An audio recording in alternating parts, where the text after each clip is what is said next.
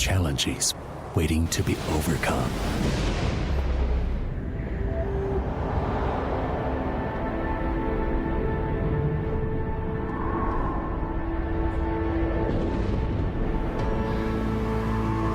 Mountains to be climbed.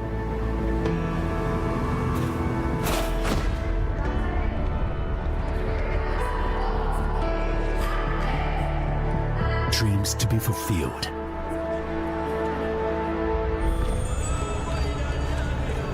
Worlds to be discovered. Beauty to be recognized.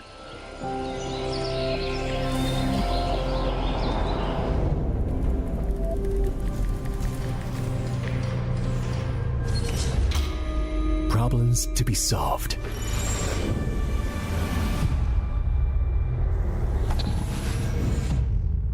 So, we keep exploring.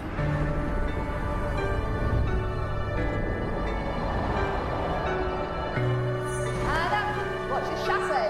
Back leg in. Check it, return together. What color is it? It's red. What's red? Red represents passion. What can't stop us will make us explore more.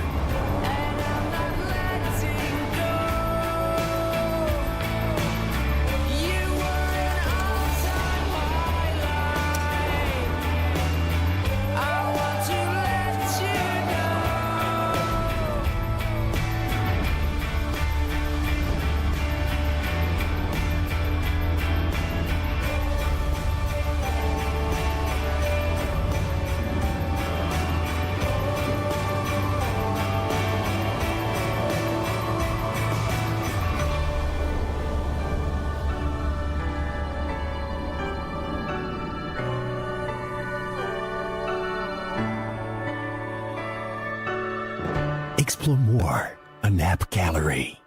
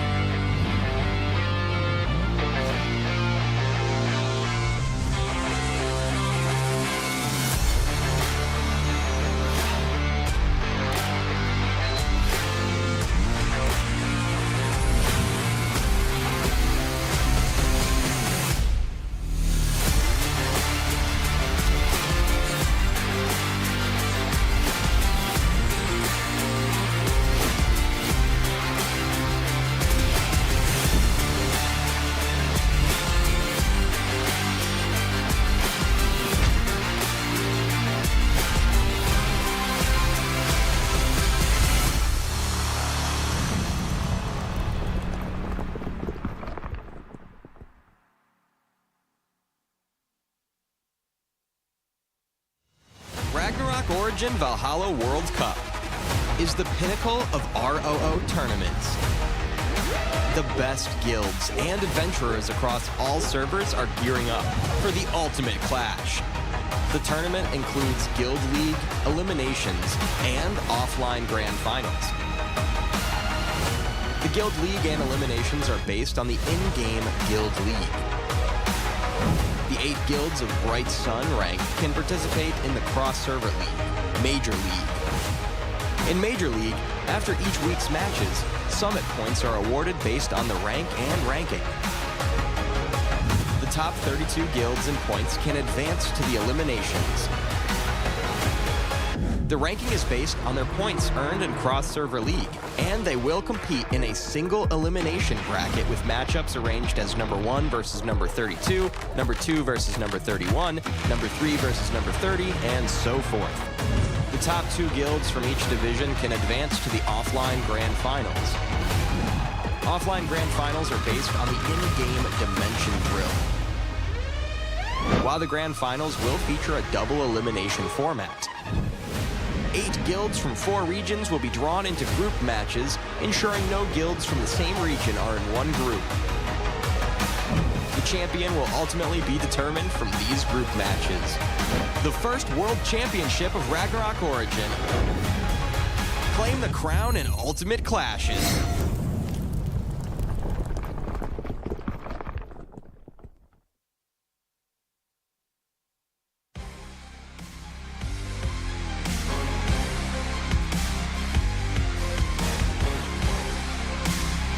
Guilds across all servers gather at the offline Valhalla World Cup Finals. Guilds engage in thrilling matches, the strongest from the servers prevail. The final 2 guilds have emerged, now they are gearing for their last battle. Let's take a look at their journey thus far. Taiwan, Hong Kong, Macau. Advancing guilds,仲夏沫花and查尔济斯. 42 advanced match,仲夏沫花overtook their opponents with plenty of HP to spare.查尔济斯made a comeback even though Hashi-Lochi had control of all of the tablets.查尔济斯commanders used a pincer attack to close off Hashi-Lochi space. The teamwork and extraordinary performance of the top guild members,查尔济斯successfully defeat Hashi-Lochi. In the end, the one with the most HP is the winner. Advancing guilds, Frontera 1 and Monarch. Frontera 1 versus Slud. Frontera 1's commander split up the force to successfully defend 2 tablets. Using strong teamwork and members, Frontera 1 took home the win. Home versus Monarch, a memorable second match. Although Monarch had the early advantage, Home did fall behind and made a close match. With 10 minutes left, Home tried to occupy all the tablets. At the crucial moment, Monarch stayed calm and concentrate. It's forced to break through the defense and occupy the tablets. Monarch won the match with a slight advantage. Advancing guilds, Trinity and BobaCats. 42 advanced match, Trinity versus Eternity. We force mainly concentrate on the Moon and Star tablet to defend. Occasionally, an assault force would be sent to ambush the Sun tablet, forcing the opponent to return to defend. Eternity seemed a little weak facing Trinity's changed tactics, and in the end, Trinity won the game with a large HP advantage. Legion vs BobaCats, thrilling match. BobaCats use a fast attack and capture strategy, consistently avoid big battles. Whenever the opponent chooses to engage directly, BobaCats would retreat and shift to another point. With excellent command and seamless coordination among guild members, BobaCats advanced 2-0. Advancing guilds, Zhongsha and眺望万物的尖塔.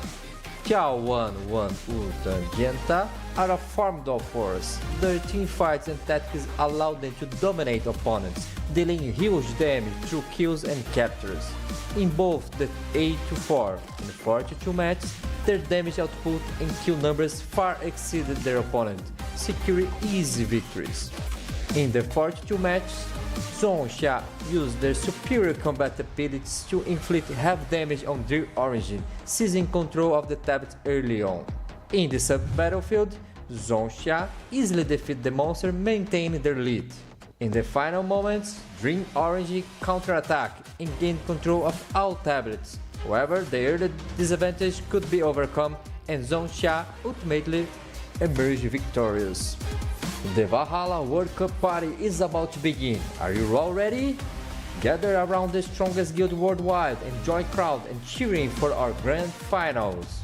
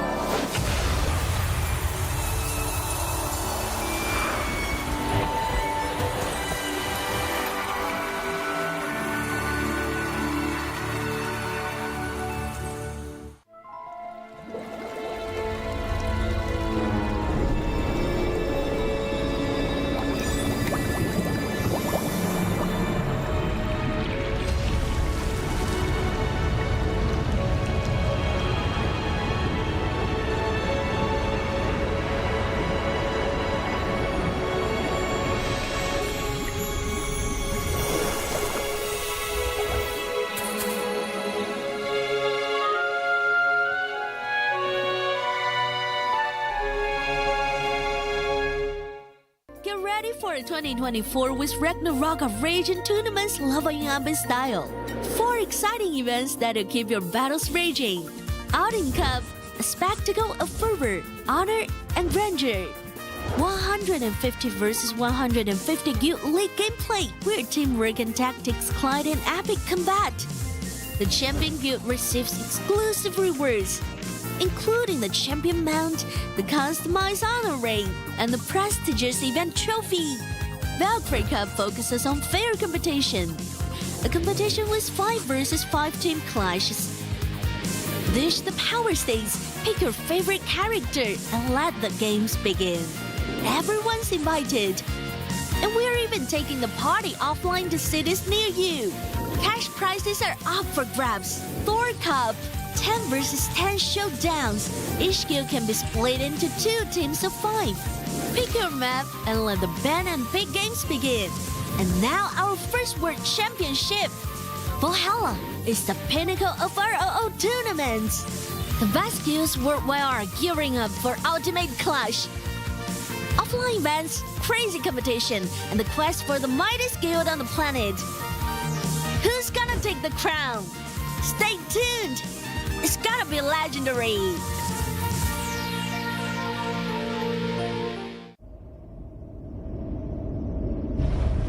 There are many challenges waiting to be overcome.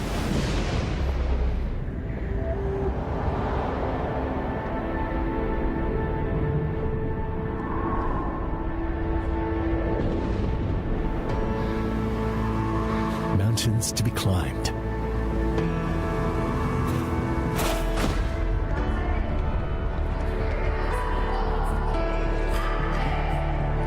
Dreams to be fulfilled.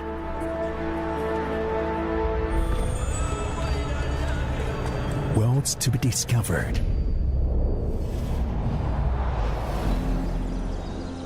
Beauty to be recognized.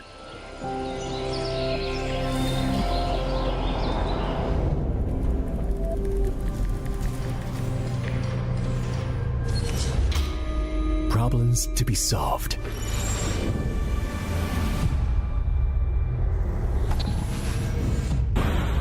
So, we'll keep exploring.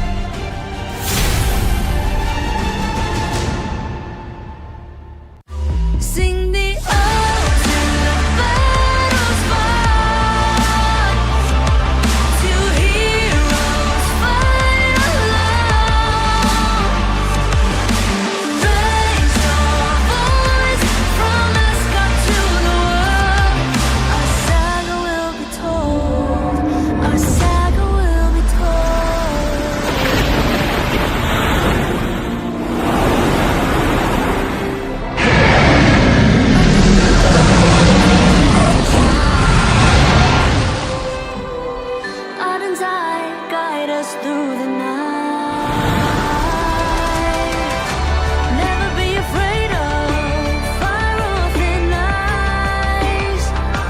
Warriors. ที่เวทีรองนะครับยังมีการแข่งขันอีก1คู่ครับนั่นก็คือคิวของเที่ยวว่างว่านวูดเจนฐานนะครับพบกับ Trinity ครับ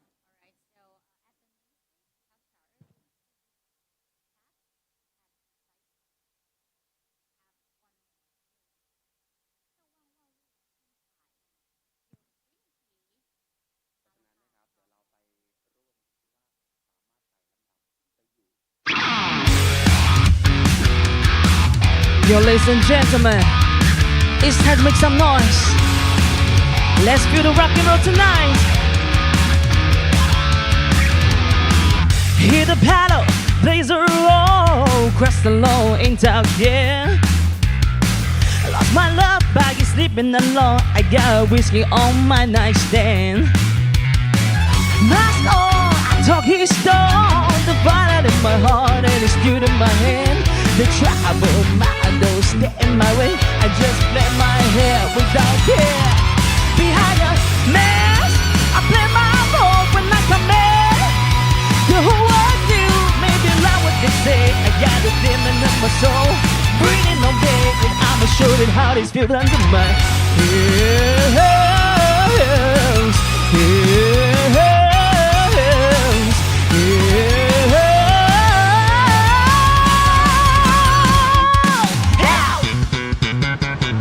Ladies and gentlemen, let's get on in the shadow. I will be this castle wild. Long shot, I switch my goal. With the guitar, angels go. Try every day and night. Wait with the time and my kingdom cry. It feels wrong, but it feels alright. Beating back without meaning in the sky. Ha! Behind the mask, I play my role when I come in. The whole world knew, maybe like what they say. I got a demon in my soul, burning all day. I'ma show them how this feel under my head.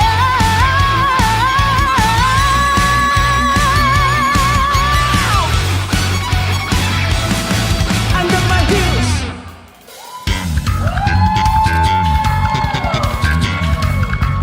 That's right, people.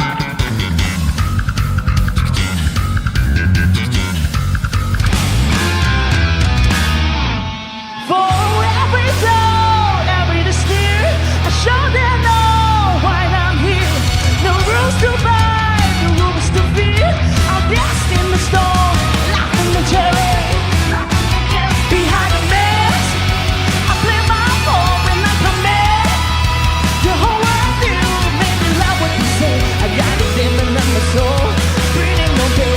I'ma show them how this feel under my head.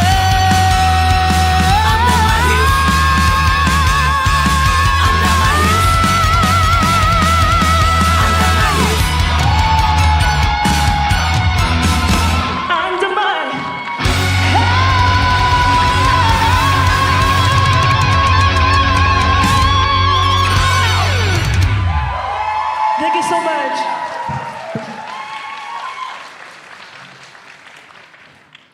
Wow, that's an amazing performance. Please give a big round of applause to Suki. Wow!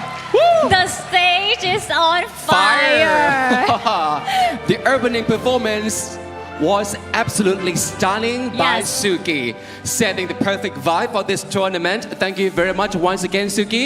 เมื่อกี้นี้นะครับโอ้โหเราได้เห็นถึงพลังที่คึกเขิมนะครับที่ทำให้วันนี้เหล่าบรรดานักแข่งทุกกิลด์เนี่ยเชื่อว่าต้องสนุกแน่นอนแต่ก่อนอื่นนะครับสวัสดีครับ สวัสดีค่ะ ขอเสียงปรบมือหน่อยได้ไหมครับผมสำหรับพลังของชาว Black Rock ในวันนี้นะครับ โอ้สุดยอดมากครับต้อนรับเหล่าบรรดานักผจญภัยทุกท่านนะครับเข้าสู่เกมการแข่งขันที่สุดยิ่งใหญ่ระดับตำนานครับกับ Ragnarok Origin Valhalla World Cup 2024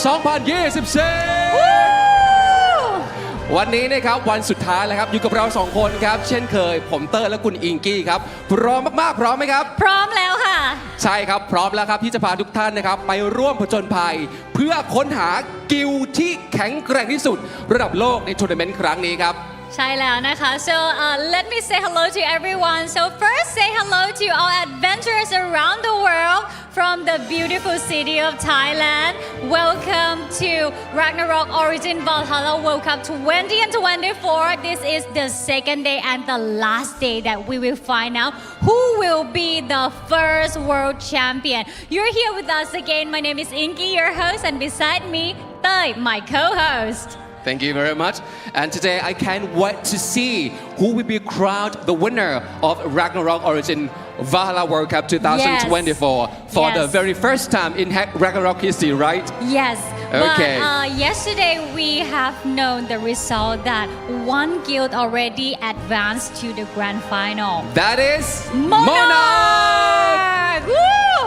ตอนนี้นะครับหนึ่งทีมที่ลอยลำไปแล้วนะครับเข้าสู่รอบแกรนด์ไฟนอลก็คือโมนาร์คนะครับทีนี้ก็ต้องรอว่าคู่แข่งของโมนาร์คจะเป็นใครวันนี้ ใช่ ลุ้นแล้วก็รอไปพร้อมกัน ใช่แล้วจะเป็นกิลด์ที่ทุกคนชื่นชอบหรือเปล่านะคะสามารถคอมเมนต์แล้วก็กดไลค์กดแชร์ให้กำลังใจทีมที่ชอบได้เช่นกันนะคะ But before we start our journey today, ladies and gentlemen, all the adventurers, let's just express our sincere gratitude to the lovely sponsor first. ตอนนี้นะครับเดี๋ยวก่อนที่เราจะเริ่มต้นออกเดินทางนะครับมาขอบคุณกับผู้สนับสนุนใจดีของเราก่อนนะครับเริ่มต้นนะครับ Thank you very much Joy Maker and thank you Gravity Game Hub Huawei App Gallery more to explore on App Gallery one universe one amazing adventure AOC #1 gaming monitor in the world and last but not least Razer Gold whatever you play pay with Razer ขอ Gold เสียงปรบมือให้กับสปอนเซอร์ของเราด้วยครับ Thank you so much เอาล่ะครับคุณ พ นิก ร้อม กี้ แล้วนะคะ And now it's time to meet our top 2 guilds for the Yes. first match Are you ready Yes Yeah I think so Alright so Okay 首先一起欢迎查尔济斯队 First up we have you 查尔济斯 from HMT From Hong Kong Macau and Taiwan region ที่นี่นะครับสำหรับทีมแรกของเรานะครับบอกเลยนะครับว่าสนุกแน่นอนนะครับแต่ว่าตอนนี้เราจะเห็นสเตจเนี่ยครับแม้ว่าสเตจของเราเนี่ย ค่ะ จะเป็นสีขาวแต่เล่นไปเล่นมาครับจะเป็นสีแดงร้อนแรงมากๆ เพราะว่าไฟมันจะโหมขึ้นเรื่อยๆนั่นเองนะคะ Even the weather the temperature in this room is so cold Yes. but on the stage it's getting on fire It's getting hotter and hotter in here Yes เอาละครับสำหรับทีมแรกไปแล้วนะครับสำหรับชาเออร์จีซีนะครับและตอนนี้นะครับ please make some noise to welcome the guild of BobaCats Woo! from North and South America โอ้โหเสียงกรี๊ดเสียงเชียร์นี่คือแน่นมาก วันนี้แฟนๆ ก็มาให้กำลังใจกันอย่างอุ่นหนาฝาข้างนะคะ ถูก มา ต้อง ลุ้น ครับ ไปพร้อมๆ กันว่าใครจะได้ตั๋วสุดท้ายที่จะไปแกรนด์ไฟนอลในเย็นวันนี้ค่ะ สำหรับทีมนี้นะครับ Love Boba Love Cats and whatever Whatever เดี๋ยวมาดูกันว่าทั้ง 2 ทีมนี้นะครับใครสามารถไต่ลำดับแล้วก็ขึ้นไปสู่รอบแกรนด์ไฟนอลได้นะครับ ใช่ นอกเหนือจากนี้ แล้วค่ะ นะครับที่เวทีหลักของเราทั้ง 2 ทีมจะมีการฟาดฟันกันแล้วที่ไซส์สเตจเนี่ยด้านล่างยังมีอีก1แมตช์นะครับ ใช่ รออยู่ แล้ว นั่นก็คือกิลด์ของเที่ยวว่างวันวิวเดอะเจียนถานะครับเจอกับทาง Trinity ครับ ใช่แล้วนะคะ and beside the main stage we also have a competition at the side stage between Guild เที่ยวว่างวันวูตะเจียนถา versus Guild Trinity แต่ว่าตอนนี้นะครับเดี๋ยวเราไปเริ่มต้นแมตช์สำหรับคู่แรกในวันนี้เลยดีกว่า เพราะฉะนั้นส่งนี้ต่อให้กับเหล่าแคสเตอร์ Hi Casters Hello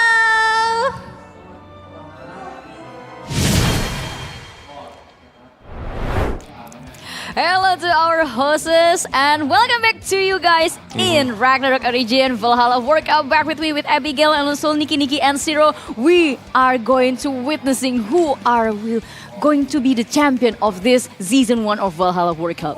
I'm so excited to be here once again. This is going to be the day 2, the grand finals. Monarchs already there waiting. Whoever will it be to be emerging from the lower bracket, right? Yeah, there's still a lot of games left to be played there in the lower brackets. You've still got BobaCats playing against 查尔济斯 in a few moments, and off stage we have Trinity going up against 眺望万物的尖塔. So plenty of a long road ahead for them to try and make it to the finals, where Monarch, they're chilling right now. Exactly. They're probably still in their hotel room, just enjoying at the moment. Probably not. They're just looking over the games yesterday to try and learn what they can and make adjustments as they prepare for the grand finals. Yeah, exactly. But in case everyone in here or maybe in our live stream doesn't really know about this Valhalla World Cup, so this Ragnarok Origin Valhalla World Cup itself is the pinnacle of ROO tournaments. The top girls from Southeast Asia, North America, South America, and also not to mention the Chinese mainland and also Taiwan, Hong Kong, and Macau servers are gearing up for the ultimate clash in the spirit of friendly exchange. So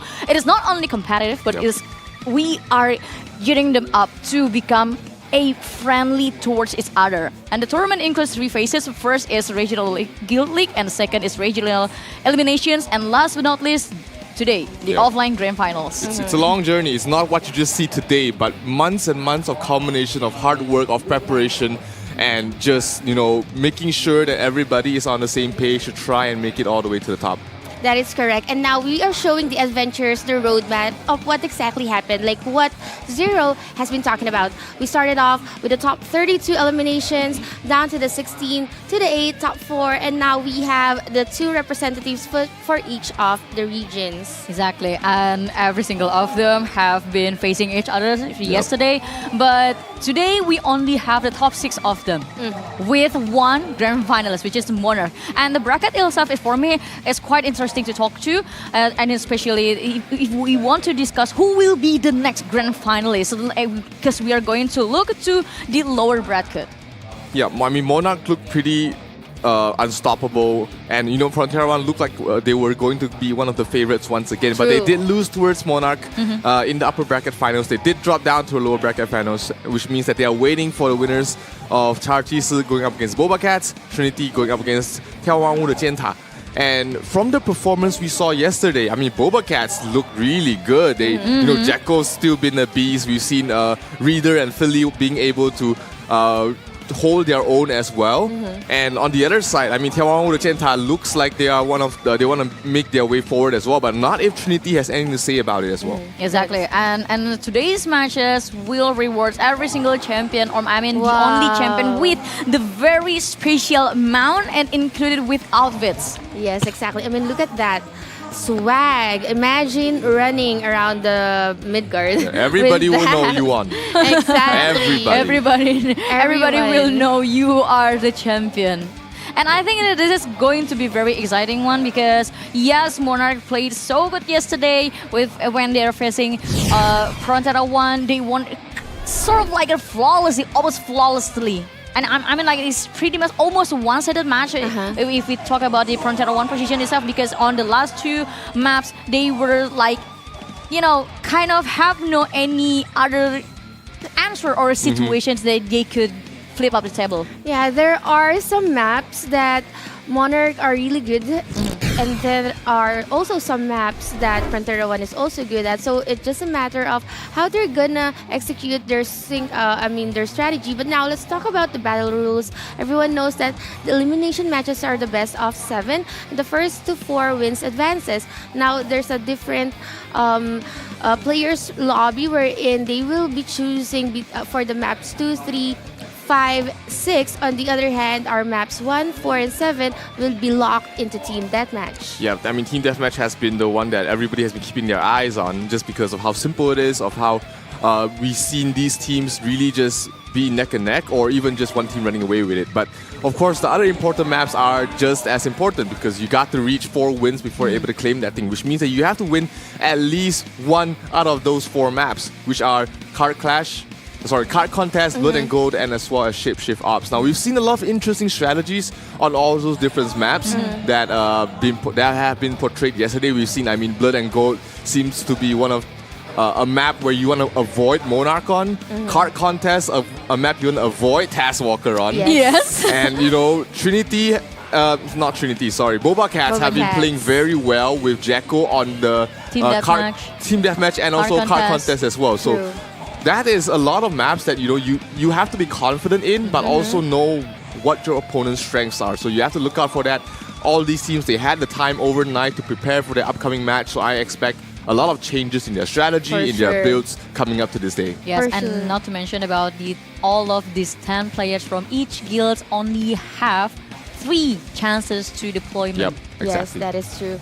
And now we will be talking about the maps. So Zero already mentioned a while ago different strategies, different lineups for different maps. We have here the team deathmatch that will be locked on maps 1, 4, and 7. On the other hand, we have the card contest. We have Blood and Gold and Shapeshift Ops, wherein now, Abby, I think we will be showing the adventures, the schedule. Of course, yes, we're talking about the schedule and especially today's schedule, the schedule that will bring us to the champion of Valhalla World Cup Season 1. So the first match will be BobaCats against查尔济斯. And again, after that, we have Trinity against 眺望万物的尖塔. And after that, we will decide which is who win from the first 2 matches, David. Yeah, the winners, of the first 2 matches will face up in the lower bracket semi-finals. And the winner of that lower bracket semi-finals will be going up against Frontera 1 in the lower bracket finals. And whoever wins that matchup will be going to face a very well-rested Monarch in the grand finals. I mean, right now, what time it is? It's like 12. They are chilling right now. They are enjoying their lunch.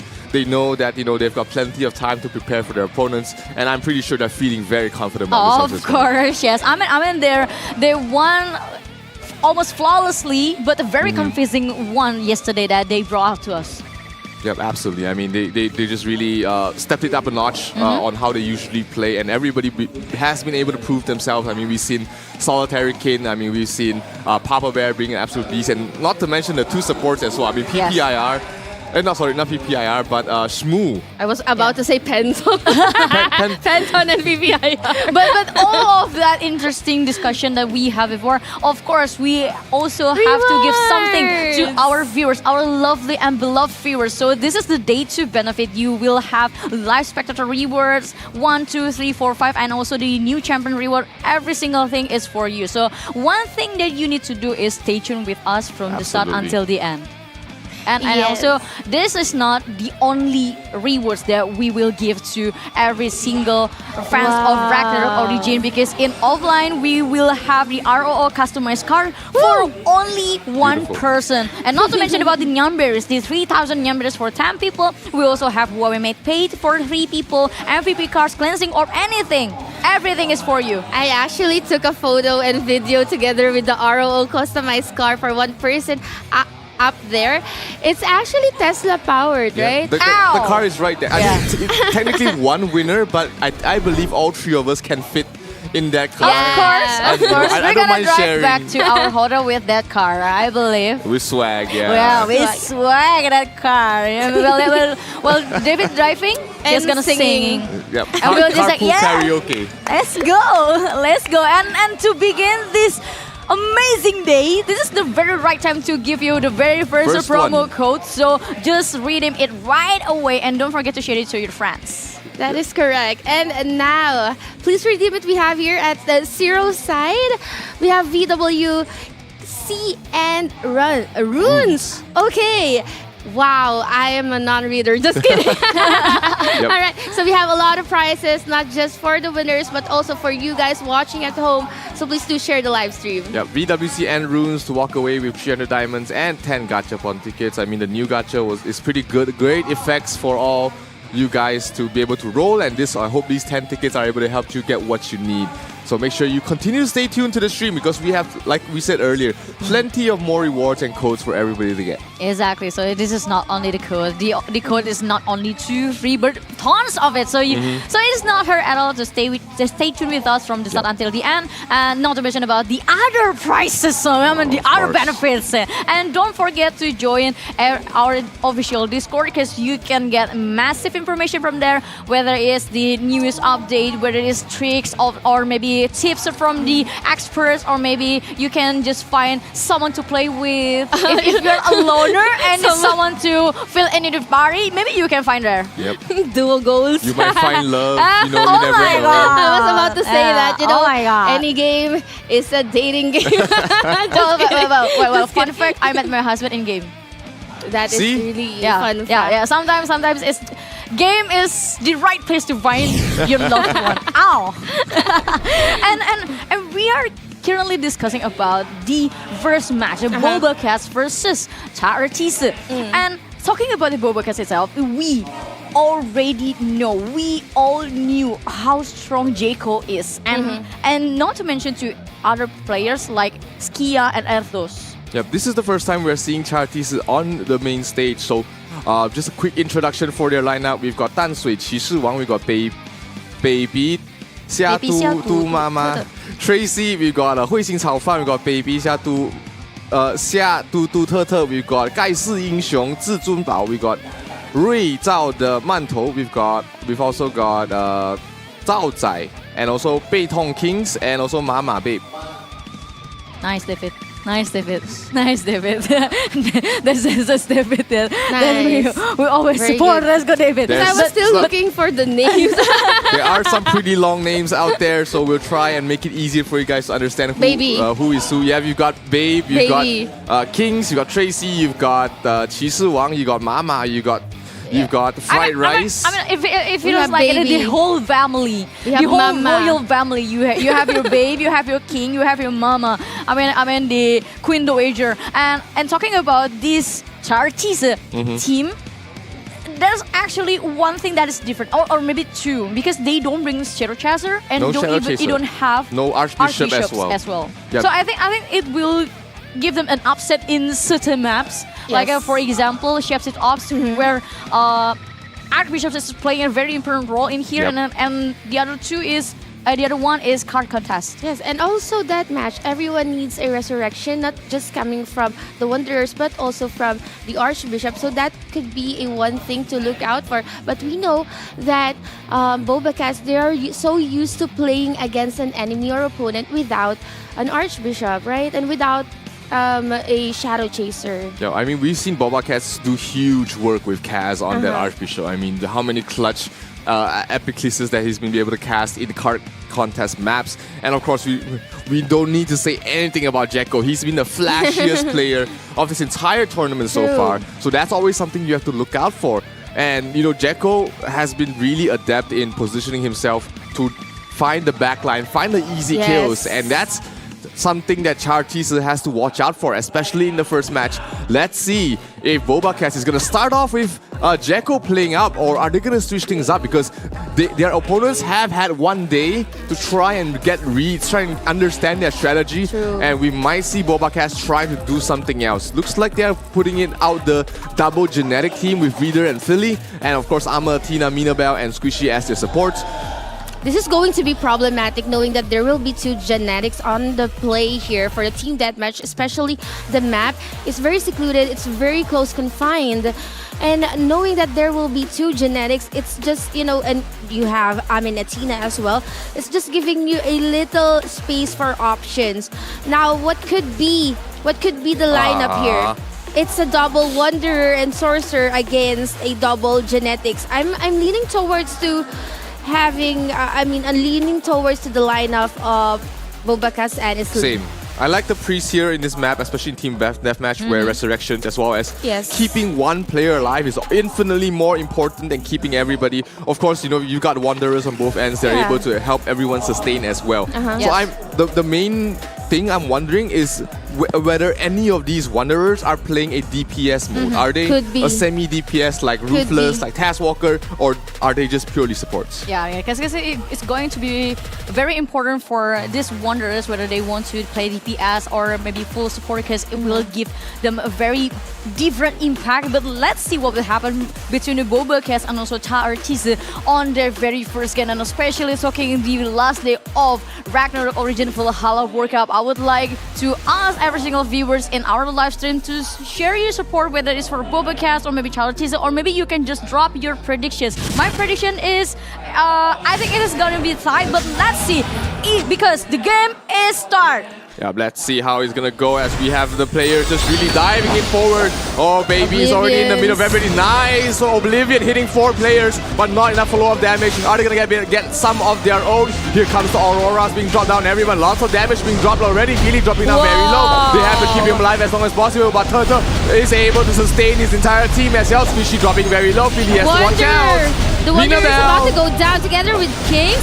Nice sustain coming from the Wanderers, but someone's about to go down. It's going to be the first Wanderer, and I think if this won't be resurrected, then Minabel falls as well. That is it. The first 2 points for our game. Yeah, Philly has to watch out. Philly gets caught out at the sides. Is he gonna get resurrected? Here looks like even he will not. Squishy's gonna fall as well. Osiris card has been propped. Minabel is gonna fall as well. So it looks like BobaCats slightly in the lead right now, but they have to watch out. The members are dropping like flies. True. And it's 12 to 11 right now. Both teams still have a chance to get back into this game. Exactly. That's the problem without an Archbishop here for this map.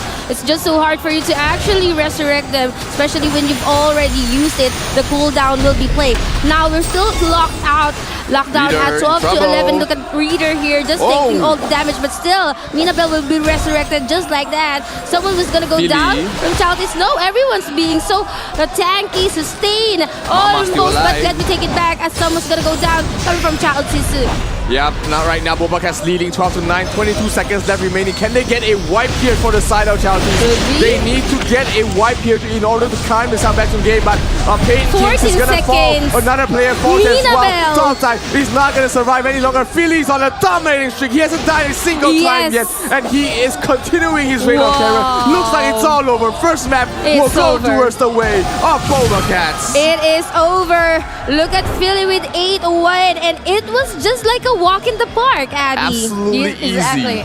Absolutely easy for BobaCats to escalate the map very quickly too, because I mean the job for the 2 genetics is very simple. They just need to create a chaos towards the players from查尔济斯, and then the sorcerer, yes, is the main target of the 查尔济斯. Yes, he also took down twice, but he has a very strong support, which is the Wanderer and also the Archbishops. I mean, if we're talking about the Archbishops, the very important skill from Archbishops beside the Resurrection is the Basilica, which can buy a lot of times for sorcerers to repositioning, to reset up, to recover. I mean, we gotta look at the POV of Philly as well as Reader. What they were doing is just running around outside. They're avoiding the damage. They're nuking from a long range, which is one of the huge benefits of having a genetic DPS. And they've been playing this same style across all the different games we've watched them so far, and it's been working out for them. Yeah, and one thing for sure for the Chaltis, the only thing that made them really lose the grip on the game is they always lose the Wanderer first. So it leaves a very big hole towards their formation, and it was very well executed from BobaCats, Nikki. As for me, the playmaker would be Reader and Erthos, because if it weren't for Reader and Erthos, then I'm an Athena and the rest, yeah, that was Reader, right? Yeah, Reader and Philly. Philly wouldn't be able to actually get a lot of kills. It's because of those 2 genetics just putting all of their skills at the middle of everything and just forcing everyone to go outside. And when they go outside, then that's a perfect time for the sorcerer to Philly. help them out. Yes, that is correct. No, genetic rather. Philly to actually do his thing. As for Chaotizu, the problem is that once they've used their resurrection, it would cool down, right? And it's not that fast to cool down as compared to Archbishops. And they don't even have do they have cooldown redux? It's not enough. It's still a long. I think it's a 5-second cooldown there for. So that's the problem. So every time it happens, BobaCats would capitalize on the fact that they no longer have resurrection, and that's the time they would attack. Yes, and also that's also a part of the genetics job on the very first team deathmatch to take down the Wanderers, because they know if the Wanderers is run out of their lives, everything will be so simple for them. Yeah, they don't have Archbishop. No more backup. No Archbishop, so no Wanderer. It means every single person will be squishy. It's very hard for a sorcerer to really focus down and burst down a Wanderer. But course. having two genetics as your primary DPS, that Problematic. has worked Yeah. wonders here for the side of BobaCats. They've always been able to just burst down. We've seen Mama dropping, we've seen Zhaozai dropping down very quickly just because of the physical burst damage that most players aren't really prepared for. Everyone is gearing up against sorcerers. But you know, sorcerers in this tournament so far, they haven't been the primary DPS. Exactly. It's been Shadow Wanderers Chasers, and it's been Wanderers. Wanderers, Even it's been Archbishops. Well, that's a Just bit of a Abby. stretch there. Maybe it's just Abby there. Probably Abby. Now, going towards to game number 2, Chaltis, I really like their logo. It's a cat and dog fight, honestly. Yeah, but now, cat let's and talk dog fight. about Shapeshift Ops. It's going to be MVPs. There's a lot of things to go around. I think probably I'm thinking of using double genetic in this map as well. If they use the double genetics, then their deployment counts will be a bit iffy because that means one of your matchups you will not have a genetic at all, which gives the opponent a huge advantage. Well, I really want to see that in this map though. But yeah, that is really good point. But double wonders would work wonders as well. Well, yes, it would work, but in a very specific situations. For me, I'm not trying to be biased, but this may sound biased, but I think if we have a very, some of a rewind about how these BobaCats are playing in Shapeshift Ops, I believe with this play style of Archbishops in BobaCats' hand, they're just 2 steps ahead. Wow. Yep, and it was. Are they? It was查尔济斯 using a completely new lineup for this map. This is their map choice, but it looks like BobaCats, they're gonna stick to the same one. It's gonna be Reader, Armor Athena, Squishy, Mina Bells, Here and we go. Philly. Double genetics once again in Shapeshift Ops. I think they want to go for 2-0. I think they want to go for 2-0 because knowing that there's 2 genetics on another map that requires everyone to just you really can't run around so much in Shapeshift Ops. Though the map is a little bit bigger than that match. Having 2 genetics would really work wonders. If you put your plants over there and your Mandragora howling over there, then there would really lessen the spaces for everyone to run. Yeah, Yes, but exactly. here for BobaCats, they're playing double physical genetics. So there's not going to be any plants, not going to be any whooping vines out on the map. So it's just going to be all about the burst damage that both these players can bring up. So let's see if BobaCats is able to repeat their performance. Yes, exactly. Both physical genetics, both just pure DPS burst damage. And that has been their game plan for BobaCats ever since the first day. Both these players, they have not been playing support. Mina Bell is a support. He's the bait. He's the one to keep everyone honest, while Reader and Philly has been the one to rain hellfire all over them. But let's see if Chaltis, with their second lineup, can they do any better? Mama, Manto, Tracy. We've also got Cao Fan and also Gai Si Yingxiong. Can they get a comeback for their team here in the second map? They need to get a comeback. We've seen that there's no Oblivions just yet, no Terminal Wings or whatsoever. Huge Oblivion. And this Huge will be Oblivion. Philly will be taken Philly in here trouble. at the middle.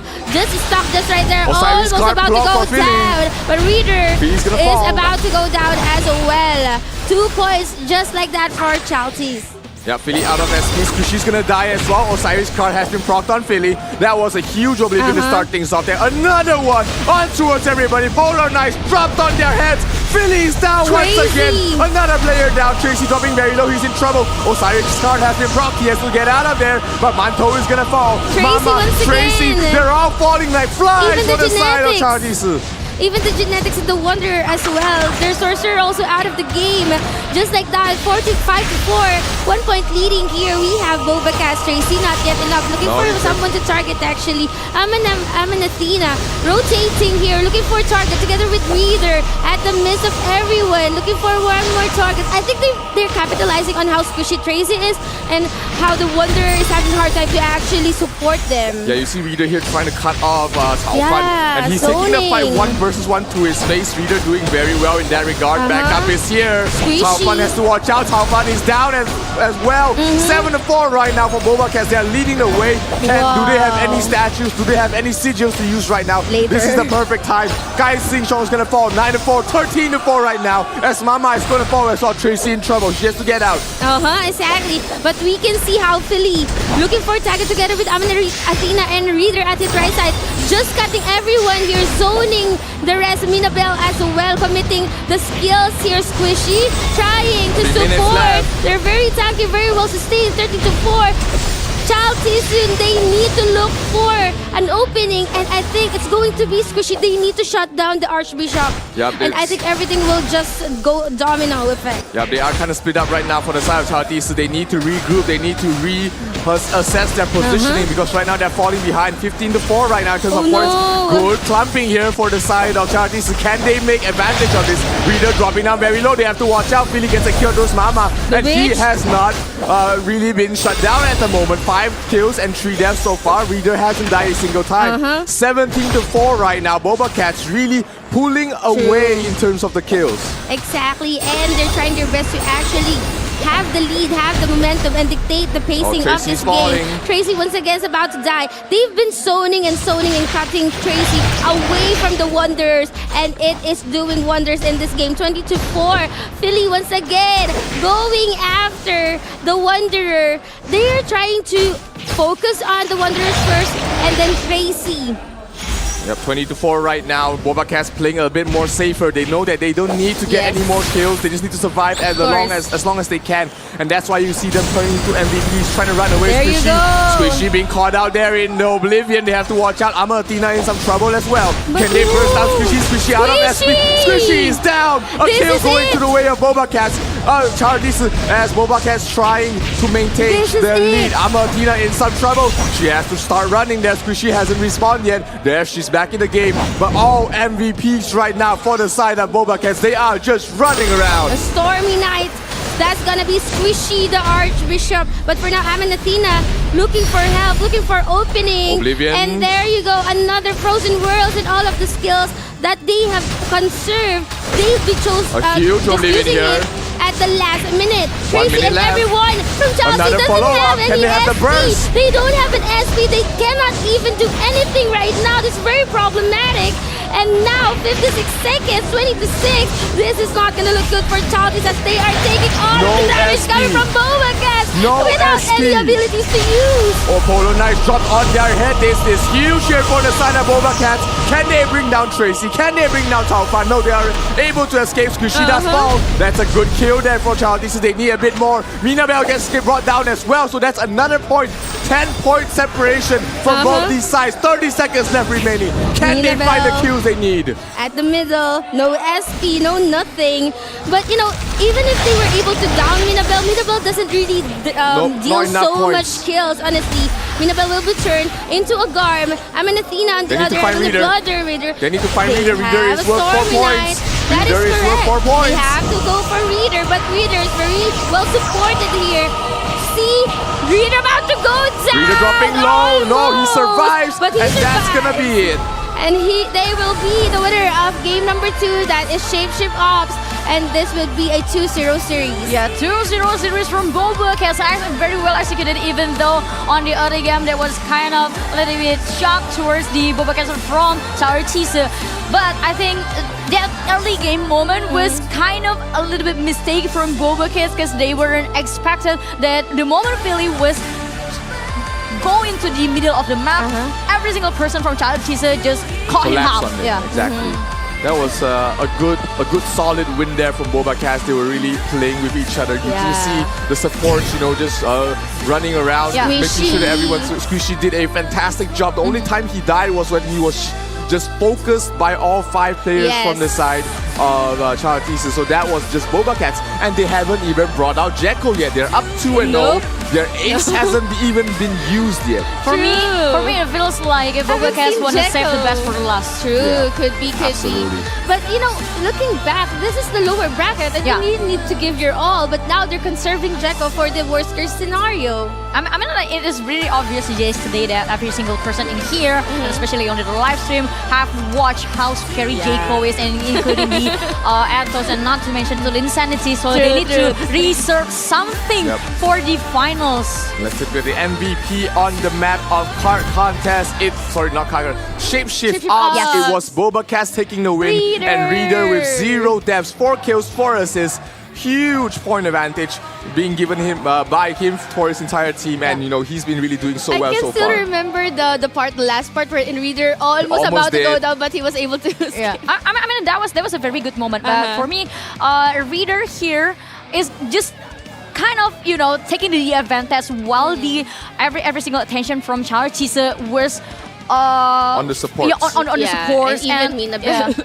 And it feels like it for me, BobaCats just showed us a very good game sense. So in every single disadvantage, they just saw the silver lining on it and they just abused it. Yep, they definitely abuse the range that genetics have in this map. Able to continuously kite their faster move speed. It's hard to lock them down if you have no Shadow Chaser. You have no if you have no plant genetic to be able to slow them down. They're just able to run across the map, and it's just so hard to stop them in their tracks. Maybe they need to bring out something like the Furious Pouring card. They need to start using the cobwebs a little bit more to just lock them down and burst them down. But as so far, I mean, Reader and Philly, they've been able to run anywhere across the map they want, and it's just so hard to deal with. And in nature, genetics are actually tanky in nature. And now talking about this is a physical genetic, which makes it even more problematic. I mean, they do not. They heavily rely now on the Wanderer when it comes to the utilities. Because they be bringing the DPS. Though we have Minabel. Minabel is just continuously dealing damage. But when it comes to burst, it's the genetics dealing. Because it's the build from these two genetics from BobaCats. It feels like they want to give a vibes of one shot, one kill. And especially talking about the shops, it's obviously the maps is not really that big, to be honest. So having a good range and also having a good burst shot from the genetics will give you a very big advantage.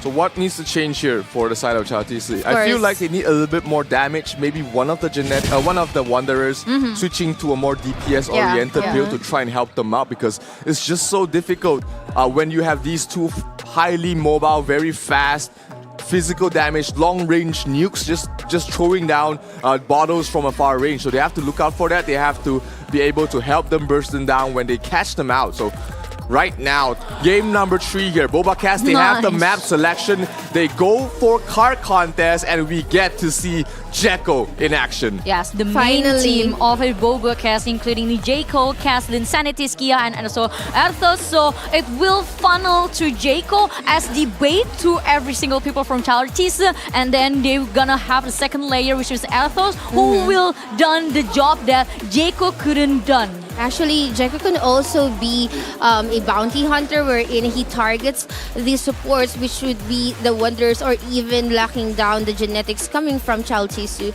So this is the third match to our viewers who's currently watching or tuned in right now. We're currently at 2-0, so for Chao Chisu, they need to win this map or else it would be another advantage for BobaCats. We are very much used to seeing the team 1 just opening the game for the team deathmatch. But now we have here the card contest lineup coming from Chao Chisu. They could use this, but the problem here with this kind of lineup is they wouldn't have any resurrection. And if you know that you don't have so much resurrection, you will be respawning from the very beginning of the map. You might be using the teleporter, but still it won't be that. I mean, every second counts. You definitely do not want to get split up here, especially against Jekko, who's just going to be waiting for you to rejoin your team. True. Because you're going to be split up. He's going to get easy pickings, so they have to watch out for that. Here we see Pain Kings, we see Zhao Zai, we see Te, Qi Shi Wang as well as Mama joining the fray here in this second map. They're playing against Jekko. I hope they're prepared for the physical burst damage that he can bring out. We've seen teams completely disregard the Shadow Chaser, and they were punished heavily. So they have to remember that this Shadow Chaser is not to be trifled with. Exactly. I think the genetics should actually keep an eye towards a Jekko, or if they can do like a turtle strategy, just protecting their DPS, then whenever Jekko comes near the stack, the DPS can actually just burst down Jekko. Exactly. They so have to burst down Jekko for sure. yeah, they have to burst down Jekko first, but will that happen? Or maybe it's gonna be the first win for Chaldis against the BobaCats. So this is the third map. I believe you guys already getting more excited with this map. So let's take a look what will happen on the third game, the card contest. Card contest. You've got Cass, you've got Jekko on this map. Nothing feels better right now for the side of BobaCats. Exactly. This is their best strength, and they're gonna go all out here in this map. They want a 3-0 lead. They want to go to their team deathmatch on a lead, and let's see if they're going to be able to do this. I'm sure they're feeling confident. They're up 2-0. Child's backs against the walls. Can they reach the card first, and can they maintain their position? They have to. They have to.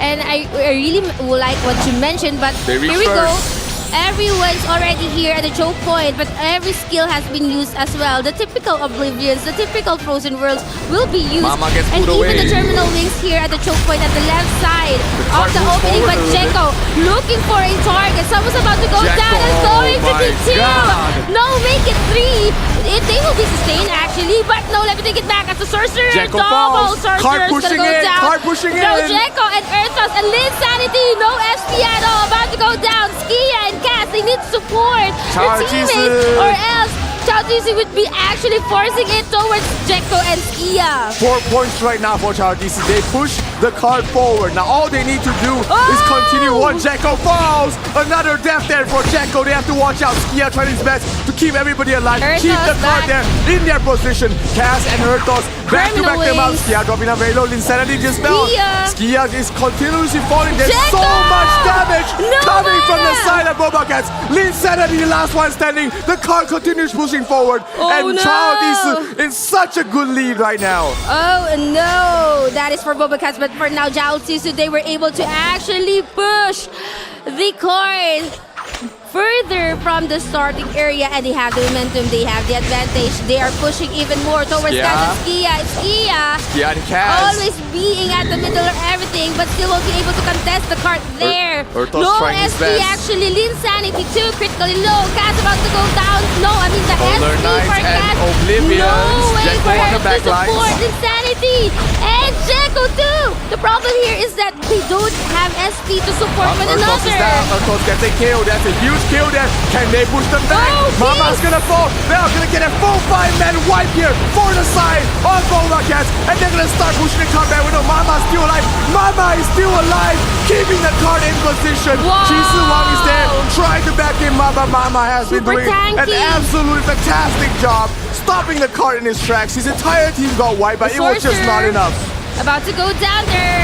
That is correct. Very tanky to contest the card there. Skia together with Linsanity, will they be able to take one? Jekko from the falls. back lines. Going towards 2, but Jekko's Linsanity gonna go in trouble. down.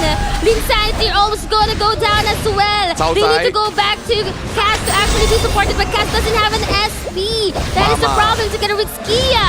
Is Skia, Cass, the support They're all doesn't so have low. no SP. They're all so Super low. 4 about to go down. They don't have a resurrection. Skia. Cass Just falls. the last one standing together with Linsanity needs And- to survive. But Chaldis is super on point when it comes to laying their skills. Mama's still in the middle of it all. She hasn't died a single time. Able to keep the card in his tracks. And they are going to get a wipe though.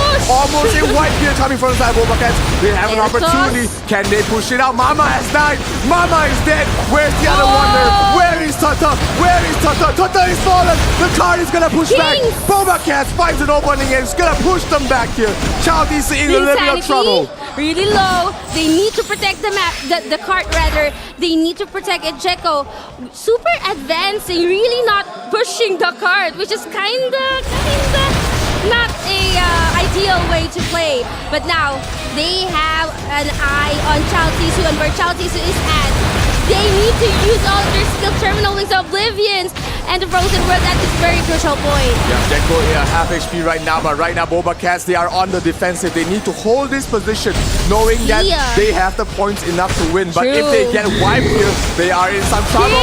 Kings is gonna fall. Earthos, Wanderer. unstoppable streak. Linsanity dropping the back. Sorcerer Both the too. Wanderers No are dead. Wanderer. No more support. Wanderer. No more support teleports there for the side of Charles. Nice. The car's gonna reach the middle part, and we have a game, ladies and gentlemen. This is turning back here right now for the side of BobaCats. They are feeling good, they are feeling aggressive, and they're gonna go for more. Not yet over until it's over, but now they are coming back here once again from the Linsanity in start. trouble. Linsanity's about to go down together with Earthus here and Jeko as Skia. well. No more Earthus and Linsanity, no damage, meaning to say it's a free hit for Charles. Jeko was still able alive. to actually run for it, but still won't be enough. Cass needs to resurrect Jeko and the rest, or else the card will Card be going forward. contest towards to their selves. Now we can see here Jeko going for the backline, looking for someone to Jeko's target. down. Got it down once again and again and again and again. They need to resurrect here. Kia and Skaz needs to get their teammates back alive. They have 1 minute left remaining here. BobaCats trying to push forward. They still have the numbers advantage. Jeko out of SP once again. He's trying to find the opening. Beitong Kings, Pain Kings from the back lines. Linsanity in some trouble. Oh, Jeko falling once again. Cass is down. Skia has to resurrect. Skia has to resurrect Cass right now. He gets him out, but is it gonna be enough there? Everybody's still alive on both ends. 40 seconds. 40 seconds left remaining. Jeko's gonna fall once again. Linsanity, not much HP left as well. Earthos trying to do his best, but Mama has fallen. One Wanderer down here. One Wanderer down here Has for been the resurrected though. Skia at the middle together with Cass. Well supported, well contested card. Skia and Linsanity, Jeko, everyone's already having their stack there. Earthos taking all of the damage. They need to have it. 30 seconds. They need to push. 15 to 5. They have to do so. Mama and they're doing a taking all great of the job. damage Mama here. is down. If they can kill Tota right here, No they can wonder. push it. 3 points, 2 minutes, 1 second. No, BobaCats cannot do it. BobaCats could not get it done. And it is going to be Charles getting themselves 1 point on the board after intense back and forth game. What a game! Zero, take a breather. Abby, what happened there? What a very intense game. I mean, that was a very good job from查尔济斯to focus on Jeko on the very early of the game. And when Jeko couldn't do anything with the very first 3 dots, I mean, everything is on their favor. The wind blowing towards their side. And that's the moment they create a very such a big opening, a very big opportunity, a very big advantage as well. And then they just abuse it very, very well. They keep focusing on objective while killing the players from BobaCats. On the other hand, they keep focusing on Jeko, because once Jeko couldn't create an opening at the early of the game, it means there's a big hole inside the strategies of BobaCats. And BobaCats actually did a very good job too by trying to recover. They recovered successfully during the game and trying to do the comebacks, but sadly, because the point that scored by Charles is already too far, and Charles is also doing a very good job to delaying, to hold the card back from the BobaCats to go further. Mama. Yeah. Has always Mama been for contesting. sure. Yeah, Mama indeed a real Mama.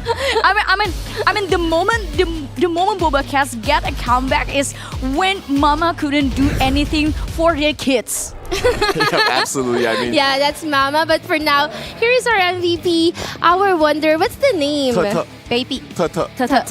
Baby 小肚肚. Okay, we have Tata here as our MVP, the Wanderer. Just when we thought that the double Wanderer would be a bit of, I mean, comparing it to a Shadow Chaser and an Archbishop lineup on this kind of map, actually, they've proven us wrong. It was really great, and now we're gonna show you guys the statistics. Honestly speaking, BobaCats was able to actually turn the tides during the middle game. Yep. They were even able to push it at the beginning or the original starting point. Now look at how many kills Earthus has, even Jeko. But look at how many kills Kings and the genetic, everyone's really doing their best, especially the proper conservation of skills and when to actually time it and when to put it. There's always this is the middle of the originating starting point, right? And there's 2 or 4 openings, right? And they keep on just putting the skills on those openings.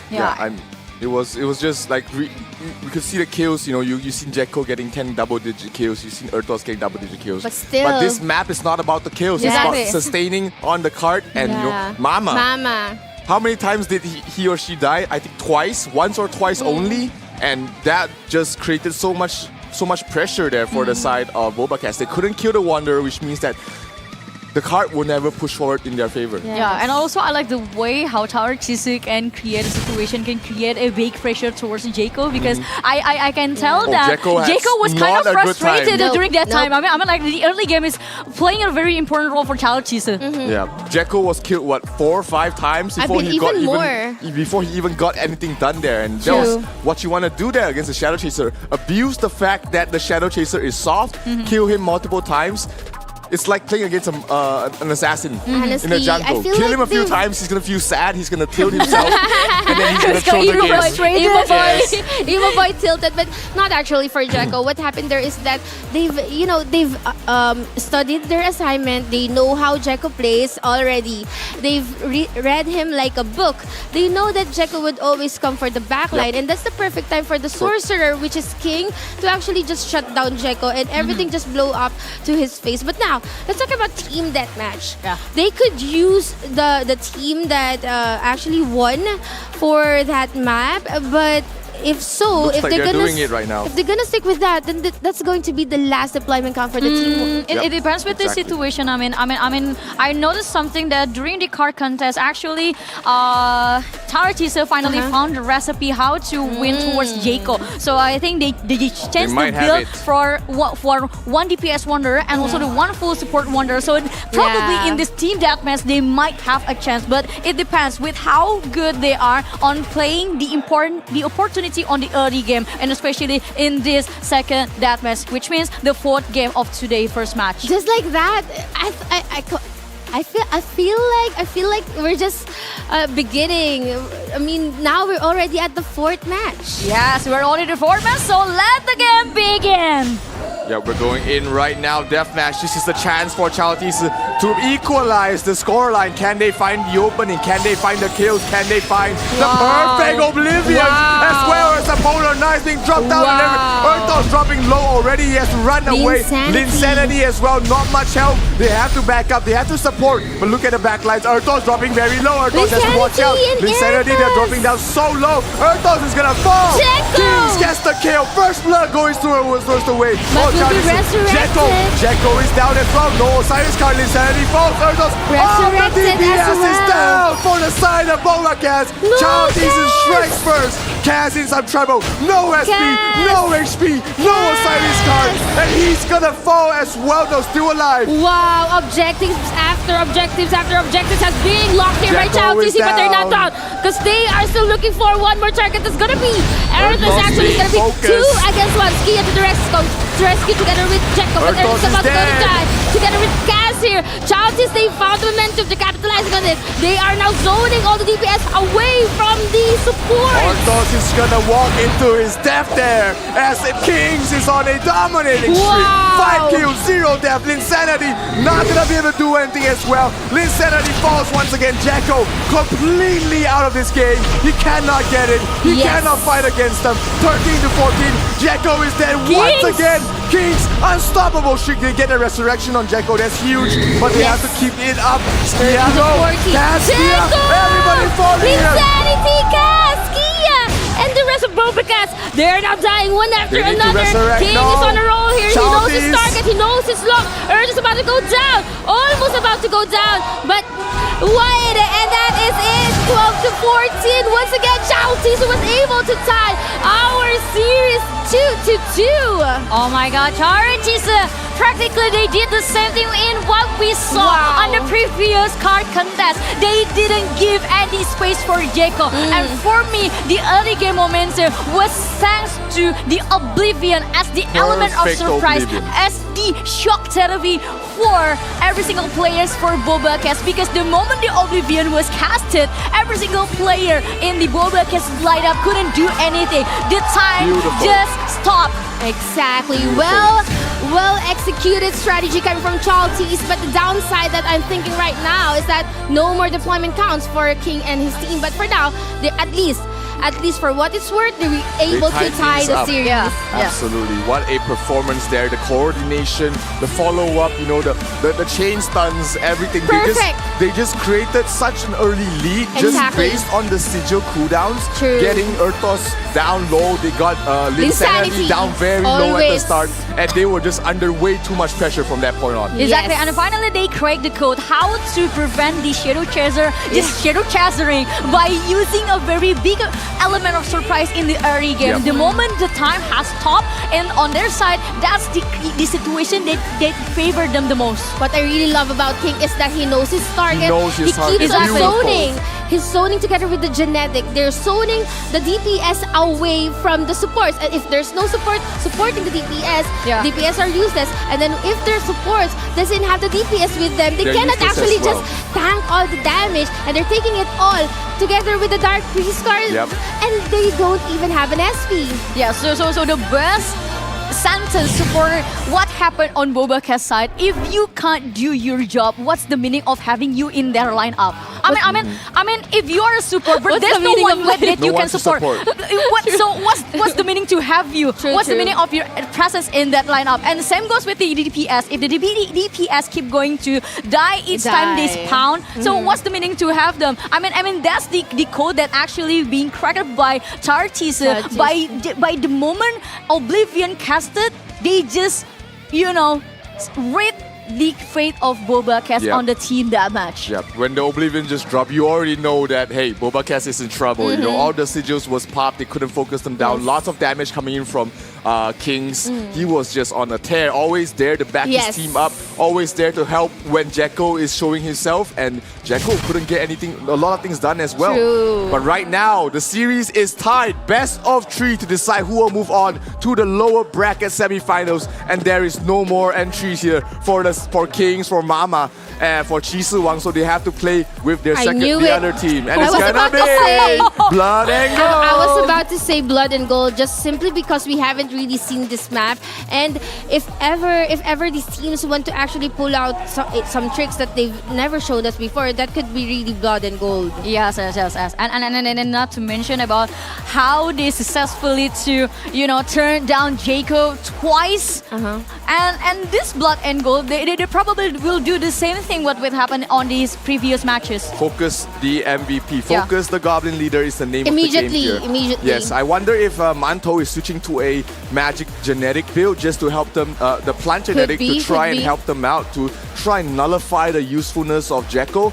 Jekko, he has one more deployment count. I wonder if BobaCats is going to use it here in this map. Yes, and BobaCats needs to be aware with the early game momentum that查尔济斯always create towards them. I mean the basic strategy Opening, of yeah.查尔济斯is to create a situation where every single players in BobaCats losing their failures. Yes, now we have the double genetics once again. Now the question lies on, you mentioned if one of the genetics will be switching to a magic type, just so they can actually control people from Chaotisu, simply because we were able to see how fast they respond, how fast they zone, and actually create chaos and take away the DPS from the supports. Could be.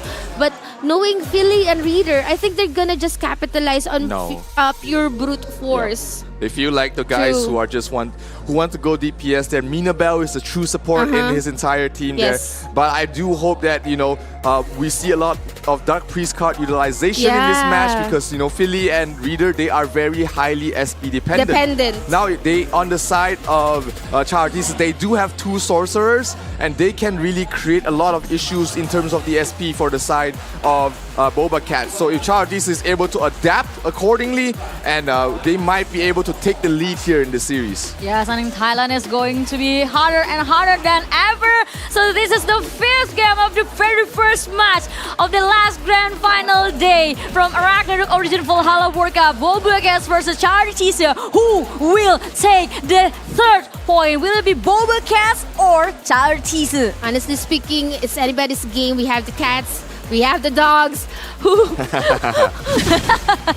The Maltese and the cat drinking the boba. Who do you support? Let us know in the stream because it's about to get down here. BobaCats 2, Charles Teaser 2 as we head into Blood and Gold to try and find who's gonna take the lead here. As Squishy. we do see MVP dropping down Feely. to 95% already, feeling down to half health. Minabelle not in a good position as well. They have to back off.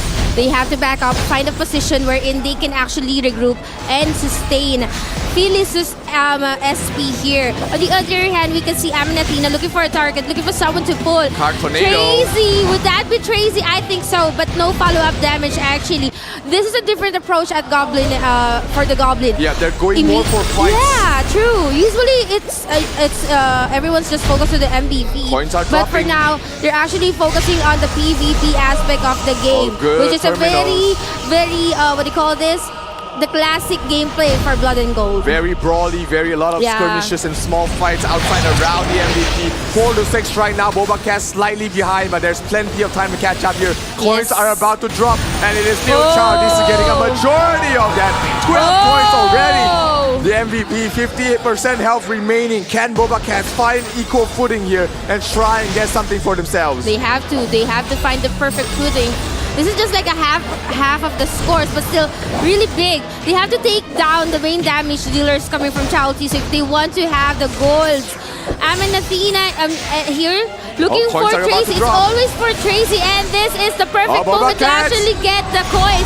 BobaCats 30 to 15, not that far. Goblin Kid about to go down. Minabelle doesn't have any SP together with the sorcerer coming from Chao Tisu. Coins about to drop again. Has always been looking for someone to actually be pulled, but everyone's just running around, moving around. No more Goblin. 15 to 17. 17, 18 to 18. No, make it 18 to 22. All right, not much HP left, not much coins left on the map. BobaCats have to find an opening. They have to use their Oblivions right now, kill the boss, get as many coins as possible. 6% HP, 5%, 4%. Who's gonna get the coins? It all comes down to this 18 to 22, and it's gonna go 20 to 31, 35 down now for Chelsea. And right now, it's just gonna be run with the coins. BobaCats gets completely wiped out here, 19 to 41. They are doing what? Dave is actually talking and saying, instructing. They are now running for their lives. On the other hand, this is going to be a cat and dog chase. They need to chase Chao Tisu. But look at where Philly Reader and the rest are at. They find one. But they will be pushed on a very corner. But Tracy's still running. Tracy has 11 coins. Tracy has 11 coins. Teammate Tracy has 11 points. They will be able to actually... They need to get Tracy. No, it's way too hard, way too fast there. I don't think so. 14 seconds, no more. Run, Tracy, Tracy! Just running with 11 coins and 7 seconds before anything else. Here are the skills, but still everyone's being sustained. And there you go, Chao Tisu will be leading our series with 3 to 2. Great utility usage, great patience here coming from Chao Tisu. They know that they had the game the moment the last coins were dropped. They know that all they needed to do is survive, and boy, did Tracy bolt. Tracy was running at 100 meters, Usain Bolt level, and nobody could stop her. Please welcome the Usain Bolt of Ragnarok origin, Tracy.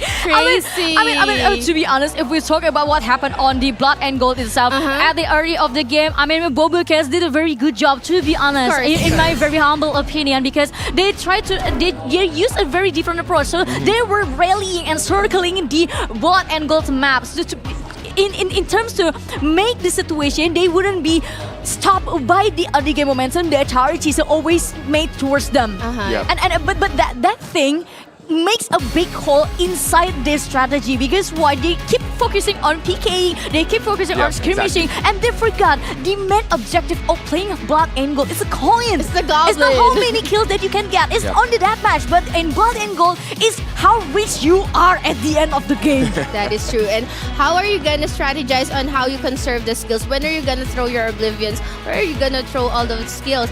But yeah, literally, that was a cat and dog chase, and now the dogs has won. Chaltis will be leading our series with 3 to 1, and that was an interesting take on the Blood and Gold, because it was always like focusing on the goblins first, and then taking the gold coins, and then doing the PK. But Abigail mentioned, that they've prioritized the PK before the objectives. Yeah, and then the genetics from查尔济斯become the MVP, David. Yep, it's Manto with 12 coins towards the end. Tracy had 11. 11. So between both of them, they Rich had guy. basically almost all the coins that the side of BobaCats had, and definitely a very good fight here coming from the side of Charity. So they saved their statues and Oblivions towards the end for the final stage of the coins to drop.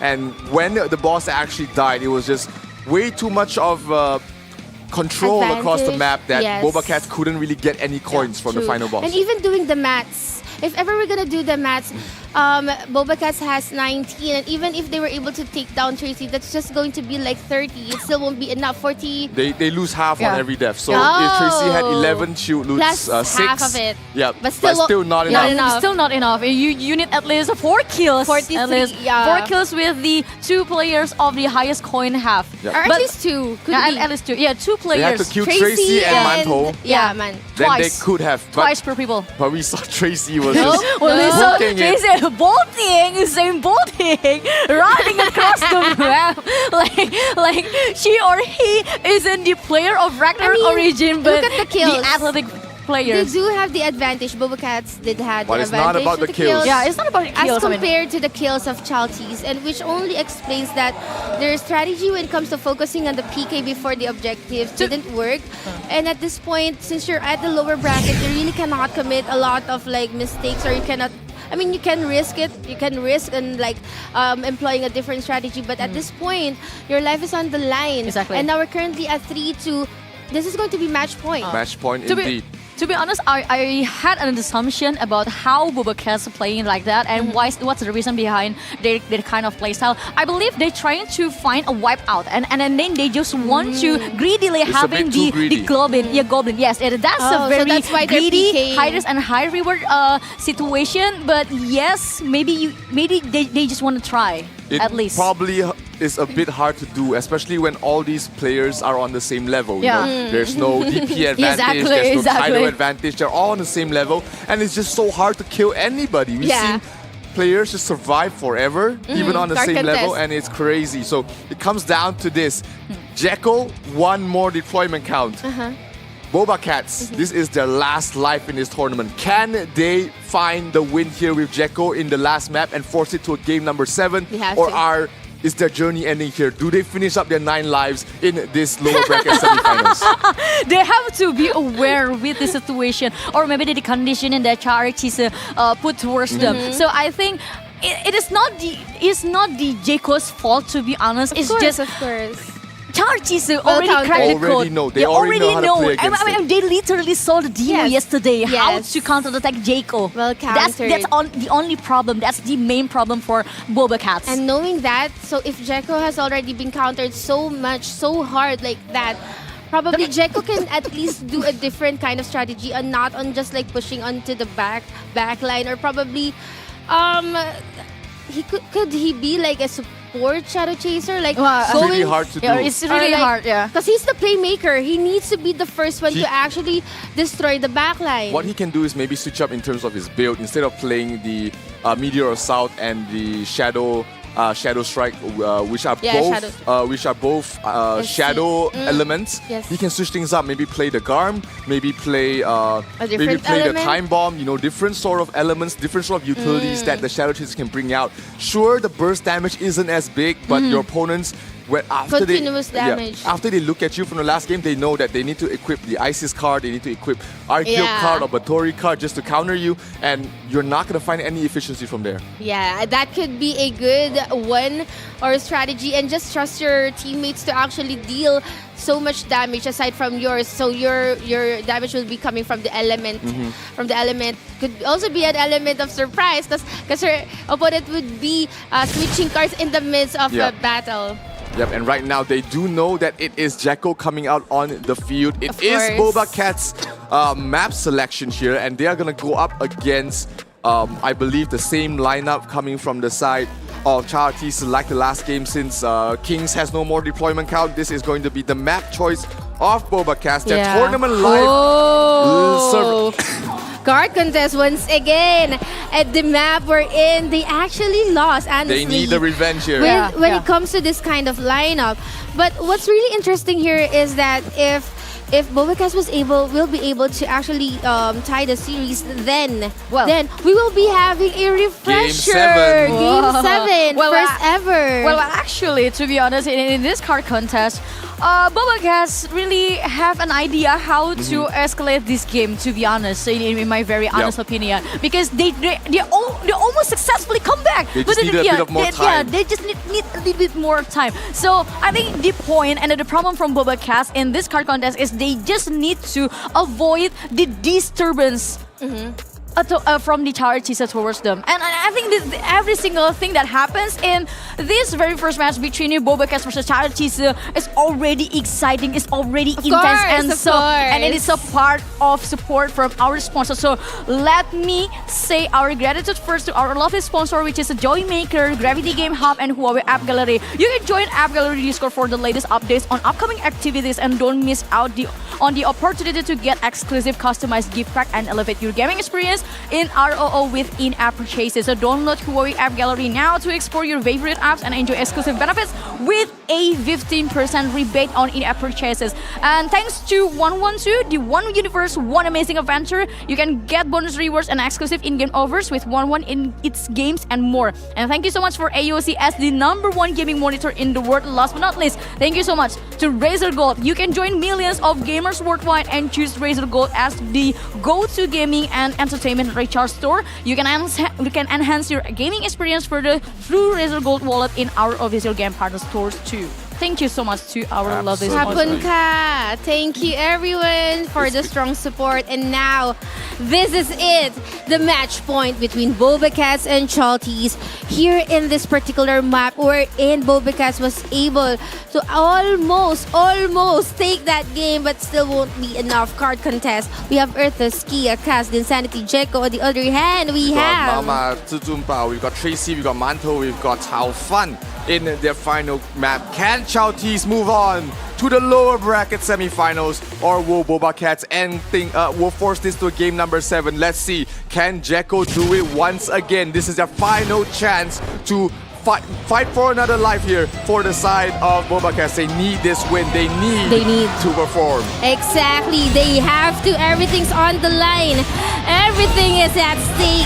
For BobaCats, would they have their lucky number 9, the 9 lives for this team? Or will Chalties be able to bite their way into our lower bracket? I think it's going to be even once again. Even the skills are even. Proper utilization and execution of skills. Everyone's still being sustained, but Tracy's will be the first one to be dying right now, together with the one of the wonder. Let me take it back. That's going to be the genetic. A lot of skills has been casted and a lot of damage has been casted as well. Tracy will be resurrected, but their support, they doesn't have an SP to resurrect anyone. Earthos dropping down very low. They have to keep him alive for the moment. Still and on the card though, we Skia and Mama still there, still chilling. They can't really push forward now. Jeko backing off. Jeko looking for a kill. Skia in some trouble. Skia has to watch out. He's low on health. No SP on Skia. Yes. No SP on Skia. Cass needs to support everyone here. Everyone's just here at the middle once again. Combo. And that is a combo pull. And is kill. And there you go. That's going to be Mama is down. Full 5-man wipe here for the side of BobaCats as they push it forward. Chalties, everybody is down. Earthos gets a full 5-man wipe. And they're gonna get into points for their side already. Earthos is still defending the card. Here we have Earthos, Demonic Fire. All of the genetic skills has been used here right now. Hearts pushing so far ahead here so for fast, BobaCats. honestly. It's really fast. Tracy running once again. Really good when it comes to catching up. Down. Everyone's here from Child Tisu. Will they be able to get back the cards? Oh, guys, Xingshang's not gonna be able to sustain for long as he does fall. Card continues pushing forward here. They're backing up. They're trying to get back into the fight. Good Oblivion stopping them in their tracks. Can they wipe them out here? Ertos needs to die. Ertos needs to die, but it is gonna be Chaofan falling there. Ertos still surviving towards the backline, doing so much damage, and they are not able to bring down Kaz or Skia. They are just so survivable. That is correct. But the Wanderers on the other hand, from Chaofan is about to go down. Crazy once again dying. Their sorcerer doesn't have an SP, kind of problematic. Skia, really tanky. Linsanity about to go down, but sustained, well sustained coming from Kaz and Skia. Their Erthos just dealing so much damage. Jekko's down here, but doesn't really matter. As long as Erthos is here, nothing to fear. And now the card is being contested, still stalemate. Nothing's moving right now. Jekko going for the backline, about to go down. Needing some help from the teammates here, but Linsanity will be resurrected, will be sustained. Jekko needs to be resurrected as well. They need to bring down Kaz, the most important target here. After Khaleesi's drop down, that means Kaz, no more resurrection. Skia out of SP, Kaz out of SP. They have to burst them down. Erthos is down. This is the opening that Chaldies is looking for. They have to burst down these supports. Jekko's about to go down as well, but as long as Kaz and Skia is there, the sustains are there. They need to take down Linsanity for the SP or the mana fix.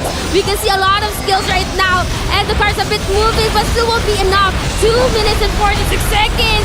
Their Wanderer, their Sorcerer, and another Wanderer. No support coming from Chalties here. Good Frozen World getting the card on towards the checkpoint. BobaCats in a fantastic position right now.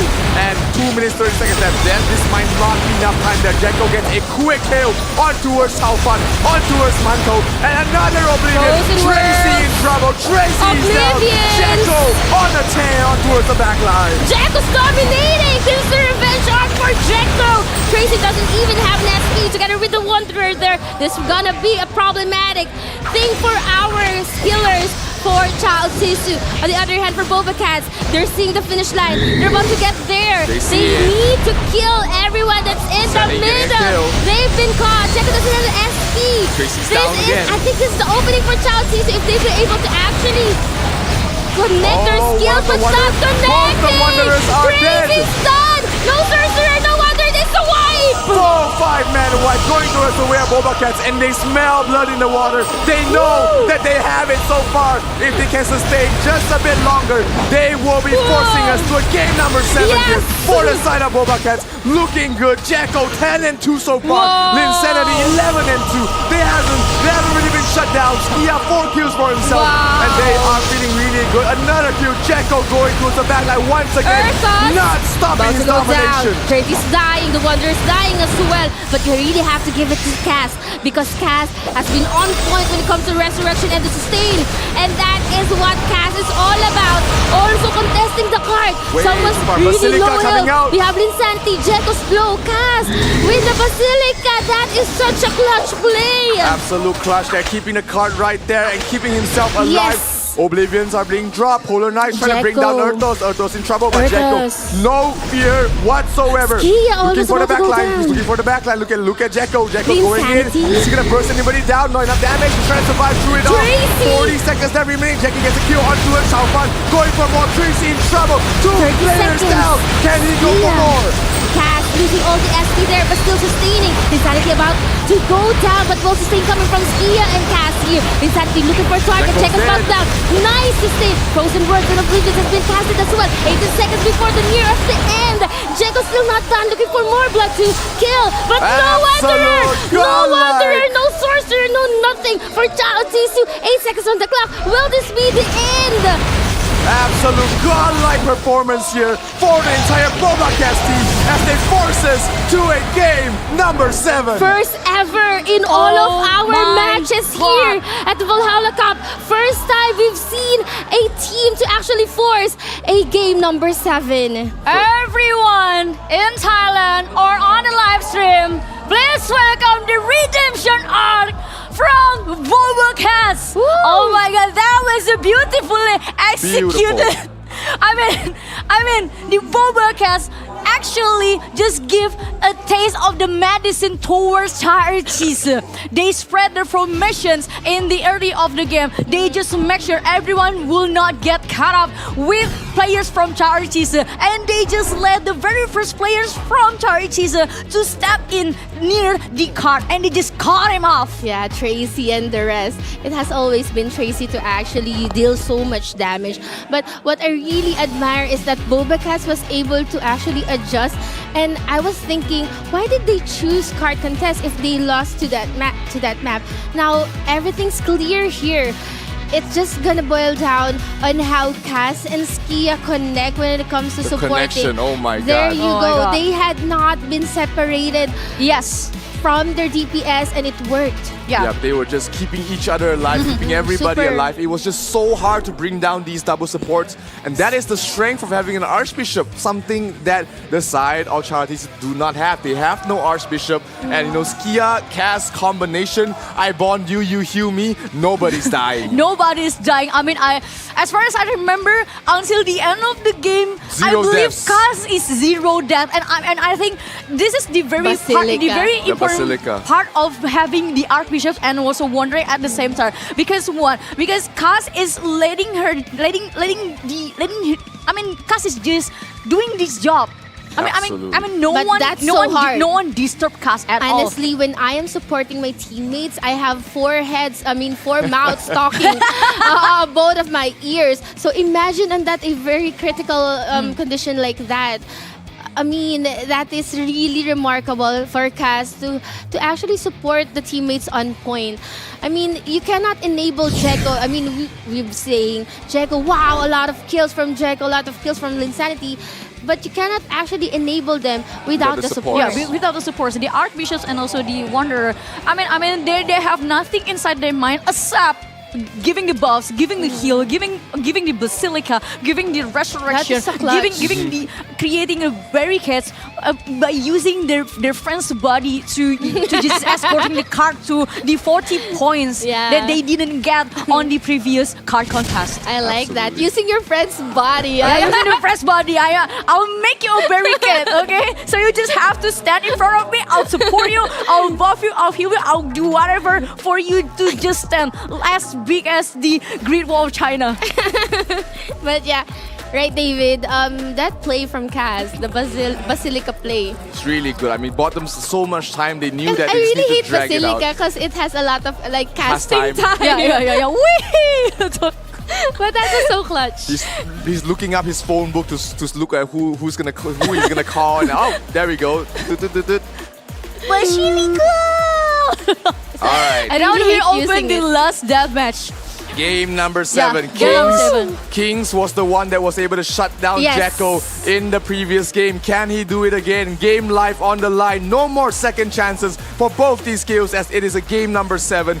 Whoever loses here in the lower bracket will be eliminated, will be out of the Valhalla World Cup. So it comes down to this. Everyone is on the wire. Only one time left. Only one chance left. Only one life that they hold on to. So this is going to be very crucial for both of them. Either it's BobaCats or查尔济斯. And I think the early game momentum is playing a very important role to both of them. I mean, every single team who has the early game momentum, who can give the shock towards the opponent, they just can escalate the game very quickly. Or maybe if we couldn't see that from each other team, we will see which team could secure a comeback. Yes, it's come down to this. Jekko against Kings. We've seen this story before. Will it be a sequel or will a new story be written here in game number 7 of the Valhalla World Cup? BobaCats against Charities, the last chance standing in this tournament. Can Jekko perform once again or will Kings be able to shut him down and bring him down to his knees?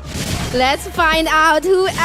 Actually, it's anybody's game. Whoever wins this match definitely deserve to be here. But they are coming in strong with all of the skills. They're frozen version of Oblivions. Actually, they're connecting, but everyone's just so sustained. Everyone's just so tanky to actually absorb the damage. Jekko 2 against 1. Kings looking for target here. Air Jekko toss dropping quickly. at the middle of everyone. Kings 2. Jekko and Kings, they are the playmakers. Earth Earthos looking for someone to target as well. Earthos gets Kings killed. going after Insanity this trouble. Insanity 1v1 situation. 1 versus 2. Kings feeling very confident. Jekko there to back him up. Kings does fall. 2 kills quickly for the side of BobaCats. And they are in a good lead. The resurrection's not in time. Jekko's down. Jekko's dead. They have to watch out here. Earthos dropping down very low. Kings has to back off for now. Earthos looking for Kings. Perfect Earthos sustain. burst down Kings. Perfect sustain coming from Caster. On the other hand, for Chalices, they don't have SP coming from the genetics. We can see a lot of Oblivions, even the Terminal Wings, even Frozen Burst. All of the skills here. Earthos and Jekko. They are down, but still 14 to 11. Well, resurrection coming from Caster. Skia, but they're just gonna go down. Cass doesn't have an SP. No, Archbishop. Skia, no SP. No Cass, the HP is coming back up right now for the side of Chalices. 11 to 12. Skia is in trouble. Kings is gonna fall. Insanity survived. Barely surviving. He's trying to keep himself up. Shisu Wang is gonna fall. 12 to 11 so far. 24 more seconds. Insanity for the game. Can Jekko get a kill? Yes, he can. Jekko gets it. They're gonna get a win. 12 to 19. 5 more seconds. 15 more seconds. Can they get this right now? Why? Almost a wild force gonna go down. The water's about to go down. No wonder here. Top to 76 seconds. Jekko looking for more targets, looking for more damage, but this is the end. Jekko and the team, they will be getting game number 7 for the lower bracket. This is not even the grand finals yet, Abby. The redemption arc has just done beautifully by BobaCats, scoring 4-3 to 1 against查尔济斯.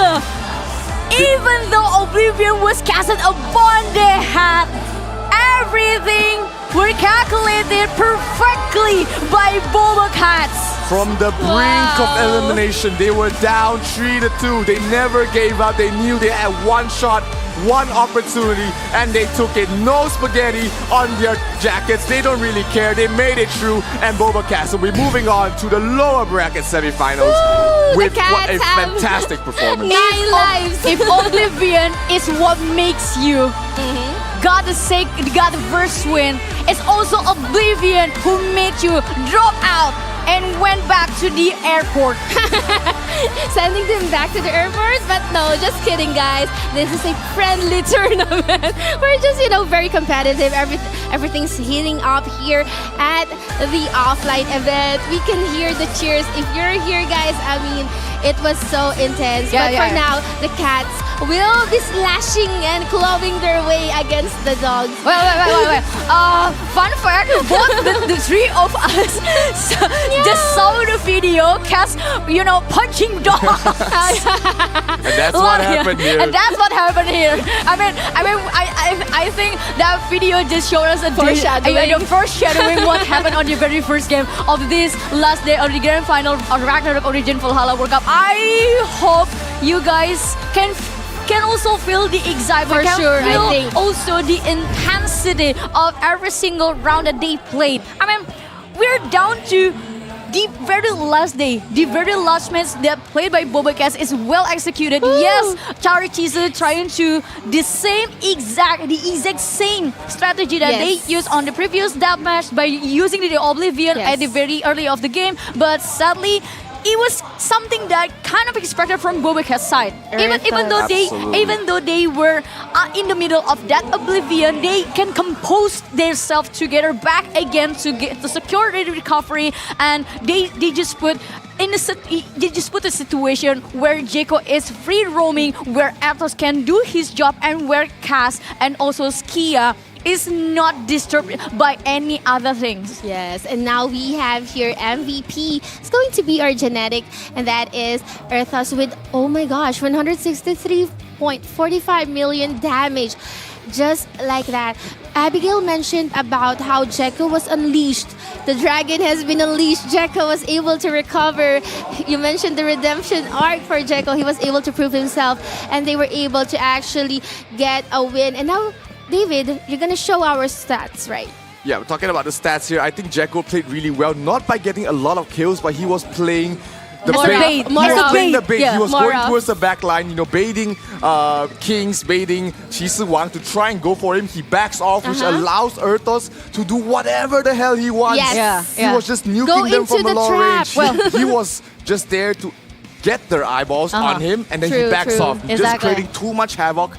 Probably the communications of Charlties was all over the place. Here Jekko is here, Jekko is there, Jekko is everywhere. But when they're thinking about that, they forget about Erthos, and Erthos just did whatever the hell he wanted. 7 kills, 163 million damage, and the MVP for the final game. Well, sometimes if you want to catch bigger fish, you need to have a better lure. and Jekko is the best lure in this situation. Debated. And I mean, for King and the rest of Charlties, we have to commend them as well. They deserve to be here. They were able to tie the series 3-3. But unfortunately, that would be the end of their journey here for Valhalla Cup. And however, I must commend them, especially King. We've seen how his efforts when it comes to actually chasing Jekko and just trying to shut Jekko down. But like what you mentioned, it's a different strategy. Jekko is no longer playing for the backlines, but playing as a bait towards the traps of Erthos. Yeah, that was really great there. Yeah, it was really great. But don't worry, guys, because we still have a lot more exciting matches upcoming. So we're going to take a break first. Don't go away until this break.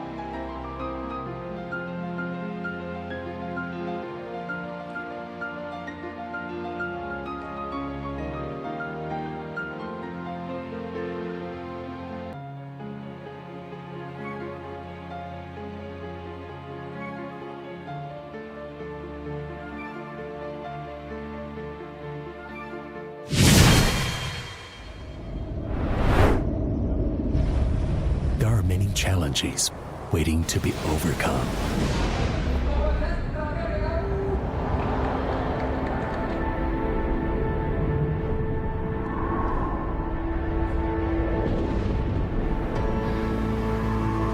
Mountains to be climbed.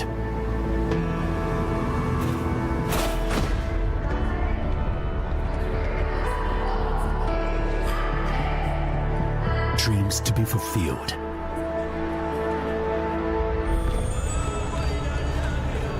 Worlds to be discovered.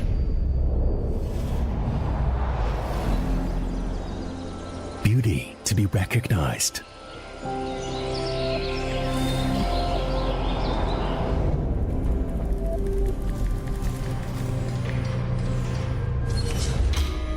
Problems to be solved.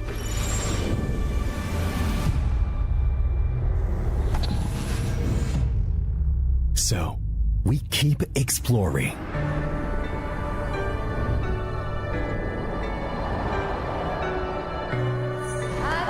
Watch the chassis. Back-legged. Shepherd return together. What color is it? It's red. What's red? Red represents passion. What can't stop us will make us explore more.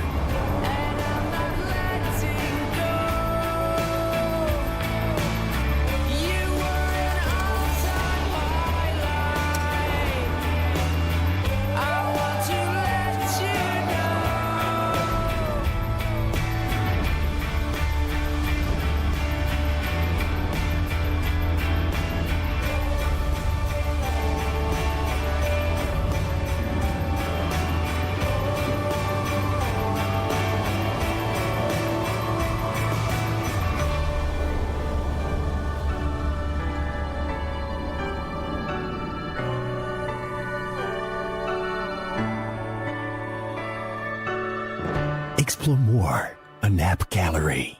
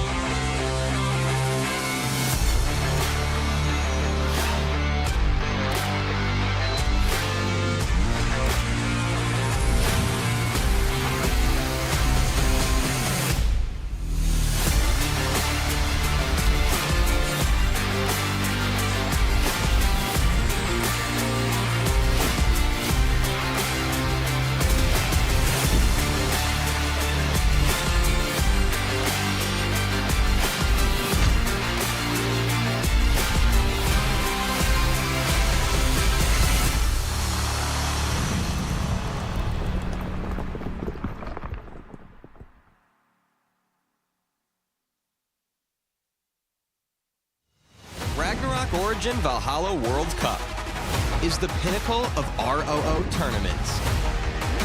The best guilds and adventurers across all servers are gearing up for the ultimate clash. The tournament includes Guild League, eliminations, and offline grand finals. The Guild League and eliminations are based on the in-game Guild League. The 8 guilds of Bright Sun rank can participate in the cross-server league, Major League. In Major League, after each week's matches, summit points are awarded based on the rank and ranking. The top 32 guilds and points can advance to the eliminations. The ranking is based on their points earned in cross-server league, and they will compete in a single elimination bracket with matchups arranged as number 1 versus number 32, number 2 versus number 31, number 3 versus number 30, and so forth. The top 2 guilds from each division can advance to the offline grand finals. Offline grand finals are based on the in-game dimension drill, while the grand finals will feature a double elimination format. 8 guilds from 4 regions will be drawn into group matches, ensuring no guilds from the same region are in one group. The champion will ultimately be determined from these group matches. The first World Championship of Ragnarok Origin. Claim the crown in Ultimate Clashes.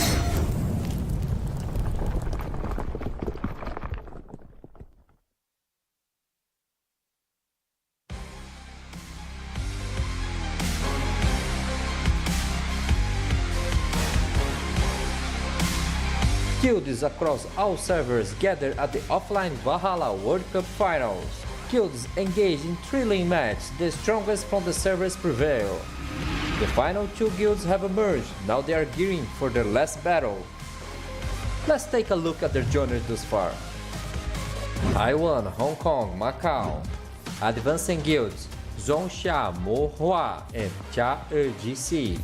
42 advanced match,仲夏沫花ぅovertook their opponents with plenty of HP to spare.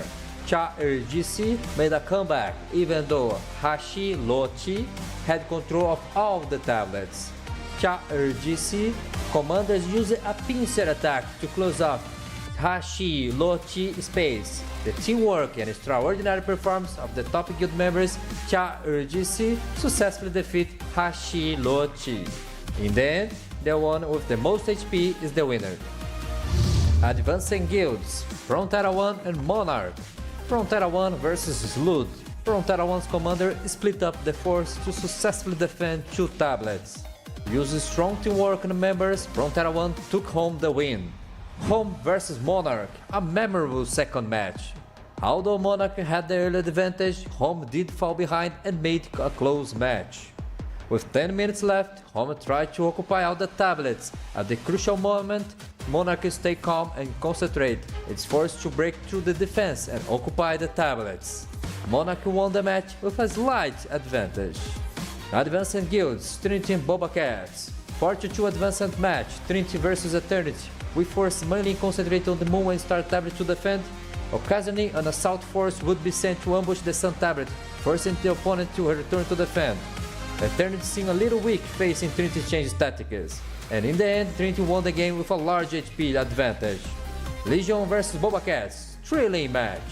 BobaCats use a fast attack and capture strategy, consistently avoid big battles. Whenever the opponent chooses to engage directly, BobaCats would retreat and shift to another point. With excellent command and seamless coordination among guild members, BobaCats advanced 2-0. Advancing guilds,仲夏and眺望万物的尖塔.眺望万物的尖塔 are a formidable force. Their teamfights and tactics allow them to dominate opponents, dealing huge damage through kills and captures. In both the 8-4 and 42 matches, their damage output and kill numbers far exceeded their opponent, securing easy victories. In the 42 matches,仲夏used their superior combat abilities to inflict heavy damage on their origin, seizing control of the tablet early on. In the sub-battlefield,仲夏easily defeated the monster, maintaining their lead. In the final moments, Dream Orange counter-attacked and gained control of all tablets, However, the early disadvantage could be overcome and Zhongxia ultimately emerged victorious. The Valhalla World Cup party is about to begin. Are you all ready? Gather around the strongest guild worldwide and join crowd and cheering for our grand finals.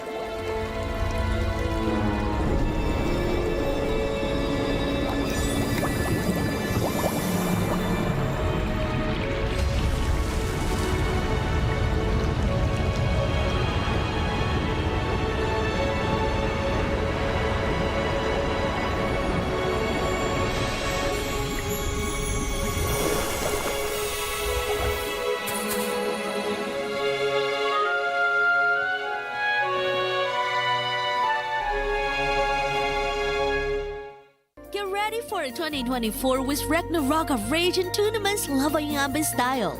4 exciting events that'll keep your battles raging. Outing Cup, a spectacle of fervor, honor, and grandeur.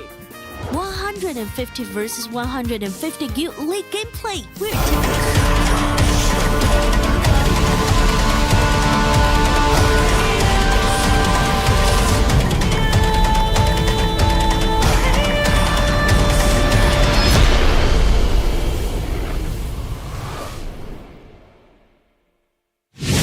Everyone to the Ragnarok Origin Valhalla World Cup 2024. And welcome back to the main stage as well. Recently, we just have 2 matches happen at the same time, one at the main stage and another at the side stage. And the winner of each match will compete in this round. Yeah, we're going to find out which guild will be advanced to the next round of the lower bracket finals เดี๋ยวเราจะมาหานะครับว่าทีมไหนนะครับจะเข้าสู่การเข้ารอบของ lower bracket finals ในการแข่งขันครั้งนี้ครับค่ะใช่แล้วเมื่อสักครู่นี้นะคะมี2เกมที่แข่งกันบน main stage 1เกมนะคะเมื่อสักครู่ได้ผู้ชนะไปแล้วคือ BobaCats นะคะแล้วก็ด้านล่างเนี่ยก็มีการแข่ง side stage นะคะได้ผู้ชนะมาแล้วเช่นกันซึ่งจะมาแข่งกันต่อนะคะเลยในใช่ในรอบนี้สดๆร้อนๆเลยนะคะแต่ก่อนที่เราจะเข้าสู่การแข่งขันนะคะขออนุญาตใช้พื้นที่ตรงนี้นะคะขอบคุณสปอนเซอร์ของเราสักนิดนึงค่ะขอขอบพระคุณนะครับสำหรับสปอนเซอร์ของเราครับ Joy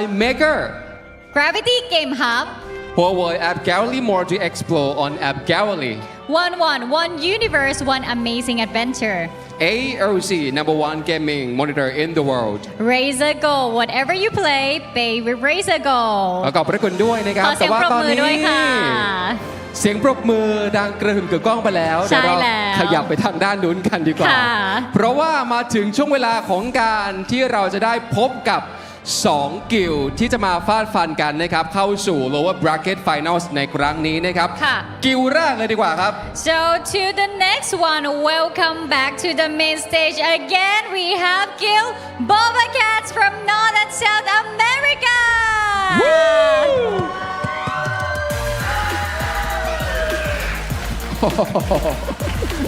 We have a big fan club here. Yes, we have a big shout here, giving all the encourage to our players. ซึ่งนี่แหละครับเสียงเชียร์เหล่านี้แหละครับจะเป็นพลังสำคัญให้กับผู้เข้าแข่งขันนะครับสามารถฝ่าฟันแล้วก็งัดกลยุทธ์มาฟาดฟันอีก1ทีมได้แน่นอนใช่แล้วนะคะแล้วก็นั่งอยู่ฝั่งเดิมด้วยนะคะสำหรับทีม BobaCats หรือเปล่า เอาละครับ and please make some noise to the guild 眺望万物的尖塔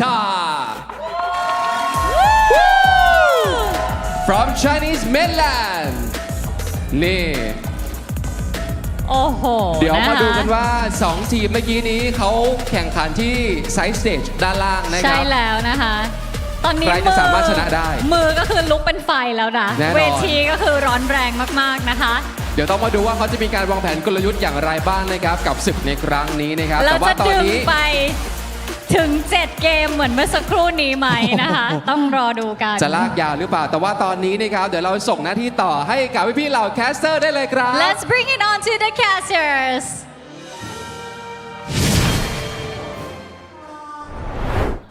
Thank you so much to our wonderful hosts and welcome back again to the next match of Ragnarok Origin Valhalla World Cup with me, Abigail, as your host, and Nikki, and also David Zero as your caster. And we are going to see again the BobaCats playing their one only left life. Yes, everyone actually here at the lower bracket only has 1 life, even though they are cats, that they have like 9 lives. Yes. This would be their last strand of hope together with眺望的尖塔.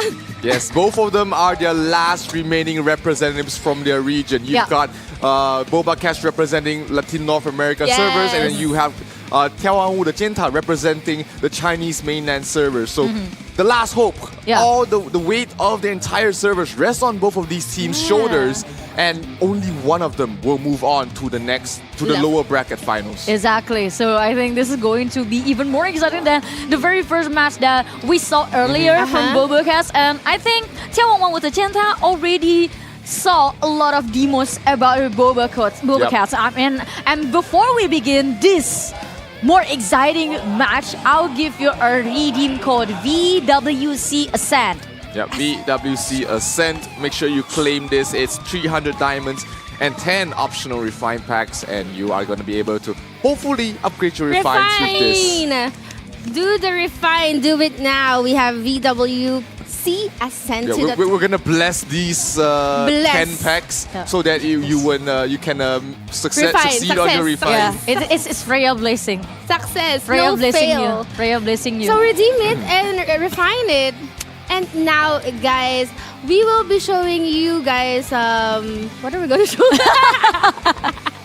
We're going to talk about our next upcoming match, right? The upcoming match between the BobaCats and also眺望万物的尖塔. So I think the way Chinese mainland playing towards this BobaCats, I believe this is going to be pretty much the same because the early game momentum plays a very important role for BobaCats. The moment BobaCats was shut down at the early game of the moment, everything was turned in favor towards the Chinese mainland guild. And if we're considering how 眺望万物的尖塔 playing yesterday, they pretty much doing the same thing with what查尔济斯 doing last time. Yeah, they have a very similar lineup, right? You got the 4 sorcerers, you got the 2 genetics, and then the 4 wonders. That seems to be the staple of the Chinese mainland squads, as well as the Hong Kong, Macau, and Taiwan's servers squads. While meanwhile, BobaCats has been one of the few to bring in the Shadow Chaser. So has actually Trinity, the opponents of 眺望万物的尖塔 in the previous round. So they are very familiar with playing against a Shadow Chaser, but Jekko is not just a normal Shadow Chaser. Yes, of course. Is he ever become a normal Shadow Chaser? I believe not. No, absolutely not. I mean, he's just been really performing really well, playing as the primary carry, and then going back as a bait, playing in multiple different styles. He just wants his team to win, and he'll do whatever he does for his team to win. But here in the first round, BobaCats will be sending out the double genetic lineup that they had. So Philly and Reader will be the primary DPS on their end, going along with the other few supports. While meanwhile, for the side of 眺望万物的尖塔, they're bringing out the 多多影仪, Yao PP, 凤凰如, Love Yao P, and Tuchi. This was the primary lineup in for Team Deathmatch for the Chinese mainland squad that we saw yesterday as well. And what they do is that they divide these 2 performers to their 2 sorcerers. So that's their assignment. And now, since BobaCats, they know how to play against this kind of lineup.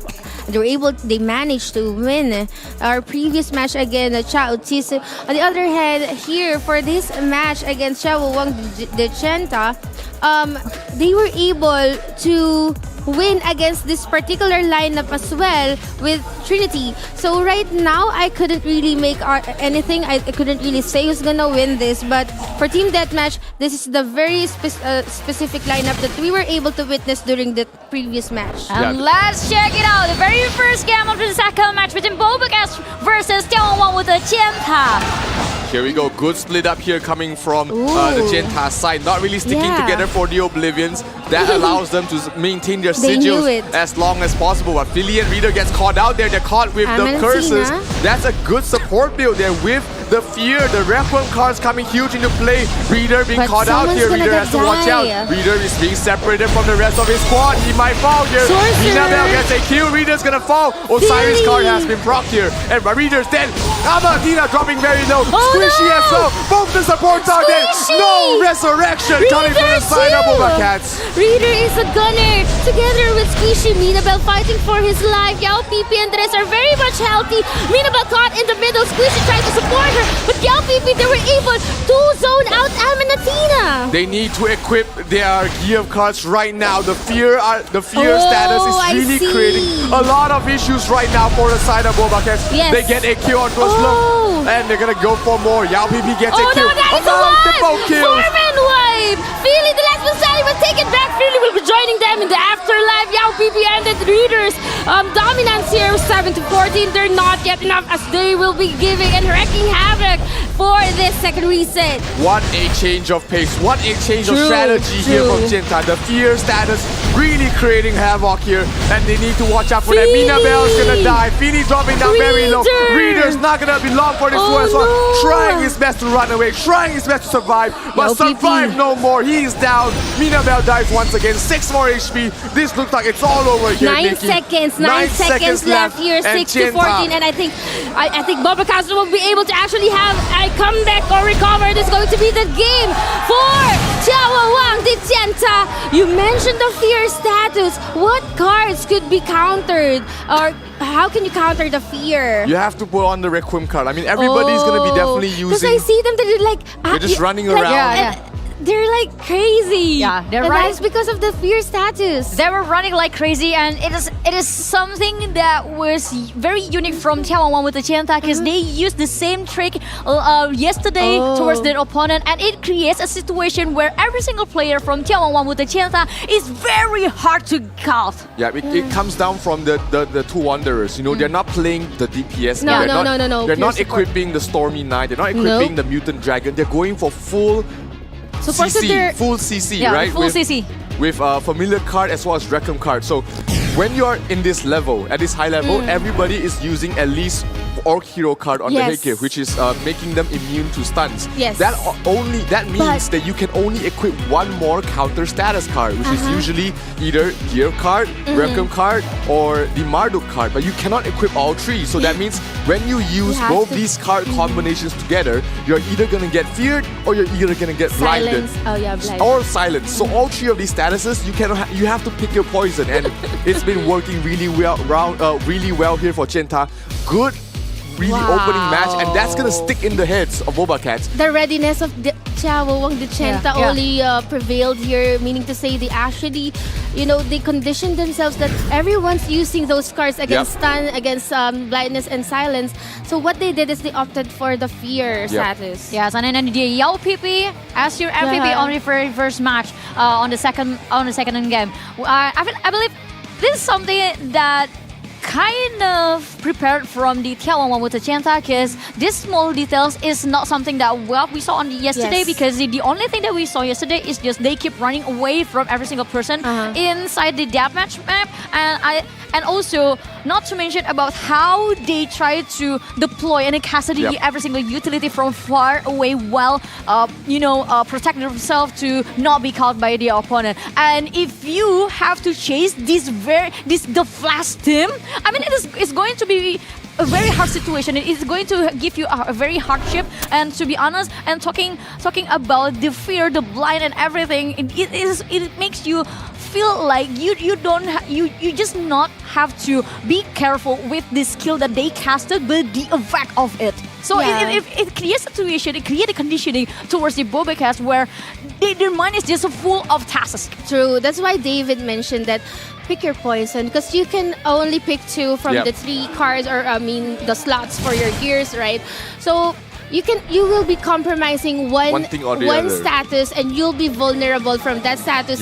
And眺望the Chenta, they capitalize with the fear status. Now, this is the mind tricks here playing out. If you're gonna switch your cards to, you mentioned Requiem? Yeah, Requiem card, Magnolia card, if you switch from that, card. what could be the status, inflicted status from眺望the Chenta? They could use blindness. They can use blind, they could use curse on the probably Magnolia card. What's better? If you think? It depends, the best status is whatever your opponent doesn't counter. Have. Exactly. So you have 2 weapon slots on your double wanderers, so you can really just put in 2, and you're gonna have 1 that works. So it's just up to your opponents to decide, hey, what do I want to counter? Is the curse the most annoying one? Is it the fear? Is it the blind? They're gonna have to pick their poison and play against the others. Yeah, I think for me personally, stun. Orc Hero, everybody's not going to change that. So they're going to stick to the Orc Hero. It's just the other cards. Status. But let's take a look at what BobaCats choose, because they just unlocked one of their best maps, which is a card contest. And on the other hand, we will have a different setups from 眺望万物的尖塔. Nope, they're going for the same lineup. They're going to go with Tuji. They're going to go with Yao PP, Love Yao P. Toto and Yi and Feng Huangru in the card contest. This is Toto and Yi. Toto means much. Okay. Many. Toto and Feng Hangru in this match. It is BobaCats' map pick, but you know, Jintai is able to counter the lineup. They see Jekko out there, yes, and they know that 2G has a good. Knows how to play against Jekko. We did see that previously. So this is what they're deciding to use. Sure, they're low on deploy counts after this game. But hey, if they start off with a 2-0 start, they're going to feel very good about themselves. Yeah, you can secure a 2-0 advantage. Actually, Yao PP, we've seen him that he's always just like outside of the chaos. Is keeping an eye on those that he can burst. So that's what he is all about. And now we can see BobaCats against Chciałabym Dichenta. This is game number 2. This is really crucial. They have to tie the series. For Linsanity, Skia, Cass, Earth's Jekko, since they were able to see what the cards that Chciałabym Dichenta is using, now they can actually prepare. But the mind games is that will Chciałabym Dichenta change their status inflict? That's another question. So you have to look for what kind of status they're gonna use in the next game. Okay, and let's see if BobaCats will win in the map that they choose. So here's the second game of the second match from BobaCats versus眺望万物的尖塔. Yep, this is the map where BobaCats feel the most confident, especially with Jekko on the field. They know the amount of work that he can get done. But let's see if Genta uses anything to counteract against the Shadow Chaser. Are they using Critical Resist? Are they using the ISIS card? Are they using the Bathory or Argyo card? Let's wait and see. Whoever reaches the card first will have a good advantage. And it's going basically the same. The same. But someone from BobaCats, 3 of them will be here at the middle, will be pulled. But now we can see also the skills being casted outside. Yao PP looking for targets here. On the other hand, the other sorcerer is quite low. This is a good start for everyone, pretty much slow. Yeah, nobody's really getting picked off yet. Jekko spots another target. Love. Okay, you see that minus 50%? That's a Bathory card user, and they know right now. That's a huge damage reduction. And here we go. Anti-Jekko is through. Urthos gets a kill though. Urthos also low on health there, but someone's gonna die. It's gonna be the sorcerer. The other hand, the Wanderers. The Wanderers are being targeted. Love's about to go down, but Love was able to actually recover. Yeah, Urthos able to back out there. Yao PP is gonna fall. Jekko gets a kill on Linsanity! Linsanity dropping down very low. He has to watch out here. Jekko there to back him up. He's gonna use emergency escape to get the hell out of dodge. Not done yet. That is correct. And now Jekko looking for more targets. I think Jekko's eyes is on Love Yao or Yao PP.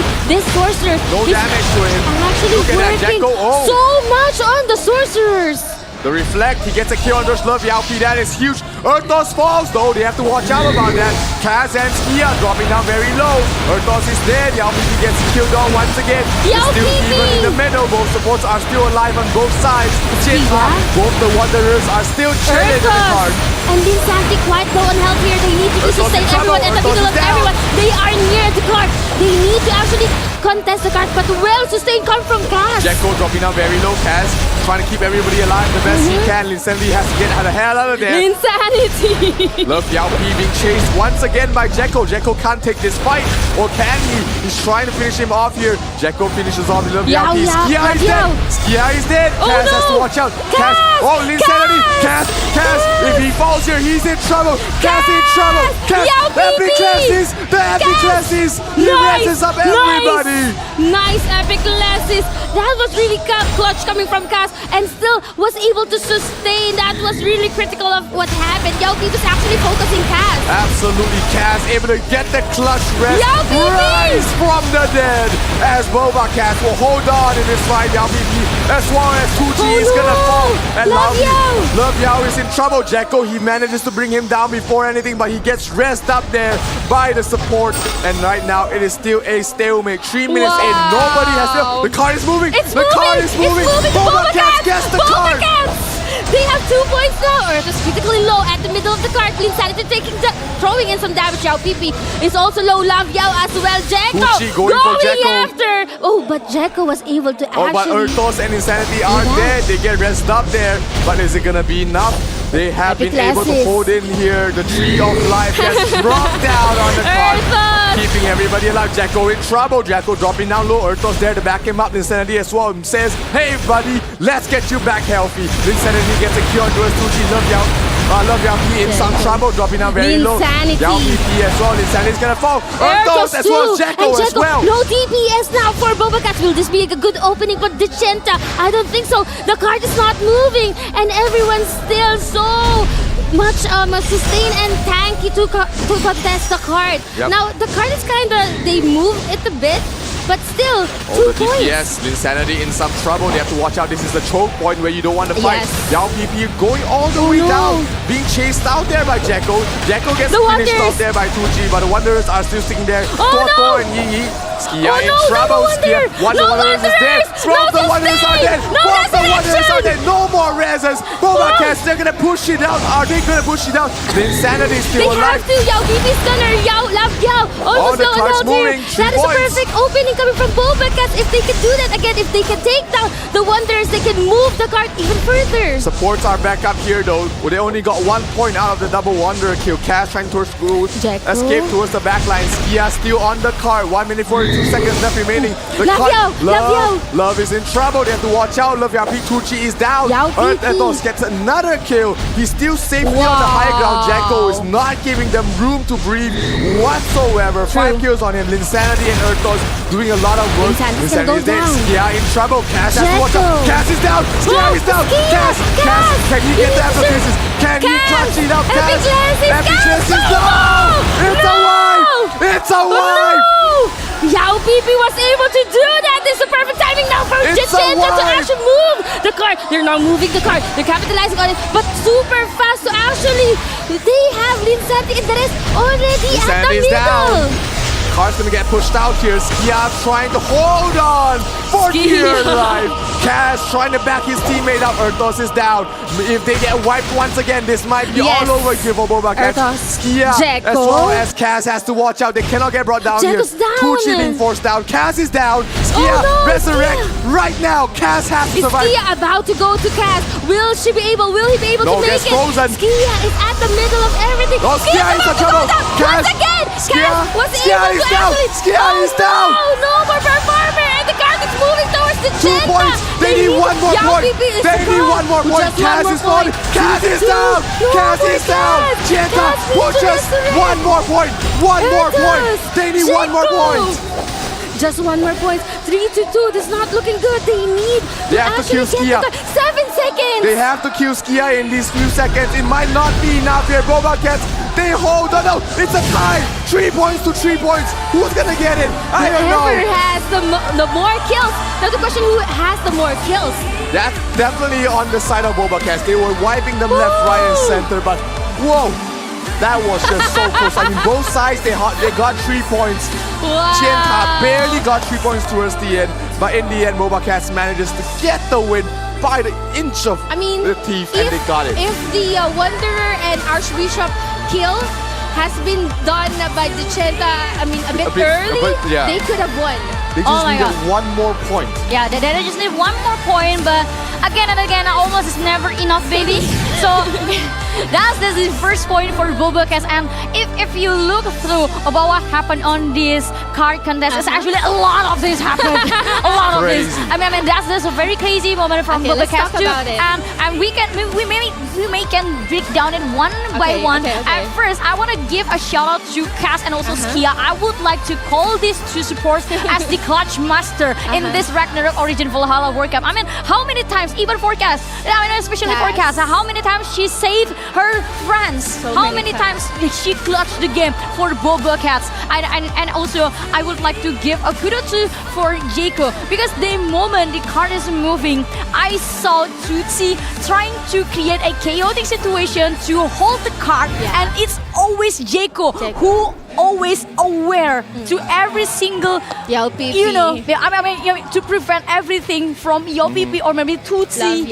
And I think it is just a very good coordination from BobaCats. But I would like also to give a 1 kudos for眺望万物的尖塔 for their trying. They almost got it. I mean, it's a very hard comeback, to be honest, because they need to take down 2 supports, 2 very strong supports, to the biggest pillar, and the BobaCats, which is the Skia and also Cass. Yeah, they had to do so much. They had to chain their Flame Arbiters. They had to chain their Oblivions just to make sure that they don't. Whoever's dead, doesn't get resurrected. So much coordination needed. They got the 3 points they needed, but just too little, too late. If they got one more point, then this could have gone the other way. But I have hey. a question, Ciro. Did they change the cards? You mentioned battery card against Checo. How about BobaCats? Did they change their cards? I didn't see a lot of fears? a lot of status being inflicted by them. Maybe it was just the blindness, but overall it seems like they were able to adapt against the lineup from the side of Genta. So after the first game, they learned their lesson. Hey, these guys are playing with a lot of status. We need to be countering that status, and it seems to be working very well for them. So that's my question. Thank you for answering it. Now we have the status. As you can see, guys, everyone did their best. I mean, that's crazy. Wanderer, what the name is? Toto has yes. 36 assists just by himself. And Love Yao P as well.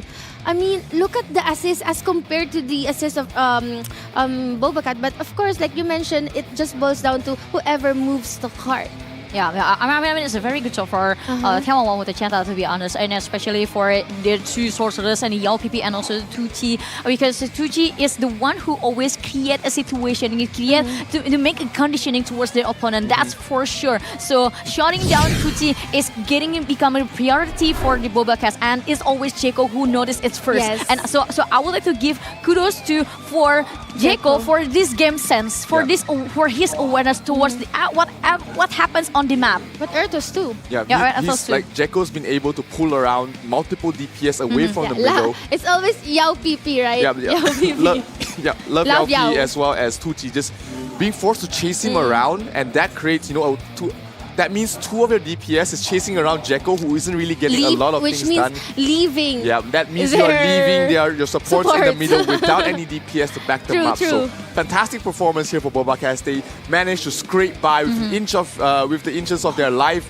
and they continue to fight on here. 1-1 right now between both these skills. Yeah, and I really love the way they set up the barricade near the card. I mean, like at the very upper layer you have Ertos, and on the middle you have Skia and Insanity and also Cass, and on the back you have Jaco. Jaco will take care of the outside circle of the opponents, and while on the other hand, on the middle is this center, the center of the formation, because it provides buff, it provides damage, it provides heal, resurrection, and everything to support the first and the back lines. Yes. Yep. I mean, everyone's doing their job, their role. If you know your role and you're performing it well, definitely it would lead to victory. As for now, Chciawang Wan did the chant, and they also did their best. We can see that they were able almost to have a comeback. Like what I mentioned, if they were able to actually just wipe the Wanderer and the Caskia combo a bit earlier, they could have won that. On the other hand, for BobaCats,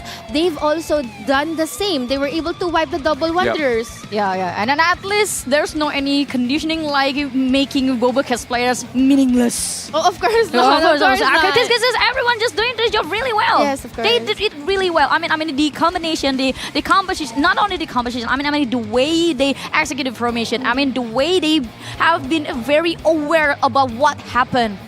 And especially, I really love the very first trap, to be honest, and in the middle of the bait, the Jaco bait. Yeah, it was just really beautiful play from both ends. Both sides. It was a back and forth game. It seemed like it was going one way, but then things turned around. BobaCats was able to hold on as well towards the end, and that was fantastic. Yeah, and that fantastic match is provided by our sponsors. So thank you so much to our lovely sponsors, Joy Maker, Gravity Game Hub, App Gallery. You guys can join App Gallery Discord for the latest updates on upcoming activities, and don't miss out on the opportunity to get exclusive customized gift pack and elevate your gaming experience in Ragnarok Origin with in-app purchases. You can download Huawei App Gallery now to explore your favorite apps and enjoy exclusive benefits with a 15% rebate on in-app purchases. And we also would like to say thank you to 1-1, the other sponsor, One Universe, One Amazing Adventure. You can get bonus rewards and exclusive in-game offers with 1-1, its games and more. Thank you so much too for AOC as the #1 gaming monitor in the world. And last but not least, again, thank you so much to Razer Gold. You guys can also join the millions of gamers worldwide and choose Razer Gold as the go-to gaming and entertainment recharge store. You can enhance your gaming experience further through Razer Gold wallet in our official game partner stores too.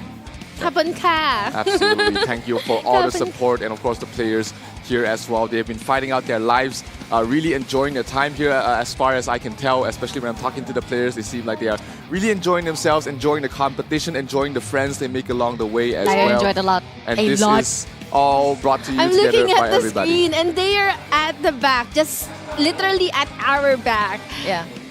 So we're here at the offline grand finals. Once again, to those who are watching out there, the adventurers, don't forget to share the live stream, share the fun. David has been mentioning the camaraderie, the friends that you've made and experiences you've made along the way. We've come a long way, honestly.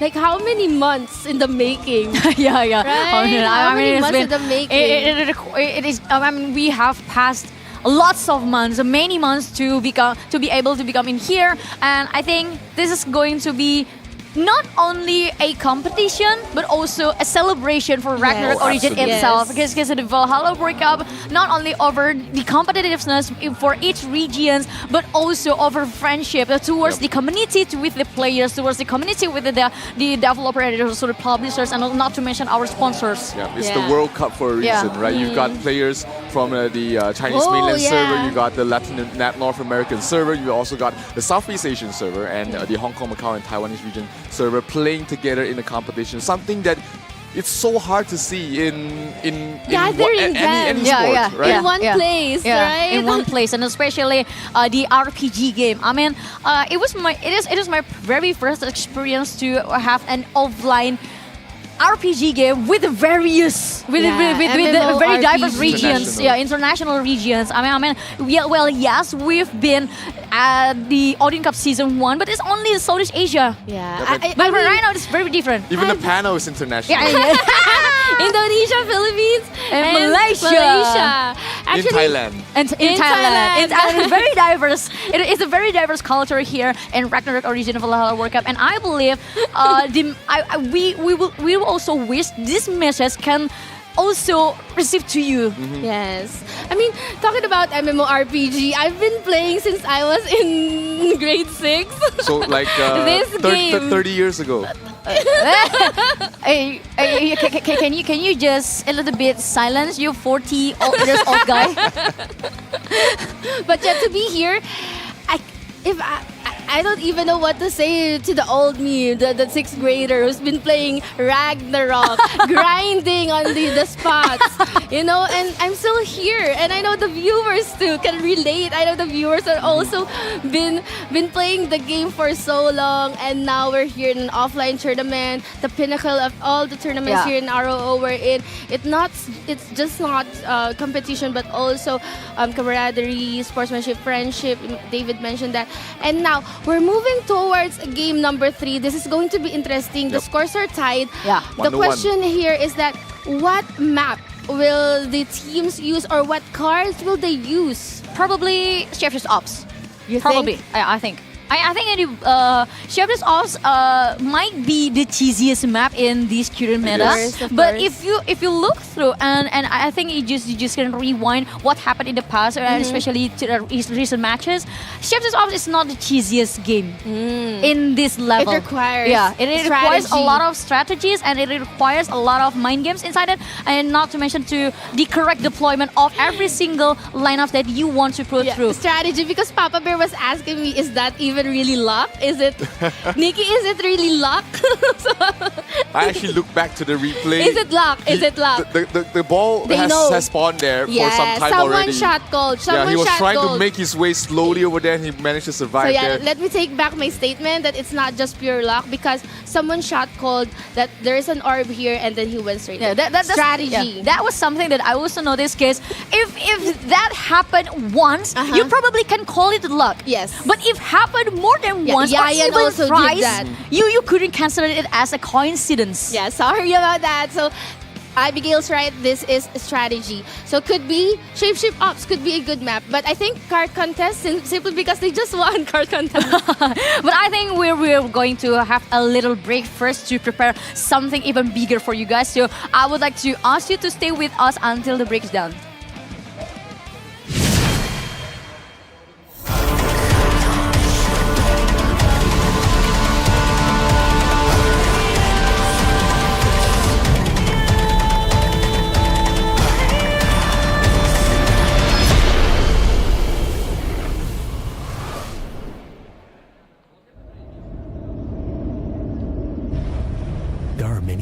challenges waiting to be overcome.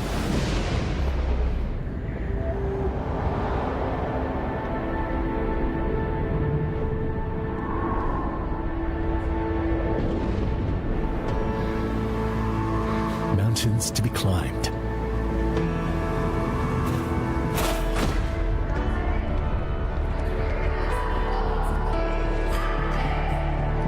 Dreams to be fulfilled.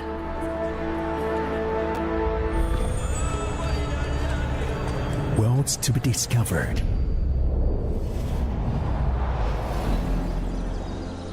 Beauty to be recognized.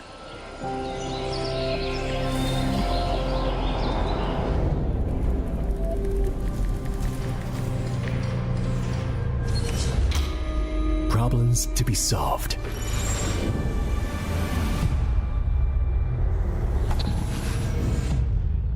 So, we keep exploring.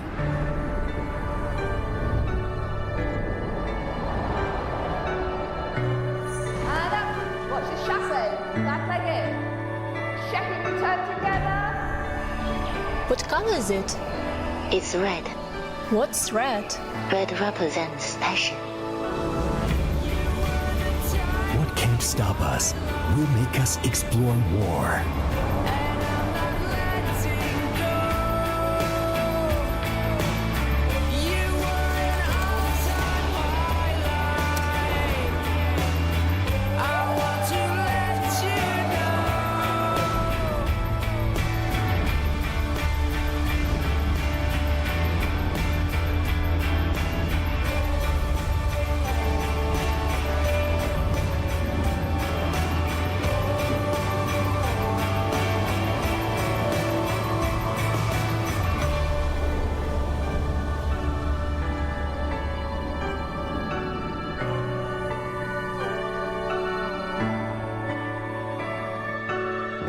Explore more, a nap gallery.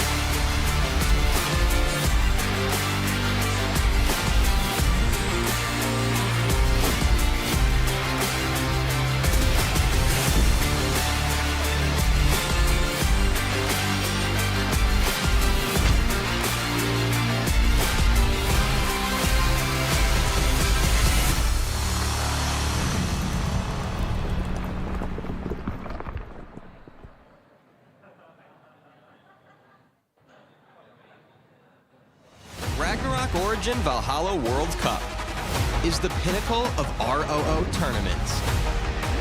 The best guilds and adventurers across all servers are gearing up for the ultimate clash. The tournament includes Guild League, eliminations, and offline grand finals. The Guild League and eliminations are based on the in-game Guild League. The 8 guilds of Bright Sun rank can participate in the Cross-Server League, Major League. In Major League, after each week's matches, Summit points are awarded based on the rank and ranking. The top 32 guilds and points can advance to the eliminations. The ranking is based on their points earned in Cross-Server League, and they will compete in a single elimination bracket with matchups arranged as number 1 versus number 32, number 2 versus number 31, number 3 versus number 30, and so forth. The top 2 guilds from each division can advance to the offline Grand Finals. Offline Grand Finals are based on the in-game Dimension Drill, while the Grand Finals will feature a double elimination format. 8 guilds from 4 regions will be drawn into group matches, ensuring no guilds from the same region are in one group. The champion will ultimately be determined from these group matches. The first World Championship of Ragnarok Origin. Claim the crown in Ultimate Clashes.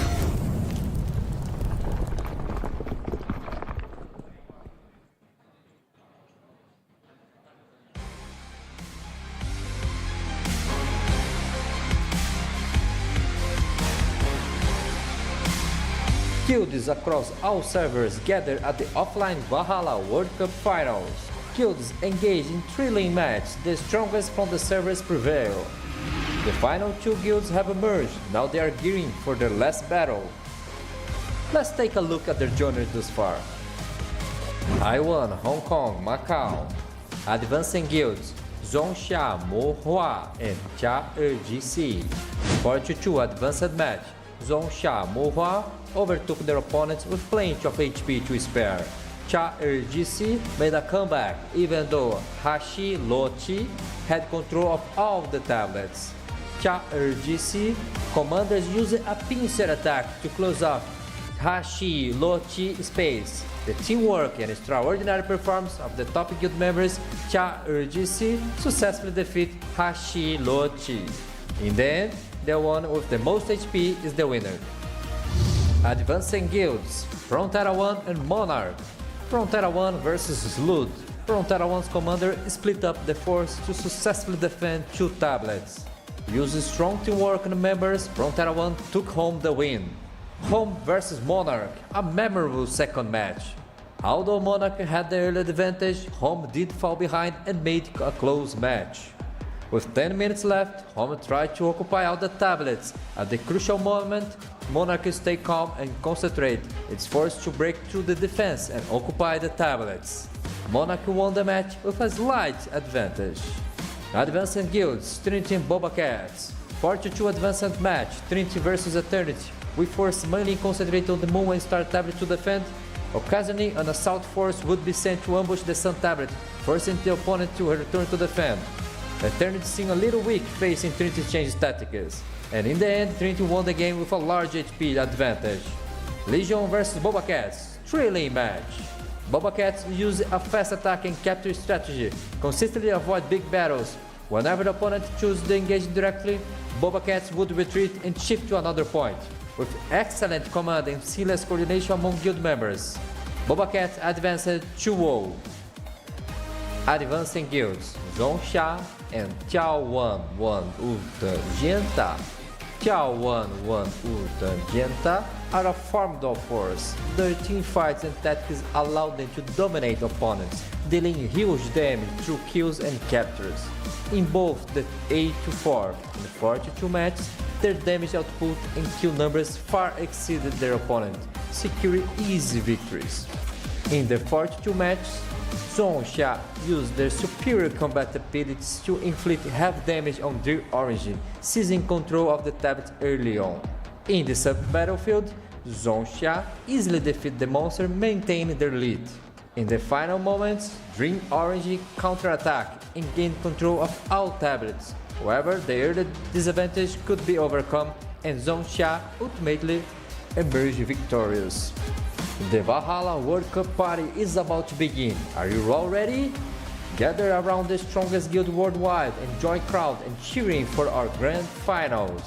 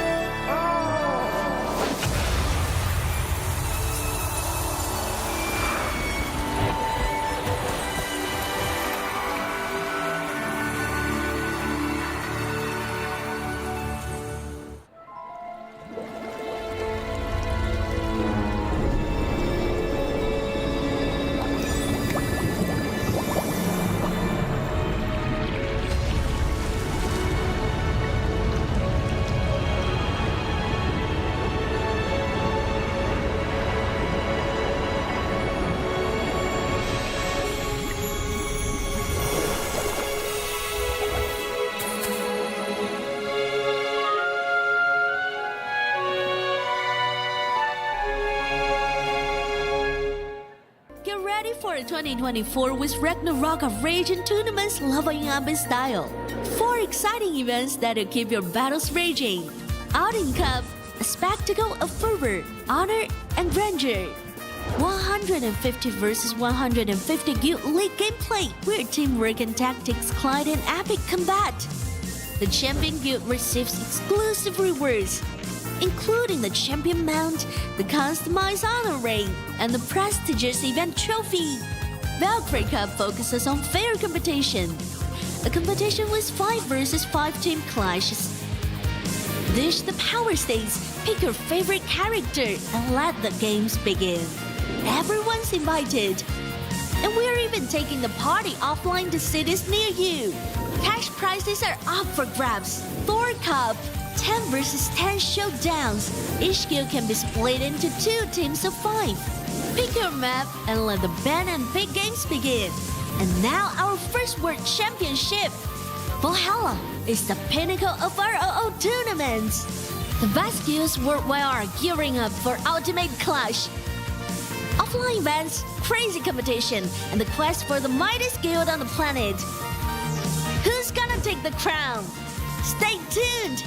It's gonna be legendary!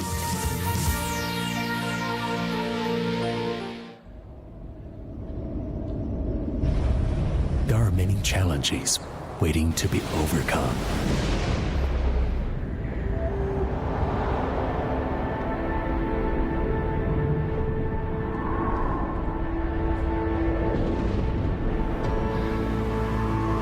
Mountains to be climbed.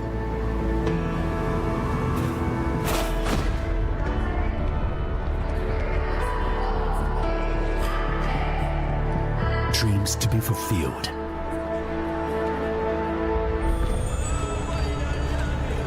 Worlds to be discovered.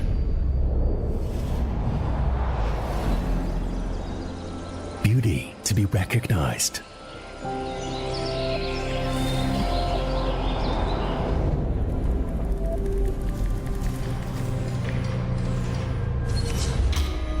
Problems to be solved.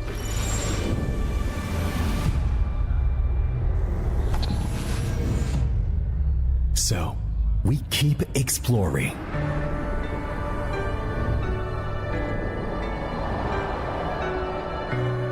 And up. Watch the chassis. Back leg in. Check it, return together. What color is it? It's red. What's red? Red represents passion. What can't stop us will make us explore more.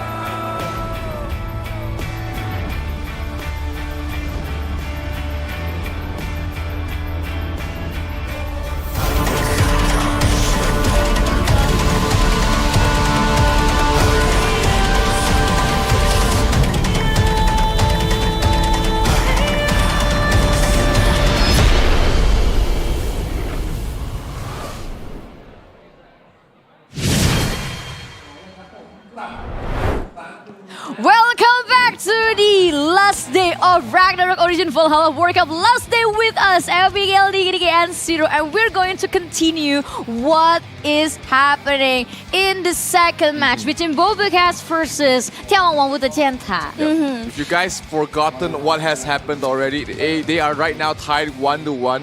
眺望万物的尖塔 they did take the first death match, but then card contest was won there by BobaCats. So right now they are tied neck and neck. But one big difference is that for the side of 眺望万物的尖塔, one of their lineups only has 1 more deployment count, so they have to watch out for that. Yeah. But the downside as well, I mean, that is the downside. The good thing is that they still have reserve surprises against BobaCats. So BobaCats doesn't have any idea what could be the second lineup's tricks. Because the first lineup has already been revealed. They're using status inflicts. And then BobaCats was able to actually have a way around that. It was successful, honestly.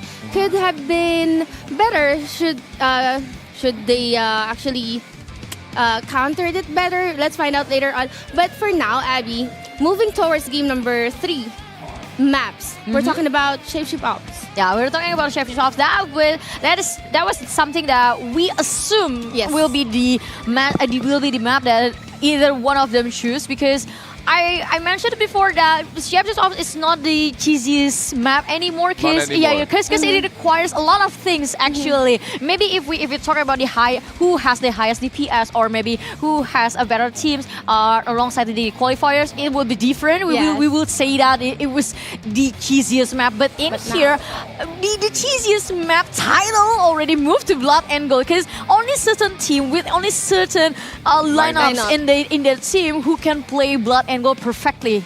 True. Yeah, it has been like, it felt like, you know, the Shapeshift Ops has become an extension of the team deathmatch.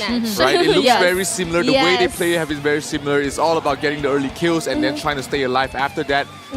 That's what we've seen all the teams really doing. Honestly. And it's those teams who are more confident in their skirmishing skills, in their taking those 1 versus 1 fights, 1 versus 2 fights, then they will choose up for the Shapeshift Clash, which seems like BobaCats feels like they are very comfortable in doing that. Yes. Yeah. Somehow.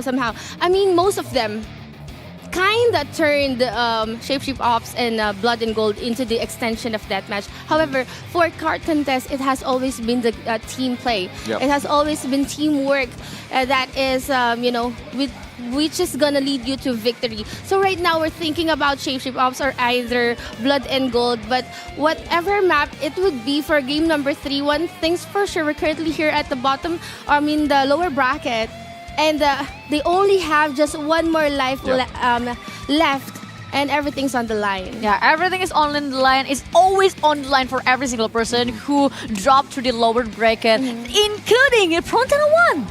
Yeah, Frontera 1 yesterday. If you guys missed out yesterday, they fought against MONARCH, and it was a very close series, but ended 4-2, where MONARCH was able to climb back and defeat them, and they're waiting comfortably at the grand finals right now. MONARCH is just waiting in the wings. Frontera 1, they're secured 3rd place at least. At least. Right now, BobaCats and眺望万物的尖塔 they're fighting for 3rd place, but whoever loses here will be finishing 4th in the Valhalla World Cup. Yeah, exactly.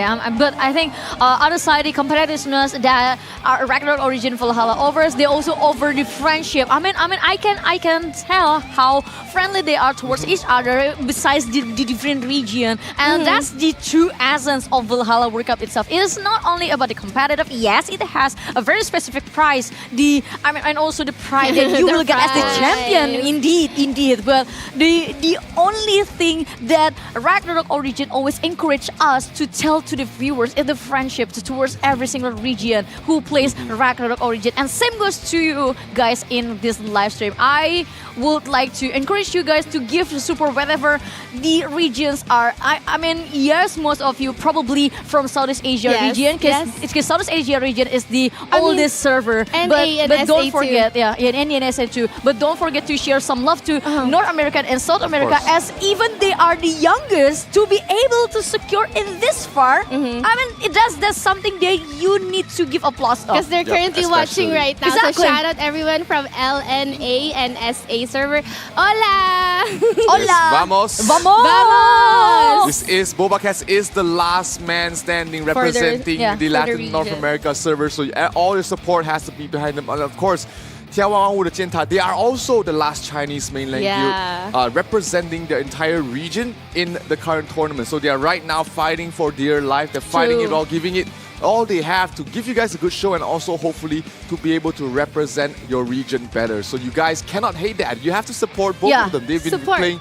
And they've been playing, preparing very well.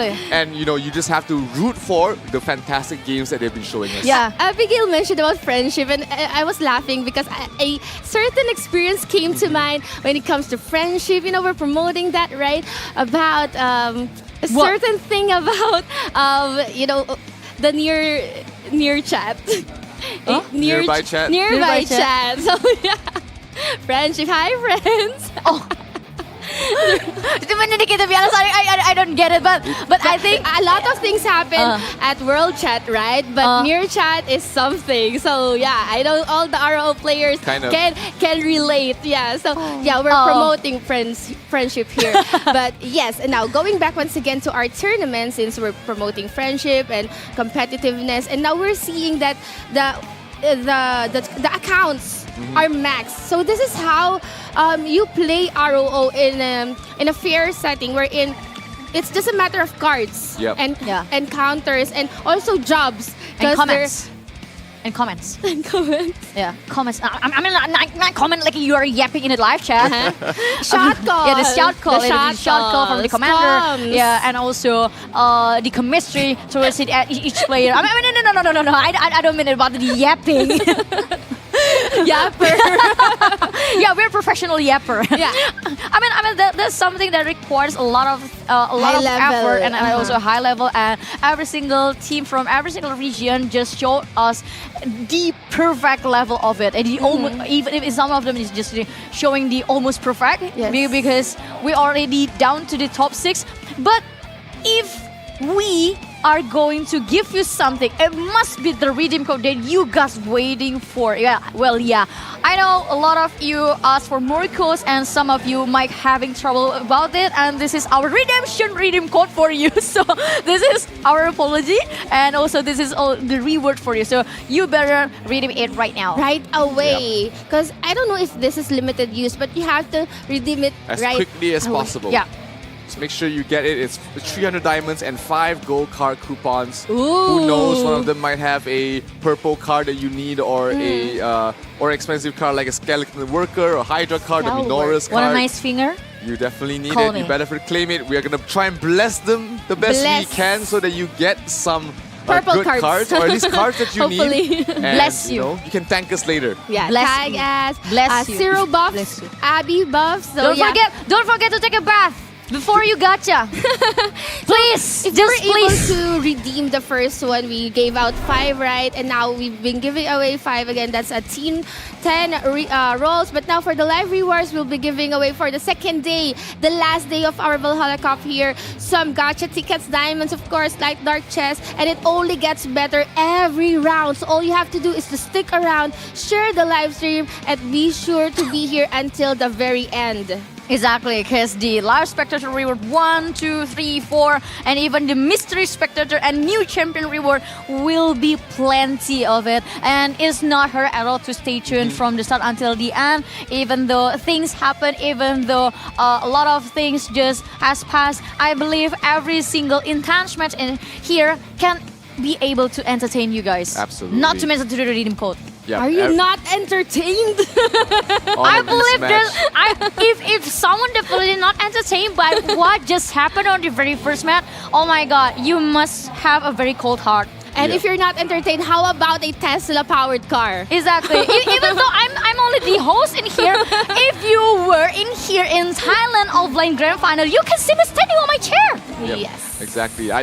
Funny story about this car. I had guildmates who didn't come on the first day because there wasn't a Tesla car on the road. But today they made it all the way here. Shout out to my guild, of course. Good luck, good luck. Coup de grace. We have a lot of members here trying to drive home with a brand new car. Good luck, even if you don't guys. get the car, there's still 10 MVP cards for 10 people. You got 3,000 yen berries. You got the Huawei Mate Pad 11.45 as well. And of course, cleansing orbs for 3 different people. So lots of rewards for everybody. Lots of rewards. I don't want to left behind. I want to give a shout out to my friends from Frontera 7, 8, and 9, and not to mention to the friends from Morok 7, 8, and 9. I love you guys. Shout out also Frontera 4, 5, and 6, especially Monarch Guild, Pug Rules, and to everyone that's currently playing at Frontera 4, 5, and 6, and also the family server Latin America. Hello, guys. Yeah, hello guys. Hello guys. Hello to every single community. It's pretty late right now in the Latin America right now. But I'm very happy that they're supporting their guildmates. BobaCats, they are the last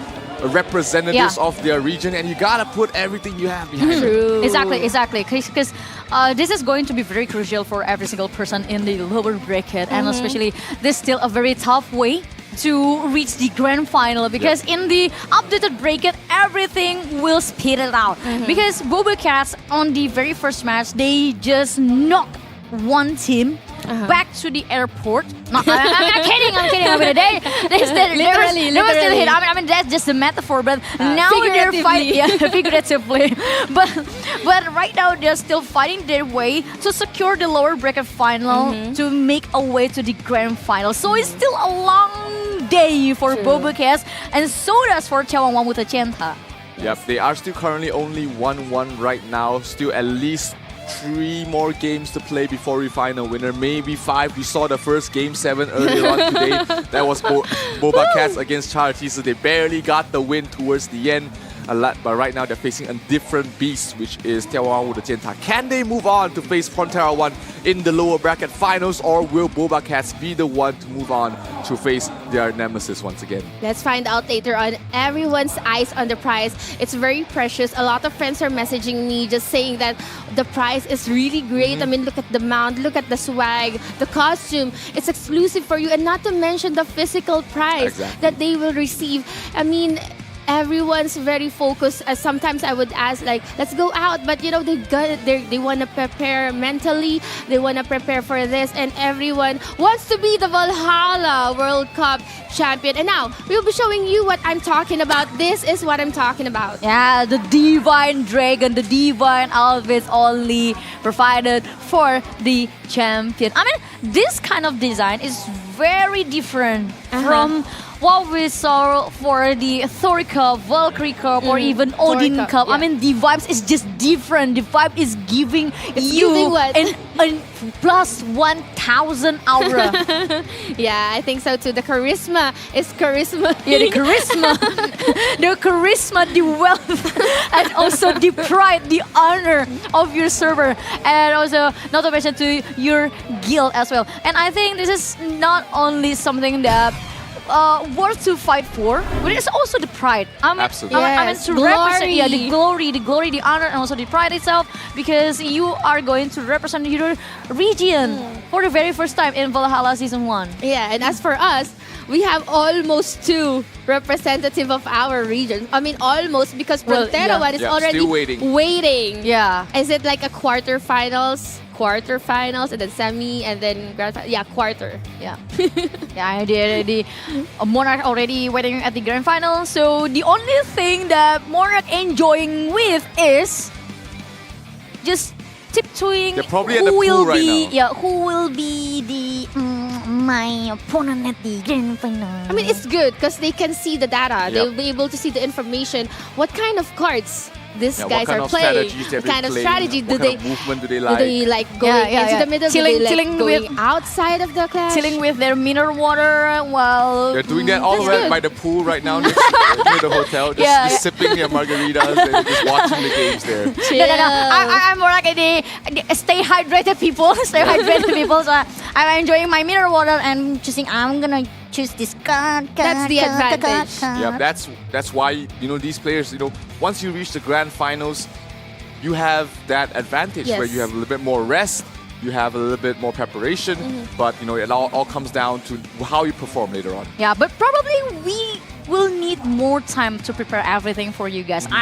We always would like to prepare the best thing, the best experience for you. So I think we're going to take a break once again. So be patient, keep being happy in the live chat, because I'll check you later. And don't go anywhere after the break.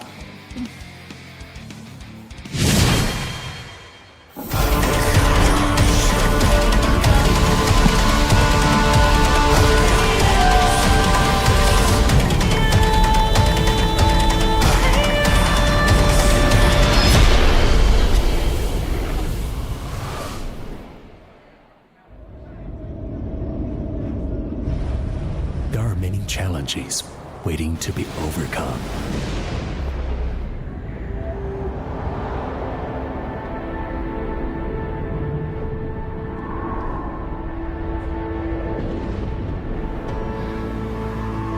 Mountains to be climbed.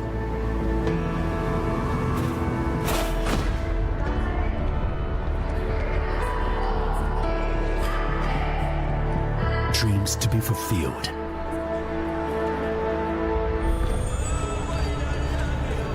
Worlds to be discovered.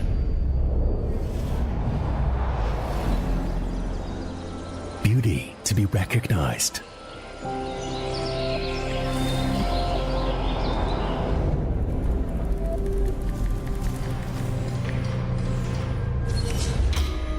Problems to be solved.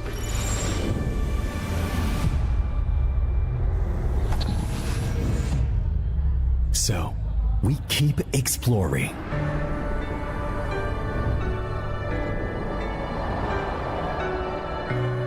And up. Watch your chassis.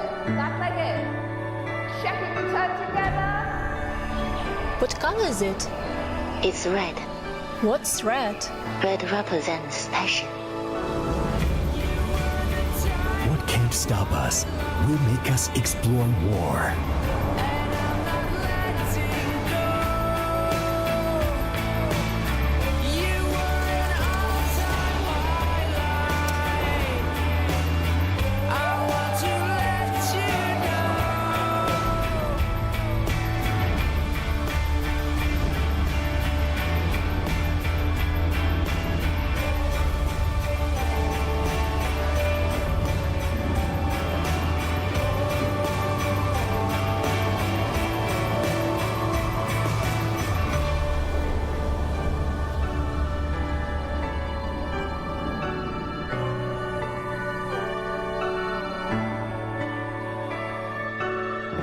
Explore more, a nap gallery.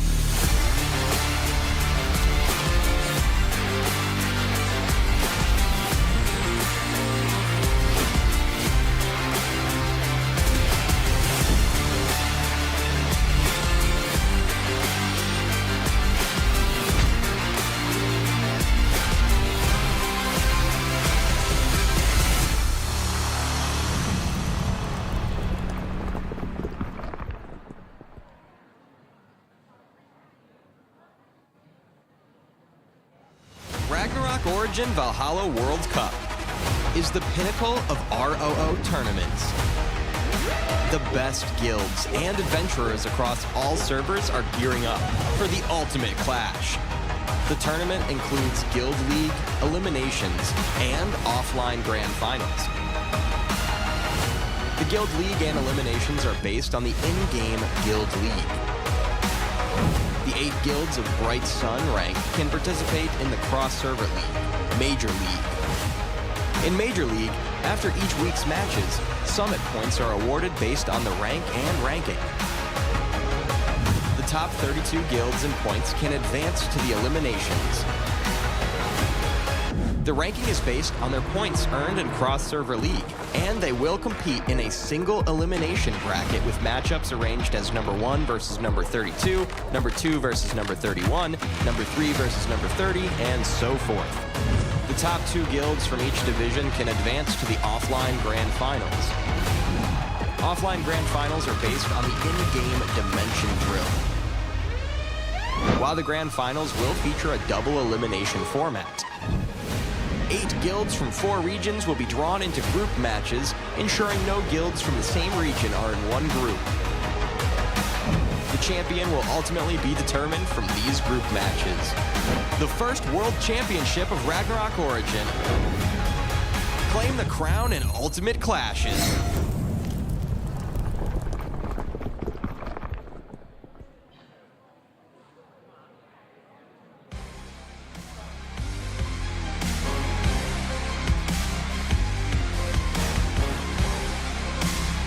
Guilds across all servers gather at the offline Valhalla World Cup Finals. Guilds engage in thrilling matches, the strongest from the servers prevail. The final 2 guilds have emerged, now they are gearing for their last battle. Let's take a look at their journey thus far. Taiwan, Hong Kong, Macau. Advancing guilds,仲夏沫花ぅand Char'er.GC. 4-2 advanced match,仲夏沫花ぅovertook their opponents with plenty of HP to spare. Char'er.GC made a comeback even though Hashi-Lochi had control of all the tablets. Char'er.GC commanders used a pincer attack to close off Hashi-Lochi space. The teamwork and extraordinary performance of the top guild members, Char'er.GC successfully defeat Hashi-Lochi. In the end, the one with the most HP is the winner. Advancing guilds, Frontera 1 and MONARCH. Frontera 1 versus Slud. Frontera 1's commander split up the force to successfully defend 2 tablets. Using strong teamwork and members, Frontera 1 took home the win. Home versus MONARCH, a memorable second match. Although MONARCH had the early advantage, Home did fall behind and made a close match.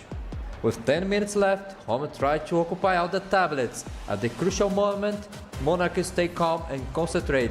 It's forced to break through the defense and occupy the tablets. MONARCH won the match with a slight advantage. Advancing guilds, Trinity and BobaCats. 4-2 advanced match, Trinity versus Eternity. We force mainly concentrate on the Moon and Star tablet to defend. Occasionally, an assault force would be sent to ambush the Sun tablet, forcing the opponent to return to defend. Eternity seemed a little weak facing Trinity's changed tactics, and in the end, Trinity won the game with a large HP advantage. Legion vs BobaCats, thrilling match. BobaCats use a fast attack and capture strategy, consistently avoid big battles. Whenever the opponent chooses to engage directly, BobaCats would retreat and shift to another point. With excellent command and seamless coordination among guild members, BobaCats advanced 2-0. Advancing guilds, Zhongsha and眺望万物的尖塔.眺望万物的尖塔 are a formidable force. Their team fights and tactics allow them to dominate opponents, dealing huge damage through kills and captures. In both the 8-4 and 4-2 matches, their damage output and kill numbers far exceeded their opponent, securing easy victories. In the 4-2 match, Zhongsha used their superior combat abilities to inflict half damage on their origin, seizing control of the tablet early on. In the sub-battlefield, Zhongsha easily defeated the monster, maintaining their lead. In the final moments, Dream Orange counterattacked and gained control of all tablets. However, the early disadvantage could be overcome, and Zhongsha ultimately emerged victorious. The Valhalla World Cup party is about to begin. Are you all ready? Gather around the strongest guild worldwide and join crowd and cheering for our grand finals.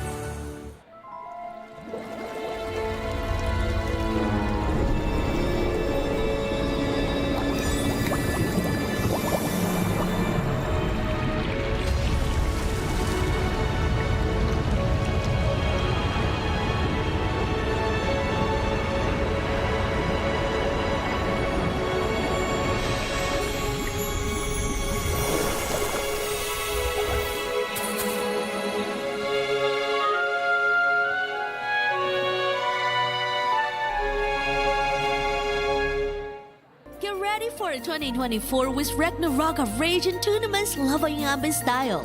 4 exciting events that'll keep your battles raging. Outing Cup, a spectacle of fervor, honor, and grandeur. 150 versus 150 Guild League gameplay, where teamwork and tactics collide in epic combat. The Champion Guild receives exclusive rewards, including the Champion Mount, the customized honor ring, and the prestigious event trophy. Valkyrie Cup focuses on fair competition, a competition with 5 versus 5 team clashes. Dish the power stakes, pick your favorite character, and let the games begin. Everyone's invited. And we're even taking the party offline to cities near you. Cash prizes are up for grabs. Thor Cup, 10 versus 10 showdowns. Each guild can be split into 2 teams of 5. Pick your map and let the ban and pick games begin. And now our first World Championship. Valhalla is the pinnacle of ROO tournaments. The best guilds worldwide are gearing up for ultimate clash. Offline events, crazy competition, and the quest for the mightiest guild on the planet. Who's gonna take the crown? Stay tuned! It's gonna be legendary!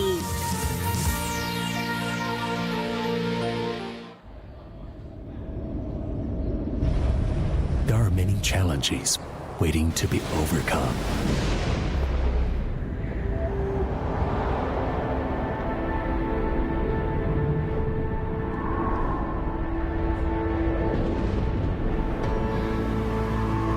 Mountains to be climbed.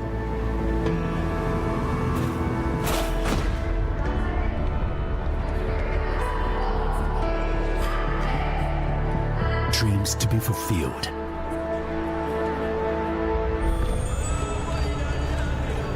Worlds to be discovered.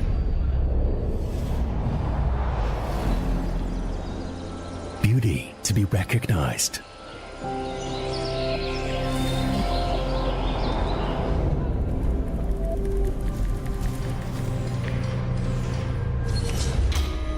Problems to be solved.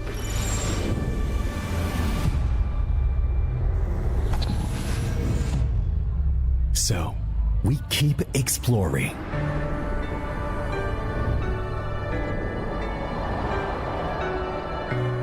And up. Watch the chassis. Back leg in. Checking the turn together. What color is it? It's red. What's red? Red represents passion. What can't stop us will make us explore more.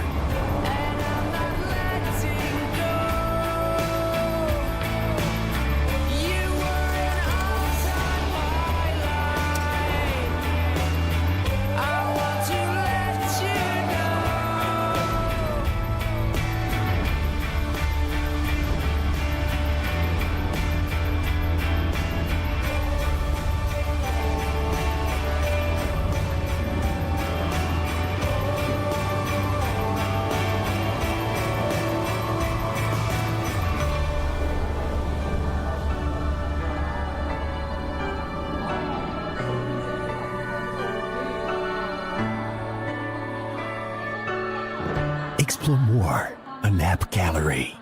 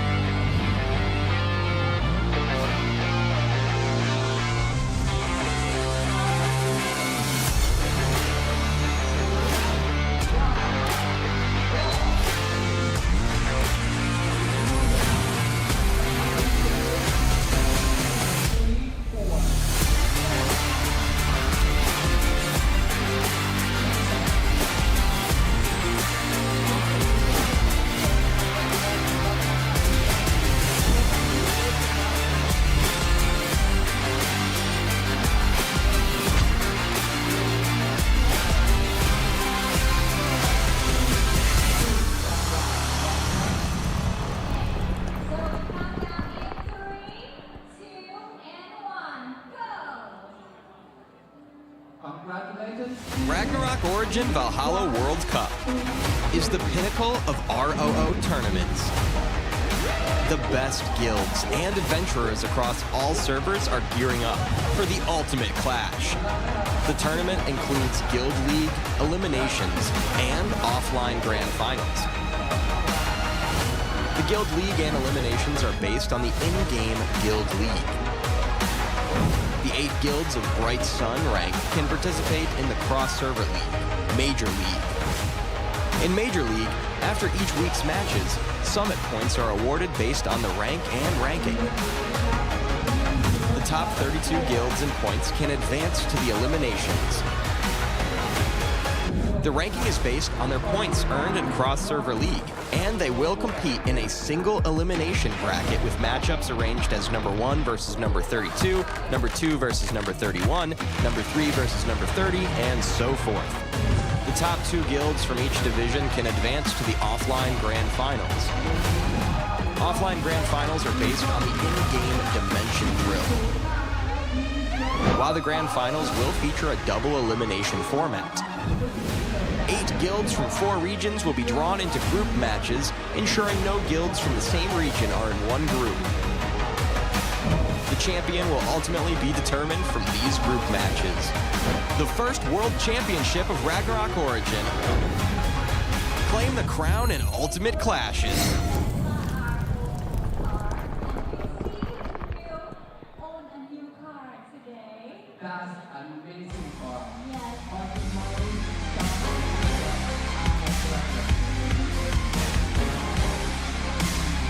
Guilds across all servers gather at the offline Valhalla World Cup Finals. Guilds engage in thrilling matches, the strongest from the servers prevail. The final 2 guilds have emerged, now they are gearing for their last battle. Let's take a look at their journey thus far. Taiwan, Hong Kong, Macau. Advancing guilds,仲夏沫花ぅand查尔济斯. 4-2 advanced match.仲夏沫花ぅovertook their opponents with plenty of HP to spare.查尔济斯made a comeback even though Hashi Lochi had control of all the tablets.查尔济斯commanders used a pincer attack to close off Hashi Lochi space. The teamwork and extraordinary performance of the top guild members,查尔济斯successfully defeat Hashi Lochi. In the end, the one with the most HP is the winner.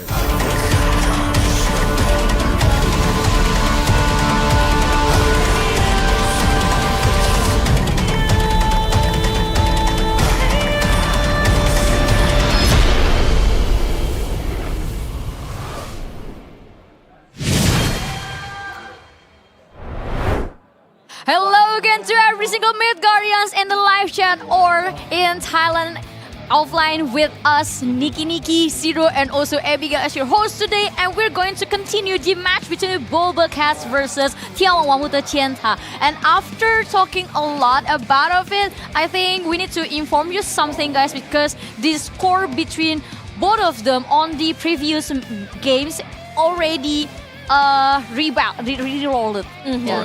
So we're going to do the rematch for the second games. I mean, if you guys ask why, I mean, the officials will give you the further information. So I think it's better them to explain to you guys whether they ask. Yeah, what's important here is that we're moving towards game number 2 of our series. And what also is important is that what could be the game 2 map.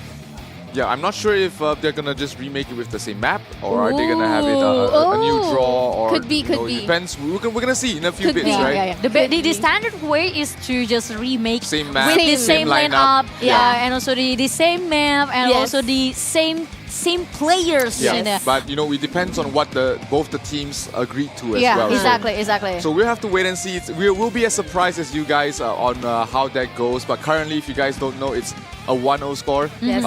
Where 眺望万物的尖塔 is currently in the lead. Yeah. But as far as BobaCat has shown, they've been able to put up a good fight as well. Of course. So I think it will give us sort of like a reconsidering again about what will happen on the next game, and especially we still don't know yet if they're going to use the standard one. I mean, like just rematch everything with the same lineup, the same game, and also the same players, and because they just re-roll it back, or maybe they would re-choose it. Yeah, we'll find out later on. Now let's talk about aside from the rematch and aside from the map as well, there's a plenty of maps to choose from actually, and plenty of strategies that they can actually choose from as well. We've known the teams, both of them have a different kind of lineup, different kind of strategy to use. And now as we draw near to our next game, now all of our questions will be answered. It's gonna be on the card contest once again. Skia, Cass, Ertos, Linsanity, and Jekko will be playing on the side of BobaCats, while Jianta will have Yao PP, Tuji, Love Yao P, Toto, and Yi, and Feng Huangru on their side. And let's see who's gonna read the card first. It's gonna be very equal as well. Here comes the Polar Knights as well as the Oblivions, trying to pull them out as long as possible. One round for Yao PP going what? Mano against Ertos. Ooh, my friend here is Spanish. Mano 1v1. We're currently watching Jekko, what he's usually doing, but Love PP is on the way, just blocking him. Now this is kind of a different strategy. Ski is still here contesting the card, holding on to Yao PP together with Love, while Insanity throwing in some damage there. And that's gonna be the first Wanderer. Yao PP almost gonna go down together with another Wanderer. Love is alive though. He's able to stay alive, stay on the card, but can he survive for longer? Cass is still very healthy, so is Skia. They are chilling in the card. Love is in trouble. There's no resurrection there for Toto and Yi. So Love has to stay alive. Skia in trouble. Skia dropping low. Skia is down. Skia is down. Linsant is critically low, but Skia will be revived. So Yao PP here critically low as well, but Love Yao's gonna go down. Earthos looking for more targets. Gonna go towards the Sorcerer. Earthos against the Sorcerer. The other hand, Skia here just dancing. And it's staggering. Love is down though. Toto and Yi is down. Both Wanderers are dead here for the side of Jianta. And the card is gonna push forward. No, Erthos is there. They're trying to stall it as long as possible. Love Yao P, last man standing, not gonna survive long enough. 1 point going towards the way of BobaCats. Yes, and Jekko here critically low was able to actually fend off Love Yao. Love Yao is gonna go back to his stack, but it's gonna go down. Earthos here taking in some damage, but look at Skia and this person coming from the... Skia dropping. Skia is he has to watch out there. Cass is not dead yet, so Skia's not feeling too bad. If he falls in, he will be resurrected. Love is still there, trying to hold on for dear life, making sure he doesn't fall. Where's the backup? Jeff is gonna go down. Oh, the Flame Arbiters. No DPS here. It's gonna be hard for Skia and Cass to actually defend themselves. But Epic Classes for the clutch play will be reviving his teammates. Yeah, huge because Skia is in trouble. Skia is going to fall here. Cass must make sure he doesn't die, because if he dies, that's both the Resurrectors are down. Insanity in some trouble. Cass is going to survive for long. Insanity is the one to fall. Cass and Skia still holding on for their life here. Love trying to pull them out, but they're not too successful so far. Still contesting the card here, very, very tanky. But look at their combination, Skia Cass combination. They're just supporting one another. Usually, the Wanderers would support the BTS, but now they're currently supporting one another, and it's working towards their advantage as they were able to actually move the card just 1 point here in our game. Yeah, 3 minutes left, plenty of time left to play for both sides, and we can see that they are still fighting it out here in the middle of the map. 1 point difference is not a lot. Tucci force one against Erthos, keeps getting kill after kill after kill. Yao PP, last one standing. Fu is the one that he needs to resurrect. He resurrects Tucci, he resurrects Toto and Yi, but is it gonna be enough there? He's trying to hold on for dear life. Oh, Terminal Wings? Is that... Oh, okay. Wanderer's dead. It's still, even though they were able to wipe Chawawang Chenta, they weren't able to actually push the cart. This might have killed Love, but it will be enough to actually add more points to actually move the cart. The cart's not moving. They actually need to be near the cart for now, but they also need to win. No Wanderer again, another wipe! Almost a wipe, Yao PP. Quite not that helped together with the other sorcerer, but they would actually be near the cart as they will be fending off by the other DPS coming from BobaCats. Yeah, the cart is rounding out the first corner. This is the hardest corner to round. The moment you cross this, things become a lot easier here. Jekko really just going towards the back like godlike streak there for Jacko. 7-2. 7-2 on his score. He is tearing them a new one. Now VP is gonna fall as well. Jacko absolutely godlike. He keeps getting kill after kill, and he's going for more here. Toto and he in some trouble. The last Wanderer level no, he's gonna go for the down. side of Chinha. Almost 25, 10%, and Toto about gonna go down, but still would be sustain. Nice gameplay coming from our Wonders, but still won't be enough. That is 16 points. You need to push the cards back. But how can you do so if Earth's Insanity and the rest of BobaCats is already here? Earth's might go down, Insanity Jacko too, is dying. but still Earthos. well sustained come from Skia and Cass. Yep, Skia and Cass still very healthy, still very much alive. Cass out of SP right now. He needs to drop the Abacuses as quickly as possible. Here comes the Mainland. Cass is in some trouble. Skia as well. They have to watch out. Jacko respawned from base, so he has to walk all the way back. Skia trying to survive the best he can. Still alive, still standing. Heart is pushing. They get a wipe. Skia and Cass, that connection together with Insanity, just fending off any DPS going near Skia and Cass. Perfectly executed by this trio. Yeah, Toto and E is here trying to hold the card. Hold on for dear life, they say. 50 seconds left remaining on Chienta's side, but it isn't gonna be enough. They need a good wipe. They need to push them back. Skia is just running away. Why? This is quite different. Oh, trying to support Earthos. What the heck from one point to another? Skia just ran towards Earthos. Skia in trouble. Skia is dying. Skia's dead. No Kaz! No Kaz! Jacko and Earthos is here. They're trying to camp.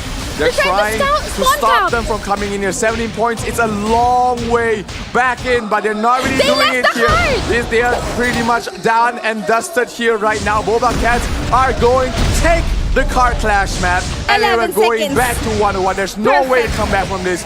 What a play there for BobaCats. Perfectly executed. They took away the fight outside of the card. They respond. No respect. Such disrespect coming from BobaCats. They will take game number 2 once again and again. 2-1-1. An absolute domination from BobaCats.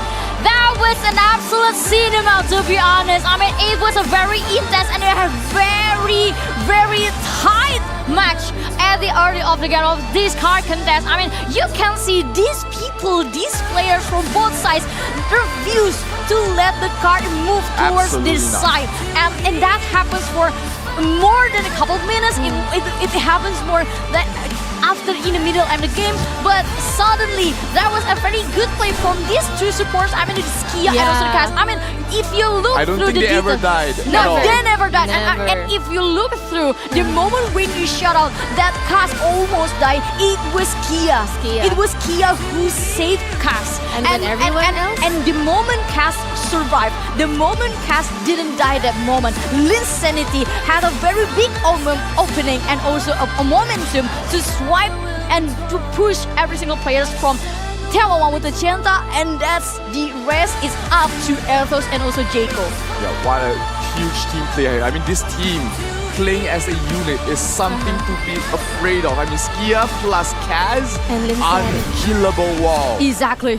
Wow. This is the biggest. I mean, the finally, pillar. Finally, our MVP will be Cass and Archbishop with 26 assists. What I can say for Skia is that during the time that it's just the last 50 seconds when the card was charging, Skia actually together with Earthos, they charged towards their spawn area, and that was just pure disrespect from this team. They actually left the card charging together with Insanity and Cass. You know, guys, they're stopping the backup. They don't want them to reach the card. You guys stay on your spawn area. You cannot go Don't get out. Yeah, just stay there. Yeah, and I think if we talk about these two support, these two toughest pillar from BobaCats, I mean, it kind of gives me a thought that Skia and Cass actually like 1% sharing, 2% sharing one mind. Yeah, 2% sharing one mind. I mean, the coordination between these two is way too good to watch. Nice. Yeah, both always backing each other up, backing everybody else up as well. Cass got a few clutch Abacuses in this tournament so far. Even in this game, he's been able to just mass res all his nearly his entire team. So fantastic game here coming from BobaCats. They repeat the performance that they did, and they are looking like they want to continue fighting Yeah, on. much better. I think they repeated the performance, and this one is much even better. Exactly. Because they were able to actually charge the cart and even push it towards the respawn area of眺望万物的尖塔.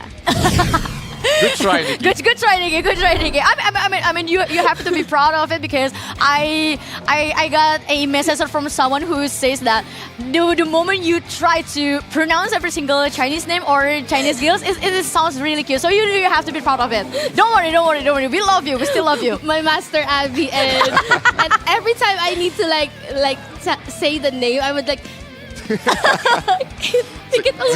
Zero, do it. Go do something. Zero, do And something. sometimes if he's ignoring me, I would like tap him like that. But it's okay. I mean, we can move on to the next movement that this眺望万物的尖塔 should do to make the lead back to them again. Yep, next map I believe would be their choice. Exactly. I think BobaCats had the map picked in the previous game, so here they get to decide what they want to play in. Do they want to burn all of Jekko's deployment counts, or do they want to play something that they're familiar with? Another card clash? Are we going to see shapeshift ops? We're going to wait and see as we head into game number 3 here. Exactly. The game number 3 between this BobaCats and also 眺望万物的尖塔. We were still considering it. We're still assuming which kind of map that they will choose, and especially on the side of 眺望万物的尖塔. But probably Blood and Gold could be the least favorite map in this kind of match. So either card contest again or maybe shapeshift ops. Well, they have 2 sorcerers. They have if they're gonna. No. They're changing. Okay. So if they have like 2 wonders, they should capitalize on having 2 wonders, and probably shapeshift ops. You mentioned that. We assumed it, and Abigail was actually to predict. It's very predictable actually, but now we have shapeshift ops with this kind of lineup, same lineup from the first team, simply because they have 2 batch of these Same, lineup. yeah. Yes. Mirror lineups here. Very mirror lineup. Mirror lineups with but the difference is just the one who be the pilot.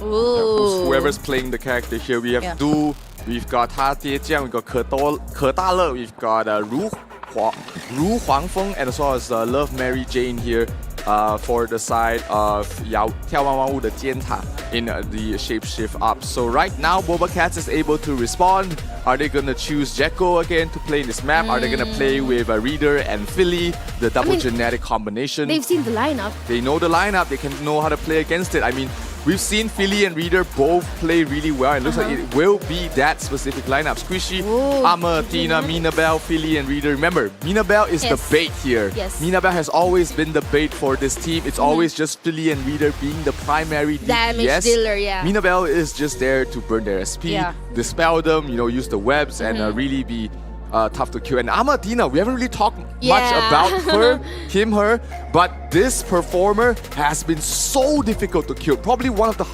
toughest performers we've been seeing. Next to Taskwalker, next to Ruthless, and you got Amadina as well.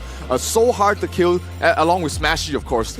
These 5 performers are someone you have to look out for because they are just so tanky, and you really have to watch out on how you combo your sigils as well as your soul force to bring him down. Yeah, and so let's see what will happen. And in this shapeshifts ops, as the 3rd game of the 2nd match between BobaCats versus 眺望万物的尖塔, will 眺望万物的尖塔 be able to score the 2nd point, or it will be the BobaCats lead? So let's check it out. Who you are support with, just drop it on the live chat. Yes, that is correct. Please give your positive comments at the live chat. Right now, we will be showing you guys the lineup per team. We're currently tied up 1-1 in our series. And now, let's begin our game number 3 for the series. It's going to be Shapeshift Ops. David, take it away. Yep, zooming in out. That's going to be how they start. Are they going to split up? Are they going to stick together? Looks like they are going on both directions. They are really splitting up here. A good Oblivion is going to catch them all out here.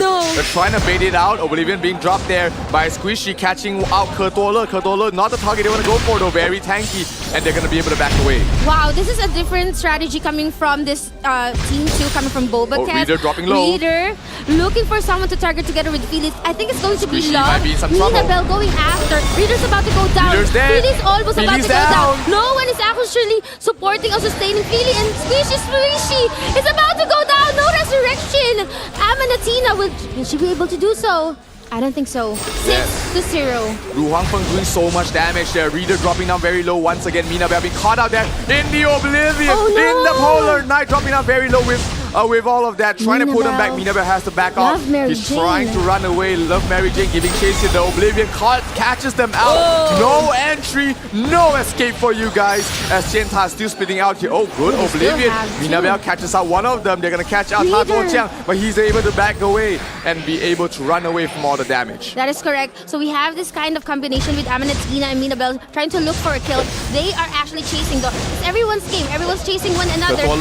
Reader here joining in the stack as well. Mina Bell doesn't have any mana. Mana fixed speed that your Reader doesn't have any much life as well. They're having a hard time killing anyone the Bewitch. from the Jawa one to Genta. Bewitch here though was able to actually escape that kind of scenario. So much damage being dealt there by Du, and they get a kill onto a Reader. 12. Absolute domination here from the side of Genta. They are picking them apart one by one. Very squishy here, 50% life. Will she be able to actually support Amanatina? Love Mary Jane critically. Super tanky rather though. On the other hand, looking for target at the outskirts of the area. Someone has transformed into a worm. That's Love Mary Jane. Would that be enough? Dark Illusion as well on towards Love, Lu Huangfeng, and they are going to try and survive the best they can. Really giving chase on towards Du, but they're not going to be able to lock him down and finish him in time. Kertola trying to be locked down there. Dark Illusion, not the best MVPs here. He gets a kill on towards the Sorcerer, and they're going here for more. Ha Tuo being chased down by two sorcerers as well. He must be careful. He's caught out between two. But a nice Polar Knight as well. Philly dropping low. Philly is down. He was even dead. They were actually ganging up against that person. Mina Bell in trouble. Mina Bell critically low here. Reader as well. The battle. I think it's going to be three caught up here. Reader is in trouble. He has to back out of this dangerous position, trying to escape, trying to fight back. The heals are coming in. He's being able to be sustained for now. But Du giving chase, the Mutant Dragon card. Philly is down. No more Philly, no more genetic here. Reader also needs some support. So Squishy's having a hard time supporting Philly and Reader all at the same time. Oh, look, Mary Jane, you just came out from a transformation. You have to use your spirit again, or else you'll be missing out the damage. I think he must not be noticing that. So his damage is going to be very reduced here if he doesn't resummon his elements. Yes, he has to do that. Probably later, Squishy transformed. Mina Bell and Amanatina going after Love. They're just running. Seen a lot of Oblivions here, but no one's being caught. No one's being stopped. Reader might be. Cannot even help any.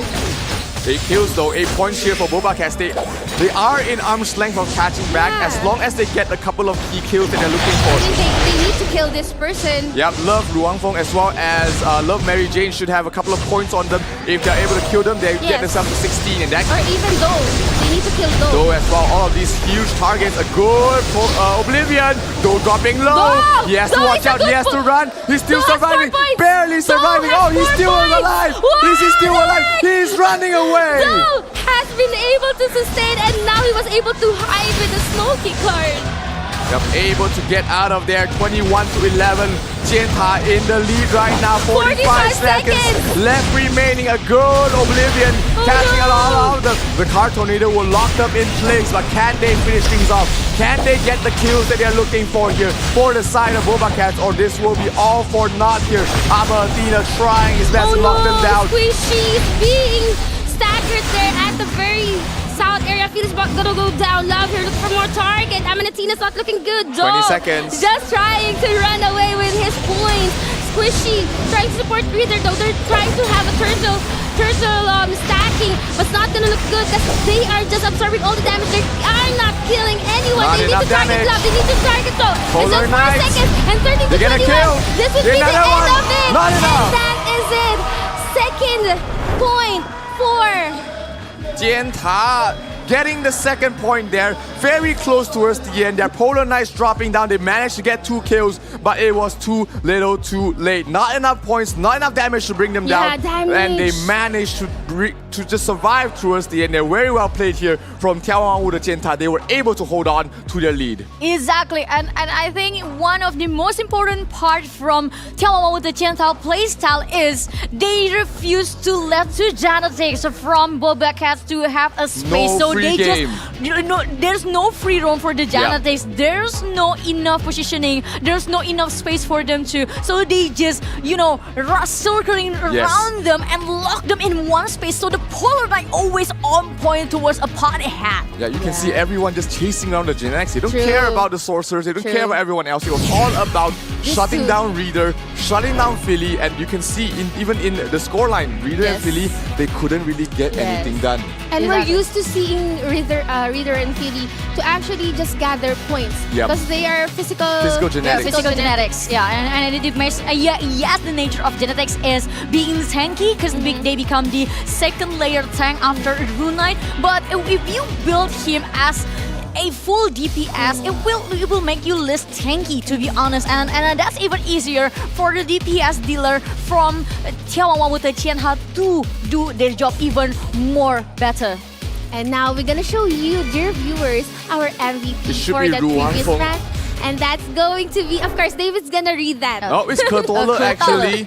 With Kertale from the side of 眺望万物的尖塔.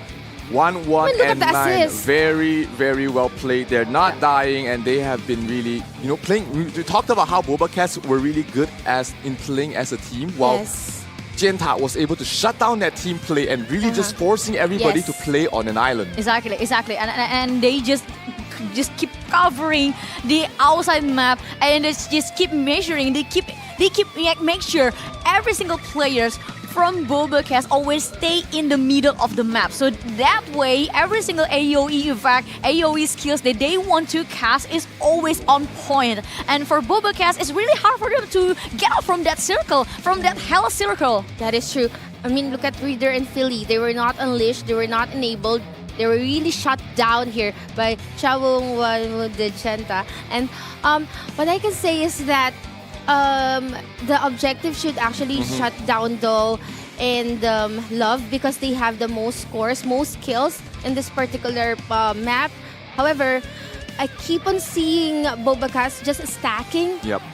Stacking every time and just catching all of the skills, all of the oblivions and the skills, right? I wonder why they are stacking like that. They are just forced to stay together because we were talking about how they were chasing Reader and Philly. So when you're being chased down, you want to run to your teammates, right, to protect yourself. That's why they fell into the plan of 眺望万物的尖塔. They were forcing them to stick together, and once they did, it was just mayhem. They closed the outside circle's entrance, and also they just want to prevent every single genetics will have a step at the outside the map. So they just want to make sure this two genetics is always on the spot. They could guard target. They were like shepherds, right? You see a sheep running on the end, you gotta chase that sheep to join the flock. And that's exactly what they did. Then they closed the pen on them, dropped down Rainfire with the Polar Knights, with the Oblivions, way too much AoE damage, and they just couldn't withstand all of that. And that chapter's ops, it felt like it was dictated by 眺望万物的尖塔 towards the BobaCats, and the BobaCats have no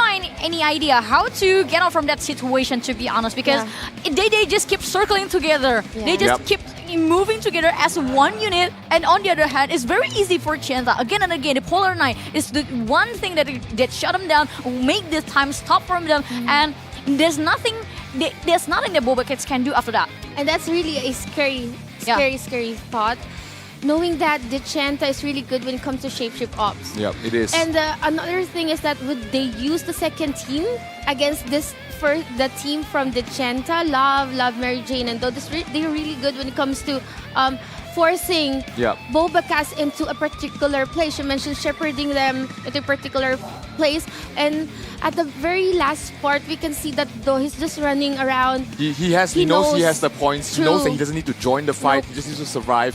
And that's really good comms with everybody. Hey guys, I have 4 points. I'm not gonna risk it. I'm gonna back off. You guys just survive. Bye guys. Enjoy your day, guys. And then the next map will be Team Deathmatch, as this is the 4th game for both of BobaCats and also眺望万物的尖塔. But in this map, Reader, Ahmad, Tina, Squishy, Minabel, and Philly will join once again. So they want to reserve the best lineup for the best moment. So they just want to try to secure the crucial moments with this lineup. But I think this going to a little bit pros and cons, because if you let your opponent knows what we're going to use on the next map, it will cause you to be prevented. I mean they from眺望万物的尖塔 just can prepare everything. That is a thought, actually, to ponder. Now, you mentioned that if they're gonna use this lineup, this would be the last deployment count, and that would also be the same for BobaCats. So I think they're looking for the reset for game number 7. I'm not quite sure, but I think they're gonna go for that. On the other hand, for the Chenta, they're looking for to actually have an advantage. They're looking for to make it 3-1. They want to force BobaCats to be in an uncomfortable position here. They are very confident here. 2G, love Yao P. Yao PP is able to take the win here, but Philly and Reader, this was the exact lineup that shut them down earlier on. So let's see if they are able to repeat that performance here from the side of Chenta. This is map number 4. If Chenta wins this, they are 1 game away from moving on to the lower bracket finals. But BobaCats, they are so difficult to bring down. Cats have 9 lives, and BobaCats are not giving up yet. Not giving up. They're not giving up yet. So this is it. The 4th game, the team deathmatch between BobaCats versus眺望万物的尖塔. Who will take the 4th game? Let's check it out! This is going to be really fast. This is Team Deathmatch. Welcome everyone to our game number 4. As we can see, that is quite a turtle strategy coming from BobaCats. It's not going to look good, as they have been forced once again. And look at how many Terminal Wings and Oblivions have been casted out here. And they are now about to go down. No, Toto's going to go down. No wonder. And I think other Sorcerer is about to go down as well, together with Love Yao P. And this is not going to look good to the Chenta. Philly is going to fall as well. Things are neck and neck. Reader is dead. Reader is down. They need to resurrect on him right now, or they'll lose the point. The resurrect does come out here from the side of BobaCats. So right now they are still full HP. Philly gets knocked out as well. Terminal Wings being dropped as well. Minabel not love for his look. Oblivion coming down. Minabel is dead. It's a 5. It's a 1. Philly in trouble. 4 heroes down for the side of BobaCats. Huge turnaround there from Chenta's side, as they are leading 13-10 right now. They were debated towards the Oblivion. Yao PP in trouble. Philly is really low on health. Needs some sustain coming from Squishy, but Squishy is also in a crunch there. Yao PP is gonna go down. We're currently at 10-12. Just 12 points, just 2 points. That's fine. 11. Minabel and Reader here, looking for one target. Someone's gonna die. It's gonna be the Sorcerer. They need to rest. No, they need to rest. No rest. No, 10-10. They were able to tie. 10-10 right now. 30 seconds left remaining. Every single kill will count. Love Yao P falls. Can they get a resurrect on him? Yes, they can. They keep him alive. Philly in some trouble. Philly has to get away out of dodge. He falls. Any resurrections coming out? Yes, they do get him up. Yao PP is down. 9-10. They are going to get a bit more there. 12 seconds left. BobaCats, they are in a good lead right now. If they can just survive, run, escape, survive. 10-8. Reader. 3, 2, 1, and that is it. That is again end of our game number 4 deathmatch. Just when we thought that this match is for眺望的尖塔, BobaCats was able to turn it around, like what Zero mentioned. Cats has 9 lives.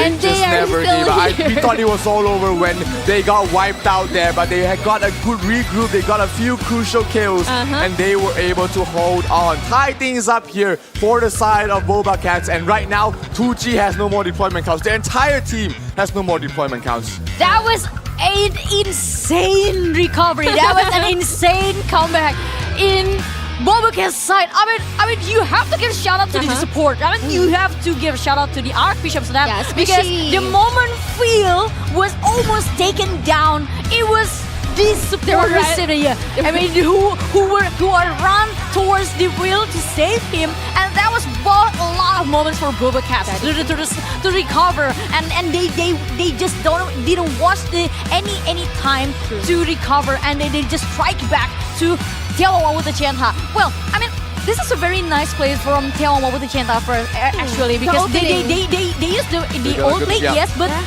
they also playing a little bit trick in here. I mean the Oblivion, yes, is something that they want to have BobaCats distracted with, but on the other hand, they prepared another trap, so it was like a layering trap that caused BobaCats wiped out. It was a very good one, but BobaCats squishy. This squishy play as a support, I mean, it's far than just amazing. It's more than just amazing. Absolutely.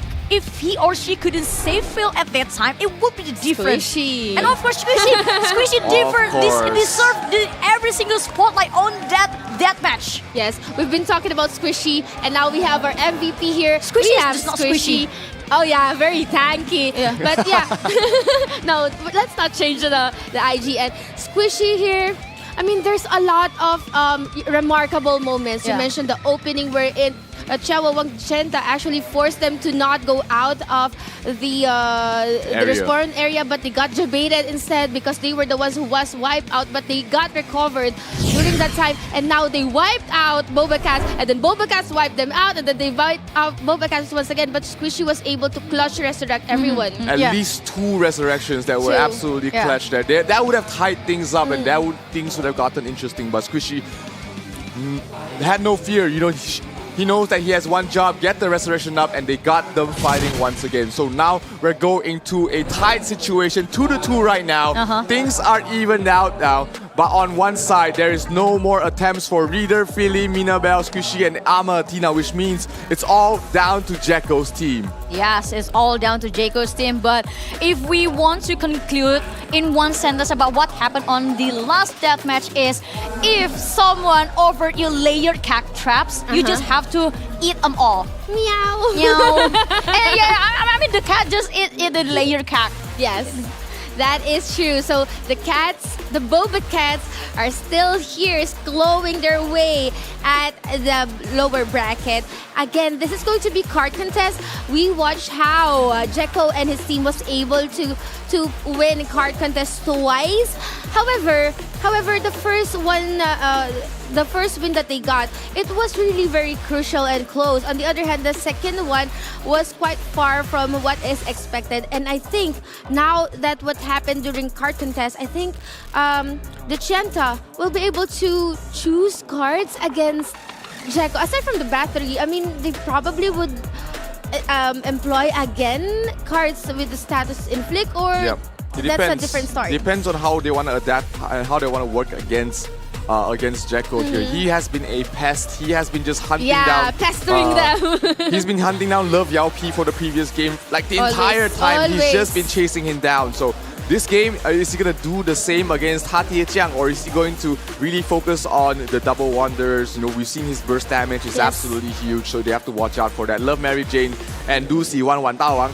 It is going to be a tough job for them. Do they want to stick to the card, make sure to bring down the Kaz as well as Kia, or are they going to really focus down on shutting down Jacko? There's just so many things you have to think about if you are the side of Chenta that it might mess up your coordination and game plan. Yes, and basically these two teams actually on the same level in terms of toughness. So it downs to who will open or make the first mistake. But first, let me say the gratitude to our lovely sponsors. Thank you so much for Joymaker, Gravity Game Hub, and also Huawei App Gallery, and also 1-1, and not to mention to AEOC, and also Razer Gold. And now the fifth game is started right now between the BobaCats versus 眺望万物的尖塔. They're going to play the card contest once again. Will 眺望万物的尖塔 finally succeed to secure at least one win from BobaCats in this card contest? Let's check it out. Yeah, it was pretty close the first time. The second time, BobaCats just ran away with it with its exact same lineup. Now, Chenta's side, they had time to review. They had time to learn.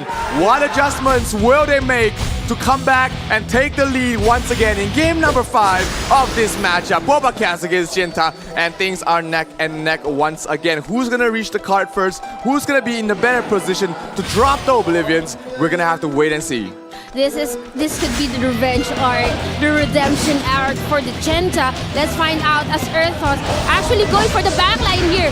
Skia once again going here to contest together with Love. And that is what I'm talking about. Jekko at the backline, throwing in some Oblivion, but it's gonna blow up onto his face. He doesn't have any squishy together with her, or Stas rather, to sustain his life. But also low on health together with Love, Mary Jane. Yeah, we see multiple Batori cards being used here on the side of Genta.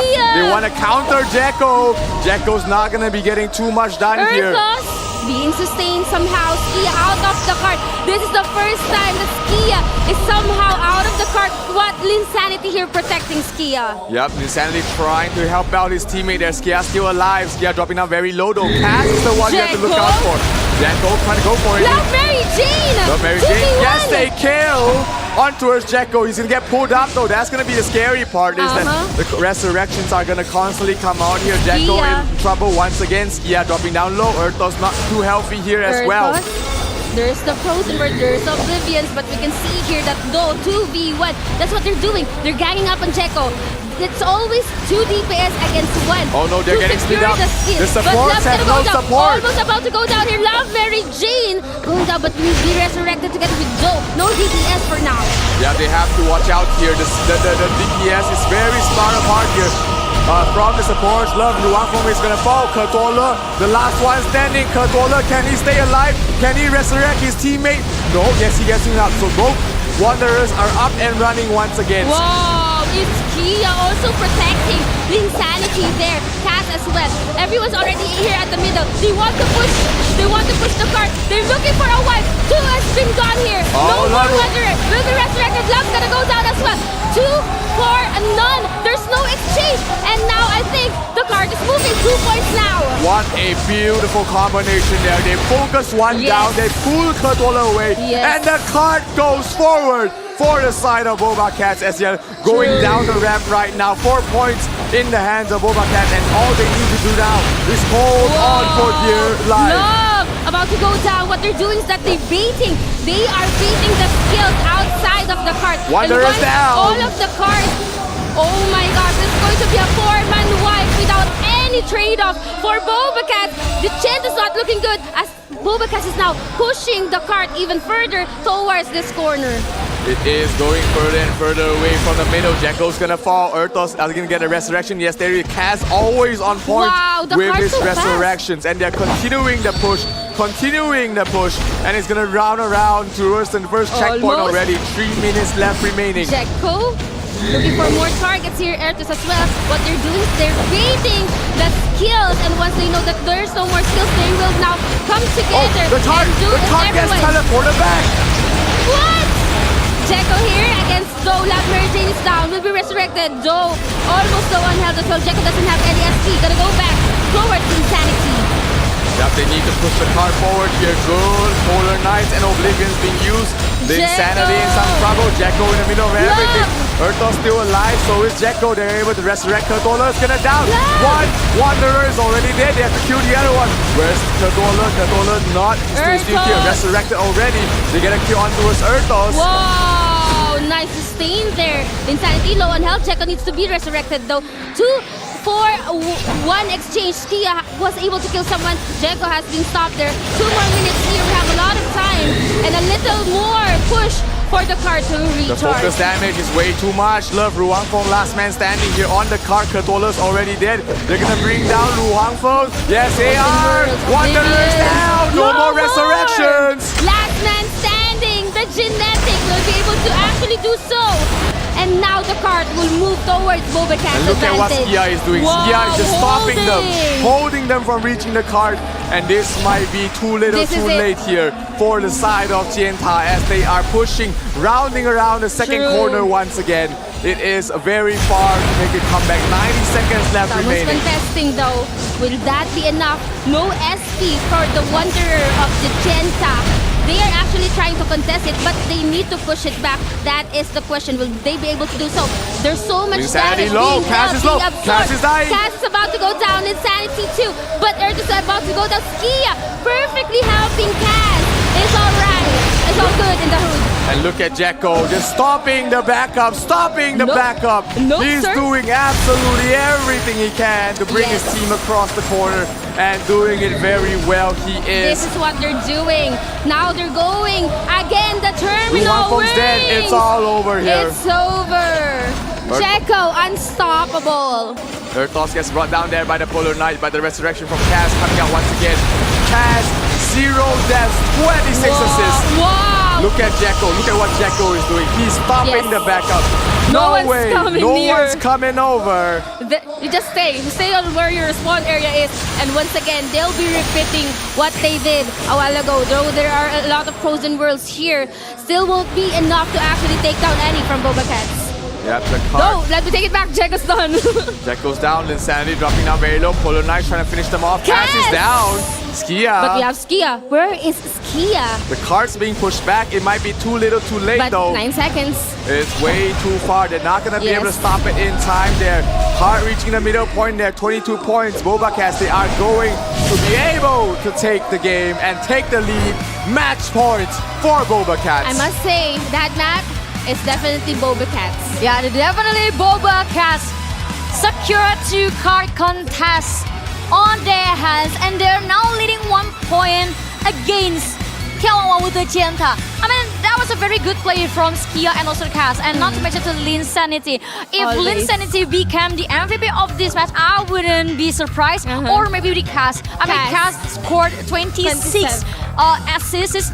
And on the other hand, Linsanity, I saw the moment when Cass and also Linsanity almost died during escorting the car. But I saw the less ego from Linsanity to save Cass before they lost her first, and that was the moment who actually can hold the card until the very right moment. Yes, you want to protect your support, of course.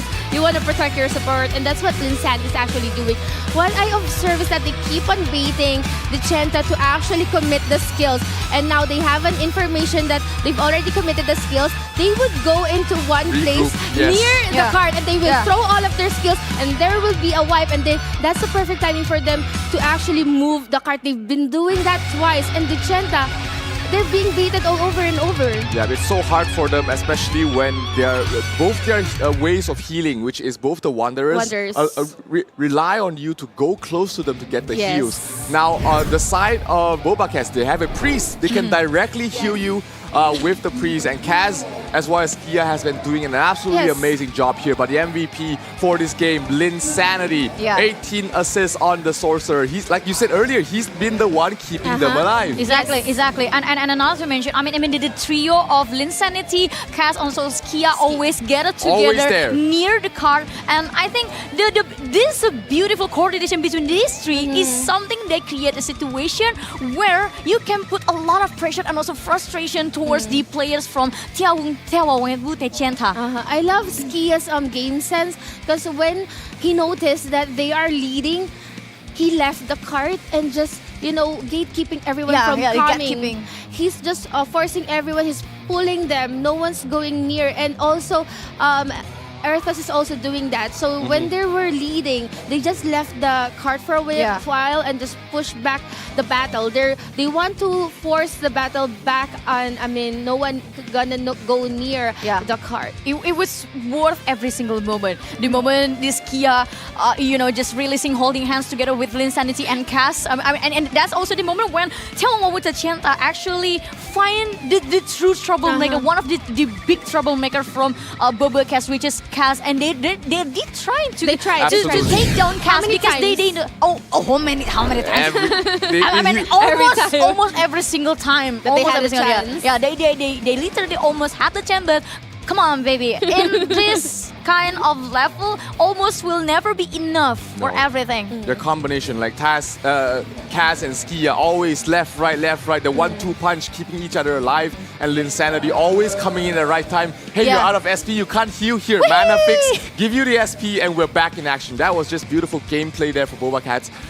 card contest, you want to avoid BobaCats on card contest. Yeah, maybe you can win at Shift Ops, or maybe you can win on a Blood and Gold. But for card contest, it feels like you're digging your own grave. Yeah, there's a few things that's confirmed there. You know, death, taxes, and avoiding BobaCats, and also Taskwalker in card contest. You don't want to play against them. No. Yeah. I will declare it once again. You choose the map if you don't have anything under your sleeve, especially a special tactic to counterattack them. It will be like you're digging on your grave. True. And now, we are now down to the line. This is match point. We're currently at 3-2. Our score is 3-2, and BobaCats is on the advantage. Now, for the Genta, if they want to prolong their stay here in the tournament, they have to win this game. And this is going to be Shapeshift Ops. Of course, David mentioned, if you want to win a game against BobaCats, you don't pick the card contest. And this is the perfect map for the Genta since they've won this map, right? Yeah, they did win this map. I'm against the other lineup for BobaCats though. So it's going to be difficult. This is their last deployment for both sides. If we go into a Game 7, everybody gets an attempt once again. If they lose out here, then the attempts don't really matter here. So one final stand for both teams. The last remnants of the Latin North America server representatives. BobaCats one game away from moving on to the lower bracket finals, but Genta not giving up yet. This is their final chance representing the Chinese mainland server. They are wanting to go towards the top 3 as well. Yes, and the Shapeshift Ops is the only way for眺望万物的尖塔 to prolong their way in this Ragnarok Origin Valhalla World Cup. If they lose, they need to back to the airport. Not yet. We have an after party. Just kidding. Anyway, we have, you mentioned, a different lineup who went up against the same lineup of the Genta for the Shapeshift Ops. So right now, they don't have any idea how Earthos, Kia, Kaz, Insanity, and Jekyll plays for Shapeshift Ops. But one thing's for sure, if you want to kill Skia and Kaz, you have to kill Insanity first. But how can you kill Insanity if he is well protected by Skia and Kaz? Well, so that's a dilemma. Well, to be honest, I've seen something that that probably works towards this kind of lineup. You need to listen to the space. So I think using the Polar Knight and also Oblivion will play a very important role in here. But first, one thing for sure that they need also to consider before deploying this Polar Knight and also Oblivion is when is the right time, because it is also something that BobaCats already thinking of. Yes, and whenever they know that has been casted, it's gonna cool down a lot. And now that's a perfect time for BobaCats to actually regroup and do their thing once again and over again. And again, I also wanna mention that what happened a while ago, comparing the resurrection, Kaz's resurrection cooldown is quite fast than compared to the Wanderers. Yeah, and of course having the Apocalipsis, having a mass resurrection where you can drop on wheel, that's always going to be important here. One final game potentially for BobaCats to move on to the lower bracket finals. Here we can hear the shouts of support for the side of Genta. They are not giving up yet. Yes, and let's find out who will win this match. The Genta, they need to actually step up. They need to find a way. They need to find an opening. And will that be? Looking for the kills. No, Love Mary Jane. That's not gonna look good for you, Love, as well.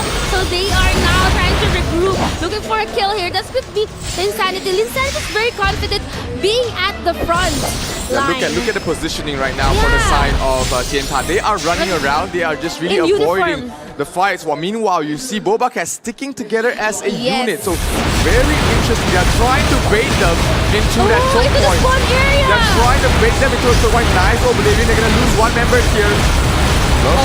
Trying to back him up. Wow, nice sustain. Jekko still free. Oh, the bait! The bait! There you go! Jekko in trouble! Yes, trying to get out. No, almost. Last fall. Jekko's still alive. 2 points right now for the side of BobaCats. No, this is not gonna look good for the Genta because they are forced in a position wherein it's very close confined. Although you can spawn there, I mean, it takes a lot of seconds to spawn and you have to rebuff. So that's very not counterintuitive. Yep, Earthos turns into a Garm. Love Mary Jane is outside, so is Ruangfeng.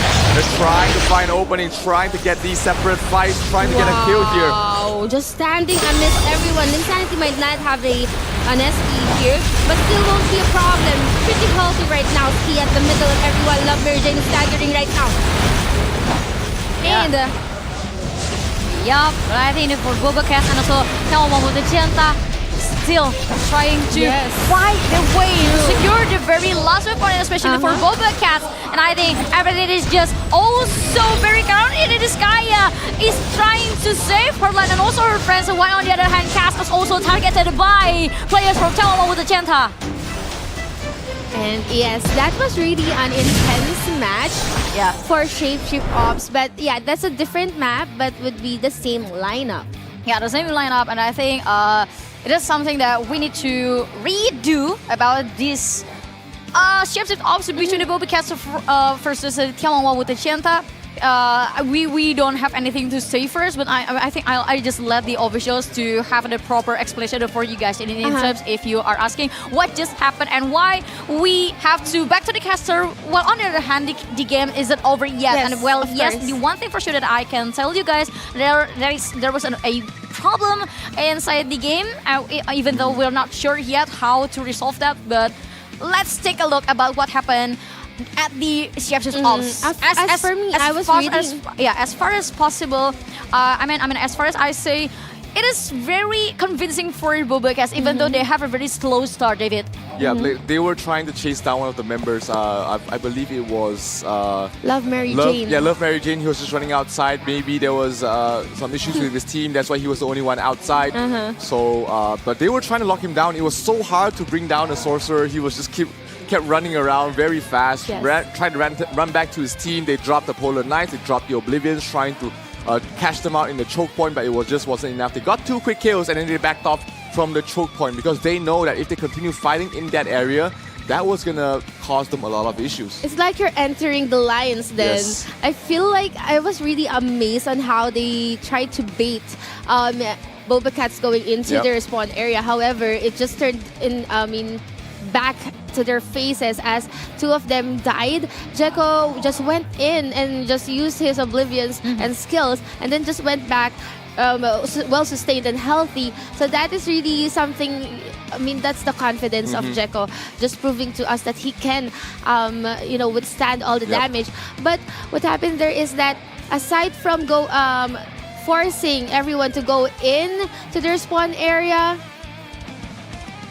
I think the reason could be also you cannot fight there. You cannot fight in your respawn area. The place is way too tight. Like it's just way too hard to maneuver around, especially with all the statue skills, all the even if sigils you being died dropped and down spawned there, seconds would count. Very bad idea.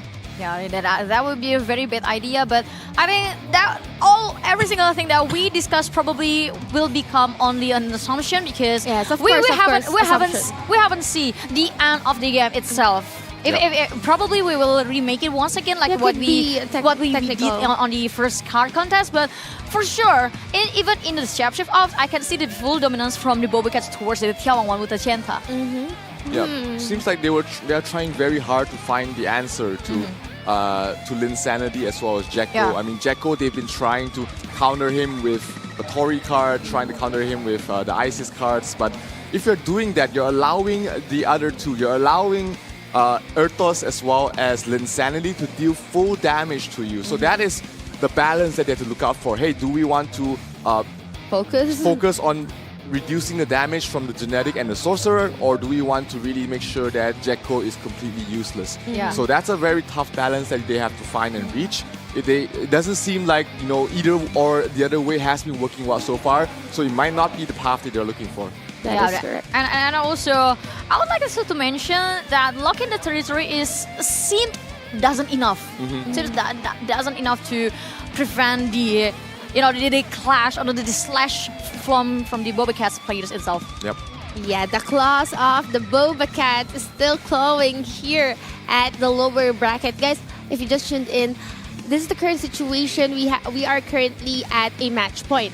This is very crucial for the Chenta because they need to win the map. Exactly. To force us to a game number 7. And everyone wants that because everything refreshes, especially the deployment count. It is a very crucial pinnacle for both teams right Yes. now. That's why we want to make sure that the matches are as fair as possible, because you know that, hey, any small issues might cause the history to be changed forever. So they want to make sure that there's nothing left to chance. Everybody's playing at their full strength, and we get a good match underway. Exactly, because this is something that competition is supposed to be a Fair fair match. one, a fair Yes. match for every single person and every single participant. But let's not raising any negative statements or negative vibes in the, even in the live chat, because the only thing that we also encourage to every single person in this Ragnarok Original Valhalla World Cup is the friendship. Because in here we are not only fighting each other to find out who will be the champion on this very first season of Valhalla World Cup itself, but we offer friendship towards every single region, every single community region from United. across the country. I mean across the world. I mean, yeah, united as one. And I mean, it's proven, because when you see the players outside, they're actually interacting. So yeah, they are very friendly here. The competition is very friendly, and you can see there's a lot of spectators here, by the way, at the offline arena. If you're here, please do come by. The action is really amazing. Matches are amazing as well. So we're currently gonna go back to game number 6. This is really crucial. This is the decider if BobaCats would be advancing or if Decenta would be having their own comeback. Yeah, we're gonna have to wait and see what's gonna be the situation here. Looks like it's gonna be a remake of that map. 3-2 is currently still the score here, as BobaCats still in the lead right now. Everybody looks that they are A-OK. Ertos being separated from the rest of his squad, but Linsanity there to back him up. Kurtolo in some trouble. Jekko doesn't have any SP. I really like the backup coming from Linsanity.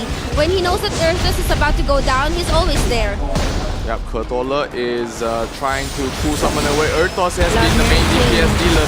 Jekko going for Love Mary Jane. He's using the Bathory card, so he knows that this is not the target you're looking for. Yeah.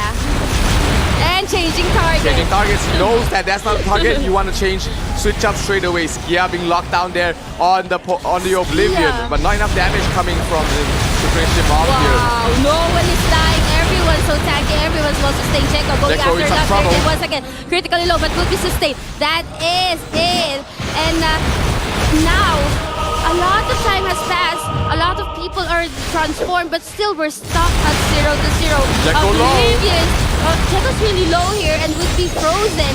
He's frozen, right? Yeah, he was frozen there by the Oblivion there. Love Luampo trying to do his best to keep everybody alive at the moment. They're trying to group up. Here comes the Polar Knight. They're dropping them down. Linsanity low. Jekko low as well. Is that going to be the first kill? No. Osiris card has proc there for Jekko. He stays alive. Skia trying to keep him alive for as long as possible. Ertos in trouble. He has to watch out. Oh, Jekko is dead. Ertos is far from Skia and Skaz. Will they be able to be resurrected? No, that's going to be the first score here as Jekko will go down. They get to regroup for now. They are sticking together. Linsanity is frozen on towards the back line. Nice Love pull from Love. tanking everybody very well. Kurtola as well, Katala as well as Duo is doing a very good job supporting each other. Cass being locked out here. Jekko out of SP. Can they get another kill here from the side of Jianta? There's a guard. Ha Tiejiang is turning into a guard, so one less support there. They're pushing the Chenta down to the spawn area. Will this be a good idea? Jekko going after it once again. Love Mary Jane and Love sustaining. Skia sustaining, but Jekko's gonna go back for a bit there. They are having a hard time, but they were able to get the 3 points. They got the 3 points there in the Love lead. Mary Jane. Love Lu Hangfeng in some trouble. They need to get a return. No, Cass gets the 2 kill. points. 5 points right now being taken here from BobaCats. They are in the lead, and all they need to do is separate and run. That is correct, and the very reason why Jekko's been pursuing Love Mary Jane is that because Love Mary Jane has 1 kill. Yeah, Love Lu Hangfeng trying to survive. Jekko, he's tanking the best as he can. Has to back away there. Jekko still alive, but being chased out there. Almost. He's in trouble. The Bewitched. Cass is there. Nothing to fear. Cass is here. Jekko able to run away from that terrible situation. Ta Tuojiang is trying to gets some kills on his own, being chased down here as well. 5-2 right now. Jinta still not giving up. They can get a comeback if they get a kill onto his Jekko. They get the kill on the Jekko. Just as I say, he brings them down. Tying up the game with 5-5. Doe about to go down, but will be sustained. They need to kill Doe if they want to get more points. Or Kaz, they need to get Kaz. Doe here running for his dear life will be able to successfully escape in that scenario. Yep, they are sticking together. 1 minute left remaining. Here comes the storm of blood from Linsanity, trying to do some AoE damage. Linsanity. Good Polar Knight, good Oblivion, trying to bring them down. Kaz and Skia. So difficult to bring down the combo. Ursus as well joining in the battle together with Linsanity only here at the middle, tanking every damage that the Chen is actually doing. Doe critically low. They need to kill Doe if they want. Oh, Love Mary Jane is gonna go down. That's 2 points once again for BobaCats. They need to follow this up. They need to continue with the running and surviving. 2-point differential on ball ends. Urtos gets frozen here. He has to watch out. But Jekko is just hiding. Jekko knows. Urtos gets caught out there. He must be careful there. Transformation from Kurtala. 5 points. Do they get a kill here? Linsanity dropping down very low. Skia as well. Linsanity. Is he gonna fall here? Gets healed up. Urtos. Oh, Linsanity falls. 7-7. Rutino Skia is about to go down. Kaz is Linsanity dies again. But it's gonna be 7-12. That is the opening that the Chen is actually looking for. Jinta able to come back at the dying moments of the game. 12-7. They just need to survive right now. No more deaths. Everybody's skedaddled. They survive. And ladies and gentlemen, we are going to a game number 7. 7 rather. Game number 7, Jinta do not give up. They were behind by 2 points. They stuck around, they stuck together, comboed their combination, and they got what they needed. Ladies and gentlemen, we are going to the final deciding game between BobaCats and Jinta. Yes, and this is the second 7th game for every single viewers in offline and both online. I mean, that was crazy. I mean, that was a crazy clutch from眺望万物的尖塔 to secure the very crucial kills in the very right moment, in the very crucial time too. I mean, the lead on the game was on BobaCats' side for almost the whole game. But for 眺望万物的尖塔, they just keep doing the same thing. They just try to spread away every single people from BobaCats because that was the only moment they can secure a kill, and it's actually worth the price. I mean, it's actually worth their time for them to triumph from the early of the game until the late game. That is correct. You mentioned that BobaCats has been leading from early to mid, and that is true. But what happened there is that when Jekko decided to just hide and run rather, that's when things turn sour or south because there's no Jekko, there's no one dealing or destroying the back lines, and they capitalize on the fact that there's no Jekko. Jekko's just hiding. Yeah, it's absolutely crazy. Her love, Ru Hangfeng, is the MVP for that shapeshift ops. 0, 1, and 5. He was just so tanky. He was always in a good place. He's always been locking down players, being able to help them out as well. Locking down Skia, locking down Kaz. Really just separating the two supports from the rest of the team. And that's the very basic play. When you see your opponent is clumping up, I mean that was a very good strategy too from BobaCats' side because they were trying to moving together as a team and then just lock one player and when we hit them hard and then they just scored points. But on the other hand, how to counter that is just to throw them away, to break down the formation, and that was what眺望万物的尖塔 did. Yes, and Doe got 4 kills during that moment. I mean, during the early game, until the middle, Doe only has like 1 kill together with Love Mary Jane. And Jekko was focusing on Love Mary Jane simply because he wants some score, right? But he totally forgot that Doe is also a strong sorcerer. Yep. way too much damage from there towards the end, especially when you pair it up with the Flame Arbiter. Yes. You're able to nuke down anyone who is just frozen. If you can't heal, you can't be able to Yes. survive. So great game there for Genta, really not giving up, forcing us to a game number 7, and it is down to the final lineup. Are they going to put in Jekko once again to close things out in the final team deathmatch? Meanwhile, on the other side, 2G will be able to play once again. So they are down to this situation where you have to bring out all the stops. This is where all your aces come out. Yes, it's very scary, honestly. And in this ships off, it reminds me how hard it is to stay run away from every single people inside the map for 30 seconds. Yeah, so you have to be aggressive. Yep, Even if, absolutely. I mean, it's a double-edged sword. If you're aggressive, there could be a moment wherein you'll be shut down and the points will go to the other team. And then the other thing is that if you don't do that, you're not dealing so much tunneling. damage, Yeah. and now you're letting the other team deal so much damage to your team, and that's what happened during that game. I think it has to be balanced aggression. You have to take risks when you need to, but you need to know when to back away and back off to your team. That is how you're able to get yourself out of stalemate situations. You have to go for big plays. And that's what winners are made of. Winners are made of people who are not afraid to make the plays when they are needed. They need to step up, they do that, and that is what champions are made of. Yes, exactly. And everything down to the last deathmatch. Last map. And we will consider a lot of expectations maybe, or maybe assumptions who will deploy it on the very last deathmatch. Well, probably Jekko could play, but on the other hand, Jekko is someone who always become a figure that the other team will look for. So I think if BobaCats really want to deploy Jekko in this last deathmatch, they need to work on something like the more than just element of surprise, but a bomb.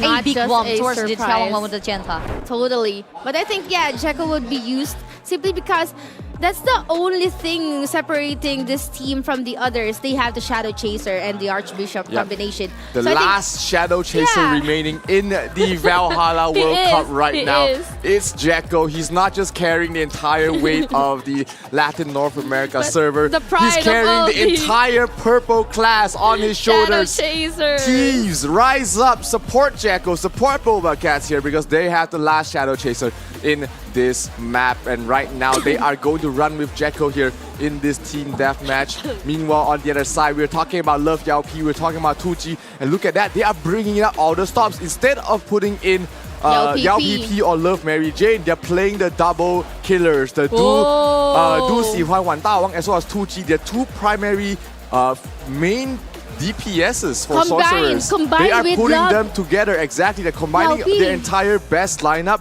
and putting it all in. This is different approach because This is usually absolutely there's different. a team 1 and team 2, Yeah. and the synchronicity and the chemistry of team 1 and team 2 is very solid. That's why they do not like mix and Yeah. match. But this time around, they mix and match Do and this person together with Love Yao P and Love and this person as well. So this is completely insane. It only goes to show that this is their best of the best. They want to win. They want to secure a spot against Frontera 1. Yeah, they're taking the risk. Like I said earlier, you know that you can't play standard. You have to take some risk, and they are taking this risk. Two different major level. DPS sorcerers coming out here. That's Do, Wow. that's 2G. Will that be enough? Can they bring down Jekko? Can they shut down Jekko in this matchup? We'll have to wait and see. Ladies and gentlemen, this is the penultimate match. BobaCats going up against Make some Genta. noise. Final round to decide who will move on to the lower bracket finals. It all comes down to the final 2 minutes of this deathmatch. Let's begin looking out for a target. Love Yao PP and the rest looking for someone to actually kill. Everyone's still just running around. No one wants to get caught with the Oblivion. Jekko is gonna get Love Yao P caught out here, but he's able to escape just in time. Nope. Skia trying to lock him down. Not enough. Meanwhile, backline 2G going for the three players. The tree that has always just been sticking together, but no kills as of yet on both sides. And no one got caught with the Oblivion as good well. Oblivion and Polola. Jekko in No, trouble. let me take it back, Jekko!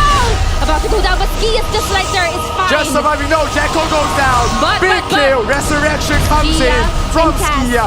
Tucci is gonna fall here for the side of Yawaru Jita. Can they resurrect him? Yes, they can. No, they cannot. 15-14. That is the problem in Love Yao is gonna go down. Love is also low health here. Insanity in some trouble. Oh, Feng Huangru trying to survive. Jacko being caught out there. Ertos is gonna fall. Is there a resurrection coming in? Yes. Linsanity is gonna finish on him before he falls. 15 to 13 right now. Ertos still alive. Linsanity out of SP. They have to watch out. They're running out of time here. They need to get a wipe here. Love Yao P dropping down very low. Here comes the Polar Knives being dropped. Miss. Ertos in trouble. Ertos is gonna fall. Cass is dying. Cass is Skia there as well. 30 seconds. They need to Cass survive. is dead. Cass. Oh, that is the outside. Jacko is down. Cass is gonna fall as well. Skia still surviving. 13 to 12. Almost. 20 seconds left remaining. Linsanity. Oh my gosh. Complete insanity. Linsanity out of it. Linsanity goes down. Ertos Jacko goes down as well. 13-12. Cass Ertos is gonna fall. 12. 7 seconds. No. Who got it? We're gonna depend on the kills. We have to depend on the kills. I was seeing a lot of kills actually coming from the Chenta. It's just that Cass and Skia was able to continuously the resurrections were huge, but ultimately the scores were tied up. They couldn't get the clutch dresses. I mean, Cass and Skia have been doing fantastic keeping everything alive. They were focused fire, and if you're a support, no one defending you, it's just the end. Way too hard there here for the side of BobaCats, but Jiantai, towards the end, they rallied. Remember, they were behind. They were 15 and 12, but they managed to claw their ways back, kill Jacko, kill Ertos, kill Linsanity, and then kill Cass as well. It was a very hard climb for the眺望万物的尖塔 to be able to execute the last team deathmatch, because we always talk about how tough these two pillars from BobaCats. Yes. I mean, no one has been able to defeat these two until the 眺望万物的尖塔prove us that you actually just need a big patience to crawl to their spot and just drag them down to the ground. They knew it. They knew all they needed was one good combination, one good moment, one good teamwork play, and they did it. They managed to bring them down one by one. No resurrections coming in. And they managed to claw their ways back. I have goosebumps, really. Me too. Mad what respect. a series. Mad respect for the Chenta. You mentioned their patience. They're just grinning and holding on to that very the moment. MVP? And it now is we Tucci, have I the knew MVP. It. Yeah, Very good focus fire from him, making the calls, making the damage as well. 56 million damage here coming from Tucci. Yeah. And what a close match. This went down all the way to the wire, 4-3 in terms of the score. And it has just been way too hard. This road is way too hard, and they have yet another important opponent to face up against in the next match as well. Opponent to face behind us. Behind us. We have Frontera behind us here. Yeah. Frontera one is waiting behind us while watching what just happened on the last game between BobaCats versus 眺望万物的尖塔. I mean, it was a very good formation too from BobaCats, Linsanity, Skia, and Cass as well. I mean, they just did what they usually do, sticking it together, and also Ertos and Jacko will do what they have to. I mean, slash the opponents and create a situation that it also create a space for these three players, these three strong trios. But on the other hand, 眺望万物的尖塔, I mean, I really love their persistence, to be honest. I mean, it was a very persistent movement, and especially from Tucci. Tucci always running across the map, just give some damage to every single people that he saw, and not to mention to the other player is Dosi Wan Tawang. I mean, this though also did a very good job. I mean, he is the one who always coming back and forth into the middle and also the outside the map, and also give the backups for Tucci to have a better space to lay some damage, more damage dealt towards the BobaCats player. But sadly, even though the trio of Linsanity, Cass, and also Skia is very strong, it always down to the persistence as well. I mean, if They 5 have people been, yes. have hit you so hard for that long time, that will be a moment you're gonna break down. And that was the only moment that眺望万物的尖塔 need the most. Yes, they looked for the opening, they waited for that. Perfect timing, perfect execution and layering of skills, perfect shot calls. Everything was just so perfect. That's why I had my goosebumps here. On the other hand, I said mad respect for the Genta. I just felt sad for BobaCats. I was watching them on the stage because it was really a huge upset because they were actually leading it. They were leading almost towards the end, but that's you why know, I feel sad. Until the fat lady has sung, you can't really put your guard down. You can't really give up. You can't really just say, hey, we've won. All we need to do is chill out. But, you know, perfect execution does come into play. That's what we were talking about. Stepping up. That's why they played the double high DPS sorcerers. Yes. They knew that they needed more damage to try and close out in these core situations. They took the risk. They made the change, and it worked out for them. So congratulations to Genta for moving on to the top 3. BobaCats, so close. I mean, they were really fighting out towards the end. But unfortunately, top 4 is the first that they're going to go. Exactly, and I think that was the true essence of a tournament. If the countdown, if the game is not over, it doesn't mean you already lose. Yep. It doesn't mean you're not lose yet. You have to fight all the way to the end. And, you know, props to both these teams. Props to all our competitors, in fact.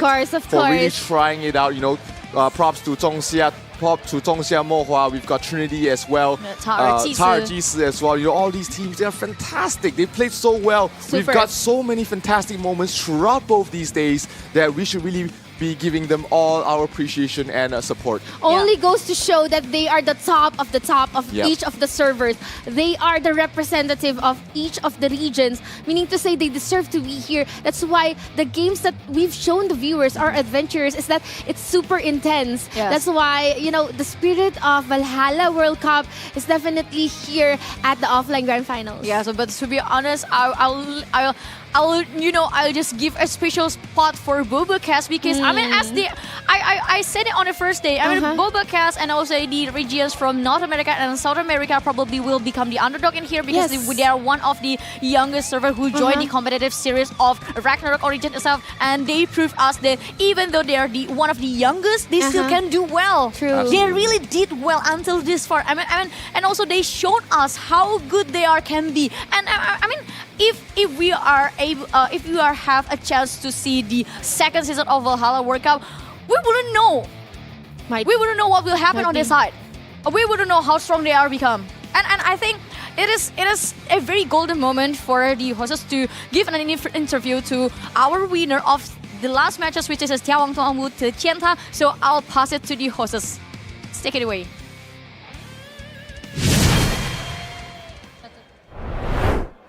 ยินดีด้วยนะครับกับทีมของเที่ยวว่างวาวุฒเจนถาขอเสียงปรบมือให้ด้วยครับสุดยอดมาก It was very hot and spicy until the last second. Yeah, it was a roller coaster game that kept everyone here cheering. Yes, it kept everyone in. It was so fun. โอ้โหสนุกมากนะครับผัดกันแพ้ผัดกันชนะตอนนี้ก็ได้ผู้ที่ผ่านเข้ารอบต่อไปแล้วนะครับแต่ว่าตอนนี้คุณอิงกี้ครับมาถึงช่วงเวลาสำคัญนะครับที่เราจะได้ร่วมกันขอบคุณสำหรับผู้ที่ร่วมสนับสนุนทางครอบครัวของ Ragnarok Origin มาโดยตลอดนะครับรวมไปถึงนะครับทางทีมของเหล่าอินฟลูเอนเซอร์ครับที่เปรียบเหมือนสะพานสำคัญนะครับในการเชื่อมต่อระหว่างนักแข่งและก็แฟนๆจากทั่วทุกมุมโลกเลยครับ So it's the time that we would like to recognize and celebrate the individuals that have uphold Ragnarok Origin as much as we do. These influencers have helped Ragnarok Origin to connect with the players and with all the fans all around the world. That's why we would like to express our heartfelt gratitude by presenting the Impact Leaders Award to all of them. และต่อจากนี้ไปนะครับเพื่อเป็นการขอบคุณครับเราจะมีการมอบรางวัล The Impact Leaders Award ให้กับเหล่าอินฟลูเอนเซอร์เหล่านั้นครับ So we would like to take this time to thank you to everyone.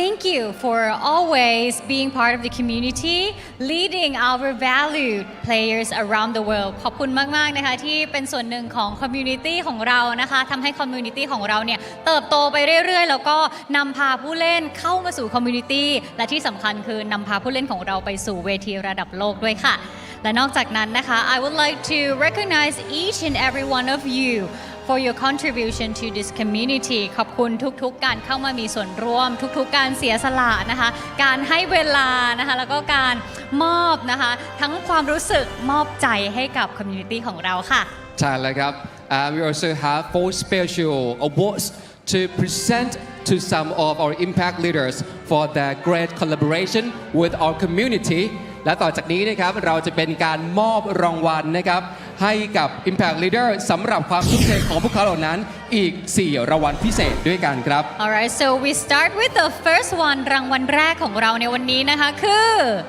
รางวัล The Smile Magnet นั่นเองค่ะใช่ยิ้มสวยเนี่ยเหรอยิ้มสวยจริงๆต้องบอกว่าเป็นคนที่นำพารอยยิ้มแล้วก็เสียงหัวเราะเข้ามาสู่ community ของเรานะคะ This award is given to the person who bringing us the happiness the joy the big smile to our community และสำหรับผู้ที่ได้รับรางวัลนะครับ Congratulations to พิมพิมินทราเจอจชีคือเสี่ยวชือand หมีเริงเจียงขอเสียงปรบมือให้ด้วยนะครับ Please give a big hand ทำให้เราทุกคนนะครับที่เข้ารับการชมแต่ละแมตช์เนี่ยได้มีรอยยิ้มเกิดขึ้นครับใช่แล้วไม่ว่าจะในรูปแบบใดก็ตามนะคะทำให้เรามีความสุขแล้วก็เหมือนเป็นการกระจายเขาเรียกเป็น Happy Virus เนาะให้กับทุกๆคนใน community ของเรานะคะดูหน้าสิครับไม่ยิ้มยังไงไหวแบบนี้เนาะใช่ไหม ไปกันต่อเลยครับกับอีก1 รางวัลครับค่ะ so next we have the Shining Creator รางวัล The Shining Creator นะคะเป็นรางวัลของคนที่เป็นเหมือนกับแสงสว่างเนาะมีออร่าในตัวเองแล้วก็นำทาง community ของเราต่อไปนะคะ This award is given to the person who being the light and beacon of our community Alright the impact leaders who shine the brightest light are และผู้ที่ได้รับรางวัลนะครับยินดีด้วยกับเบเจอร์โปรแกรมเมอร์สกายกินเนสและจิ๋วต้านขอเสียงปรบมือให้ด้วยครับ Please give a big hand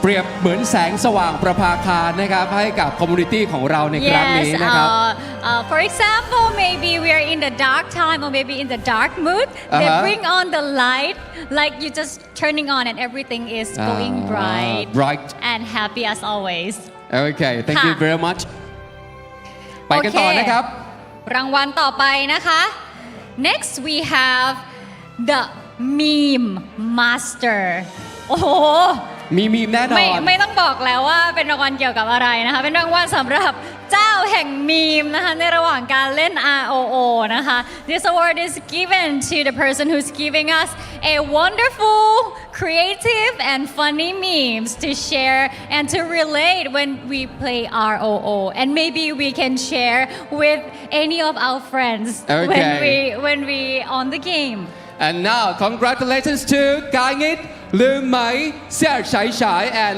เลล่าหยวนเตี้ยนหลานขอเสียงปรบมือให้ด้วยครับ Please give a big hand for giving us mesmerizing memes throughout the competition ดูแค่รูปแล้วก็ถือว่าเป็นมีมจริงๆนะเป็นมีมนะคะต่อไปครับทำอะไรก็เป็นมีมไปหมดนะคะ so next and the last award we have Fan Magnet Awardรางวัลนี้นะคะแน่นอนเป็นแมกเนตดึงดูดแฟนๆเข้ามามอบให้กับคนที่มีแฟนเยอะนะคะโอเค This award is given to the person who have gathered many fans to this community และยินดีด้วยนะครับกับผู้ที่ได้รับรางวัลในครั้งนี้ครับเมียวอลค์แอสโซปราฟิตัส and SJA ขอเสียงปรบมือให้ด้วยครับ Please give a big handsนี่คือ4 รางวัลพิเศษที่เรามอบให้นะครับเดี๋ยวเราไปกันต่อเลยนะครับยังมี Impact Leader นะครับสำหรับมอบให้กับ Influencer อีก5 รางวัลด้วยกันนะครับผมเมื่อสักครู่นี้ก็ไปแล้วหลายคนเช่นกันนะคะถัดมาเนี่ยเราจะมี5 Influencers นะคะที่ สร้างความประทับใจอย่างตราตรึงมากๆให้กับ Community ROO ของเรานะคะมาลุ้นกันว่าใครจะได้รางวัลนี้ไปนะคะ Aside from the impact leaders a special awardee that we treasure we also have 5 outstanding influencers that made a huge mark in our community. Let's get started with the first one. Congratulations to ยินดีด้วยกับไวเซี่ยวนะครับ KOL ครับจากทางฮ่องกงมาเก๊า and Taiwan region. Please give a big hand to ไวเซี่ยวแล้วก็เดี๋ยวมาฟังกันนะครับว่าเขามีข้อความอะไรจะมอบให้นะครับ Let's hear it from them.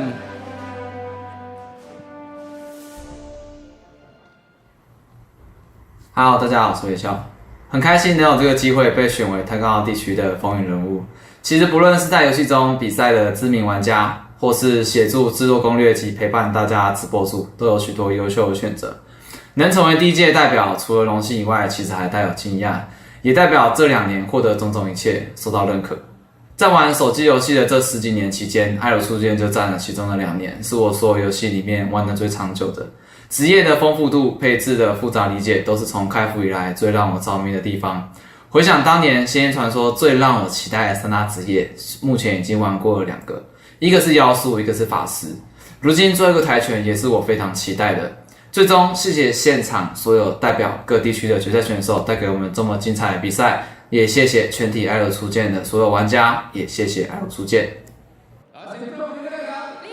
Big hand and thank you your inspiring message from 微笑 So moving on to the next one to receive the honorable award ต่อไปนะครับสำหรับรางวัลนี้นะครับซึ่งจะเป็น KOL ครับยินดีต้อนรับนะครับสำหรับผู้ที่ได้รับรางวัลนี้ครับ Please give a warm welcome to Barcelos from North and South America ขอเสียงปรบมือให้ด้วยนะครับเดี๋ยวมาฟังกันว่าเขามีเมสเซจอะไรจะมอบให้นะครับ Let's hear it from him.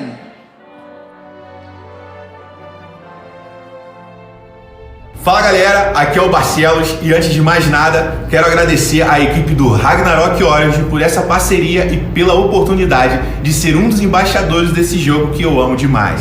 São mais de 20 anos de história, mais de 20 anos de amor e carinho que a gente tem por esse jogo. Então é uma honra fazer parte desse time incrível. Quero mandar um salve especial para todos vocês players que tornam o Ragnarok Origin ainda mais especial, tá? Porque cada aventura em Midgard juntos, cada batalha épica, né, faz a gente se apaixonar ainda mais por esse universo mágico, né? E é incrível, cada vez algo novo, algo que a gente tem que explorar. Então bora continuar explorando, upando e fazendo história juntos. Nos vemos no jogo ou em Valhalla. Wow, thank you so much for joining our community. And thank you for your message as well. That's Barcelos, our second. And then next, we also have here with us today. Yeah. So congratulations to SJA from China. ขอเสียงปรบมือต้อนรับด้วยนะครับวันนี้นะครับเดี๋ยวเราจะมาฟังว่าเขารู้สึกอย่างไรนะครับที่ในฐานะของ KOL ที่ได้ร่วมการผลักดันสนับสนุนนะครับ Ragnarok Origin ในครั้งนี้นะครับ Do you have anything to say to your fans and everyone here? Yes, please. 大家好，我是 SJ， 然后也非常荣幸吧获得今天这个奖项，然后希望能提供更多的优质的攻略和视频直播给各位玩家，然后可能刚打完比赛有点激动吧，然后非常感谢官方给我们这个舞台来展示自己，也希望我们能打出更多精彩的比赛给大家吧，感谢感谢。Hi everybody, and thank you guys for having us to join this esports. And we would like to provide more and more excellent videos and also strategy to the players. And let's jog on and rock on. Yeah, thank you very much, and please remain on the stage. And thank you so much, good Mike, for your translation. และลำดับต่อไปนะครับเรามีอีกหนึ่งท่านครับที่นอกเหนือจากทั้งเป็นทั้งแคสเตอร์แล้ว ใช่แล้ว ยังควงตำแหน่ง KOL มาด้วยนะครับ So next we have our very own Thai caster. So please welcome จุนโก from Southeast Asia ยินดีด้วยจากจุนโกะนะคะจากภูมิภาคเอเชียตะวันออกเฉียงใต้แคสเตอร์คนไทยของเรานั่นเองนะคะ คุณหน้าคุณตาคุณเสียงกันด้วยนะคุณนิงกี้โอเคนะคะมีข้อความอะไรอยากจะฝากถึงทุกคนที่อยู่ในที่แห่งนี้ไหมคะครับผมจุงโกะนะครับสวัสดีทุกคนด้วยนะฮะซึ่งโอ้ก็ก่อนอื่นต้องขอบคุณนะครับทาง Ragnarok Origin นะครับที่สร้างความสุขให้ทั้งผมแล้วก็เพื่อนๆในฮอนี้มาตลอดนะฮะแล้วก็สร้างช่วงเวลาคุ้มให้ผมตลอดเวลาเลยนะฮะคือบอกเลยว่าดีใจมากๆครับที่ได้รับรางวัลนี้นะฮะแล้วก็ขอบคุณทุกคนอีกครั้งนะครับที่คอยติดตามไกด์หรือว่าไลฟ์สตรีมต่างๆของผมมาตลอดนะครับผมก็ยังไงจะพยายามอัปเดตคอนเทนต์ให้เรื่อยๆครับขอบคุณครับ Let's make some noise to Jingle โอ้ชอบคำว่าคุ้มอ่ะไปกันต่อนะครับยังมีอีกหนึ่งท่านที่จะขึ้นมารับรางวัลในครั้งนี้กับ Best KL Award นะครับ So we've come to the last KL to receive the honorable Best KL Award. Please welcome Dylan Maximus. Please give a big hand. คุณดิลันแม็กซิมุสนะคะเป็นแชมป์โอดินคัพจากปีที่แล้วด้วยนะคะ มาดูกันว่ามีข้อความอะไรที่จะฝากถึงทุกคนบ้างคะเรียนเชิญครับ Any message to say to the audience? First of all, I just want to thank you to everyone that's attending Valhalla because it's in Thailand. Sawadee krap. Sawadee krap. Sawadee krap. And this Ragnarok is my game since I was a child. Even I don't understand everything at that time, but I know when I'm adult, this is my main game. And thank you for Ragnarok Origin to making my childhood feel alive again because without you, without any community, without my viewer, all of the family that I've gained in this Ragnarok Origin, I cannot be here. Thank you so much. ขอบคุณครับ Please give a big hand. Thank you so much. ขอบคุณมากนะคะพูดภาษาไทยด้วย Your KOL great contribution to our community นะครับค่ะก็ KOL ก็ถือว่ามีส่วนร่วมในการทำให้คอมมูนิตี้ของเราเนี่ยเติบโตต่อไปนะคะแล้วก็ดึงดูดแฟนๆเข้ามานะคะแล้วที่แน่ๆเลยคือแฟนKOL ของเราเนี่ยรักเกมนี้มากค่ะ They all love and rooting for Ragnarok Origin and will keep going เราจะมีการมอบเหรียญเกียรติยศให้กับผู้ที่เป็น KOL Best Award ในครั้งนี้ด้วยใช่ไหมครับใช่แล้วนะคะ In this occasion I would like to invite on stage Mr. Steven Shu CEO of Joy Maker Please give a big hand Please welcome to present the token of appreciation as a cute medal Yeah I've seen that that's lovely Very lovely ขอเสียงปรบมือให้ด้วยครับน้องเหรียญนะครับเป็นน้องเหนียนเบอร์รี่นี่แหละค่ะสวยงามมากๆนะคะโอ้โหกัดให้ดูด้วยของแท้ The real deal นะคะโอเค Take a group photo together Give us big smiles Okay big smile 3 2 1 Smile มีวิดีโอไหมครับมีวิดีโอไหมคะ Any video here Okay smile For the last shot please smiling Okay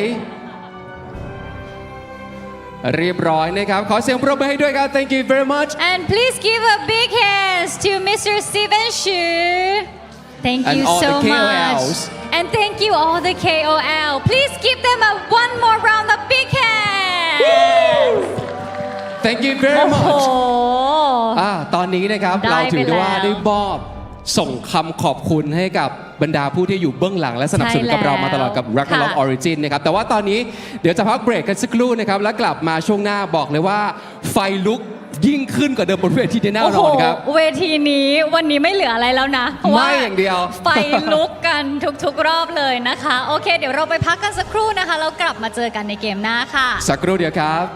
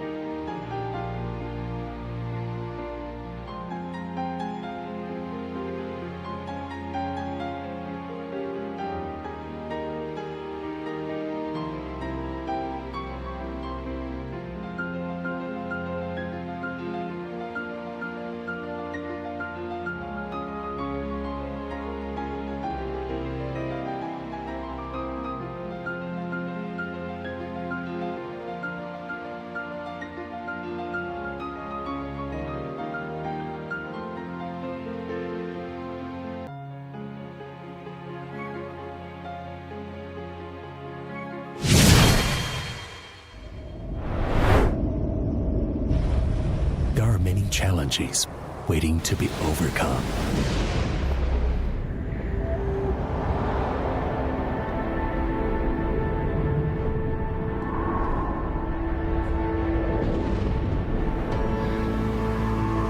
Mountains to be climbed.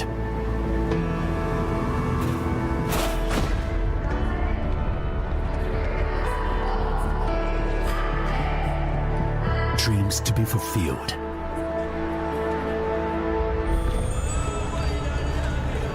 Worlds to be discovered. Beauty to be recognized.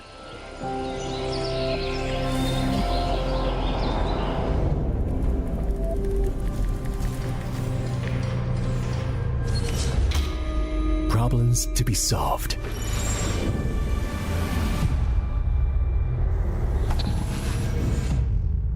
So, we keep exploring.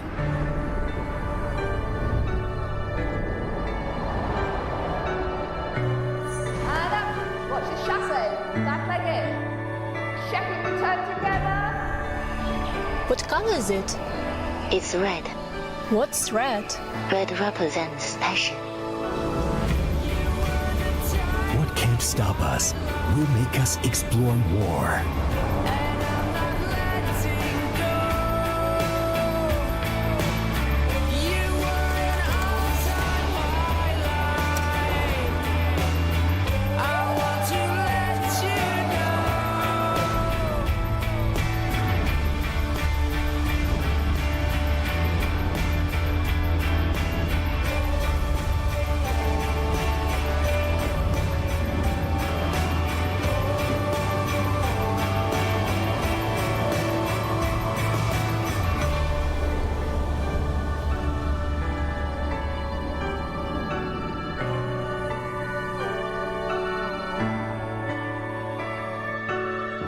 Explore more, a nap gallery.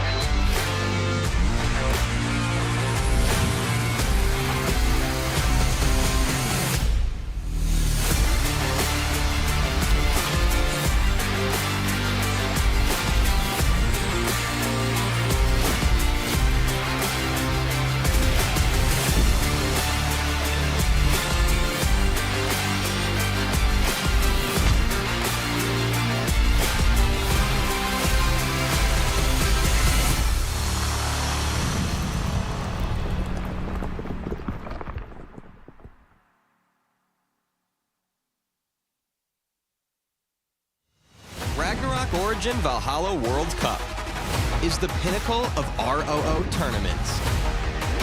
The best guilds and adventurers across all servers are gearing up for the ultimate clash. The tournament includes Guild League, eliminations, and offline grand finals. The Guild League and eliminations are based on the in-game Guild League. The 8 guilds of Bright Sun rank can participate in the Cross-Server League, Major League. In Major League, after each week's matches, Summit points are awarded based on the rank and ranking. The top 32 guilds and points can advance to the eliminations. The ranking is based on their points earned in Cross-Server League, and they will compete in a single elimination bracket with matchups arranged as number 1 versus number 32, number 2 versus number 31, number 3 versus number 30, and so forth. The top 2 guilds from each division can advance to the offline Grand Finals. Offline Grand Finals are based on the in-game Dimension Drill, while the Grand Finals will feature a double elimination format. 8 guilds from 4 regions will be drawn into group matches, ensuring no guilds from the same region are in one group. The champion will ultimately be determined from these group matches. The first World Championship of Ragnarok Origin. Claim the crown in Ultimate Clashes.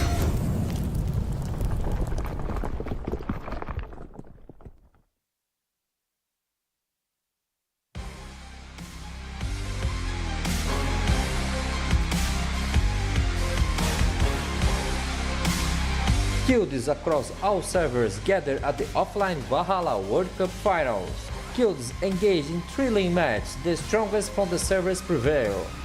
The final 2 guilds have emerged, now they are gearing for their last battle. Let's take a look at the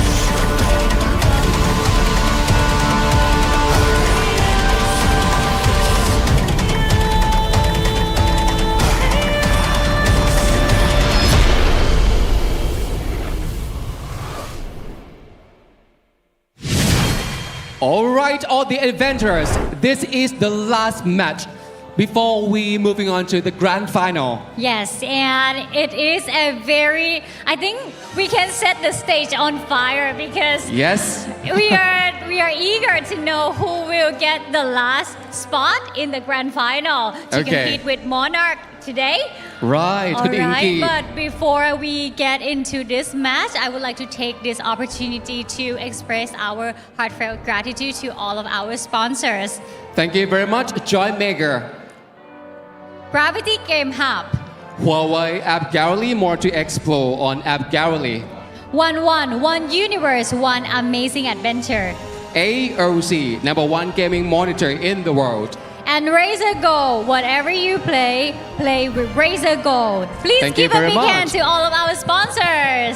ขอบพระคุณด้วยนะครับ Thank you เอาละครับ so ตอนนี้ much นะครับมาถึงแมตช์สุดท้ายก่อนที่จะเข้าสู่แกรนด์ไฟนอลแล้วนะครับ เดี๋ยวเรามาต้อนรับดีกว่าสำหรับว่า 2 กิลด์ที่จะมาฟาดฟันกันเนี่ยเป็นใครกันบ้างนะครับ โอ้โห คือลุ้นมากจริงๆนะคะสำหรับ 2 กิลนี้เพราะว่าถ้าใครชนะก็จะได้ไปแกรนด์ไฟนอล เป็นตัวไปสุดท้ายแล้ว ก็จะมีสิทธิ์ที่จะลุ้นเป็นแชมเปี้ยนนะคะระดับโลก คนแรกของ ROO นั่นเอง เพราะฉะนั้นมาส่งเสียงต้อนรับกับทีมแรกเลยดีกว่าครับ So first up please join me welcoming กิล眺望万物的尖塔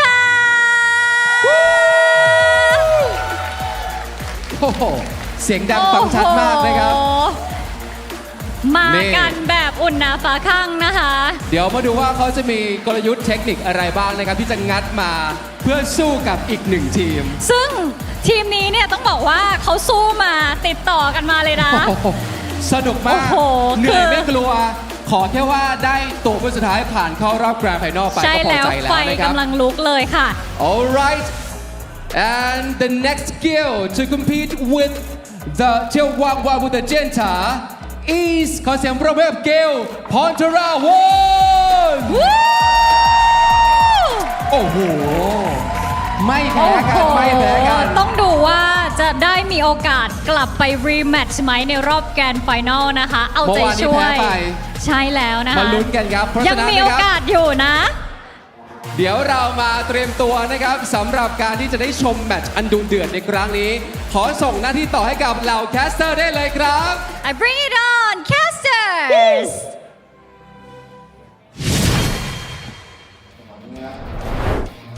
Thank Thank you so much to our wonderful hosts as usual, and welcome back to the lower bracket final with me, Abigail, Niki, and Zero. We're going to witnessing almost one game away. We're going to witnessing who will be the next grand finalist of this Ragnarok Origin Valhalla World Cup Season 1. As we step up a step closer, we take a step closer to the semi-finals. Here at the lower bracket, we still have more matches to be played. It's going to be a best of 7 between these two teams.眺望万物的尖塔 against the homegrown crowd's favorite here at Bangkok, Thailand. We have Frontera 1. It's going to be interesting, Zero, because they have the same lineup. Yeah, I mean, Frontera 1, they dropped down from the lower brackets after losing to Monarch yesterday. So they're looking to come back with a vengeance. They've got plenty of time to regroup. They have plenty of time to re-strategize. They've been able to watch the matches of眺望万物的尖塔, which gives them a little bit of an advantage. For sure. Exactly. But I know a lot of people and I know a lot of viewers in the live chat asking for redeem codes. So here we go. This is the redeem code that you are waiting for. So don't waste your time. Just right away. Read it right away. BWC, your winners. Make sure you claim this. It's 300 diamonds as well as a 15 light and dark optional chest. So make sure you are able to claim those and upgrade your characters now. Exactly. And don't worry, baby. Don't worry, baby. Just don't worry, baby, because we still have more codes for you. And you only have to do one thing. Just stay tuned with us until the end. Yep, and until the very become end. a part of us to witness who will be the champion. Or maybe at first, who will be the next grand finalist to have a match against Monarch. That is correct. Everyone's so excited right now at the edge of their seats, simply because we've already watched the Genta a while ago against BobaCats. That was really a crucial play, meaning to say they can actually come back from a setback, and they're good at that. But one thing's for sure, Pantera one's also good when it comes to adapting. Exactly. They never lose twice. That's something that you need to remember about Pantera 1. And talking about the Pantera 1 itself, I mean, we already saw the moment when Task Walker become the very strong and unhinged player in the card contest. So Pantera 1, if you were facing Pantera 1, you might need to have a double consideration if you want to choose card contest to have against Witsu. I'm looking at their lineup, David. Zero. I said that they almost have the same lineup. However, they have two priests, two archbishops here for Frontera 1. It's a different lineup, rather. I'm sorry about that. Yeah, we saw Penton, we saw PTIR. These two archbishops are absolutely crazy. You know how much they do for their team. They're always there to support. They're very tanky, very tough to bring down as well. And the game sense is super on point. They know when to use a certain skill. They don't just shuffle. They don't just cycle. Because sometimes I would like to confess that sometimes I would just smash all the skills altogether. But they're very intelligent when it comes to conserving the perfect skill on the perfect timing, on the perfect moment, especially the bond. It's really hard to control. Yeah, for me. But I think that also applies to眺望万物的尖塔, because of course, I believe one thing that makes a difference between these two is the persistence. I mean, the way眺望万物的尖塔do approach is most of the time not only a good coordination but a big persistence in it.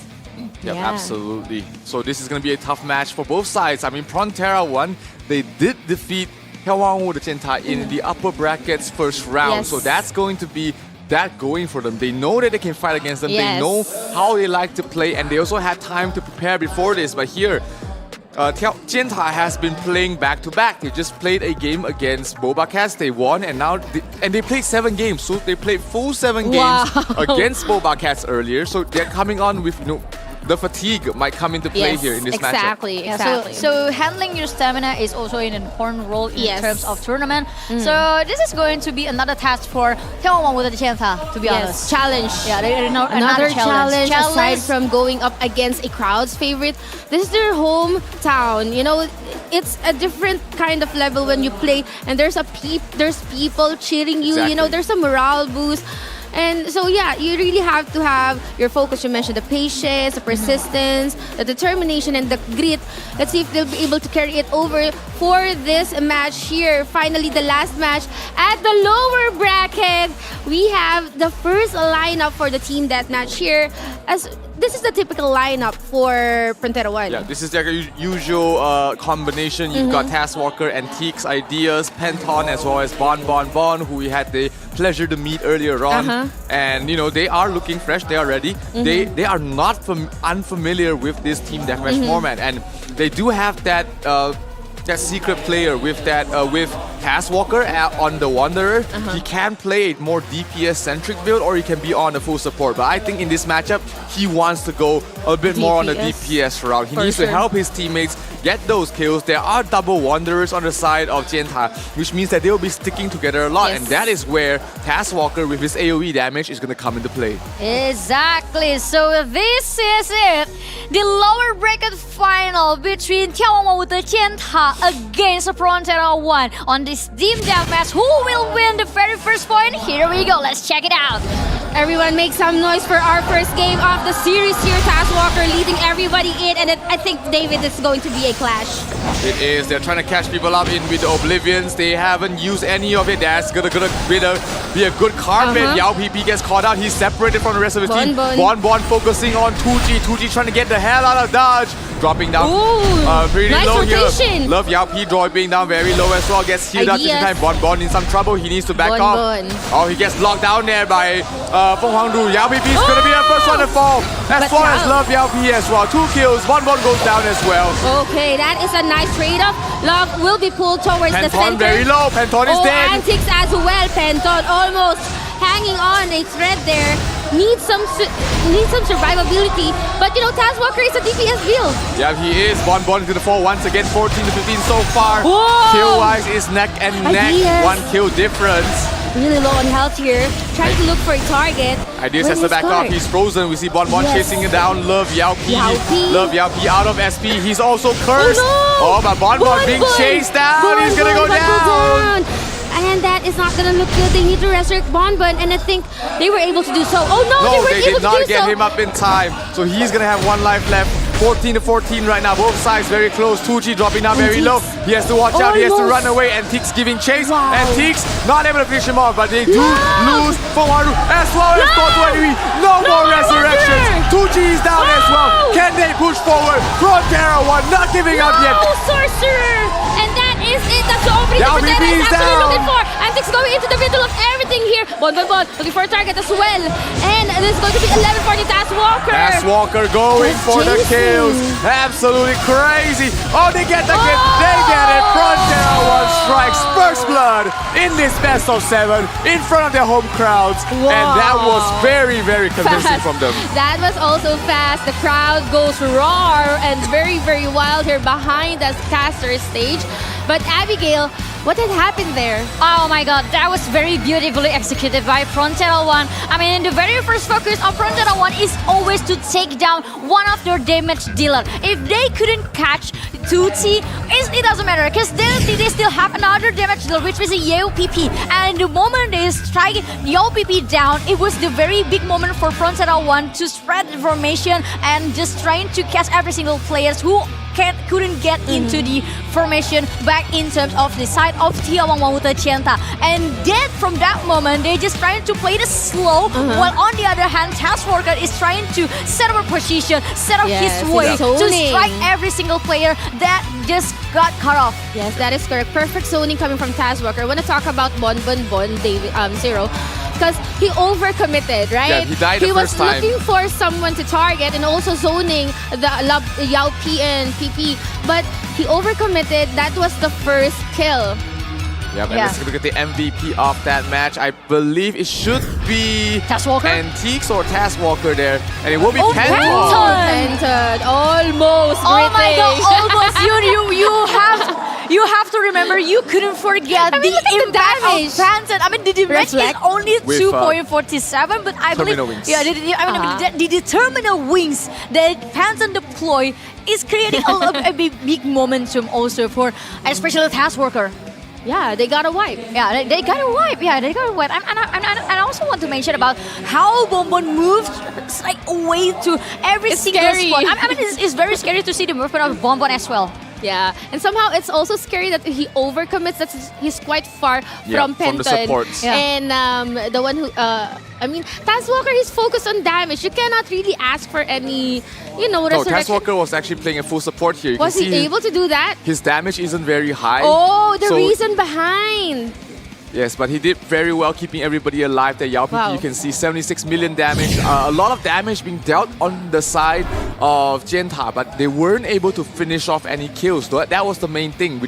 Against an Archbishop who's providing so much support, it's hard to bring down a player and keep him down because of the resurrections that's going to come in. Let's talk about Taz Walker. You mentioned that it shifted from a DPS to full support type, meaning to say that's why they have low kills for the Jenta. Because Taz Walker Yes, is he was just keeping full everyone support. alive. He was playing full support. He's just making sure that nobody dies here and making sure that his teammates are able to get those kills, especially the core kills on the two Wanderers. The moment those two fall, there's no resurrection for them. They're going to immediately lose points, and it's going to be very tough for them to fight. So meaning to say they're just relying on Bonbon and Yes, only two DPS sorcerer? dealers on their side. Yeah. And I believe that will be so so good opening for Fronted on one side. And card contest is something that we always mention. Card contest is something that you need to afraid of in terms Taz if you're Walker. way facing Fronted on one, because they will have a Taz Walker, the unhinged wanderer. And now they choose card contest. So I think in the眺望万物的尖塔 side, they need to think how to take down this Taz Walker. If they couldn't take down Taz Walker, what should they do? But that was something that they need to prepare of. They're locking a Ruthless team here. They will be reserving Taz Walker's team for probably another death match. What do you think? Probably. Yeah, they're probably just switching things up here, making sure that they're Balance? not as balancing out the deployment counts because they don't know what map they're gonna play in next. Ruthless is pretty much running the same thing as what Taz Walker was running earlier on. Yeah. So he is a good replacement there in this sense. Meanwhile, right now,眺望万物的尖塔, they have the option to counter. They see the lineup, they see PPIR, they see Ruthless there, they also see Yutan Santot as well as the Three-Eye God. So they are going to try and formulate some sort of strategy or composition that's going to help them out there.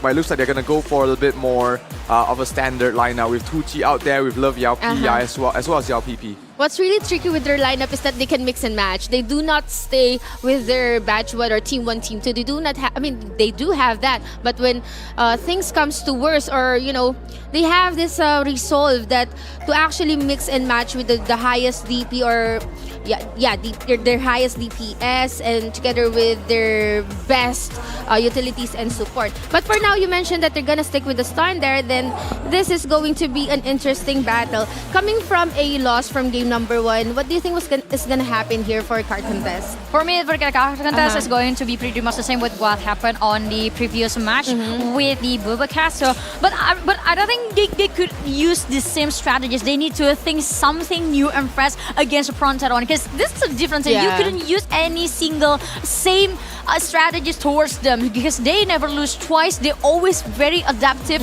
in every kind of situation.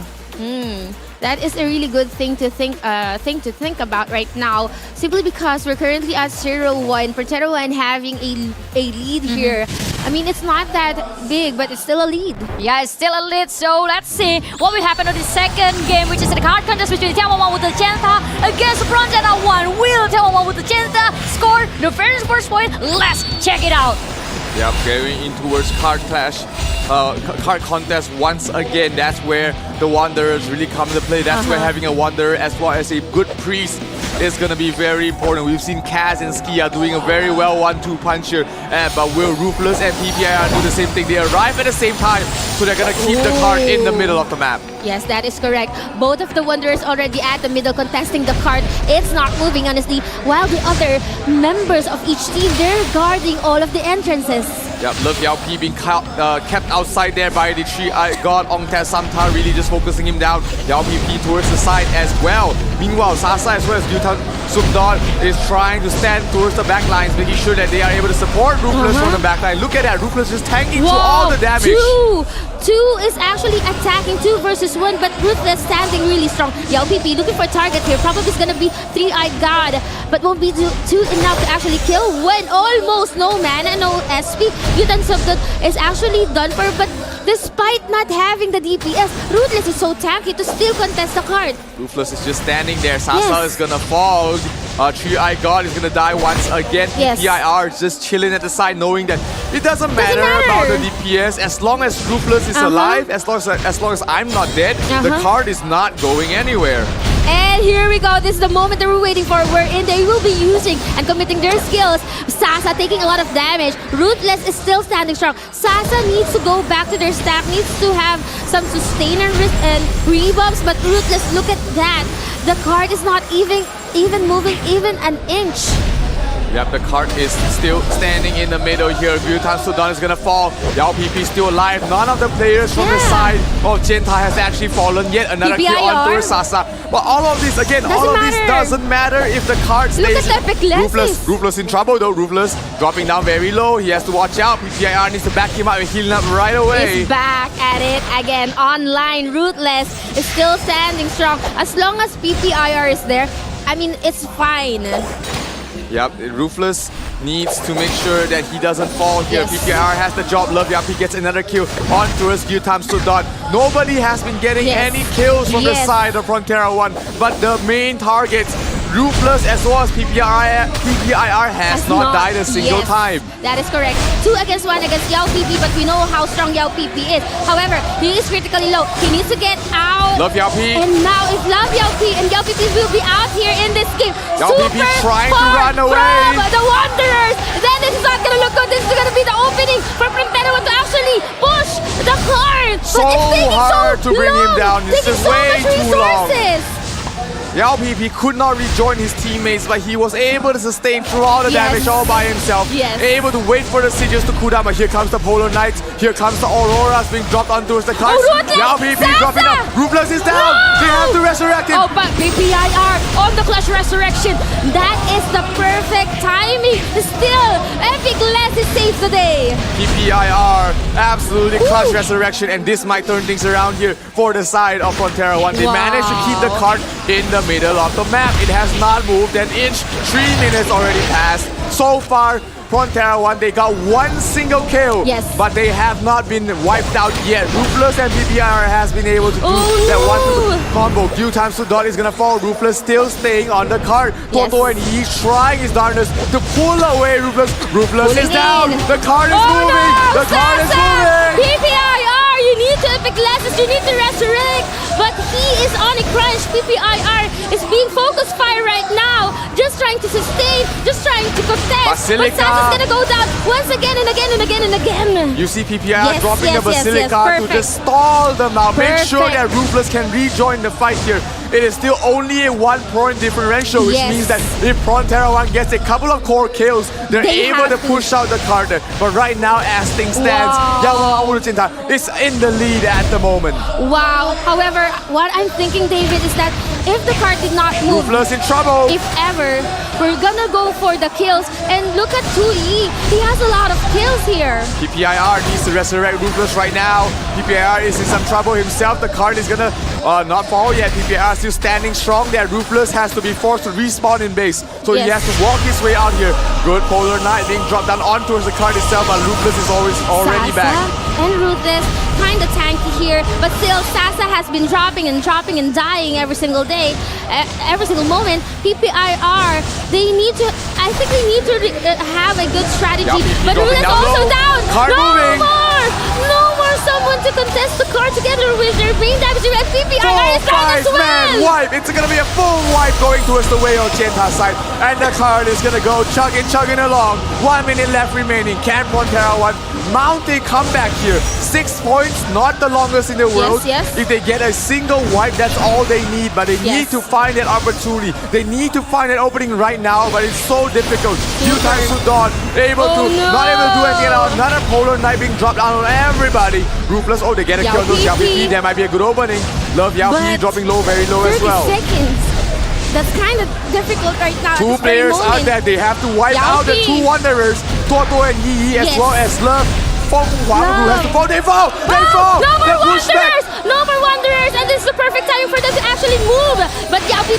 SQ trying to contest the card. The card is not moving, David. A good Oblivion trying to stall them for as long as they can, but Prontera 1 might be a bit too little too late here. 8 points is all they needed here for the side of 6 Chenta, seconds. as they are able to equal things out and force us to a further game, as they will be able to tie up the score 1-1. Wow. Just when we thought that the Wanderers are out of the game, there you go, the DPS will be taking and contesting the card, Abby. Oh my god! I mean the 90% our view, our POV is only on the middle of the map. Only this front of the card is up. I mean, it's a very good job. It was a very good job for Ruthless to stay strong near the card. It was very hard to dethrone this Ruthless guy from the card contest throne. But actually, I mentioned it a lot. I mentioned it again and again. The strong point about眺望万物的尖塔 is their persistence, their perseverance to take down every single person who stand inside their way. And actually, 眺望万物的尖塔 find it very easy for them to kill every single member of the Frontera 1 except for Ruthless. And as long as Ruthless is standing strong near the card area, there's nothing can make the card move. And then they finally figure it out. And then the moment they figure it out, they try to focus. They just get away. They just strike to the card itself and just make Ruthless in a very hard position. And the moment Ruthless was taken down, everything went so smooth. Well, one thing to think about is that Zero, it's not Tazwalker's team. That is it is. Ruthless. It is Ruthless thing out there, trying to balance out the deploy counts a little bit here. 2G, absolutely fantastic play from him, able to get so many kills. So many kills. And do so much damage for his team here. 15 assists, and really core here. We've been talking about how much damage they were doing. They were the only team that was getting kills amongst both of them. They were... The side of Frontera 1 has zero kills for, 4 minutes? They had 0 kills. Well, the kills just kept coming here from the side of Chenta's side. They were just able to do so much damage, and towards the end, it was just too much for Ruthless to handle alone. Exactly. I mean, even if we were tied with the scores, we were gonna look at the kills, and definitely the Chenta will be taking the game anyway. But now we're gonna show you guys what transcended in that game. We can see here that 16 kills on 2G. We have a lot of kills coming from the Chenta. 16 kills just from the Sorcerer. It's even a double digit against 5 kills coming from Frontera 1. They're very tanky. You mentioned that, Abby. But, you know, you can only sustain so much. You can only take so much damage. And that's the thing here. Now I'm thinking, why did Frontera 1 deploy this team? Because they kind of lacking damage, but they are really good when it comes to tanking and sustaining the damage. Probably they wanna learn from the mistake of yesterday, because they I'm not really sure if we can say this or we can call this as the miscalculation of the Frontera 1 side while they're facing the Monarch, because there was a moment during their moment with a Monarch, like they only have one team left with 2 deployments. Oh, yeah, I remember that. They just want to avoid that kind of moment happening again. That's why today. they're balancing it. Yeah, they they're just making want to sure that they have more options leading on in this entire series. It is a best of 7. You don't want to miscalculate, make a mistake in terms of deployment, and then when you really need that team the most, they're out of deployment. So they are playing the long game. It's okay to lose this game right now, because they know that their resources, their strategy is to win the entire series, not the game that's coming up next. Exactly. You don't have to rush in the best of 7 series. And then talking about the next map, this is the favor of 眺望万物的尖塔 to choose the map. And they already decided the lineup. I don't know, they haven't decided yet. But Shifted Ops is something that brought them won a lot. So this probably could be a 50-50, because we also saw how Frontera 1 very good in executing this map. Yes, definitely very good when it comes to... But, you know, it's also another thing to think about is that once the Chenta has deployed this particular lineup, then Frontera 1 would be having a sneak peek, and then they can counter it. For this lineup, they once again have 2 Wanderers, 2 Sorcerers, and 1 Genetic. On the other hand, the difference is that there is an Archbishop and it's going to be either PPIR or Penton. Now, I'm kind of seeing that Frontera 1 is kind of lacking in some damage. How could they, step up from that kind of lineup? They're very tanky. They have all the sustains, but they kind of lacking the DPS. Yeah, I mean, Ruthless was playing a pure support build, pure tank build earlier on, so he wasn't really doing damage. So maybe they spot that out and they'll switch things up here. Taskwalker can opt for his more DPS oriented build with the AoE, and that has worked out previously pretty well. But I'm not sure if Dzienta has already figured out a way around it. You know, the Land Protector is really good to play to counter against the DPS build of the Wanderers. So that might be something that they might utilize, especially because their lineups utilize 2 sorcerers. It means that there's going to be 2 Land Protectors nearly at all times, and that's going to take away a lot of damage coming from Taskwalker, coming from Ideas, and Antiques. As well as Bon, they haven't been the best DPS. But look like, quick switch from their side. They're going to switch things up. PPIR, Sasa, Gyutan, Subdart, Ruthless, and the Three-Eyed God. This is going to be very tricky in front of the one side, to be honest. I think that they were expecting us to not see through what kind of mind strategy that they want to deploy with, because yes, I mentioned it before, it's a best of 7 series. You don't have to rush to win everything. You just need to make your opponent exhausted first before you. Oh, could be a good strategy to exhaust these players coming from the Dzienta that's already tired right now, that's already fatigued. But yeah, this is the team 1 for the Dzienta. Then Frontera 1 already knew that, and then they deployed their team 2, Ruthless team. What could be the reason behind it? This could be a mind game that you mentioned, but it's going to be really fast right now as everyone's already here at the Shapeshift Ops. Yep, heading into game number 3 here to see who takes the lead. Here we see Ruthless in the middle of everyone. He's playing the DPS build like I was talking about. They needed a bit more DPS, and he's here to deliver, fighting it out. They're still a bit spread out for now. You see Tatietiang playing around in the corner. Good Oblivions, good Polar Knights being dropped down in the middle of everybody, but not enough damage to bring anyone down so far. Sasa still in the middle of everybody, still surviving, still tanking. He does have Gyutan Sudot to back him up. No, make it 3v3 in this situation. Everyone's just running. A lot of AoEs you mentioned, but there is no land protection. So it's a free AoEs for everyone. Now we can see that some of the Wanderers are taking in some damage coming from the Dzienta, but still they were able to sustain. Sasa critically low on here. No support for Sasa. Osiris card did proc, so he's able to back away from that, but the Three-Eyed God is in some trouble himself. Sasa trying to run away, trying to join his team, but they get a kill there from Frontera 1. That's Du. They get a kill. Yeah, Du is not resurrected right now, just waiting for a resurrection coming or being respawned. I mean, the spawn area is quite near. And now, 2v1 situation against Love Mary Jane. Love Mary Jane. They're gonna go for a kill on towards Love Mary Jane. He's trying to back away. No SP left on Love Mary Jane, but he's gonna be able to back away. But Du coming from the back lines, he's being comboed by 3 players. He has to watch out. He does not want to take that fight. Kertola trying to finish off Sasa. Sasa dropping down very low. Sasa. Slow PPIR. Just supporting the Three-Eyed God. Sasa, Osiris can't already proc 2-2 right now. Things are tied up. Kertola being caught out in the middle of an Aurora, but able to survive so far.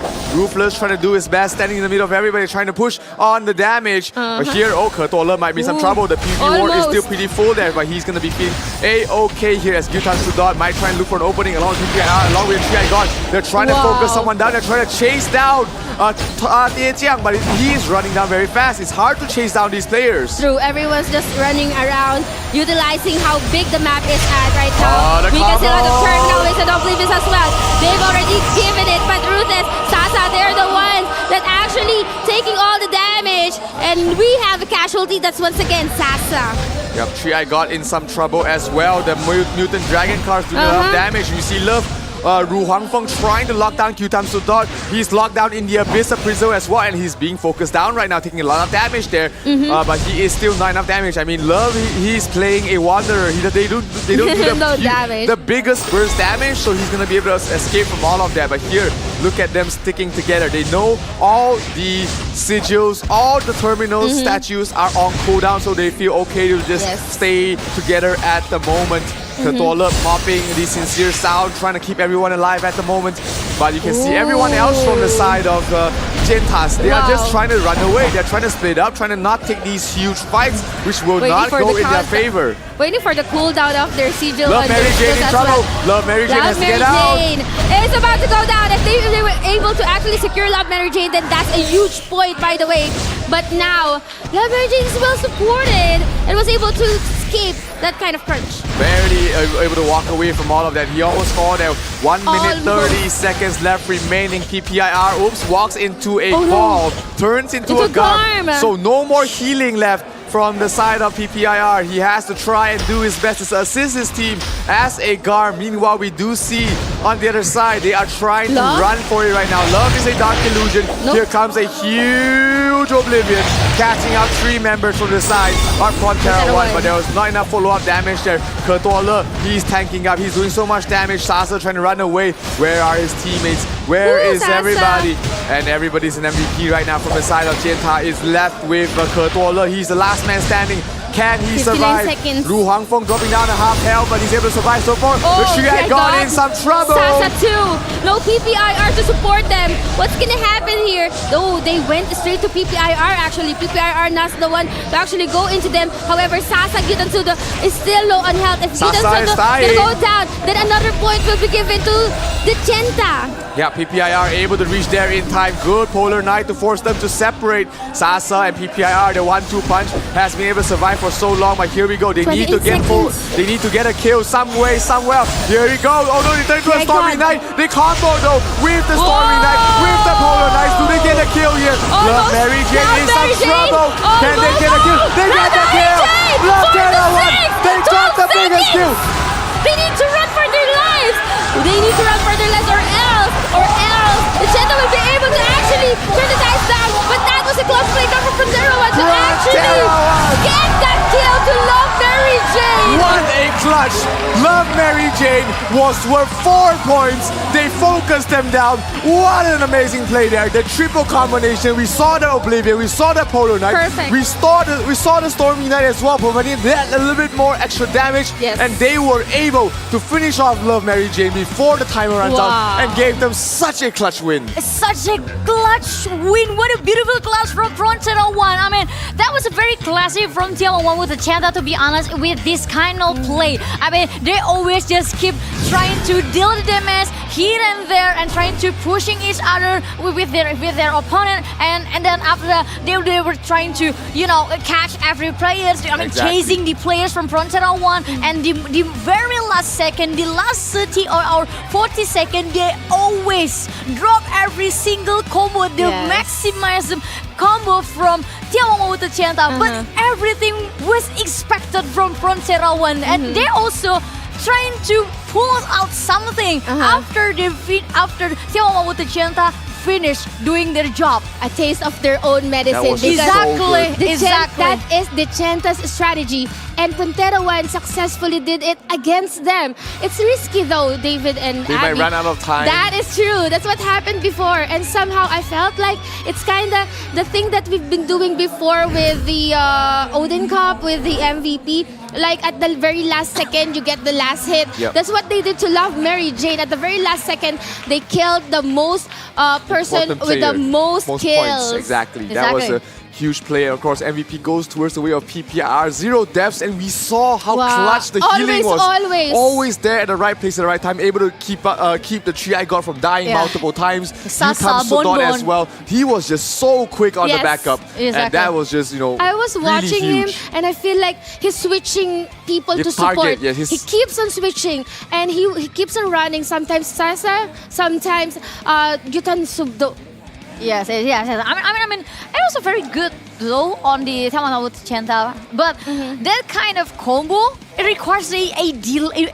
It causes a big delay too. So they need to prepare a long time to secure that kind of combo once again, and in a very short time, Frontera 1, who already expected that kind of thing will come out to their face, they also prepare something. They just look for who has the highest points. Once they take down, everything is on their favor. Ciro, can you explain what happened to the transformation the transformation from one MVP to another? What happened there? What During the SK Oh yeah, no, when they were trying to go for the kill, one of the DPS from the side of Frontera 1 actually accidentally turned to an MVP. So we thought that he would be lacking a lot of damage, but they were able to combo the Stormy Knight skill with the Ice Path and the Leap together with the rest of the DPS. That provided them a little bit more damage, just enough to bring down Love Mary Jane. And once Love Mary Jane died, remember he was worth 4 points, they were down 2 points. That just turned things around there for the side of Frontera 1, and they were able to clutch off the win towards the end. And that was a luck.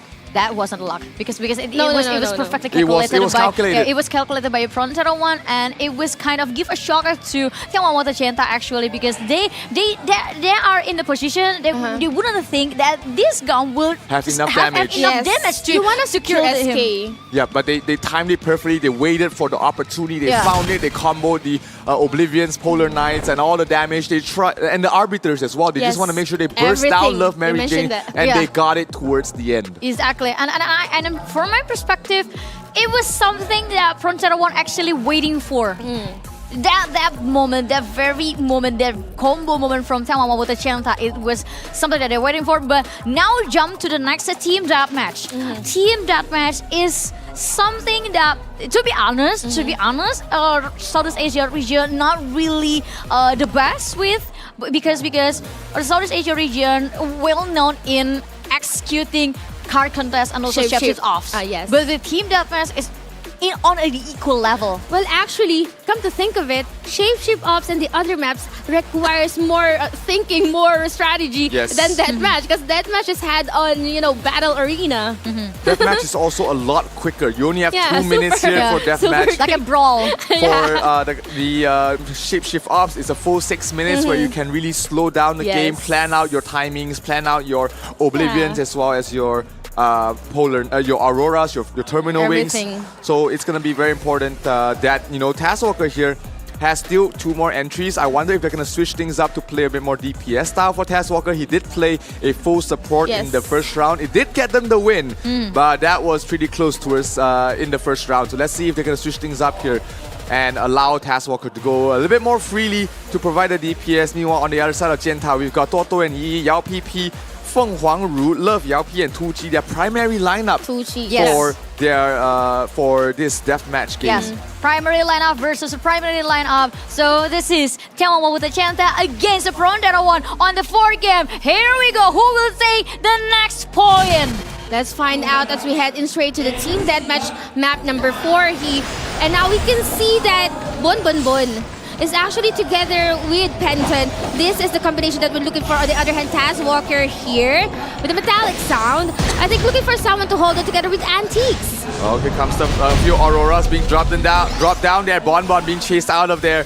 No casualty yet. Antiques in some trouble. He has to watch out. Yao PP dropping down very low. Oh, still alive. The sigils healing him up, and he's gonna be able to survive so far. Yao PP dropping down very low. Here comes the Oblivions trying to catch them out. Yao PP is down. Osiris card is proc. Love Yao P, Osiris card will also be procced here as they combo the terminal wings over and over. They get a kill on those Antiques. Big kill there coming from the side of Yao. Can he get resurrected? No, he does not get resurrected. First kill coming from the Jianta. First score right now. Taskwalker taking some damage as well.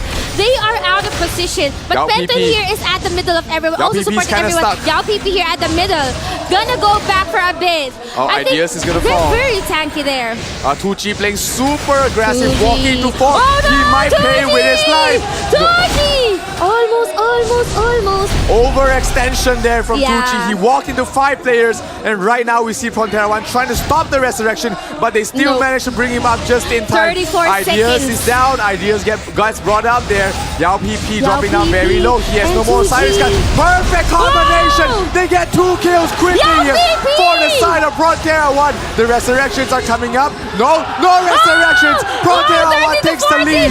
17 seconds here, and the kills are going towards Frontera. We can see here Bon Bon, but the Garbage Antics very Love Yao P's tanky, gonna well fall. sustained. So it's gonna go down. It's gonna be Resurrection. Yao. Love Yao. Tucci dropping low. 30 to 14, just one more point, but just 5 seconds 5 more. seconds, just run, just high, says Frontera 1. They're gonna take it, and they are 1 step away from going on to the winner, to the grand finals. A match point from Frontera 1 and a very well executed execution as well. The abusement, the big abusement of the blunder, the big blunder from眺望万物的尖塔 side. I mean, it was a very greedy move Way from too 2G. greedy. It was way too greedy. And once the main DPS from 眺望万物的尖塔 out of position got caught out, even though his friends trying their best to make up for his mistake, it was not enough. I mean, you can tell if you have no Archbishops in your lineup, you only rely on the Wanderer's Resurrection, but resurrections from the Wanderer has a longer delay than the Archbishops do. Yes, and overcommitting. Yeah, absolutely. We could see the targeting. We saw 2G was there as alone. well. Then the moment that they saw that someone made the command and everybody ran towards him, bursted him down, forced Osiris card to proc, and that just created such a huge opening there for Frontera 1 to take the win. Remember, they won by 1 point. So if he didn't die there, if 2G didn't die in an extended position, they might have had a chance to win. I mean, but Frontera 1 was able to rack a lot of kills, by the way, at the towards the end. Yes. So I mean, if ever that was a tie, I think it still would be Frontera 1. Let's find out later on with the stats. But let's talk about what happened there. It started off quite slow for Frontera 1. They were just like receiving all the damage, sustaining, and then responding. I mean, being resurrected. However, I don't want to say greedy, overcommitting from 2G and Yao PP really costed their team a lot. Yeah, that's indeed greedy. I mean, say greedy. That's indeed greedy. I mean, the overextension which causes a lot in the side of 眺望万物的尖塔. For sure. The MVP is Panton. I mean, for sure. Panton is doing a very good job. He was doing a very, very, very good job in here. I mean, like, yes, at the early game, it was on the 眺望万物favor. The map was controlled by them. Let's count. And also, 眺望万物的尖塔 did a very good job to separate the support from the damage dealer the side of Frontera 1. They didn't want to let the players from Frontera 1 get enough support, and especially the DPS dealer. But sadly, 2G is one of the fastest player in the 眺望万物的尖塔. And when you have a very fast player, sometimes you need a very good control over your speed. And that's something that actually the moment when 2G is actually fall off, lose control over his speed. Yeah, he walked a bit too far. He expected him to be able to rejoin his teammates with his speed, but he was just caught out left, right, center. There was nowhere to run at that point, and that was just a mistake that might come back to haunt the side of He did that twice. That mistake, he did that twice. To be honest, the moment 2G was out of position and misposition, I feel like the players from Frontera looked like an Avengers trying to get Thanos. Avengers, that was the kind of moment was, sort of like a very expensive moment for 眺望万物的尖塔. But now we go back to the card contest, and this is the map that were chosen by Frontera 1. This is going to be a match point, Abby. Yeah, the match point for Frontera 1. 3-1, David. If they're gonna lock in Ruthless and Ruthless team. No, they're gonna switch things up. Oh, they bring back Taz Walker. 4-1. I think they wanna seal the deal right now. Taz Walker on card contest. We talked about this for days and days. He's the Taz Wall. He's the one to stop them at their tracks. And right now, there is no more 2G. There's no more deployment counts for 2G and for Yao PP, for Love Yao P, which means that they have to play it out with Love Mary Jane as well as Wan Da Wang, which is going to be very tough because he's the main DPS in this lineup, but for the other side, Love Mary Jane hasn't really been doing a lot of damage as we've been able to see. So it's going to be very tough to bring down Taz Walker here. Let's see if they're able to do try and work something out with their combination. Maybe pair it up with the genetic to try and burst down Taz Walker and then Penton, but it's going to be very hard. Well, I just noticed that there's wall in Taz Walker. But let's just say our gratitude to our sponsors. Thank you so much to Joymaker, and also thank you so much to Graffiti, Game Hub, and also to Huawei App Gallery. You can join App Gallery Discord for the latest updates of upcoming activities. Don't miss out the opportunity to get the exclusive customized gift pack and elevate your gaming experience in ROO with in-app purchases. Download Huawei App Gallery now to explore your favorite apps and enjoy exclusive benefits with a 50% rebate on in-app purchases. And also thank you so much for One Universe, one amazing adventure. Get bonus rewards and exclusive in-game offers with its games and more. And thank you so much to AOC as the #1 gaming monitor in the world. Last but not least, thank you so much to Razer Gold to join millions of gamers worldwide and choose Razer Gold as the go-to gaming. And now this is the match point for Frontera 1, the card contest against眺望万物的尖塔. Will 眺望万物的尖塔 be able to prolong their breath in here, or is it going to be Frontera 1 who proceed to the grand final? Let's find out here at the match point, the turning point, the decider match for the lives of the Genta. Now we can see that they will be clashing here at the middle, but they still conserve their oblivions. No one is actually committing it just yet. I think they wanna go and push Frontera 1 into the sides. Yeah, Taskwalker is staying on the card. We see For NTX sure. trying to back him up here. Love, Ruang Feng is there joining him. Duo is dropping down very low. They have to watch out. Here comes the Polar Knights. Antiques dropping down very low. But again, Ideas too. kills don't really matter in this round. It's all about killing the Wanderers. Antiques is gonna fall. Antiques. Ideas. Love Mary Jane gets a kill on towards Bonbon. Taskwalker in some trouble. Taskwalker is about to go down there, but still Still trying alive. to hold on to the dear life as he is trying to contest the card. Love Mary Jane, no SP. And Love Mary Jane, they are doing a great thing when it comes to putting in pressure against Taskwalker. Yeah, Penton. Oh, they're pulling out Taskwalker. Oh, no. Taskwalker Yes. still is able to stand in that position and trying to Love. stall things out. Love Bun is Bun. being pulled out there as well. Mary Jane dropping Mary down very Jane. low in some trouble. If he falls here, that's going to be the primary DPS, one of the few DPSs from the side of Genta to fall here, but able to survive so far. Oh no! And Ideas! I mean, a genetic without an SP is basically useless. Antiques here is gonna go nice. down. Antiques is gonna Bonbon as fall. well. Penta needs to Taskwalker resurrect them. low. Taskwalker needs some support as well. Ideas, they need to go after Taskwalker. Take Taskwalker. care of Taskwalker or else. Osiris card procs.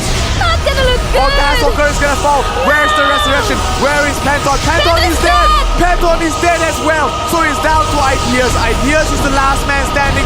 He's gonna fall. The card's gonna move. No, the resurrection. Bonbon is here. Penton is here. Backup is here. Everybody rejoin the fight. That was just Reset. way too close there That for the Virgil's gonna side go of down. Frontera 1. This is the reset, but no breather for everyone as we will continue the siege here. Oh my gosh, Love all Mary the Jane's skills gonna fall. being cycled. As we can see, Bonbon looking for more target here, Bonbon. but they're having a hard time to kill someone. Yes, Someone's fuck gonna go them out. down. It's gonna be the Wanderer. If they will be able to actually They have get to the finish him Wanderer, off. then they will be at no Oh, Wanderer. Ruang Feng Okay, is falling. even Love He's as falling. well. Osiris If card they is will be down. They have to getting chase back. No, go back. Turn him No back. He resurrection. falls. One Wanderer is dead. He gets resurrected there by Kertala. But Kertala is very low himself. He has to watch out if he falls here. Ideas. And thinks he's gonna fall. Ruang Feng out of SP. They have to back off for now. But the card has not moved a single inch yet. Kertala being pulled off towards the side. Ideas dropping down very low. Penton trying to survive. Taskwalker is Taskwalker is down. Resurrection. Where is it? Where is the resurrection? Penton, he needs to get him. He gets him up in time. Taskwalker Nice. still alive, still standing, not giving up just yet. Though quite low on health. Love Mary Jane as well. Double sorcerers. They need some support coming from our Wanderers, but the Wanderers are actually doing a good thing when They're it comes to gonna focus. contesting against Taskwalker. Look at what Antiques and That is Bonbon true. is doing. They're focusing down on the Wanderers. They're going to the middle of the map, Yes. really focusing down Love Ruang Feng. They're trying to bring him down. The Hatis are up, but they're not able to bring him down. The Benton. healing is just way too much. Look at the Will be damage pulled he's soaking in. down. Penton would be pulled in, but nice escape coming from Penton. Love has been here together with the cart and Taskwalker. They've been here, they've been dating actually for the longest time. It's a duo dance, it's a tango, it's a waltz by the cart as they are not leaving it whatsoever. Antiques is gonna Antiques! fall towards the side of duo. Bonbon dropping down very low as well. Bonbon will die. Taskwalker in some trouble. Penton needs to stay alive as long as possible. Where's the Penton. healing? Where's the resurrection to get everybody up in time? Ideas gets a kill on towards Bon, Duo. That's gonna be Bon. huge. Ideas. Oh, nice. Is At there least they any were able to resurrection? get Do, right? Love Mary Jane in some trouble as well, dropping down very low. No SP there on Love. Bon Bon. Do is down. Do has to walk though his way all the way back from base. Taskwalker out of SP. Ideas But trying to do still. his best. They get the Wanderer. Love is here. Kertala, the last Wanderer has to survive. No, the card is pushing. The card is pushing. Yes! Finally, they were able to do so. They got an opening. They were able to get love, and they got 1 point by that. But they need to repeat it, David, if they want to push the cart even further. 1 point is all they need, but it's still very easy to come back from 1 point here. They're trying to find an opening. Bonbon's gonna die. The Taskwalker still standing in the middle of everything. Kurtala still standing in there. Ideas towards the back line. Taskwalker just staying on top of the cart for now. 1 minute 30 seconds left remaining. Can they find that opening? Antiques is falling. Taskwalker dropping way too low. Oh no, Penton too. Where is Penton? Penton needs to be here. Resurrection right up. Penton is dying. Mary Jane kill Taskwalker and do the cart goes the other way.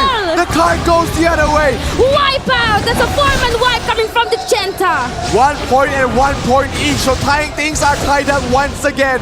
It is just way too close. The card is basically at the middle, barely leaving the card, the difference here. But Genta is not giving up yet. If they get another kill, Antiques is down. Antique gets resurrected, but Taskwalker in trouble. Very much in trouble right now at the middle of everyone coming from the Penton is dead. Taskwalker is dead. It's all over. Goal. 44 seconds Cards here. going out. The card is moving, very much moving. And I think this is the beginning of the end, as that's gonna be a 4-kill streak. Taskwalker, the wall of Frontera 1 was not able to do anything. Gets crumbled down under the tanks from the side of Genta as they get themselves 3 points with 20 seconds left remaining. All they need to do is survive. Taskwalker dies once again. Love Mary Jane trying to do his best. Wu Huangfeng in some trouble. Idea's gonna fall. Bonbon is gonna dead. Antiques last man standing. And Frontera 1, they're going to a game number 6 here. Genta able to finish things off. The wall of Taskwalker is down. They are down. Frontera 1 needs to fight one more. Genta able to survive and bring us to a game number 6. Wow, Love Mary Jane. You got my, respect, mad respect to Love Mary Jane. Holding on, trying to kill Taskwalker. And of course, the Wonders, the double Wonders, has always been there supporting their main DPS. Exactly. And this Genta will unlock the 6th game, refusing to give win They to never give up. Frontera 1. And one thing for sure, the wall has broken. Exactly, and they were the ones who chose in card contest. Exactly, they were the ones who chose the card contest, and I mean, it was a very good job from Genta, to be honest. From the very start of the card contest, they always focus on Taskwalker. Yes, draining him every single second. I can tell how many times I couldn't count actually how many times they burned the SP from Taskwalker, and they even keep Penton busy with the other work. Yep, exactly. I mean, Penton could not get to Taskwalker every time he's down. Every single time Taskwalker died, it was just so hard to resurrect him because Penton was just being locked down one way or the other. Either he's out of SP, he's trying to run for his life. It was just way too hard for Penton to get back in there. And what a combination. What a team play coming from the side of Genta. Mary Jane. I mean, 9 kills from Mary Jane. Huge. We were talking about how the main DPS was Do. But instead it was Love Mary Jane. And the MVP going towards the way of Kurtala, I think he didn't die any single time. It was mainly together with Wu Huangfeng was really dying here. But yeah, he was dancing all the way. I mean, Kurtala was the one who always standing beside Taskwalker. I mean, yes. I mean, it's pretty obvious. I mean, the job for Kurtala is make sure he always standing inside the cart, and also on the other hand, they will have Love Mary Jane to do the damage, and also at the same time, Kurtala will give the support to Love Mary Jane, while Love Mary Jane burning the SP from Taskwalker, and the rest like Dosi Wan Tawang is create a situation where Penton will always busy with something. Yep, someone was always chasing him down, whether it's a priest, whether it's the Wanderer pulling him away, whether it was the Dark Priest card just making him unable to get the resurrection. You know, they were able to break through this unbreakable wall. This shield of Taskwalker on the card has been broken down again and again. And right now, Taskwalker has no more deployment counts. No more. That was his last entry, which means Ruthless and his team has to bring this home. They have to. They have to. Yeah. And now we're gonna show you guys the map. We're heading in straight, super hot here for the game number 6. the Chenta was able to force another game here. And sadly, there's no more Taz Walker wall for this time around. And this is going to be a shapeshift again. And again and again and again. You know, you cannot commit the same mistake you did a while ago. I think the Chenta has another trick up their sleeves by choosing this in their very this last game before the refresh. Yeah, I think Love Mary Jane definitely switched up his build a little bit in this game. We noticed that he doesn't do a lot of damage. Usually he's not the main killer, but this game it seems like he's been doing very well. 9 kills above the rest of his team, and really a lot of damage being dealt here by Love Mary Jane. Maybe it's just a small switch up in the sigils or in the cards, but he's been really doing work. Yeah, I think they were just copied the system of the Frontera 1 itself. Like they have very strong wonders, 2 strong wonders. I mean, and also they funnel the damage towards the sorcerers only, and the Love Mary Jane is focused on draining Task Walker, while on the other hand, Wan Tawang, the main focus of him is just to create a chaos outside the circle, outside the battle between Task Walker and also Love Mary Jane. And with this shapeshift offs, this is going to be very important for every single of them. Chenta indeed needs to win this game. Definitely. If they have to unlock the 7th game, they have to refresh the attempts of every single player on their lineup. But on the other hand, it is also very important for Frontera 1 as well, because they need to lock it as fast as possible. More. Because the deathmatch is also something that the Chinese region is good at. Really, really good. Just one more actually for Frontera 1. On the other hand, for the Chenta, one more game to actually force the refresh. We're currently looking at the lineup. This is a public information for the Chenta. They know this lineup already because this is the last deployment. I mean, same for Frontera 1. Shapeshift Ops, this is a game that we witnessed a while ago wherein the strategy is to actually wait for the very last moment to conserve your your skills, important combination, and to just lock down on the player with the most score. Yep, exactly. 2-3 right now. Chenta has one last chance to make a stand here in the lower bracket finals of the Valhalla World Cup. Frontera 1, they got knocked down from the upper bracket finals yesterday by Monarch, and they're looking to claw their way back up there. 2-3 right now. The scoreline, the previous time they met was Frontera 1 beating them 4-2. But will the same story repeat, or will Chenta be able to write themselves a new one as we head into game number 6 of this best of 7 series? Let's find out who will reign this map. And this is the first clash, but Mary Jane did not join in the clash here. It's going to be 2 against 1 for the 3-eyed god there, but no one is actually depleting their HP as of the moment. Yep, Kurtalab turning to Sincere Sound there, trying to lock down Gyutam Sudon. Love Mary Jane taking a lot of damage there from the 3-eyed god, but Du is there to help him back him up. Is that gonna be enough though? 3-eyed god still trying to lock them down. Love Mary Jane is still in the middle of 3 players. He has to watch out. And looks like he's caught out in the Abyss imprisonment. But look at that turning out. Bloody Knight. They are switching things up there. 3-eyed god is now an MVP. Not the best of situation that you want him to be in, because he's your primary DPS. Of course, that is true. That's why even though he transformed, he just joined in the battle as well. Now Sasa going after this person who just turned into another MVP. But still they're not actually contributing to anything. 0-0, at least no one's dying for now. Yep, they're still trying to give chase to get some kills. Gyutam Sudon being caught out there. The Oblivion catches him at the corner. But Hato Chiang is in some trouble as well. Gyutam Sudon has to back away. Good escape there with the Soul Force and the Oblivion and the Polar Knight. That is huge. Are they going to get any kill out of this? Love Mary Jane in some trouble. The combo, Love Mary Jane still stuck there, dropping down very low. But the kills are coming in. But 3-eyed god, Love Mary Jane goes down. That's the first point coming to Frontera 1, but also we can see here the 3-eyed god not being sustained anymore. It is going to be a trade-off. That is a nice 2-for-2 trade-off here for our points right now. Everyone, this is the kind of reset that we're looking for. Have to reset. Yes, that is correct. But still, no one's giving anyone a time to breathe, because we can see that they're still chasing their targets. Yeah, they have to back off and regroup together, play as a team. We do see Kurtala turning into an MVP, just running around it. They might have gotten a kill there. PPIR trying to keep him alive. Oh, good. Abyss and Prism are keeping them alive for the moment. Love Mary Jane dropping low. Love Mary Jane is dead. Again, another point here from Frontera when if they continue to do this, they might be able to rack a lot of points and at least for and now at this very moment. Plenty of time left yet though. 2 minutes 40 seconds. Plenty of time to play with. We see the Three-Eyed God looking for a target. Who is he looking for? Who does he want to target? Trying to focus down Sasa. Sasa dropping down very low. Here comes the Poland. They push them into a corner. Huge oblivion. Love Mary Jane in some trouble. Then he has to get out. Sasa focusing him down. Love Mary Jane is dead. Again for the third time. 62.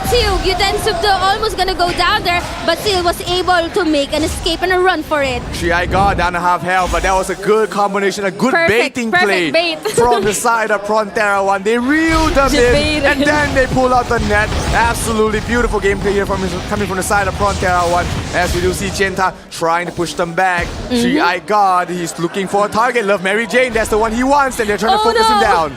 Oh no, they know where Love Mary Jane is at, and now 2 against 1, make it 3. Love Mary Jane is on the crunch here. They need all the support coming from the teammates, and there you go. Love Mary Jane in trouble. Love Mary Jane fighting back. Love Mary Jane is together with Love almost. This is the 4th time that Love Mary Jane has died. Ru Hangfeng still alive, not able to support his teammate though. They do get a kill on Gyutam Sudon. 1 minute 30 seconds left. This is still anyone's game. If they get a kill on Sasa, they are able to turn things around. So right now, if you are Genta, you need to look for Sasa. Where is Sasa? Where is this guy with 5 points on your head? I want to go find you and a bit of Curie. Where is Sasa right now on the map? I also want to know, but Ruthless here, just jumping out of that zone. Everyone's looking for Sasa as well. Even our cameraman cannot find Sasa, so that's very good. Oh, Sasa is together with the Three-Eyed God. And PPIR The only as well. difference here is that I think Sasa would want to have a kill still, even though he's running. They found Sasa. Oh, Love They Mary found Jane here. Sasa. Here comes the Oblivions. Here comes the Polar Knights. They need to kill down Sasa. Sasa, if he dies, that's the game turning around. PPIR Sasa has to die. PPIR trying to keep him alive. Sasa turns into an MVP. Sasa turns into an MVP. A Garm? Is that a Garm? He turns into a Garm at the final few seconds. PPIR dropping down very low. Love Mary Jane doing the damage. 20 seconds. Basilica comes out. Is that the Basilica? I don't know. It's not gold. It's not gold. I don't know. 6. Oh, they tie things up. They get the kill. PPIR needs to survive. 9 seconds. 8 seconds. Can they get any kill anywhere? Oh, this is a tie? Almost the kills are tied as well. The kills are tied. The points are tied. The kills are tied. What has happened? I think no. How many kills did Genta Genta got one more kill at the very last moment compared to the side of Frontera One. And ladies and gentlemen, a new story has been written here. We are going to a game number 7. Oh my god! Wow! Sasa just got up in a very wrong time. And Sasa actually tried his best to run away. And it's a very good movement, to be honest, from Frontera One. They're just trying to find an opportunity, a very good opportunity to kill Love Mary Jane. They just separate every single person from Love Mary Jane and kill him in a very dark spot there and keep targeting Love Mary Jane. And the moment they were heading in terms of points, they just do a hit and run. I noticed until the the difference. end of the game. What's the difference? I noticed the difference. What changed here from the side of Genta? Love Mary Jane, he's not playing the wind elemental. He's playing the fire elemental, which is going to allow him to do a lot more damage compared to playing with the wind. So that small change up. I thought the fire was from the genetics, but it is actually from Love Mary Jane. Yes, Love Mary Jane, he's using the fire elemental, which buffs his damage of the mutant dragon card, which increases his overall DPS. And that has been just a small shift in his build, just a small change up. Doesn't even change any of his cards, but that allows him to do so much more damage. And again, MVP going towards the way of Kertala. 0, 0, and 3, no deaths on him whatsoever, but still very useful towards the end. Yeah, very useful. I mean, it was a very good game. I mean, a very good last moment execution from Love Mary Jane with the other players from Genta, and it was a very good game too. I mean, it was a very different approach from Frontera One as well. I mean, it was also my very first time to see they are playing like a hit and run. I mean, they only focus on Love Meridian because they exactly knew how scary he is during the card contest. I mean, how annoying also. And the moment they're targeting the Love Meridian actually shut down for almost the whole game. And they only have to cut off Sasa. And sadly, no matter how far you run, no matter how long you run across the map, the Shapeshift Ops map will never change. The layout is perfectly the same. And you will meet in a point in other way. Yep, here we have the scoreboard here for game number 6 there. Tied in points, tied in kills as well, which means things go down to what I believe is the highest the total DPS across your team. And it looks like it was, of course, Love Mary Jane. We were talking about how much damage he was doing. And, you know, he's definitely one of the main reasons. Even though the scores are tied all the way, with the DPS tiebreaker, they were able to get this map and also force them to a game number 7. Yeah, and the game of 7 just unlocked. So every one attempts, it's already refreshed. Yeah, it's a final game between both of these teams there. Every single player can be used. We did see Jianta change things up previously. Remember, they placed in 2 main DPS sorcerers instead of having 1 main and 1 supportive sorcerer. But let's see if they're going to do it once again. This is very tricky simply because this is the refresh and they only have just one shot, like a best of 1 series here at the lower bracket. And knowing that they've already pulled the strings, all of the tricks and the surprises has been revealed right now. What my main concern is that somehow Frontera 1 is lacking damage for me. Yes. Because I've been counting their kills and this is not Frontera 1 for me, just for me. Yeah, I think it's because, you know, Ruthless as well as Taskmaster, they've been playing the more supportive build. They're not really trying to be out there for DPS. But hey, one final time to play. And they look at what Jianta is doing. They're bringing out all the big DPSs. All the big guns are out there on the map. 2G as well as Du Xihua Wan Dawang. Their 2 primary main DPS sorcerers are out on the map. Paired with Ketala, paired with Love Yao Pi as well as Feng Huangru. That will be their lineup here, it seems. Unless they decide to switch things up on the last few seconds here for the side of Jianta. That's fine. Yes, let's find out about what will happen next on this very last deathmatch. The only game who will decide who will become the next grand finalist to face up against Monarch. And for the Frontera 1 side, they will also bring the big guns. They'll bring the Taskmaster, Antics, Phantoms, and Bomb and also ideas. But the problem is, the question is, what kind of build that they will bring into this last deathmatch? That is a question indeed. Simply because they did not switch up like what the Jianta did, like putting all the ones that they have with the big DPS and all. What they did is to stick with their plan, which is their Team 1, Team 2, and this is their primary or Team 1. However, for Team Deathmatch, we've seen that somehow, Frontera 1 is kind of struggling. On the other hand, the Jianta, they're really good when it comes to comeback. And now we're moving towards the very end of the series. 3-3, the series is tied now. This is really scary, especially for Taskmaster's team, Frontera 1. I really cannot tell. I cannot read what kind of strategy, what kind of switching up they need to do. Would Taskmaster be, again, a DPS? Let's find out later on. It's very hard to call. It's coming down to this. Everything has come down to this. Game number 7. Game number 7, sorry. Final team deathmatch to decide who will move on to the lower bracket, to the upper bracket, to the grand finals. One final match here. Antiques being caught out there. We do see a Magnolia card being used by one of the players, so he's there to provide the CC from the side of on the side of Jianta. That is correct, but everyone's still sustained, well tanked, and just running around. No one wants to die. You cannot afford to die at this particular moment. 15-15, and it's just a matter of who is the first one to be bewitched and pulled into the middle, bewitched, and then Antics here critically low, but would be running for his dear life. Yeah, and Teek's able to survive barely though. Tucci dropping down very low. Walker, though. Taz Walker is in some trouble. Bon being chased down by 3 players. He has to watch out. He's still alive. Nobody died yet. Taz Walker. Oh, they catch out. Oh, Panton is there to back him up. So Bon is A-OK. Love Yao P in some trouble. He's caught out in the corner. Can he back out? Kertala in some trouble as well. Yao P doesn't have an SP. Oh, here comes the damage coming through with the Abyss Imprisonment. Tucci barely surviving. He palms the Zephyr. Bon, where are you going? Where is your support? Where? Bon is there. All there you A-OK. go. They survive for now. Panton is there. Perfect. Just in time. No kills on either side yet, but all the sigils has been procced. They have to watch out here. Kertala drops the Oblivion. Bon in trouble. Bon is dying. Bon is dead. You need to be resurrected or else that's a point towards the Chenta. But 29 seconds now. Nice resurrection. Tucci in some trouble as well, dropping down very low. Love. Good Abyss Imprisonment. Then Bon dies again. Resurrect. Where's the resurrect? Nice. They bring him up. 2 kills already from the side of Chenta. Are they gonna win this? 9 seconds. Gotta go Oblivion. down. They need to burst him down. They need some burst. They need to give it a push. 3 seconds more. No one is dying though. It's not enough. No. And ladies and gentlemen, Chenta, they are going to the grand finals.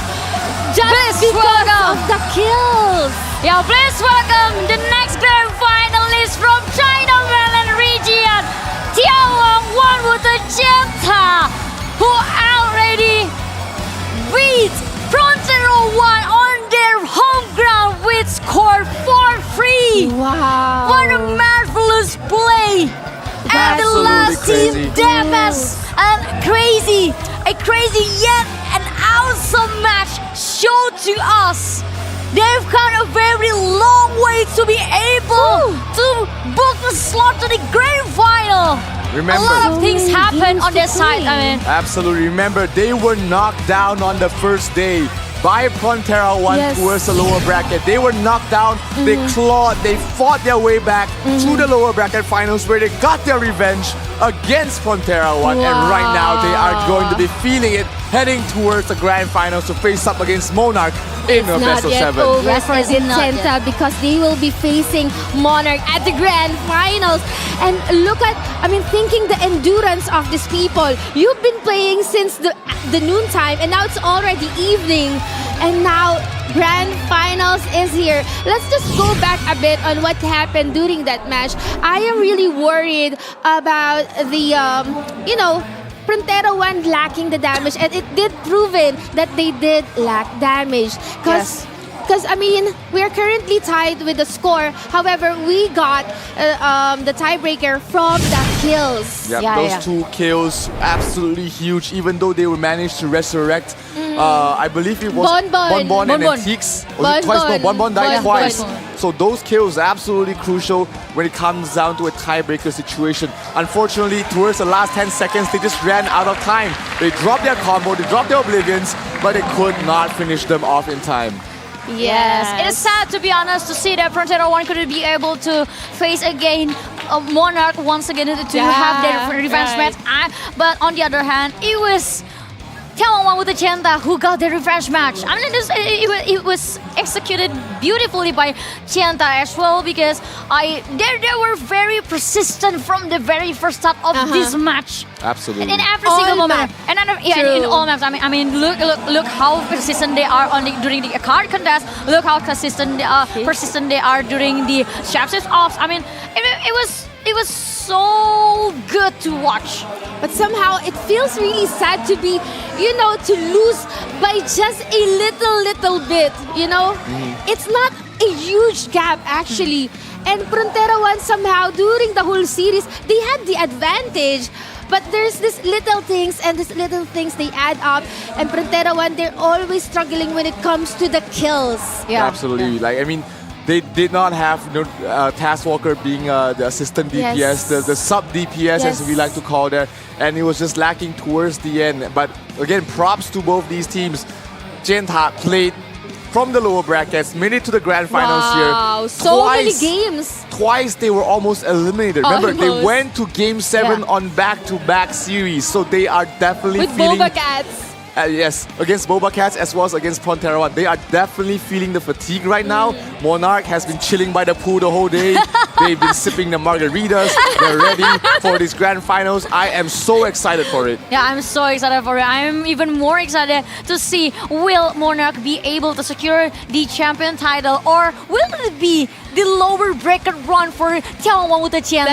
That will be a Cinderella story, to be honest. And if we had a chance to see that kind of Cinderella story, it will blow the first season of Valhalla World Cup. That's a perfect story to tell. Let's find out that later. I think the viewers who currently are watching has been blown away.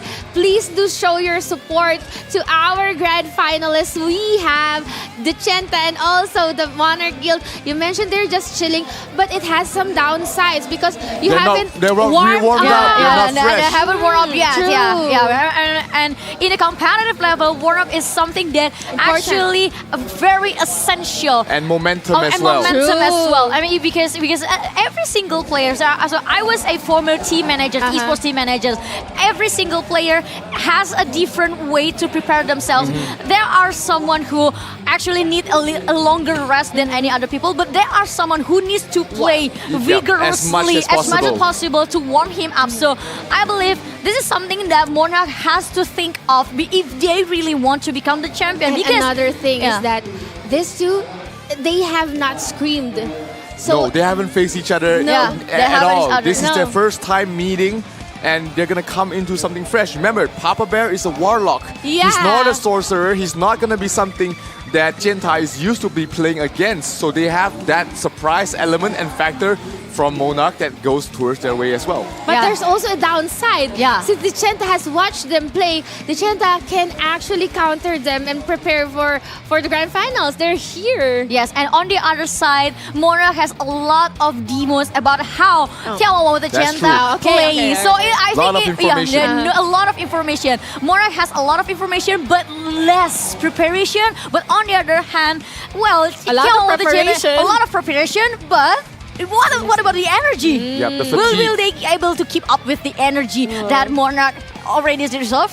They played at least 18 games today already from the side of Genta. Very tiring day for They're not included with standby time, preparation time before you go to the venue, makeup, and also drinking and eating your breakfast, your lunch, and preparing your dinner, so blah blah blah blah blah. I mean, a lot of things. But one thing is for sure, we already now secured our 2 grand finalists. It's just a matter of who will be the grand champion and the first placer. So at least these 2 teams, somehow they already secured the slots, and they're just looking for one more best of 7 series to go. Will this become the very first warlock, the off-meta, who will become the champion of Valhalla World Cup? Or maybe it is going to be the time for no archbishops at all. I would like to pass it away to the hosts as they are ready to interview the winner of this match. Let's take it away.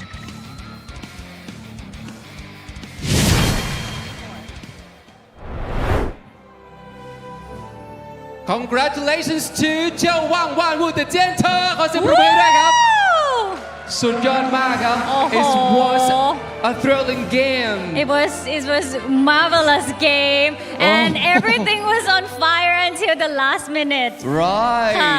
ต้องบอกว่าผัดกันแพ้ผัดกันชนะผัดกันรุกผัดกันรับจนตอนนี้ได้ตั๋วแล้วนะคะเพื่อเข้าไปสู่ Grand Final นะคะโอ้โหถือว่าเป็นเกมที่แบบมันจริงๆแล้วก็ถัดไปนะคะเขาก็จะได้ไปเจอกับทีม Monarch นะคะที่ไปรออยู่แล้วสำหรับรอบ Grand Final ของเราและเราจะรู้แล้วว่าใครจะได้เป็น World Champion ทีมแรกของโลกนั่นเองค่ะเอาละครับแต่ต่อจากนี้ไปนะครับเดี๋ยวเราจะเข้าสู่อีกหนึ่งช่วงในการที่จะมอบรางวัลให้กับแต่ละกิลด์ครับที่ได้ร่วมสนับสนุนและก็เดินทางร่วมกับเราคอมมูนิตี้นี้นะครับ Ragnarok Origin ครับ And it's time for us to recognize the ability and the skills that we have shown throughout the competition, whether it's the guild or individuals in Ragnarok Origin Valhalla World Cup 20 and 24. สำหรับเริ่มต้นรางวัลแรกคือรางวัลอะไรครับ Alright, so let's start with the Team Spirit Award. And I would like to congratulations to Guild Zhongxia. Please welcome Guild Zhongxia. I would like to invite the Guild representative on their stage. Please come on stage. And we have another guild, right? Yes. And congratulations to the Team Spirit Award, Guild Trinity. Woo! Please welcome the representative from Guild Trinity. And next up, I would like to invite Mr. Jerry Gao, the Director of App Gallery Business from Huawei APAC region, up on stage to present the honorable awards to both of them. Please give a big hand. Yeah. All right, and we have the ticket. The ticket prize here for So- Mr. Jerry to give to both teams. Yes อันนี้ก็จะเป็นการมอบทิเก็ตอันทรงเกียรตินะครับของ Community ROO ในครั้งนี้นะครับ ใช่แล้วนะคะ ให้กับแต่ละกิลด์ครับ ขอเสียงปรบมือให้หน่อยครับ Please give a big hands once again ladies and gentlemen. We will take some time here to take this photo of the Team Spirit Award. And thank you very much Mr. Jerry Gao and the representatives from Guild Zhongxia and Guild Trinity. Thank you so much. Please give a big hand. All right, moving on to the next award.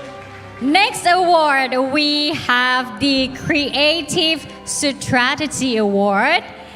And congratulations to Guild Monarch. Woo!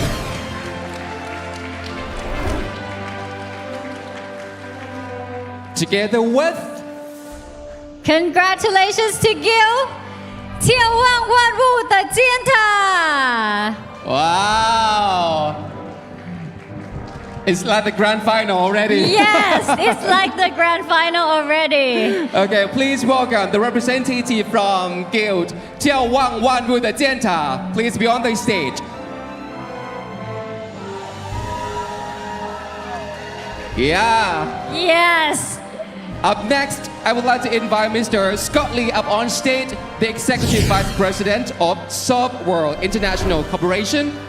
Please be on the stage to present the tokens of appreciation and the honorable value of ticket.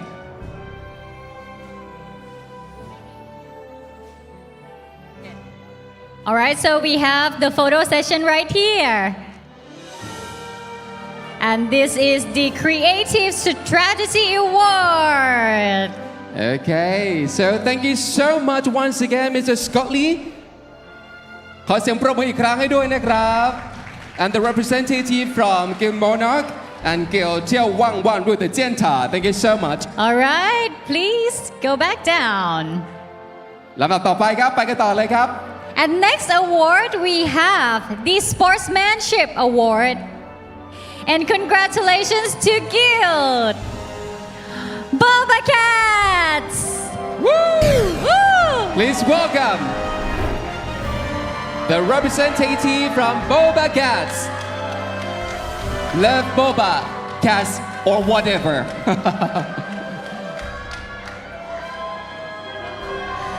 And 恭喜查尔济斯队 Congratulations to 查尔济斯 Please welcome. And may I kindly invite Mr. Fai, Vice President, Business, Planning and Revenue of 11 up on stage to do the honor with presenting the award to these skills, BobaCats and 查尔济斯. Yeah. Yeah. Okay, look at the camera and give us big smiles. And we have witnessed the sportsmanship of these two guilds. excellence. Could you please step forward a bit? Okay. Thank you very much. One step forward. Right. Okay. Great shot. We Make need- some noise. Okay, thank you very much. Thank you, Mr. Fei, and the representatives from Guild BobaCats and 查尔济斯. And next one, the last award is the Competitive Spirit Awards. And this award goes to Gil 仲夏沫花. Please welcome.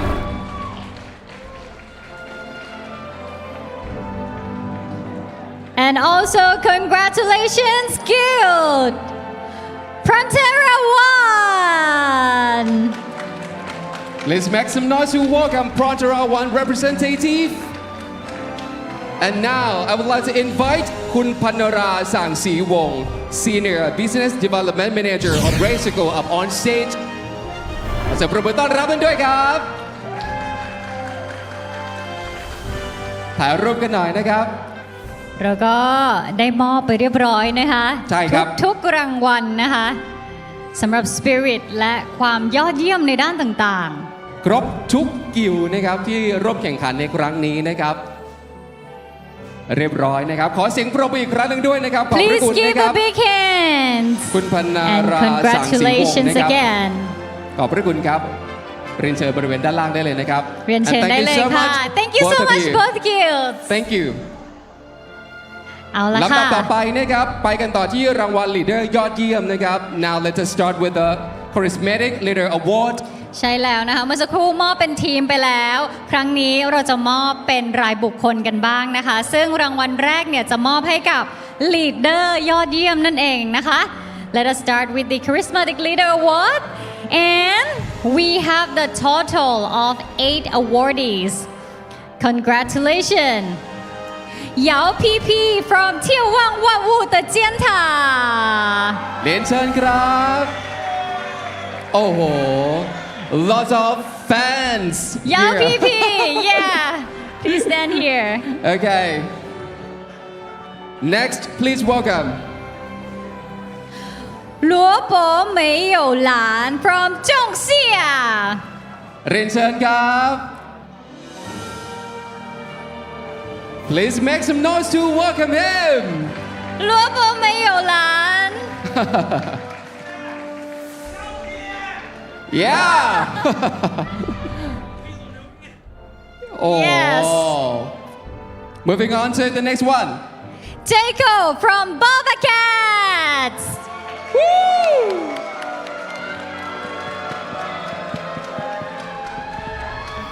Yes, we can see all the team members cheering for them. Yeah Leader at heart.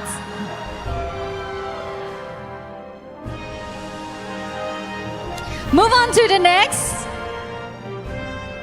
2 socks from Trinity.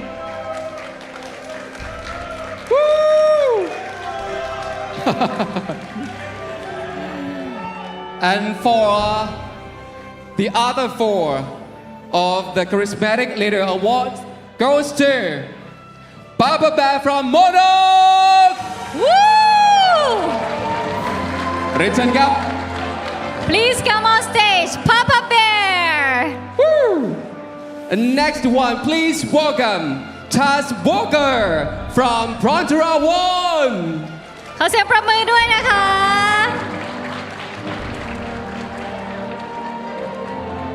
ต่อไปนะครับ please welcome เปยปีเสียตูตูหมาหมา from 查尔济斯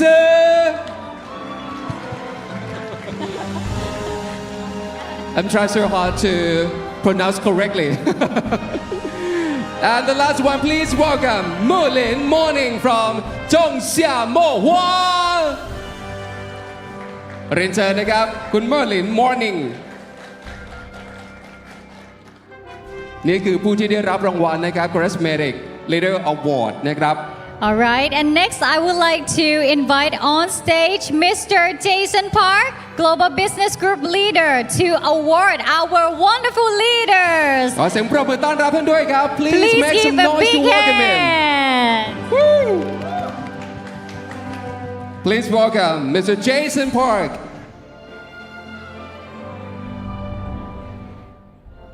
เป็นรางวัลอันทรงเกียรติในครั้งนี้นะครับ ใช่แล้วนะคะ และเหล่านี้ก็คือผู้นำนะคะที่คอยเป็นลมใต้ปีกนะคะแล้วก็เป็นศูนย์รวมจิตใจของสมาชิกในทีมนั่นเองนะคะ เป็น charismatic นะครับที่ทำให้เห็นว่านี่แหละคอยช่วยเหลือมาตลอดนะครับจนสามารถที่จะทำให้ทุกคนเนี่ยสัมผัสและรับรู้ได้แล้วก็ได้รับรางวัลอันทรงเกียรติในครั้งนี้นะครับจากแต่ละกิลด์ครับใช่แล้วนะคะและก็ยังไม่หมดนะครับเดี๋ยวต่อจากนี้ไปยังมีรางวัลที่จะมอบให้อีกเป็น Best Challenging Spirit Award กันด้วยใช่แล้วซึ่งเป็นรางวัลรายบุคคลเช่นกันมาลุ้นกันนะคะว่าผู้เล่นในใจของแต่ละคนจะได้รางวัลนี้กลับบ้านไปหรือเปล่าค่ะขอเสียงปรบมือให้ด้วยครับ Please give a big hand to all of them.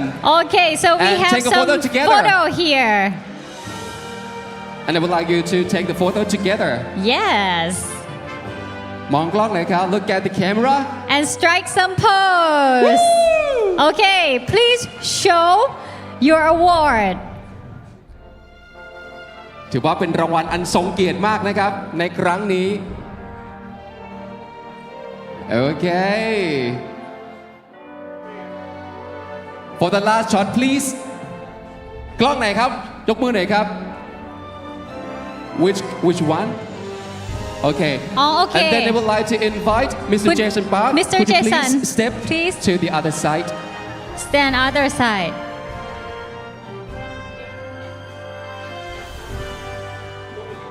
อ๋อโอเคเดี๋ยวถ่ายรูปก่อนนะคะโอเคนะคะ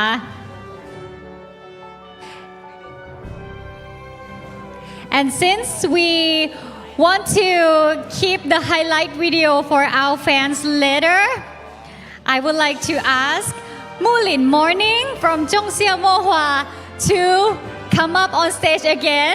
Can you redo it one more time? We would like to record the great moment, the special moment. Yeah, one more time. Yes, one more time. Only you. Yeah, from there. Up on stage, okay? We would like to record the special ใช่แล้ว moment. เราอยากจะเก็บภาพนะคะเดี๋ยวให้พี่เต้ยประกาศอีกทีแล้วกันเนาะ Okay. Okay, one more time. Wait for my calling, okay? Okay, 3, 2, 1, Please action. welcome Mainland Morning from 仲夏沫花ぅ ชอบจังเลยอ่ะ Retake นะคะ We loved it โอเคถ่ายรูปอีกไหมครับถ่ายรูปอีกไหมคะถ่ายรูปครบหรือยังคะ Do we got all the photo right here? Okay We done already?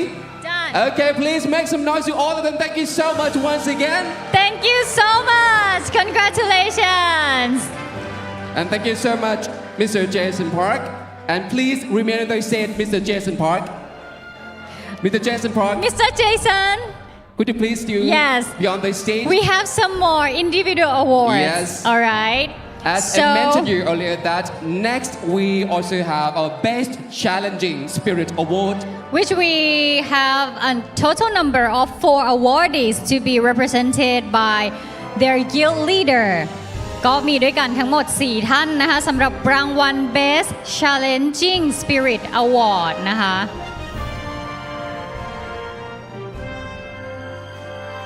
โอเคนะคะสักครู่หนึ่งนะคะสำหรับรางวัลต่างๆที่เรามอบให้นะครับเราได้มีการเห็นจากสปิริตของแต่ละนักเล่นระหว่างการแข่งขันเนี่ยว่าใครมีความโดดเด่นอะไรบ้างสุดท้ายครับก็ทำให้เราต้องมีการจัดสรรหมวดต่างๆเนี่ยตามที่เราได้กล่าวไปเพื่อให้ทุกคนได้รู้สึกว่านี่แหละคือสิ่งที่คุณได้ทุ่มเทให้กับครอบครัวคอมมูนิตี้ของ Ragnarok Origin ในครั้งนี้แล้วก็การมอบรางวัลต่างๆนะคะก็ถือว่าเป็นขวัญและกำลังใจเนาะสำหรับเพลเยอร์แต่ละท่านนะคะเพื่อที่เพลเยอร์แต่ละท่านเนี่ยนะคะจะได้มีกำลังใจนะคะในการเล่นนะคะแล้วก็ในการ challenge ตัวเองมากยิ่งขึ้นนั่นเองนะคะ ซึ่งเดี๋ยวหลังจากการมอบรางวัลในครั้งนี้นะครับก็จะเข้าสู่แมตช์สุดท้ายแล้วนะครับ After presenting the awards we're gonna have the grand final round wow that amazing โอ้โห I can't wait to see อยากดูแล้วนะคะ อยากดูแล้วเชื่อว่าแฟนๆ เนี่ยก็น่าจะมีทีมในใจแล้วแหละว่าเที่ยวเนี้ย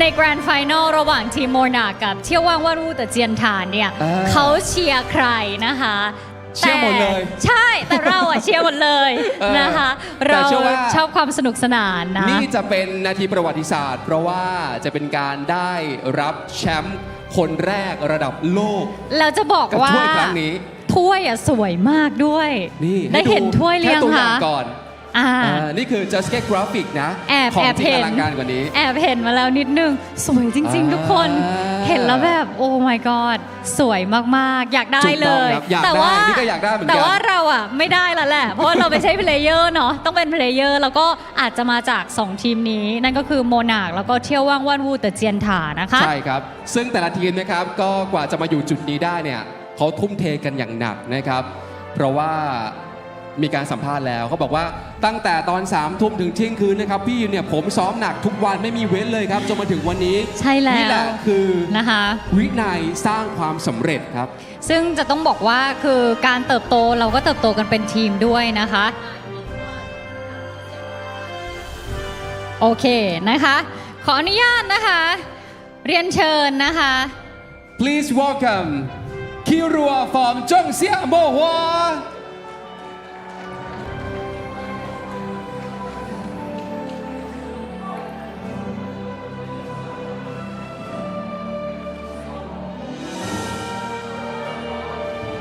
ตอนนี้เราต้องการจะให้ทุกๆนาทีของทุกๆคนนะครับได้รับ And please welcome Shmoo from Monarch. Yeah.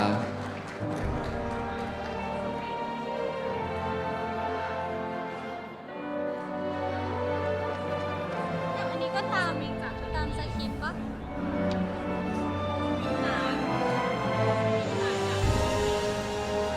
And Mosuminha from Trinity.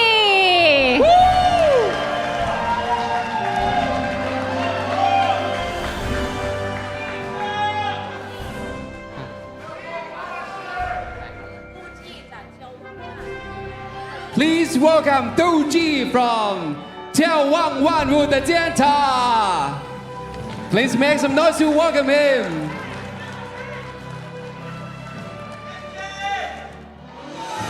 And these are all our best challenging spirit awards. And now I would like to invite Mr. Jason Park. Could you please do the honor to present the honorable award to all of them? Thank you very much. เอาละครับนี่คืออีก1 นาทีประวัติศาสตร์นะครับใช่แล้วนะคะสำหรับรางวัลนี้นะคะ Best Challenging Spirit Award นะคะไม่มีแปลไทยเนาะ ทับศัพท์แบบนี้เลยครับค่ะ Okay and take a group photo together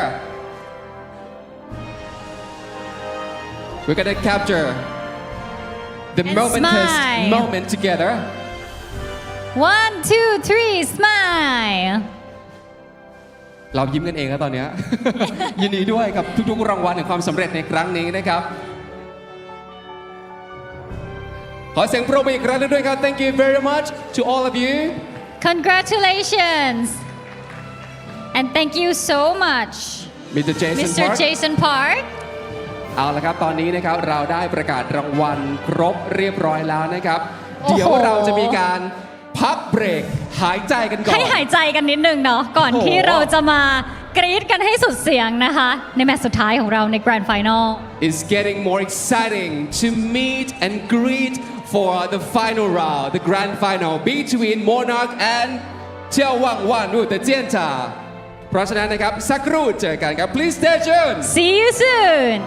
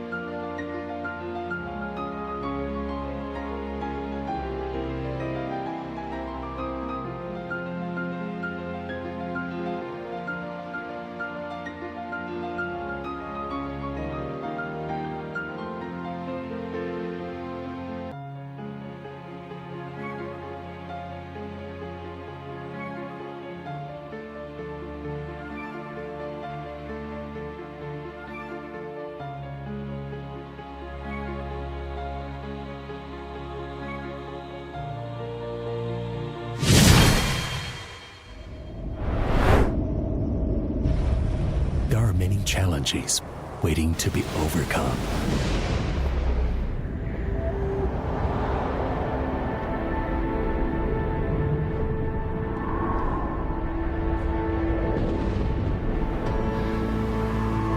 Mountains to be climbed.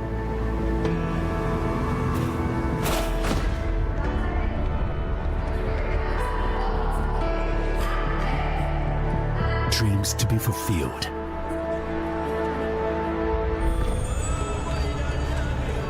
Worlds to be discovered.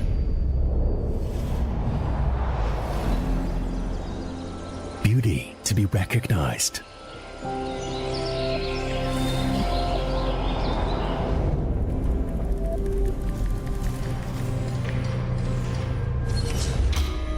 Problems to be solved.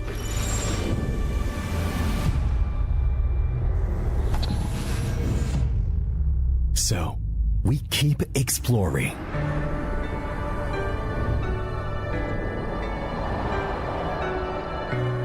And up. Watch the chassis. Back leg in. Check it, return together. What color is it? It's red. What's red? Red represents passion. What can't stop us will make us explore more.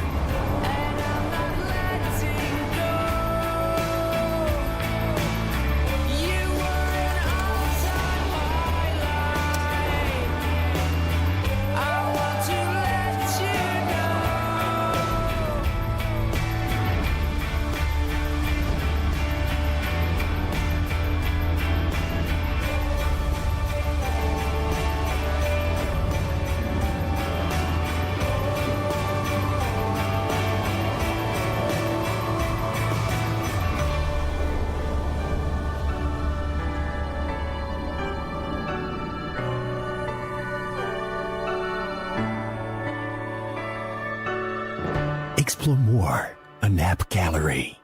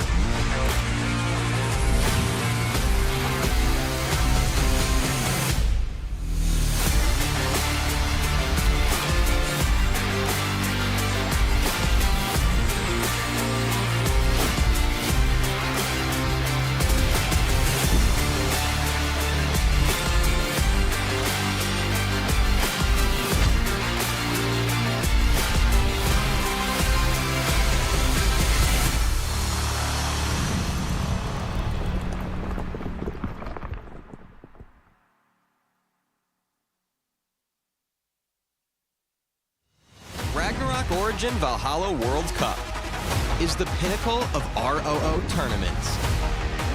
The best guilds and adventurers across all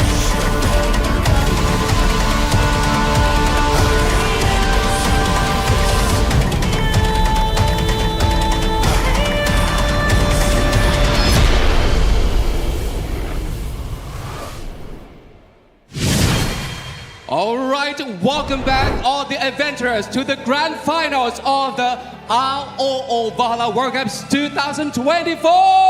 Are you ready?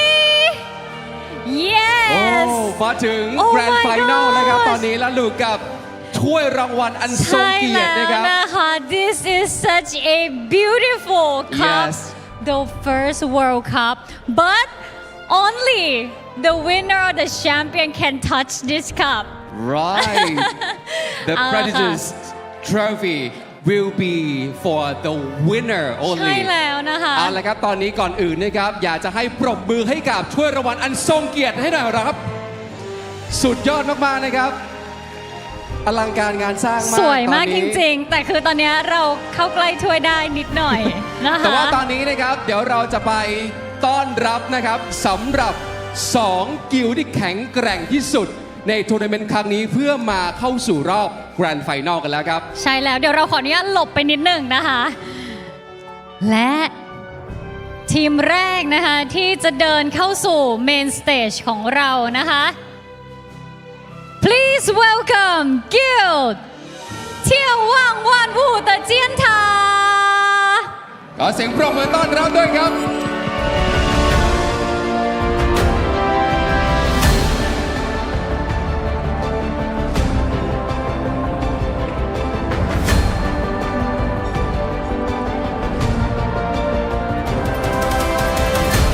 มากับกางเกงช้างที่เป็นเอกลักษณ์ของทีมนี้ตั้งแต่เมื่อวานเลยนะคะ แล้วก็เสื้อทีมสีแดงก็เรียกว่าเป็นสีมงคล ใช่แล้วนะคะ ทีมนี้นะคะมาจาก China Mainland นั่นเอง And I would like all of you to strike a pose.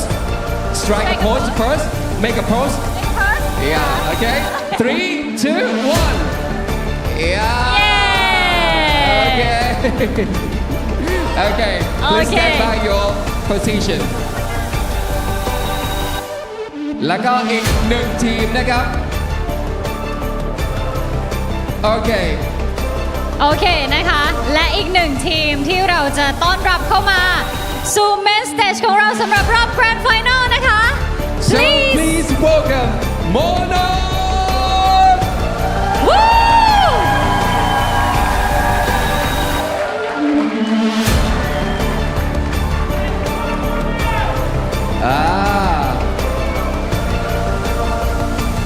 นี่คือทีมที่มานั่งรอ ใช่แล้วมานอนรอดีกว่า ตั้งแต่เมื่อวานนะคะ ใช่แล้วนะครับแหมเขาเดินผ่านถ้วยรางวัลแล้วก็มีแอบปลายตามองเล็กน้อย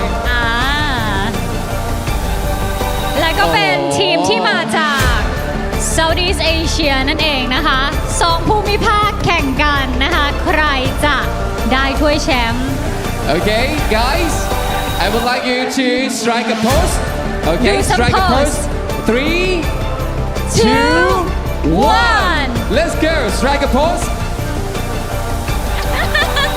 They do a heart a big heart so cute Thank you so much Thank you so much Okay please stand by your position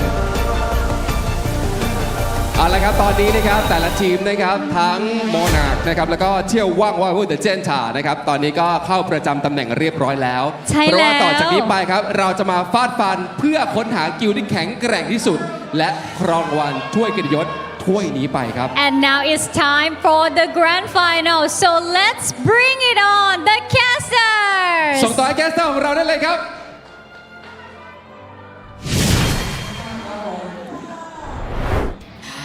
Everyone, this is it. This is the grand final of Ragnarok Origin Valhalla World Cup. Welcome back again to every single of you in this offline stage or maybe on your home in this live streaming. Yep. Welcome back. Back with me again as Abigail, and also we have Nikki and Ciro, and we are one step away to witnessing who will take the trophy, the champion title of this Valhalla World Cup Season 1. I'm very much excited. I know Ciro and everyone out there watching, having their dinner right now. We just had the awarding ceremony and we had a lot of awards to be given to our players. Remarkable players indeed. And that's how we show sportsmanship and camaraderie here at Valhalla World Cup. Absolutely. I mean, both these teams, actually all the teams have just been really doing so well throughout the entire weekend. But ultimately, this is also still a competition. Yes. You know, they're still fighting for something, which is the crown of the Valhalla World Cup. We saw the trophy. It's absolutely beautiful. Stunning. And that's what they're fighting out for. Monarch representing the Southeast Asian region.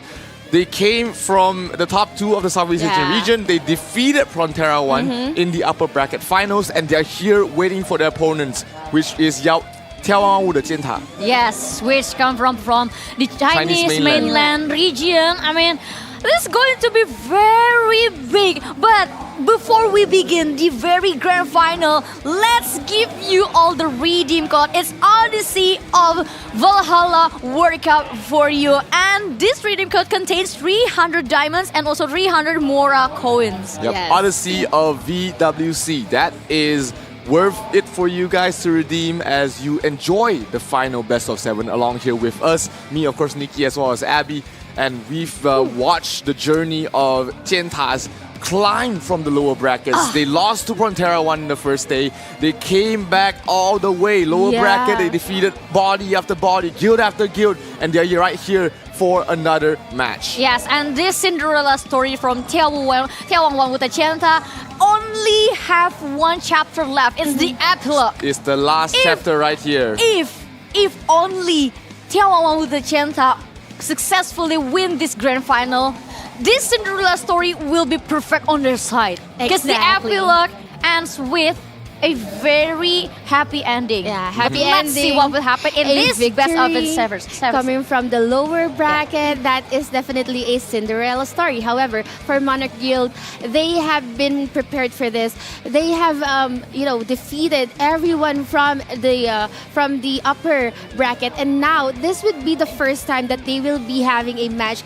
against the Chenta from the lower bracket. They have their ups and downs. We've been discussing that a while ago, but now the main point here is that will Monarch Guild be able to actually, bring about the spirit of the winners coming from the upper bracket, or will the Chenta be climbing their way until they eventually defeat Monarch Guild? That's a really good story to tell and a good question to be answered on our games. Now let's talk about what could be perfect maps for specific jobs, especially for these two teams. Yeah, the main difference with both these two teams is that Monarch is running with the only Warlock in the tournament. That's Papa Bear. And we've seen him perform very well on the bigger maps. The maps that he's able to run around and just avoid those people who are trying to lock him down. That's the Shapeshift. That's Blood and Gold as well. Maps that are huge and allows him to use his teleport to full use. Yeah. But then the smaller maps are the ones that you want to avoid having him there. Things like Team Deathmatch, Blood and Gold, Card and Gold. Card contest as well, where people are just more focused on one area of the map. That's where it's harder for him to show up. Now, we've seen Papa Bear be shut down by Jekko previously, where Jekko just kept going for him, and Papa Bear couldn't really do much.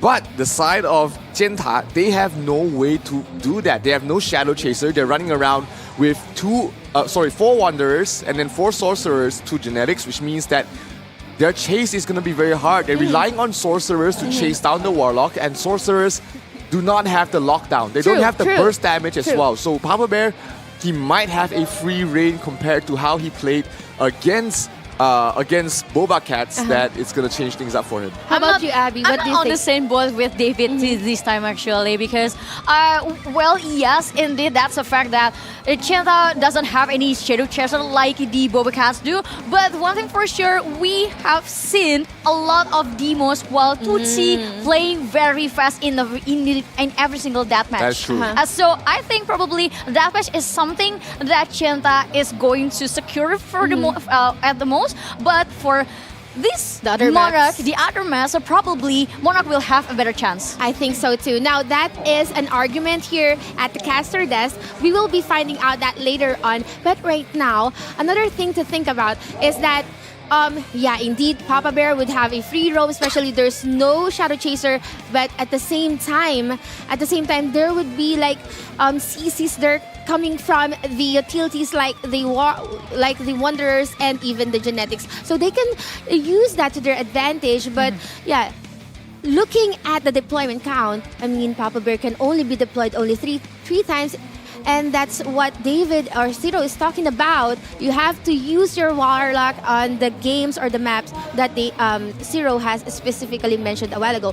Now let's talk about how can the Tienta, capitalize on their advantage. They have certain maps wherein they play really, really well. Yeah, and especially like in a card contest. I mean, the card contest is also a map that we already saw Tienta played really well. And I believe this kind of a persistent play style from Tienta is something that needs need an attention from Monarch's side. But I think if Papa Bear could have a good space to just nuke these players from Tienta, this will be a different story. Because we already saw the moment when Tienta trying to very persistent towards the Frontera 1, but actually they just in certain situations they kind of lacking of damage. Because they need a very long time to just break down one wall, which called a Task Walker. But on the other hand, if you got a smacking from a big nuke from Papa Bear, probably that will give us a different story. I think so too. Zero, let's talk about the Tienta. They have 4 Wanderers. What could be the advantage of having 2 Wanderers in play? It's the ability to provide almost permanent uptime of damage reduction. That's because you are able to stack your Sincere Sounds, make sure that they're overlapping the durations, because each Sincere Sound has a 4 to 5 second downtime. But when you have 2 Wanderers, it means that you can just alternate them and there's no downtime. So you're permanently having that damage reduction, which also can be a weakness because the healing range coming from the Wanderers is very limited. It comes in a tiny circle around it, and if you stick together in that circle, that's where Papa Bear loves you the most. But one of the downsides of the double Wanderer, that's what I want to talk about. I want to ask him. Let's talk about Shmoo and Raid Boss. We have 2 Archbishops coming from Monarch Guild. Yeah, the 2 Archbishops, they have a very long range in terms of healing. They can provide additional damage reduction and bonus damage to a single target as well. So if you're playing like a single hyper carry or a single carry lineup, maybe it's Papa Bear. Hyper carry like Papa Bear. Yeah, just funneling system. They're buffing one player so that he can go absolutely ham, which can work in certain maps as well. Yeah, but the opposite, the downside of this kind of lineups, if Papa Bear was taken down, then everything's wasted. Everything is wasted. Everything will be a wipe out. Like what the Protera 1 is doing to Love Mary Jane. They keep on like downing and downing Love Mary Jane. That could be a scenario against Papa Bear as well, right? So it requires a very perfect condition for a Monarch to play this kind of composition, and it requires a perfect map too. You have to give Papa Bear a big space, a space where he can roaming around or at least run away from every single who chase him. And especially we comment about how fast Tienta move. And how much is the teleport's cooldown?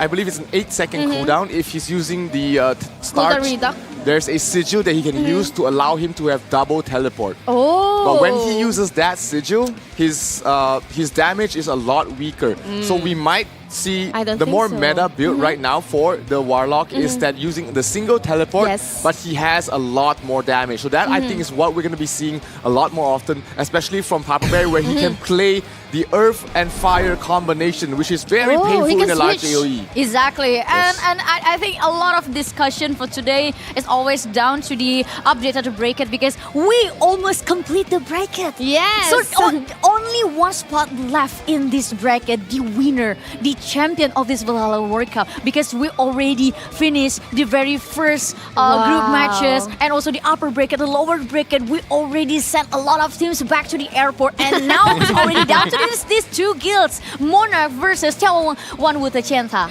Exactly. Look at how far we've come. We are down to our last top 2 guilds from every server region. Rather, we started off with 8 teams, and now we're down to 2. We have double eliminations. We played a lot of games, all of which are best of 7. Now let's try to predict your standing. Scoreline. Can we predict? I want to predict. I want to predict. Let's start off with our host. Well, to be honest, it's very better. I've seen a lot of demos from眺望万物的尖塔, and I believe they're gonna unlock the 3rd time of 7 game I think so too. I couldn't This agree is going more. to be the third 7th game for us. How about you? I think it's gonna be 4-2.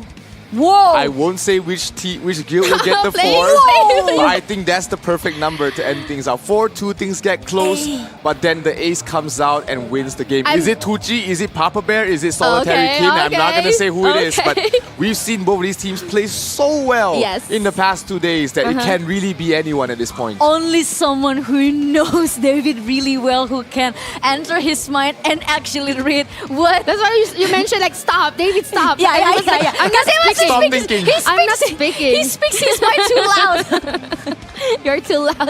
Just kidding. Anyway, guys, to our adventurers, these are our lineup. These remarkable players, 10 and 10 for each of the guilds here. We predicted, Abigail and I predicted pushing for a 7 rounds. And then we have here 0 with a 4-2 standing. Everyone, this is the most intense fight, I can say, simply because Monarch, they know how to adapt, they know how to adjust. On the other hand, Chao de Chenta, let me read it.眺望万物的尖塔. Nice. They're really good when it comes to coming back. That's my Nikki. And the lineup from 眺望万物的尖塔, we have lots of players that we are familiar with. We have Yao PP, 他叠将可踏了兔奇 Love Yao P, Love Mary Jane, 多多何依依 Love 恒黄如 Love 如黄蜂都喜欢玩大王，家脚布罗加，下凡格鲁特，占星不西西。Yeah! Wow.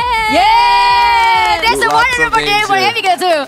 Perfect, Abby. Perfect. I wouldn't waste 1 year of my learning Chinese, okay? Meanwhile, for the side of Monarch, they have the black and white squad. You know their names. You know they're here to fight, and they're gonna go in with the Papa Bear squad.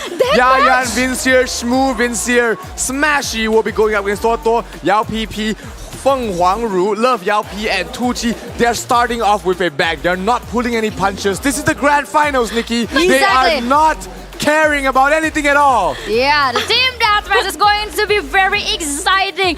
Papa Bear on the very first game just trying to get a legacy. And who will win this team deathmatch? The very first game of this grand final between 眺望万物的尖塔 against Monarch. So, viewers, so, Midgardians, here we go! Here we go! Papa Bear is being protected there by Shmoo, which is what we were talking about. And remember, Monarch is the only team that's playing around with the magic genetic. The plants, the CC is gonna be huge. And look at this, they're protecting Papa Bear.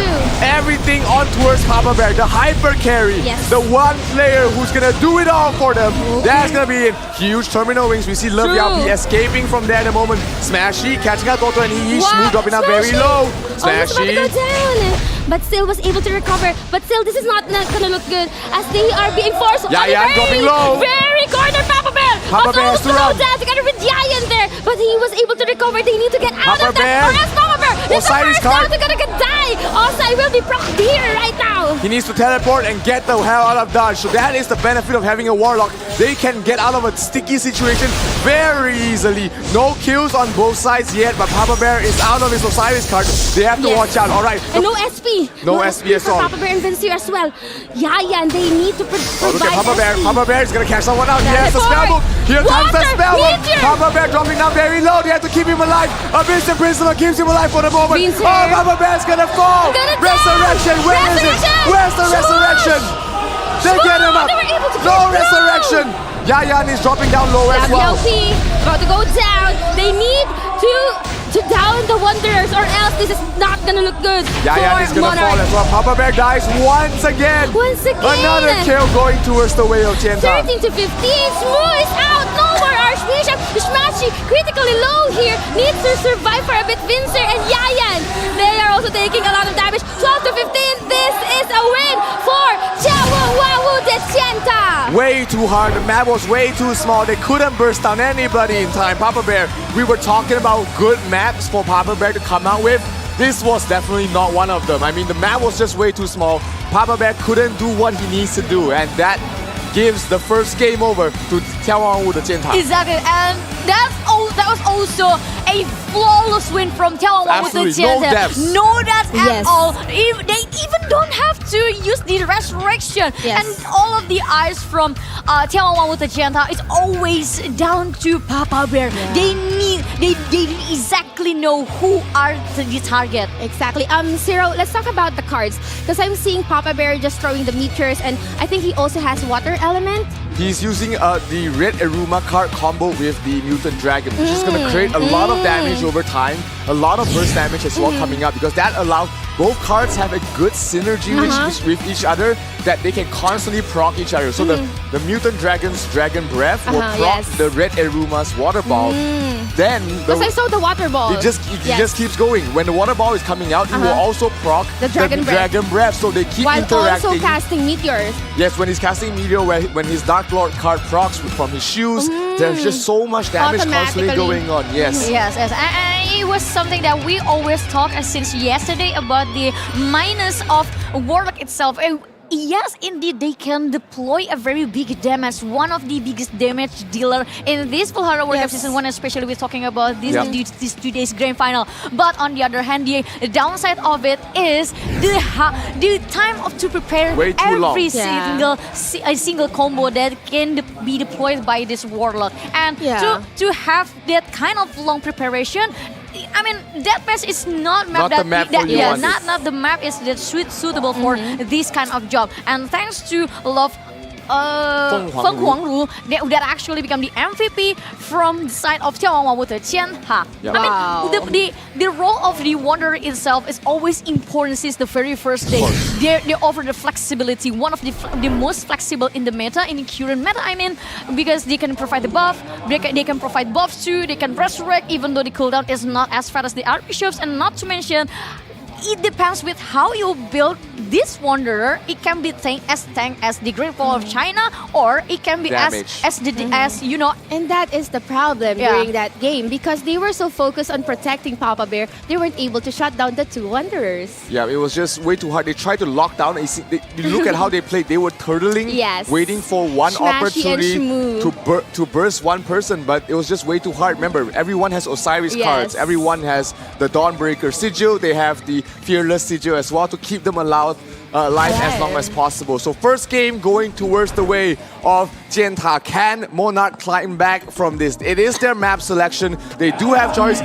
This is their bread and butter. Yes, our Chicken's team is gonna light the way for game number 2, Blood and Gold. But let us not forget how, I mean, we haven't really seen they haven't played this map, I think. They haven't played it. It's always been card contest and the Shapeshift Ops. Probably they played in the side stage. That's the demo that we didn't have. But in this Blood and Gold, to be honest, it is one of the most perfect map for the team like a Monarch. Well, we have to talk about how good Almighty Aman as the DPS, as the Sorcerer. And we have to mention the Archchickens as well. Archchickens is pretty much the same type Wanderer like the Taskwalker and also the PPIP as the Archbishop. So it not only provides the damage, but it only provides to the buffs and also buffs and heal to the other friends. And of course, Bulalu as well with the magic, the plant genetic is going to create so much havoc here that the Sorcerers doesn't really have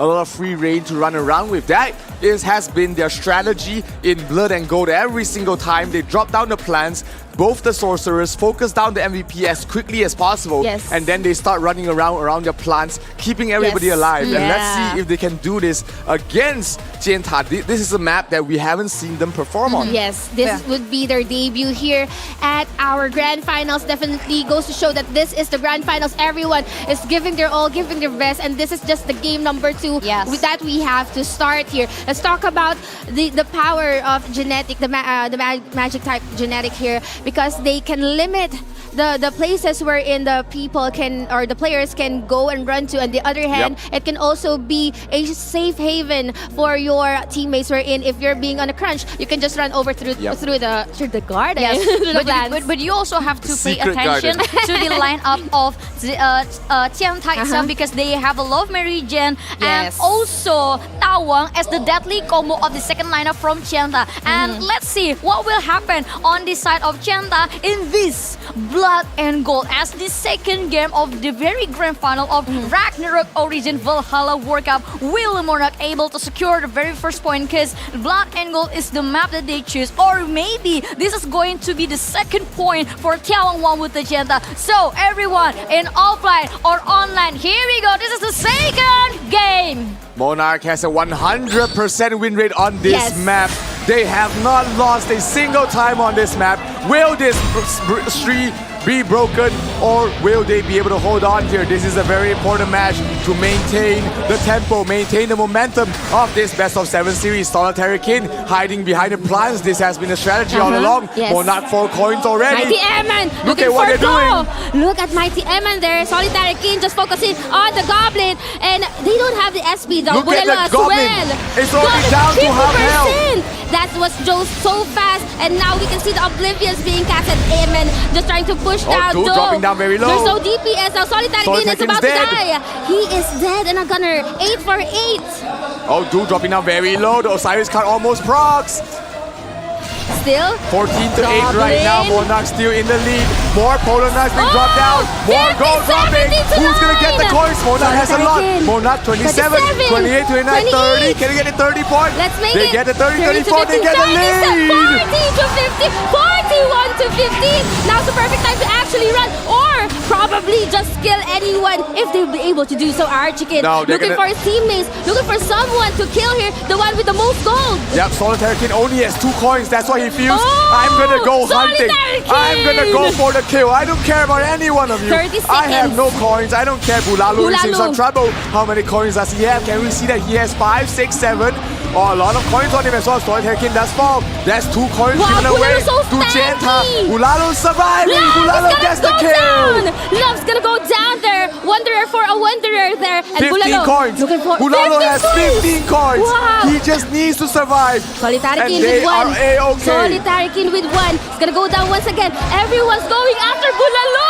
Bulalu make the 6 run seconds. for it. 5, Run! 4, As long as he doesn't 3, die here, 2, he's A-okay. 1. And Monarch maintains the 100% win rate on Blood and Gold. Wow! Again, another win at Blood and Gold map. Oh my god, that was escalated very quickly from the Monarch side.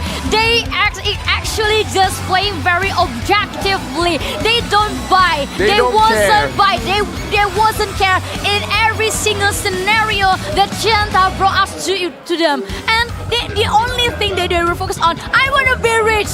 Give me the money, give me the coin. I should be the richest person in this room. So That's how please, Abigail Goblin. thinks. So please, Goblin, just give me all of your money that you have. But I have to give it up for Bulalu. At the last minute, he was so tanky. I don't know what kind of build is that, but against a Wanderer, he was even successful to take down Love. Yes, that is a very hard thing to do, especially usually Magic Genetics are more supportive. They don't have a lot of damage. Sorry, my genetic. Yeah. Their weapons don't really provide a lot of M damage, which allows them to play the damage build. But Bulalu somehow was able to get the kill, which not only secured it, but it pretty much made sure that, hey, you know, we're not losing Blood and Gold anymore. And the MVP going towards the way of Archikins with 6 pieces of gold on the body. No deaths on him. I think nobody died except Solitary Kin. But remember, Kin is the bait. Just one. He's the one that's going around trying to collect the coins and also slow them down. He's the one that is just there to try and buy time for the rest of his team. Yes. And I think this is a little bit info about how you play Blood and Gold in a certain level, because actually if you want to play Blood and Gold, it requires a very big concentration, to be honest, because you have to be concentrate on these specific seconds, because specific seconds in this Blood and Gold provides different gold, different amount of gold. So I think this is something that already calculated by Monarch, because the moment they secure the 30 coins is already well calculated by them. And it was something that were on the calculation from this Chinese mainland team, which is Tianta.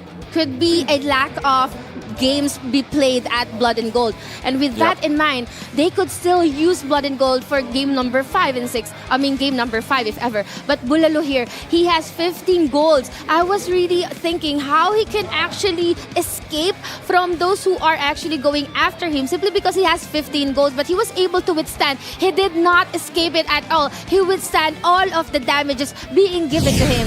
Yeah, it's very hard to bring down the genetic, especially a plant genetic. They can put down their whooping vines, they can run around with their bio-cannibalize. There's so many things that you have to look out for if you're trying to chase a genetic. Not to mention they also have movement skills and NTCC skills as well. So when you pair that up, put all of that in a character that is meant to be built as tanky. And even maxed. And maxed as well. He's almost impossible to build down. So Bulalo, I mean, we've talked about him a lot of times. I think just in this map alone, he is super efficient. Yes, and then don't forget to concentrate on a very specific second because there are the different seconds in Blood and Gold that provides more gold rather than the others. So I think it doesn't matter if you secure the very first coin and the other at the start, because if someone hit at the right second, which would provide 20 or 40 coins at that time, you're ever in the early game will become nothing.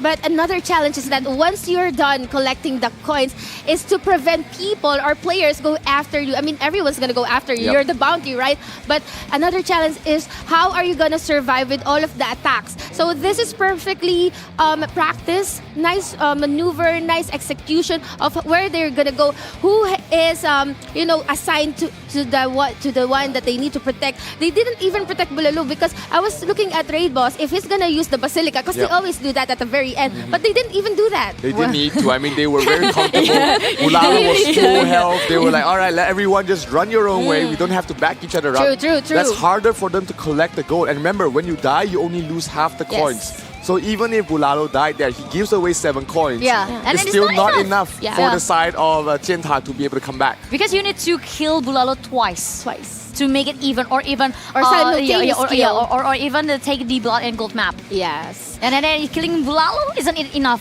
to guarantee your win. So you have at least kill 2 people twice. 2 people to at least draw it out. Yeah, we're currently tied. It was already a very tough game for Jianta. Of course. We're currently tied now with 1-1 if you just tuned in. That is the grand finals between Monarch Guild and眺望万物的尖塔. Wow. That was so good. That was so good. That was the best pronunciation from Nikki. I love it. A lot of practice already done. I mean, hard pays off. Okay, now we're moving towards to game number 3, and this would be a map probably being chosen by this team. They are really good when it comes to shapeshift. Yes, exactly. And Papa Bear could also be, they could also use Papa Bear for Monarch as shapeshift. So I think it's just anybody's game. What are your thoughts? Yeah, girl has a point. First game, Papa Bear didn't have the best map to play. Exactly. Maybe he was just put out there as a statement. Maybe they were keeping Archikins and their team's entries to play in Blood and Gold. Probably mind games, probably mind games. It can be probably a mind games from Monarch towards the Jianta, but in a very specific certain situations, this could be also a tasting water. Could be. That could be an option. That could be a reason. They wanted to see how Papa Bear is able to fare against them in just a very fighting, a very brawly kind of map, and then they would be able to know, hey, what sort of adjustments do we need to make? Does Papa Bear need to go more defensive? Yes. Can he go more fully offensive? And after the first round, it can be that the information that they gathered from the first round, they're gonna make the changes, and then this is where Papa Bear makes the changes to his build, specific. Maybe just if they're not using Dark Priest card, he can get rid of the Nether Force. If they are using Dark Priest card, then he needs to keep on the Nether Force and play a bit more squishier. Yes, and then the third map will be on Jianta's favor. Selection. It's gonna be. I mean, it has 2 options. Right? We're not gonna see Blood and Gold, so this is gonna be either card contest or shapeshift offs. I think card contest. What's the you're the mathematician. What's the percentage of their winning rate? They were kind of 50-50. They weren't too great on card contests. It was like kind of a toss-up. So they're gonna go with something that they're more familiar with, something that they've been really playing very well on, which is the shapeshift ops, and they're gonna bring out Tuji, Love Yaopi, Tuotuo, Yao PP, as well as Feng Huangru in this map. And in this kind of situation, probably from MONARCH side will deploy once again a Papa Bear. Because this Shapeshift offers a bigger map than the team deathmatch, so it also offers a bigger space for Papa Bear to prepare his nuke movement. But now I think they have more information on who to target, on who to focus fire because of the game number 1. And let's just see if they'll be making the same mistakes, or will they be able to recover and actually adopt from what happened during the game number 1 here, going towards the game number 3 against the Chenta. Now together, this is the same lineup, if ever. Since Monarch Guild, they already know the lineup for the Chenta, then they can actually just adjust. I think, you mentioned that it could be Papa Bear's team, probably. Definitely Papa Bear's team going up against the Chenta. Yeah, this is the map that they want to play Papa Bear on. The white team assemble. Are they going to be able to make the changes they need to allow Papa Bear to do what he needs to do? Vincier, he is the plant genetic, he is the magic genetic, he's not going to help out in damage, he's there to buff up Papa Bear with the health plant, with the FCP, keep him alive as long as possible. That's what Shmoo is here for, that's what Smashy is here for. Keep Papa Bear alive. Protect the president you mentioned yesterday. Protect the president. Protect the president at all costs. And I think this is going to be very hard for Papa Bear, because the players that deploy on this shapeshift also from the Chenta side is already the players who are the fastest one. So I think Papa Bear needs to run as fast as he can while preparing his damage. Yes, one more thing is that the Chenta has been playing shapeshift ops for so many times today. I couldn't even recall how many. So meaning to say they've already practiced this, and they have, for me, they have the upper hand advantage when it comes to playing shapeshift ops. But let's see if Monarch will be able to bring about what they did during the fight against Frontera 1. Yes, because the score between these two teams are even. One for Monarch, one for the眺望万物的尖塔. And who will take the second point? Will Monarch be able to have a lead against 眺望万物的尖塔? These shapeshift ops will be the answer. So here we go, the third game. Third game indeed. Remember, Monarch had multiple clutch situations in this map. It seems like they know this map backwards, forwards, and everywhere around. Let's see how they're gonna do here. Papa Bear already preparing his combination. They're looking for a target. Who is it gonna be? Vincier is an MVP right now. Tucci and Love actually assisting Tucci right now. Different kind of Smashy gets locked out. Yao PP getting focused out here. Polar Knights drop down. A lot of damage already being dealt there, but it's not enough to bring out Yao PP. Yao PP dropping very low. Almost, but Smashy as well. These two, I mean, Smashy is actually just getting a lot of that. Vincier as well. Papa Bear's gonna go down. Yao PP too. First blood going towards the way of Monarch, but Chenta able to get the kill quickly on towards Papa Bear as well. So one kill apiece on both ends. Let's see who's going to be able to get the second one. Smashy running around, trying to lock them down. Tucci is already half health. He has no support here. Yes, they need to shut down Tucci because we know how scary Tucci is. Yao PP as a Stormy Knighter, just trying to help his teammates. But Vincier is stuck. Here we go, Papa Bear together with Shmoo, teleporting for a bit. The Tetra Vortex. Here comes the combo. And even can they get the damage enough? He's doing so much damage, but he has to back off here. He is being cursed down. Is it a Magnolia card? Is it a Time Guardian card? He's being slowed down here. 2 against 1. They're locking him. They are locking him down. Papa Bear is in some trouble. He's trying to hide around the plants and wait for the backup to arrive. Yeah, Yao PP has been rooted here at the plants. By the way, what happened there is that 2 Wanderers actually allowing Papa Bear dropping low. More teleport for Papa Bear. Where is Smoosh? Tucci here as the Stormy Knight can't do anything at all. Papa Bear just jogging and circling around the map. Here we see Papa Bear trying to help him out, help Shmoo out, but he's gonna fall, dropping very low.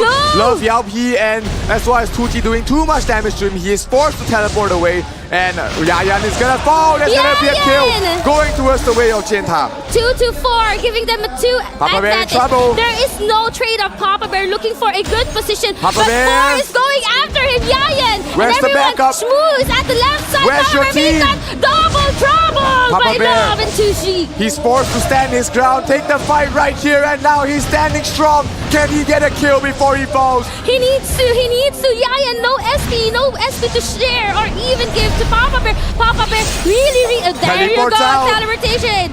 Water Ball Dragon Breath, that's the proc that you mentioned. Yes, constant procking, constant DPS, but not enough to bring anyone down at the moment. Yes. 2 minutes, 30 seconds left remaining. Monarch still behind, 2 points. Oh, no. They need 1 kill to take the lead or even things out. Yao PP being chased down right now. Shmoo down half health. He has to watch out. Papa Bear gets a free hit. Yayan in trouble. Yayan dies. Down once again. 2 to 6, even furthering the advantage. But 3 against Yao PP. Now make it 4. But Yao PP, like a smooth like butter, just escaping and running around. They need to run around. They are in at the advantage. Right, 2 minutes left remaining.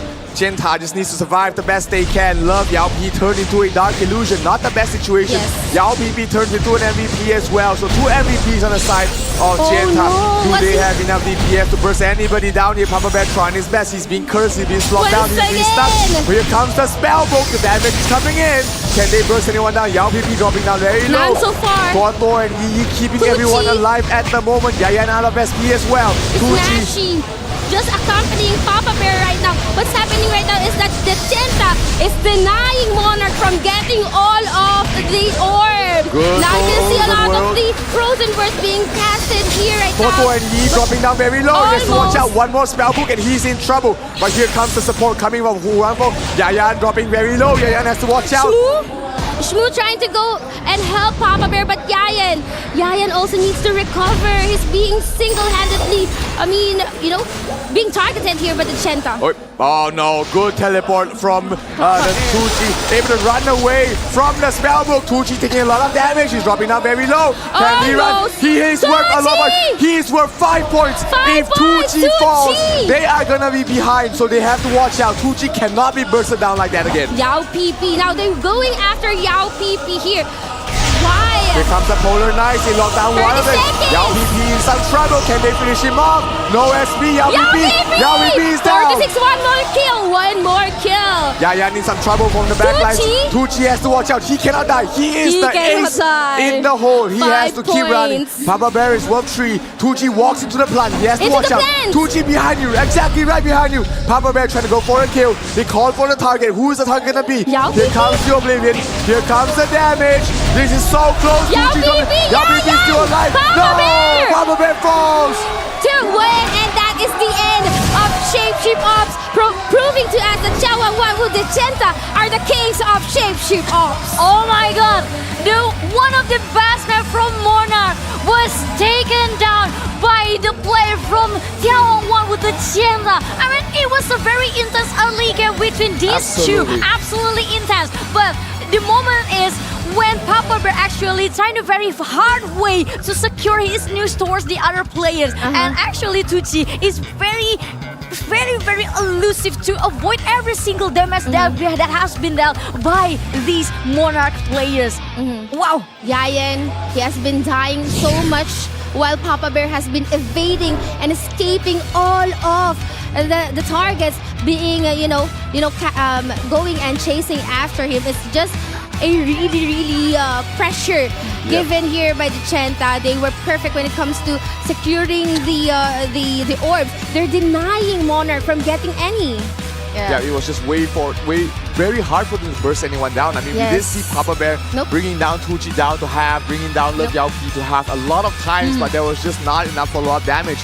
That is the one downside of a single hyper carry comp is that all your damage is coming from one single player. So if you see that happening, especially if you are a magic class, then you know how to counter it. You counter can the elements. Counter the elemental damage that's coming in there, and we have the MVP here from the side.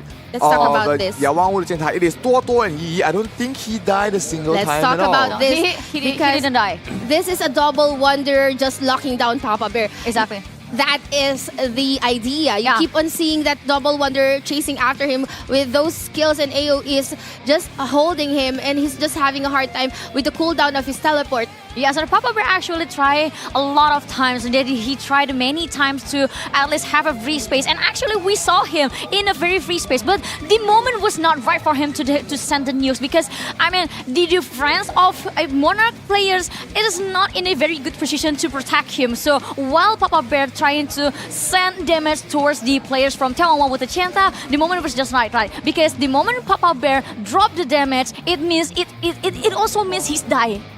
So the coverage from the Monarch players towards Papa Bear was not enough yet. That is true. So you hard really for him to have play. Yeah. You really so have to shut down 2G because he's really good. He's very aggressive, and when he has set his eyes on a target, he's definitely gonna focus on it. And he's also good.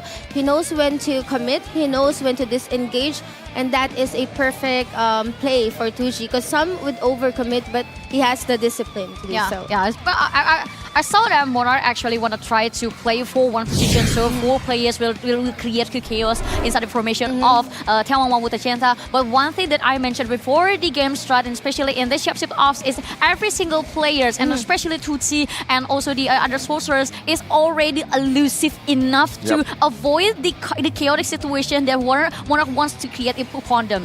Yeah, and you were talking about the 2 Wonders really just locking down Papa Bear. They weren't afraid of dying. They know that, hey, all we need to do is bewitch him.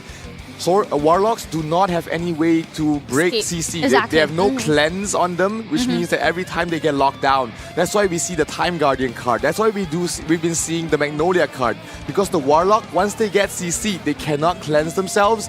And the Panaceas in that map have a cooldown. So that allows them to reduce the damage from Papa Bear as well as just kite him forever. Yeah, kiting Papa Bear and even kiting the rest, because wherever Papa Bear is, the rest would follow and protect him. So that's an idea. And what happened during that time is that there was this point where Papa Bear just stayed in his place. You mentioned staying on his ground because he has nowhere else to go. But still, wasn't able to actually shut down. And that's his job, to actually nuke and burst damage. I think they have read Papa Bear like a book.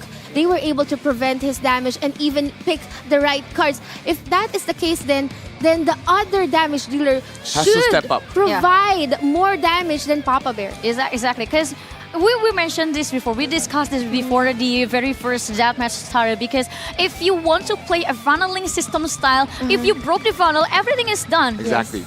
And it's hard to recover. That's why, we need to see the side of Monarch make some changes in that specific lineup.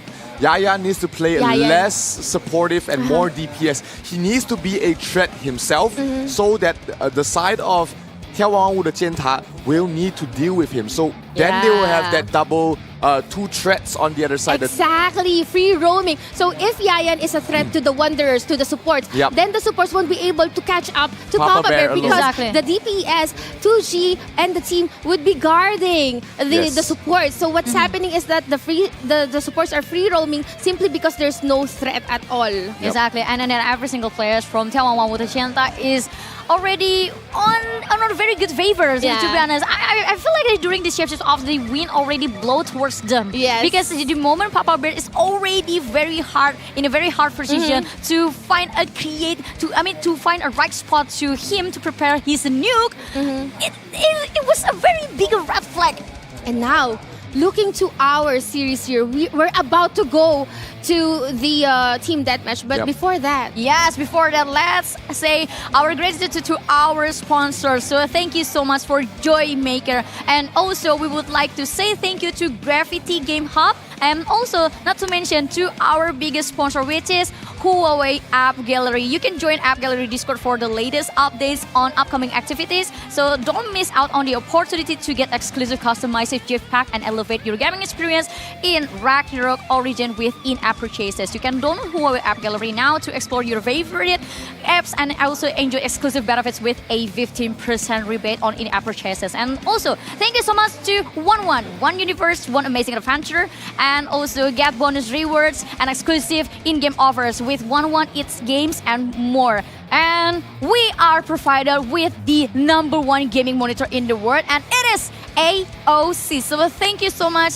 once again to AOC. And last but not least, thank you so much to our sponsor, to our loyal sponsor, Razer Gold. You guys can join millions of gamers worldwide and choose Razer Gold as the go-to gaming and entertainment retail store. You can enhance your gaming experience further through Razer Gold Wallet in our official game partner stores too. Thank you so much.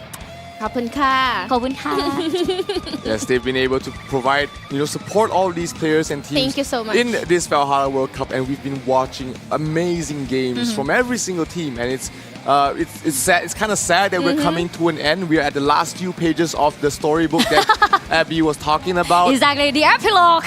Yes, we're almost there. I mean, 2-1 right now.眺望万物的尖塔 coming from the Chinese mainland server. They were the last Chinese mainland team standing, and they've made it all the way here to the grand finals and leading right now 2-1. Next match, team deathmatch. And a map that is not a bit favorable for I don't want to say Monarch. For Monarch. However, probably because could they deploy? Could they use Archkin's team? Because we know that Archkin's team, they're good when it comes to Blood and Gold, which is going to be game number 5. 5 or 6, either one. 5 or 6. But do you want to risk it right now, or do you want to tie the series? What are your thoughts? One thing to consider as well is Papa Bear's team deployment.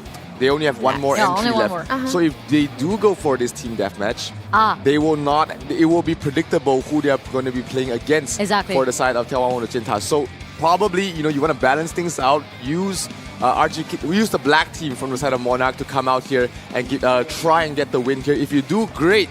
That means you're tied up. If you don't worry. You still have 2 options to play in multiple different maps. So that would be how I would go for it. Ever. Yeah. Yes, but sometimes you have to take the risk. Maybe this is the time to take the risk.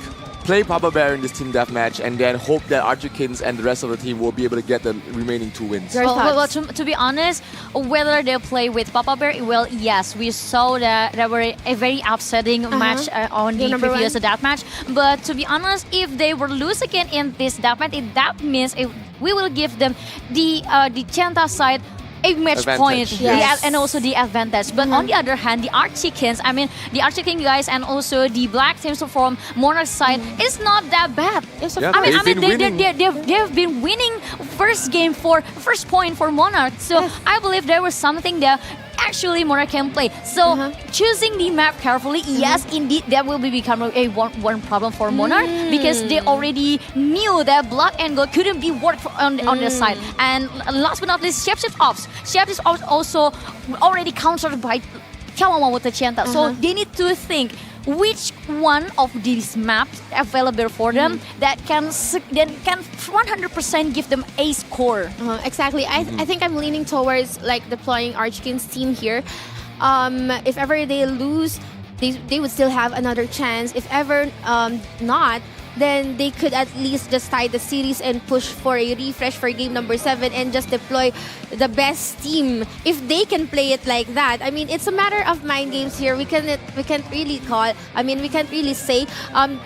Zero has a point, Abigail has a point as well, and it's just gonna boil down on how the strategy for each of the teams. But for now, for sure, Chanta, they have the advantage. But they cannot actually just relax. Exactly. We know them. Absolutely. We know them. Yeah. They're really good when it comes to strategizing. The double Wanderer lockdown. We haven't really seen that the kind of movement during the previous matches. So it's also a surprise for Papa Bear. I think they've really done their assignments. Yeah, they definitely done their homework as well, knowing that this specific lineup is all about buffing Papa Bear. He is the hyper carry. He is where every single bit of support is going to. So how do they lock them down? How do they shut him out? Use the double Wanderers. Just stick to him, annoy him the most that you can, and really just mitigate the entire damage dealing coming from the side of Monarch. Yeah. Okay. We would like to continue the next match of this very grand final, but I think we need to secure a little bit of break time to prepare everything. And we want to make sure everything is going good for you to watch. So let's not going away from your screen after this break.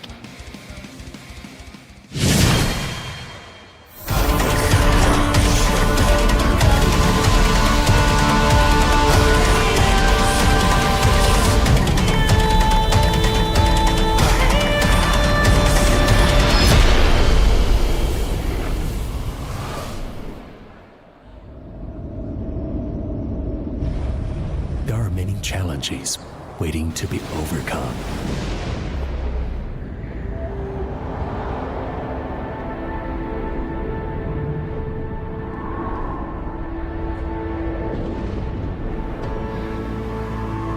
Mountains to be climbed.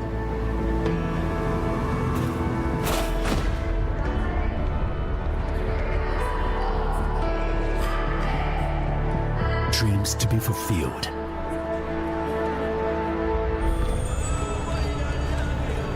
Worlds to be discovered.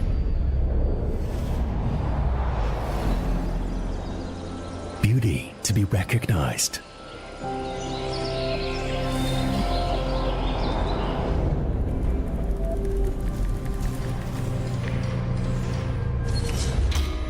Problems to be solved.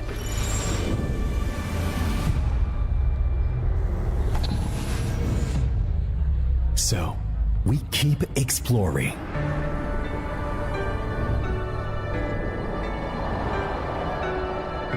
And up. Watch the chassis.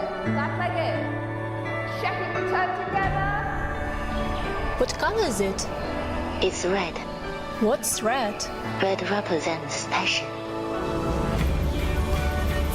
What can't stop us will make us explore more.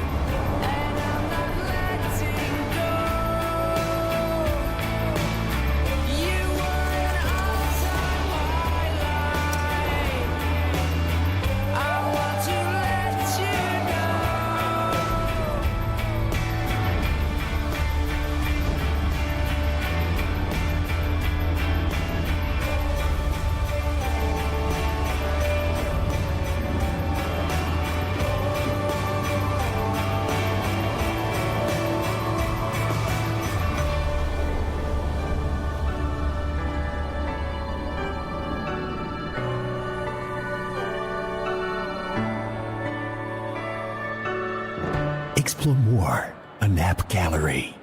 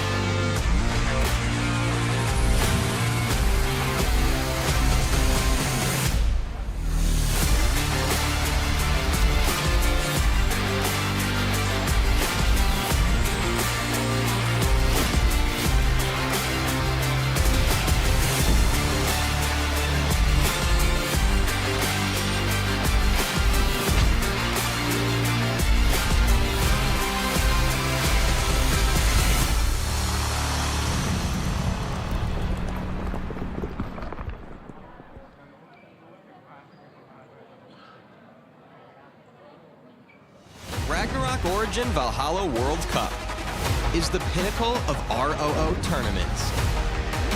The best guilds and adventurers across all servers are gearing up for the ultimate clash. The tournament includes Guild League, eliminations, and offline grand finals.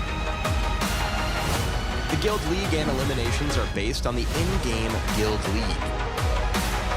The 8 guilds of Bright Sun rank can participate in the Cross-Server League, Major League. In Major League, after each week's matches, Summit points are awarded based on the rank and ranking. The top 32 guilds and points can advance to the eliminations. The ranking is based on their points earned in Cross-Server League, and they will compete in a single elimination bracket with matchups arranged as number 1 versus number 32, number 2 versus number 31, number 3 versus number 30, and so forth. The top 2 guilds from each division can advance to the offline Grand Finals. Offline Grand Finals are based on the in-game Dimension Drill, while the Grand Finals will feature a double elimination format. 8 guilds from 4 regions will be drawn into group matches, ensuring no guilds from the same region are in one group.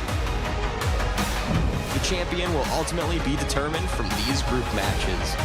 The first World Championship of Ragnarok Origin. Claim the crown in Ultimate Clashes.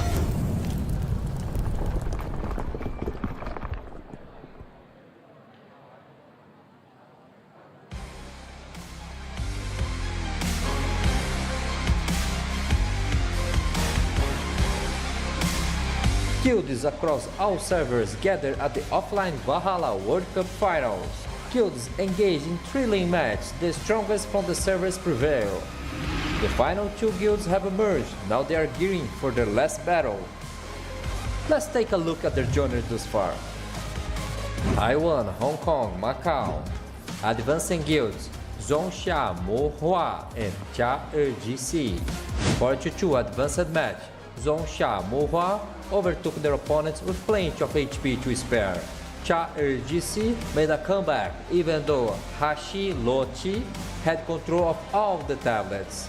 Char'erjc commanders used a pincer attack to close off Hashi-Lochi space. The teamwork and extraordinary performance of the top guild members, Char'erjc successfully defeat Hashi-Lochi. In the end, the one with the most HP is the winner. Advancing guilds, Frontera 1 and MONARCH. Frontera 1 versus Slud. Frontera 1's commander split up the force to successfully defend 2 tablets. Using strong teamwork and members, Frontera 1 took home the win. Home versus MONARCH, a memorable second match. Although MONARCH had the early advantage, Home did fall behind and made a close match. With 10 minutes left, Home tried to occupy all the tablets. At the crucial moment, MONARCH stayed calm and concentrated. It's forced to break through the defense and occupy the tablets. MONARCH won the match with a slight advantage. Advancing guilds, Trinity and BobaCats. 42 advanced match, Trinity versus Eternity. We force mainly concentrate on the Moon and Star tablet to defend. Occasionally, an assault force would be sent to ambush the Sun tablet, forcing the opponent to return to defend. Eternity seemed a little weak facing Trinity's changed tactics, and in the end, Trinity won the game with a large HP advantage. Legion vs BobaCats, thrilling match. BobaCats used a fast attack and capture strategy, consistently avoid big battles. Whenever the opponent chose to engage directly, BobaCats would retreat and shift to another point. With excellent command and seamless coordination among guild members, BobaCats advanced 2-0. Advancing guilds, Zhongsha and眺望万物的尖塔.眺望万物的尖塔 are a formidable force. Their team fights and tactics allow them to dominate opponents, dealing huge damage through kills and captures.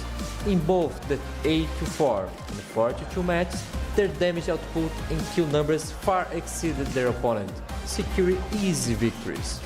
In the 42 matches, Zhongsha used their superior combat abilities to inflict half damage on their origin, seizing control of the tablet early on. In the sub-battlefield, Zhongsha easily defeated the monster, maintaining their lead. In the final moments, Dream Origin counterattacked and gained control of all tablets. However, the early disadvantage could be overcome and Zhongsha ultimately emerged victorious. The Valhalla World Cup party is about to begin. Are you all ready? Gather around the strongest guild worldwide and join crowd and cheering for our grand finals.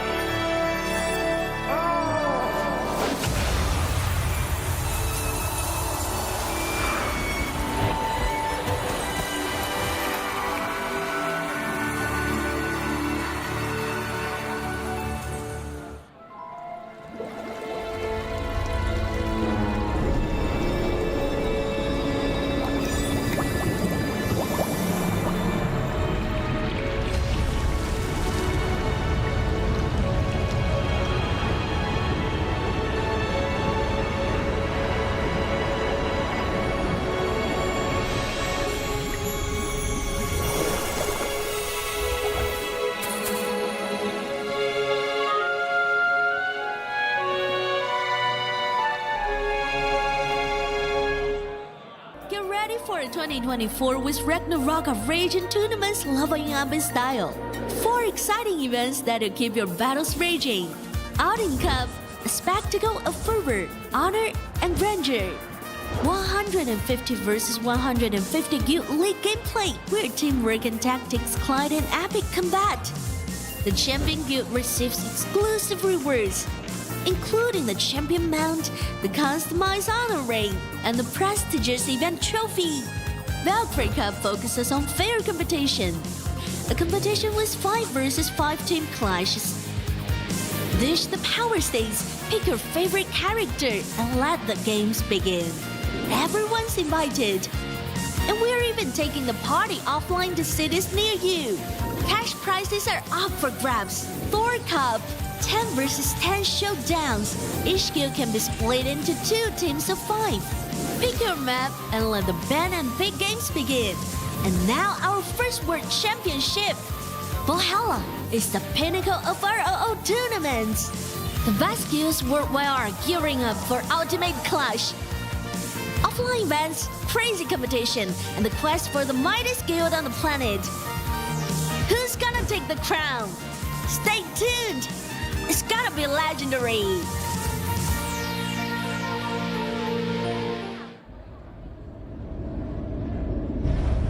There are many challenges waiting to be overcome.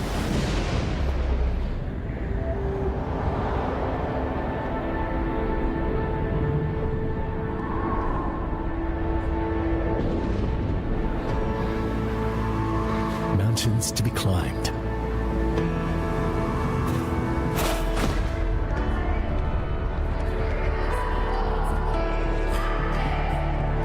Dreams to be fulfilled.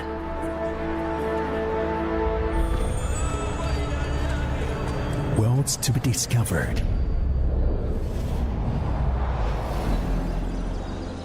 Beauty to be recognized.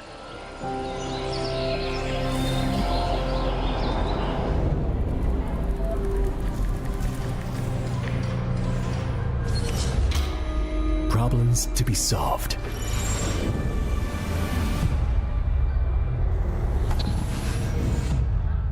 So, we keep exploring.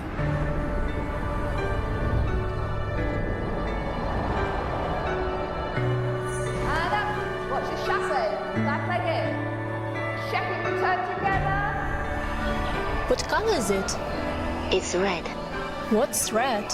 Red represents passion.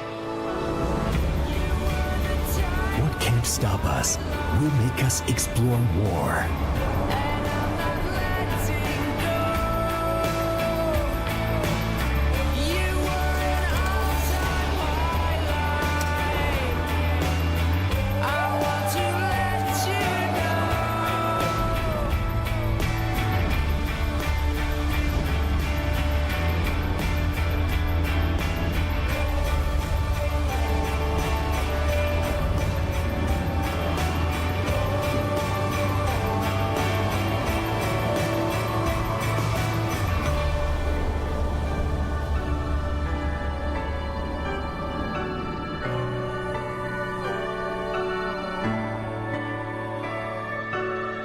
Explore more, a map gallery.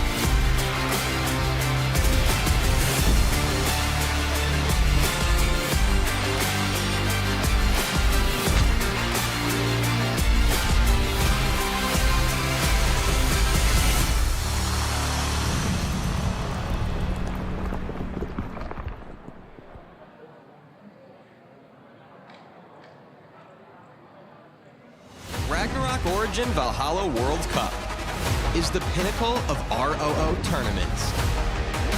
The best guilds and adventurers across all servers are gearing up for the ultimate clash. The tournament includes Guild League, eliminations, and offline grand finals. The Guild League and eliminations are based on the in-game Guild League. The 8 guilds of Bright Sun rank can participate in the cross-server league, Major League. In Major League, after each week's matches, summit points are awarded based on the rank and ranking. The top 32 guilds and points can advance to the eliminations. The ranking is based on their points earned in cross-server league, and they will compete in a single elimination bracket with matchups arranged as number 1 versus number 32, number 2 versus number 31, number 3 versus number 30, and so forth. The top 2 guilds from each division can advance to the offline grand finals. Offline grand finals are based on the in-game dimension drill, while the grand finals will feature a double elimination format. 8 guilds from 4 regions will be drawn into group matches, ensuring no guilds from the same region are in one group. The champion will ultimately be determined from these group matches. The first World Championship of Ragnarok Origin. Claim the crown in Ultimate Clashes.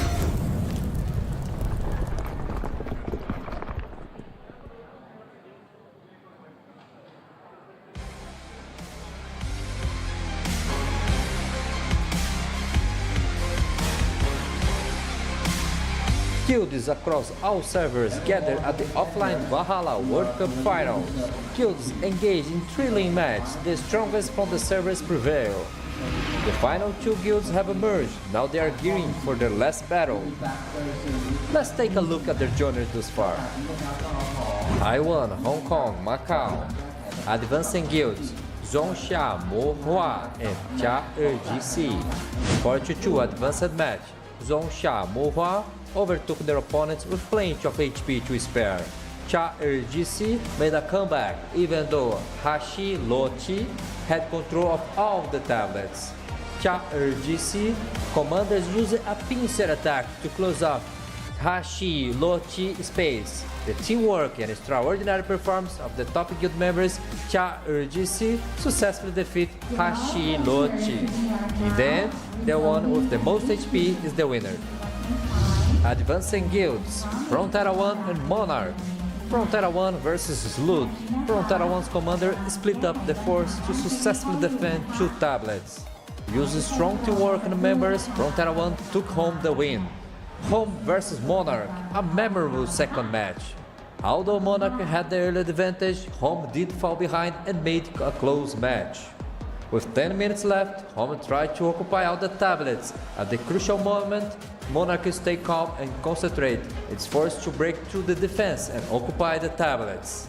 MONARCH won the match with a slight advantage.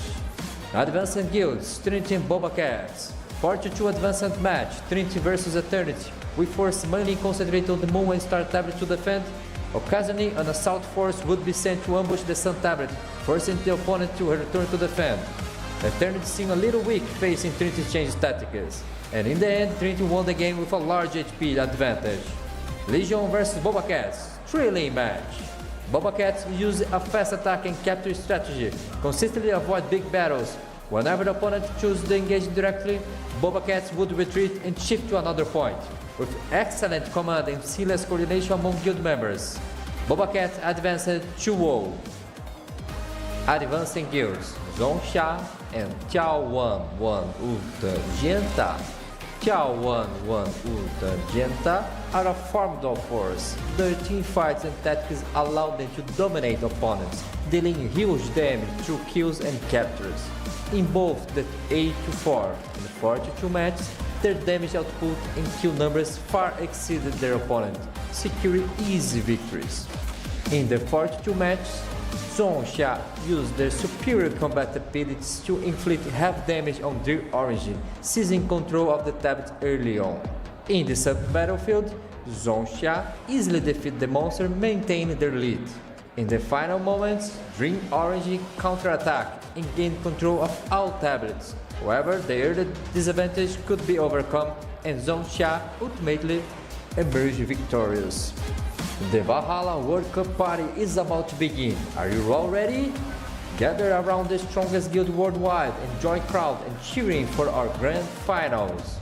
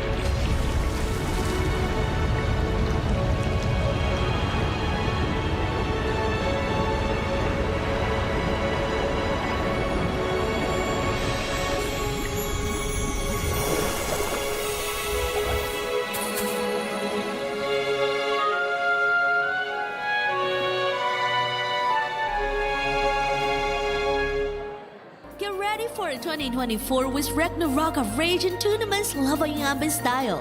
4 exciting events that'll keep your battles raging. Outing Cup, a spectacle of fervor, honor, and grandeur. 150 versus 150 Guild League gameplay, where teamwork and tactics collide in epic combat. The Champion Guild receives exclusive rewards, including the Champion Mount, the customized honor ring, and the prestigious event trophy. Valkyrie Cup focuses on fair competition, a competition with 5 versus 5 team clashes. Dish the power stage, pick your favorite character, and let the games begin. Everyone's invited. And we're even taking the party offline to cities near you. Cash prizes are up for grabs. Thor Cup, 10 versus 10 showdowns. Each guild can be split into 2 teams of 5. Pick your map and let the band and big games begin. And now our first World Championship. Valhalla is the pinnacle of ROO tournaments. The best guilds worldwide are gearing up for ultimate clash. Offline events, crazy competition, and the quest for the mightiest guild on the planet. Who's gonna take the crown? Stay tuned! It's gonna be legendary!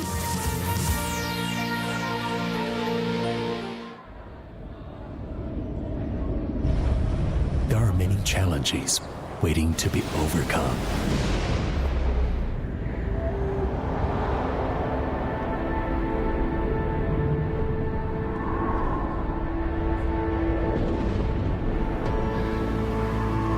Mountains to be climbed.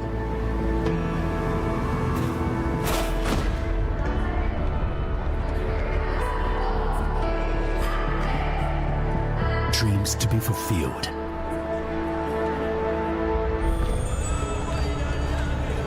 Worlds to be discovered.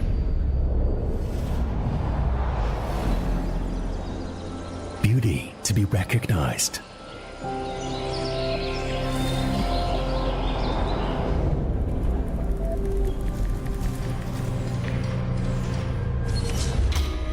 Problems to be solved.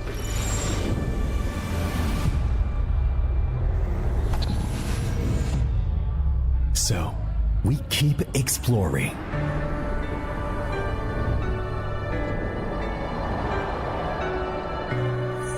up, watch the chassis, back leg in.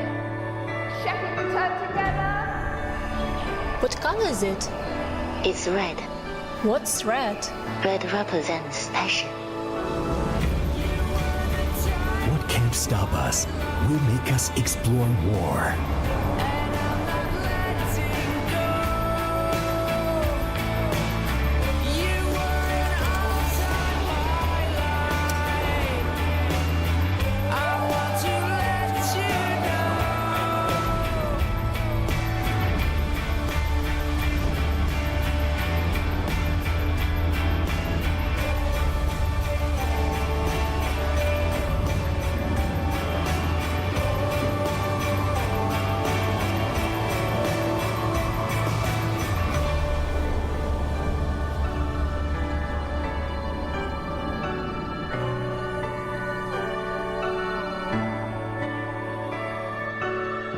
Explore more, a nap gallery.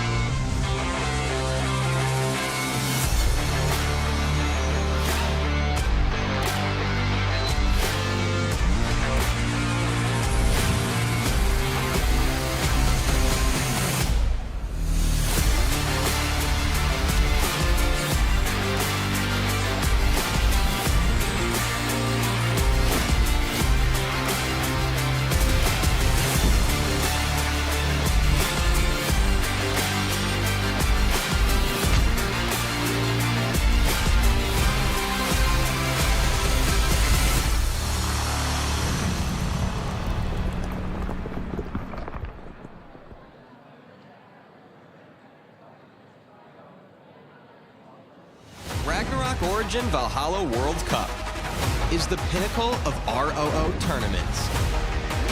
The best guilds and adventurers across all servers are gearing up for the ultimate clash. The tournament includes Guild League, eliminations, and offline grand finals.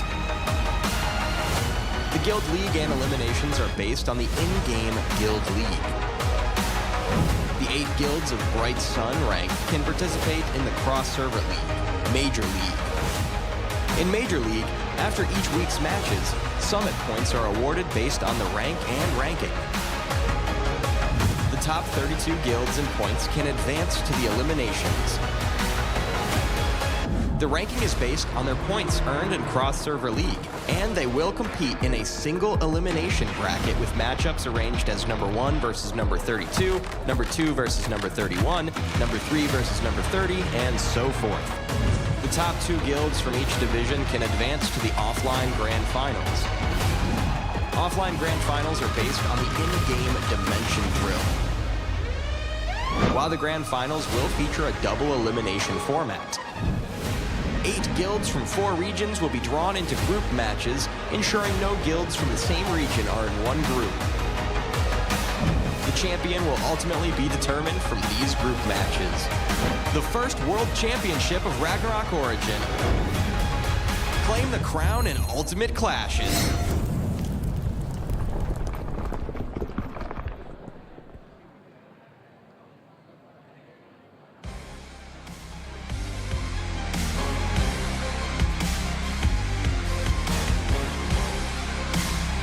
Guilds across all servers gather at the offline Valhalla World Cup Finals.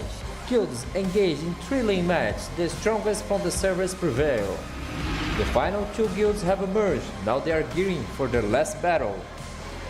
Let's take a look at their journey thus far. Taiwan, Hong Kong, Macau. Advancing guilds,仲夏沫花ธ์ and Char'er.gc. 42 advanced match,仲夏沫花ธ์overtook their opponents with plenty of HP to spare. Char'er.gc made a comeback even though Hashi-Lochi had control of all the tablets. Char'er.gc commanders used a pincer attack to close off Hashi-Lochi space. The teamwork and extraordinary performance of the top guild members, Char'er.gc successfully defeat Hashi-Lochi. In the end, the one with the most HP is the winner. Advancing guilds, Frontera 1 and Monarch. Frontera 1 versus Slud. Frontera 1's commander split up the force to successfully defend 2 tablets. Using strong teamwork and members, Frontera 1 took home the win. Home versus Monarch, a memorable second match. Although Monarch had the early advantage, Home did fall behind and made a close match. With 10 minutes left, Home tried to occupy all the tablets. At the crucial moment, Monarch stayed calm and concentrated. It's forced to break through the defense and occupy the tablets. Monarch won the match with a slight advantage. Advancing guilds, Trinity and BobaCats. 42 advanced match, Trinity versus Eternity. We force mainly concentrate on the Moon and Star tablet to defend. Occasionally, an assault force would be sent to ambush the Sun tablet, forcing the opponent to return to defend. Eternity seemed a little weak facing Trinity's changed tactics, and in the end, Trinity won the game with a large HP advantage. Legion vs BobaCats, thrilling match. BobaCats use a fast attack and capture strategy, consistently avoid big battles.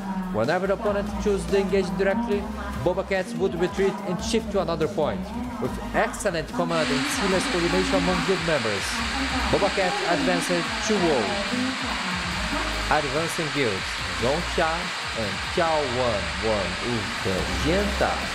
眺望万物的尖塔 are a formidable force.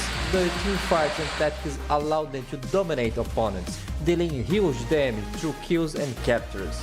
In both the 8-4 and 4-2 matches, their damage output and kill numbers far exceeded their opponent, securing easy victories. In the 4-2 matches, Zhongsha used their superior combat abilities to inflict heavy damage on their origin, seizing control of the tablet early on. In the sub-battlefield, Zhongsha easily defeated the monster, maintaining their lead. In the final moments, Dream Orange counter-attacked and gained control of all tablets, However, the early disadvantage could be overcome and Zhongsha ultimately emerged victorious. The Valhalla World Cup party is about to begin. Are you all ready? Gather around the strongest guild worldwide and join crowd and cheering for our grand finals.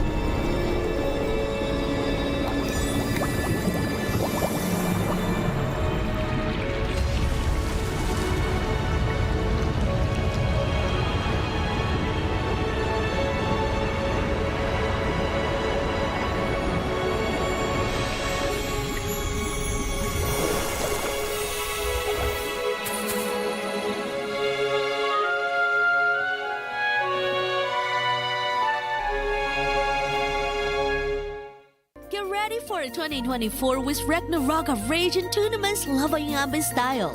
4 exciting events that'll keep your battles raging. Outing Cup, a spectacle of fervor, honor, and grandeur.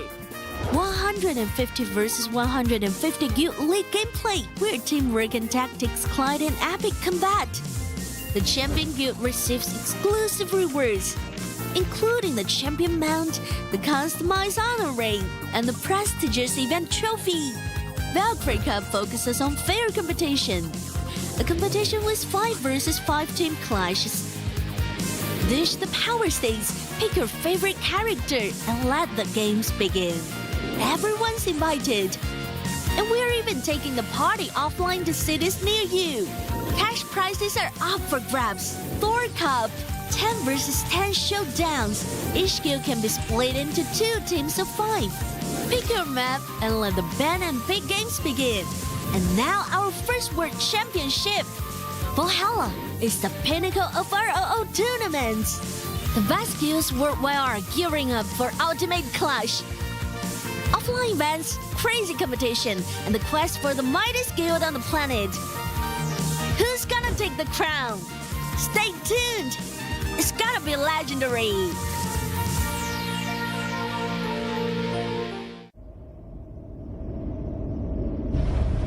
There are many challenges waiting to be overcome.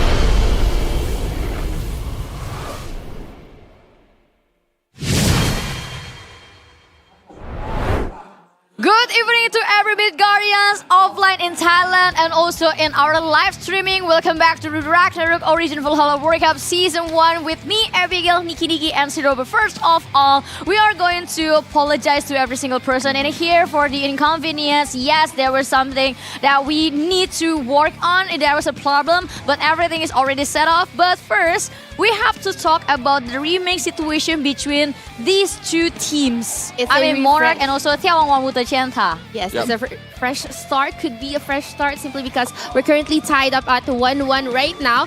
It is a refresh. It has its downside. It has its upside. Let's talk about what's gonna happen, especially with the mentality of the players.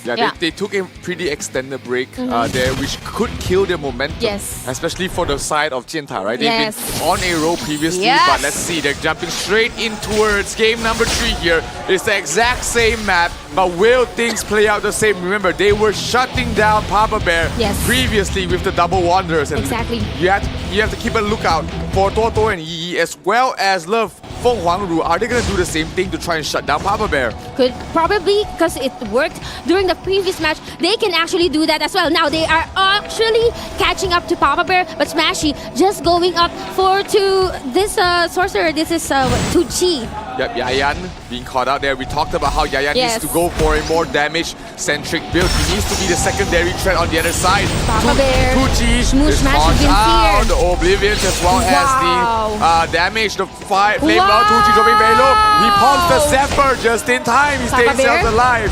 It's gonna...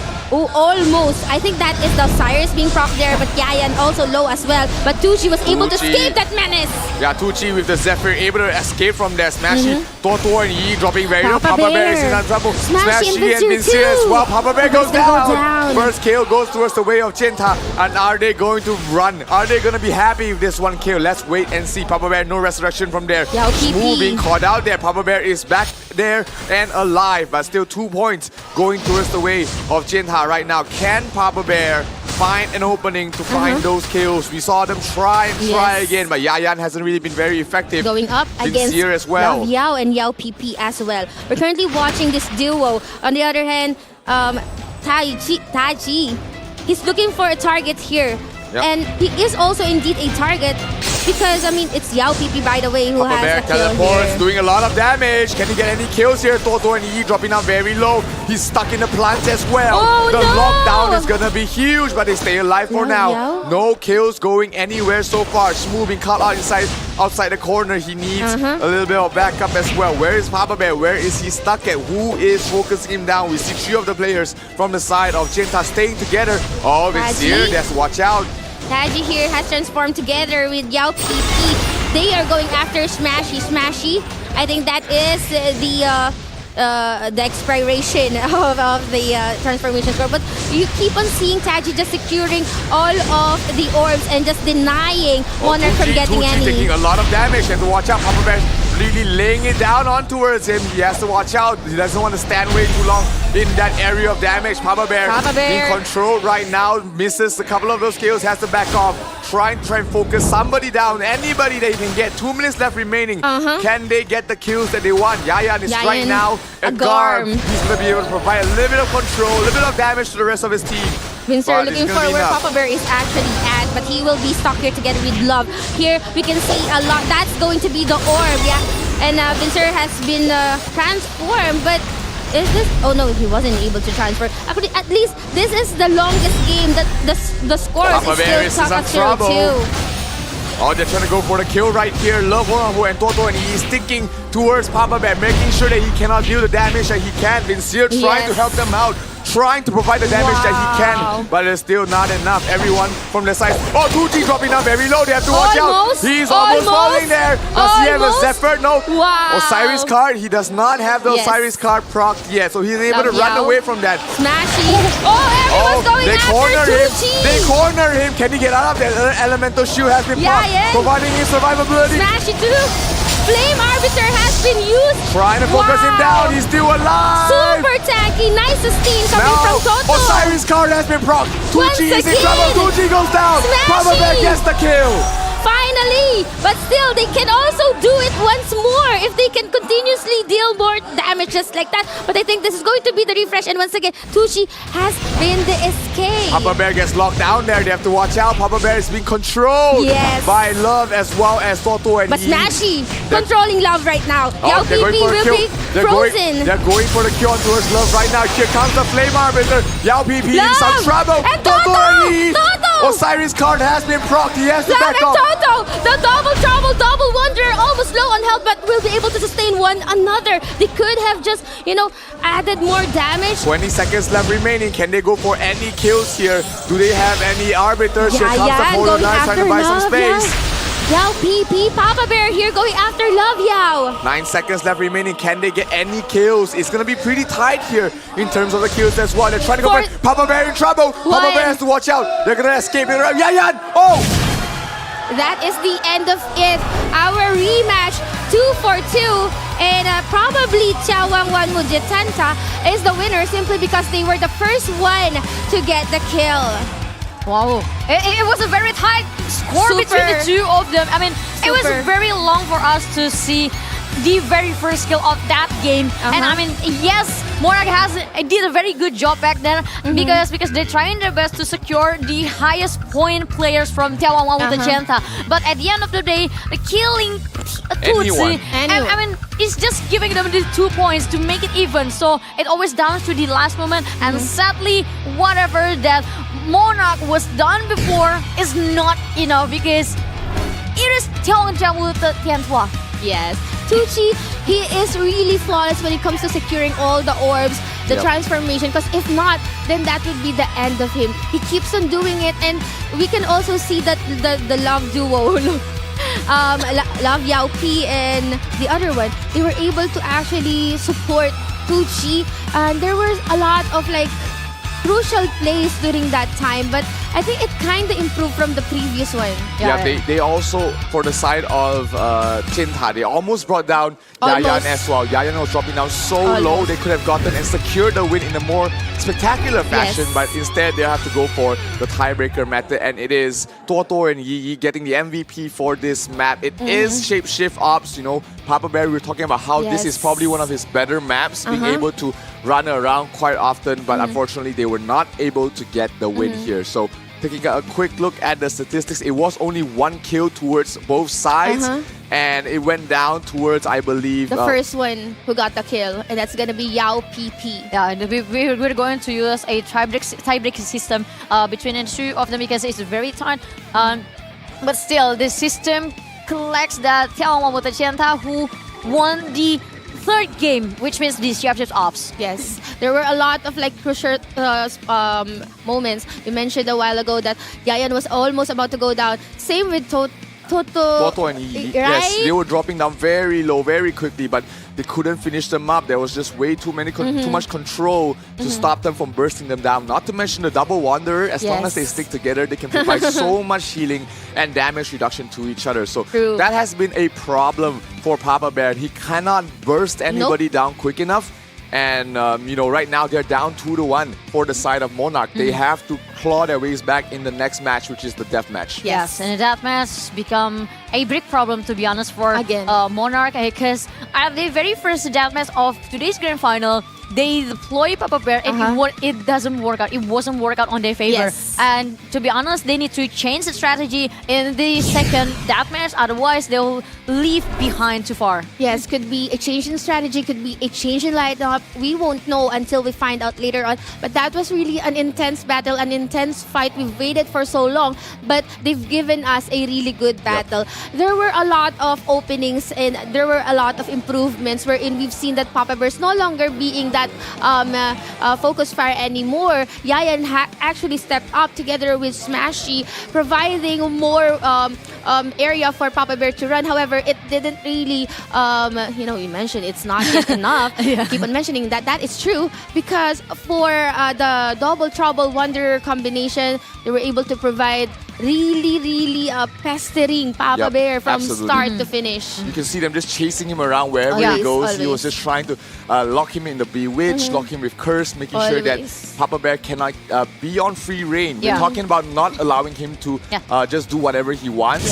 The Shadow Chasers were very efficient in shutting him down previously, but this time, with the double Wanderer, they get the advantage there for the side of Chenta. Now, it's going to go down to Team Deathmatch, and I think this is where you want to bring out Solitary Kin and his gang here. The black team from the side of Monarch has to come out right now. Almighty M-Man, Raid Boss, Solitary Kin, Archie Kins, as well as Bulalu. This is their time to shine. They have to tie the series, so probably better use this lineup for the Team Deathmatch. Yeah, but I don't see that this Monarch will going to change the lineup. So I think let's go down with the white teams. And just well, to be honest, it doesn't matter at all. Well, yes, if you deploy Warlock and Team Deathmatch, yes, they also have this very big disadvantage. But at the end of the day, it is how well you execute it. I mean, we discussed it later on yesterday. If you want to play this Warlock system, you have to have the big brain. Yes, and be really relying on the supports of your utilities and supports. But for the Chenta, they've already adjusted to it. They already know what to do, and they're flawless when it comes to executing that kind of strategy against Papa Bear. It's a complete counter for the lineup, and they're doing it perfectly. But for now, I think this is once again a rematch. No, Solitary Kin Black team. We're gonna go up against Yao PP's team. Black team is out here going against Yao PP 2G as well. So this is them balancing out their deployment counts as well. This is 2G's last entry for their squad. So all three has been used. They need to get this win here for the side of Chenta to force things to a match point situation. But Monarch, you know, they still have plenty of, they still have one entry for Papa Bear waiting for the perfect situation. But Monarch here, they need a win here in this death match to even things out. So let's go down to the death match of the fourth game between Monarch versus 眺望万物的尖塔. 2G here starting off really strong, just hiding for now and looking for a target. On the other hand, Raid Boss just supporting. Is that Kin? I wasn't able to see that. Bulalu looking for someone to actually root here with the plan. Archikins on the other hand, looking for targets as well. Eman was being sustained as well. Everyone's being sustained, but Archikins kind of low on health, and this is it. The perfect timing for you to use your oblivions, but Emma's about to go down together with Solitary Kid. But Yao PP is about to go down together with 2G. Almost Osiris card has been used, Solitary Kid as well, but still we're currently at 15-14. Oh, Solitary Kid got resurrected. No, but he gets brought down once again. 14-14 right now. Oh, 15-14. The resurrection comes up just in time as well. Kid dropping down very low. 2G is on trouble. Polar Knight. Osiris card has been proc. Totori, he does fall. 2G is gonna fall. Still surviving, still alive. No, he falls. Getting that final hit to 2G, and this is our 15-12. 46 seconds. We have a lot of things to do. There's a lot of time now. Bulalo trying to actually control Love. No, you cannot go near 2G. No, you cannot support your DPS, and that's what they're doing right now. The whooping fights are really creating such an issue. They're not allowing them to get the hell out of that area. 12-15 at the moment. Monarch still perfect health. Kim dies again. Can they resurrect him? Eman in some trouble as well. You have to watch out. Eman dropping low. Eman falls. Can he get the resurrection? No. Eman is Archikins dropping very low as well. Archikins! Bulalo too needs to get up for a bit. Archikins needs some sustain. This is the perfect time for the Dentao to actually turn the tides to their favor. Archikins! 12-12! Once again, 12-12. It's 3-1 for 眺望万物的尖塔 against Monarch. Well, the score was very intense. The game was very intense. The score is even until the last second. Yes. But the last kill, it was taken by 尖塔side. I mean, that was crazy. I mean, every single game. I mean, at the end of the last 3 games, we couldn't see the winner until we saw the assets. Yeah, it was so tight towards the end. I mean, we saw Monarch getting a 15-12 lead almost up to the last 20 seconds. 20 seconds. They got 3 kills. No resurrections coming from Raid Boss. No way for them to pull anybody up, and that was just difference maker. If Raid Boss or Archikins managed to resurrect any single one of them, they would have won. But right now, 眺望万物的尖塔, they are 1 win away from locking down the Valhalla World Cup. Yes, after they taken down 2G, that's what happened is that the rest of the team from the Dentao, they just advance. You know, we don't have DPS, no problem. We can just push and push and push until such time that their procs from the Osiris is no longer there. And even they were able to kill Archikins, and even you mentioned that Raid Boss wasn't able to actually resurrect anyone. But for now, it's going to be our MVP here, 2G.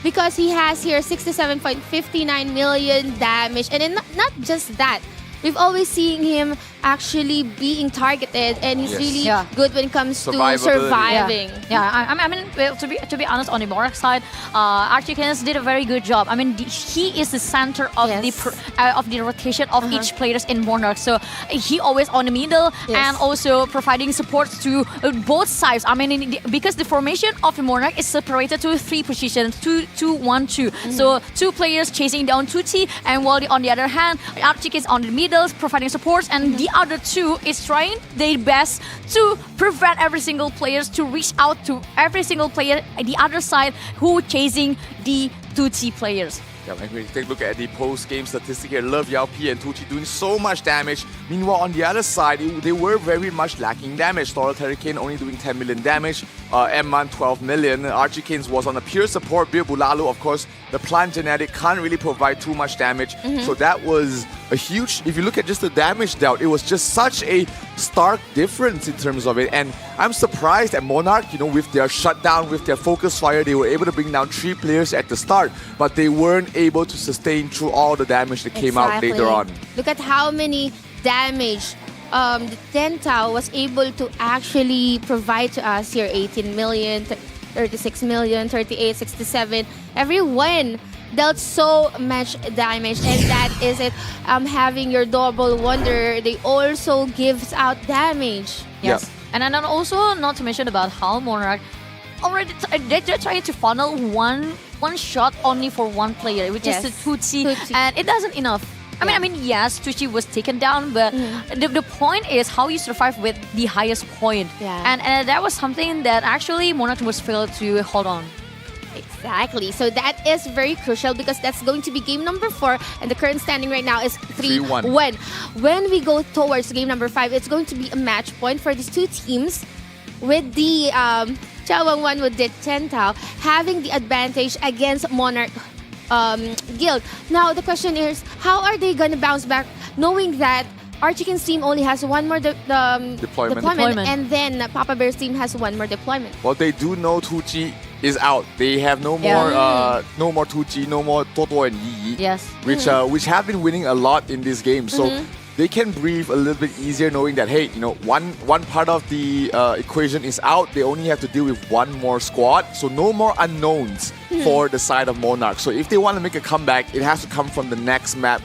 Hopefully they get the map choice. They pick Blood and Gold, get the win there, and then they will have to decide how are they going to play the final map. Well, our eyes are often focused to the Tucci player, but I think there's also another deadly duo from眺望万物的尖塔. We forgot to mention the Love Mary Jane. Yeah, the Love Mary Jane and the Love Yelpi. Yeah, Love Mary Jane is also a very good sorcerer in the Chienta side. So in terms of damage, Love Mary Jane doesn't lack any of it. And in terms of coordination, the second team from眺望万物的尖塔also plays as good as the Tucci teams.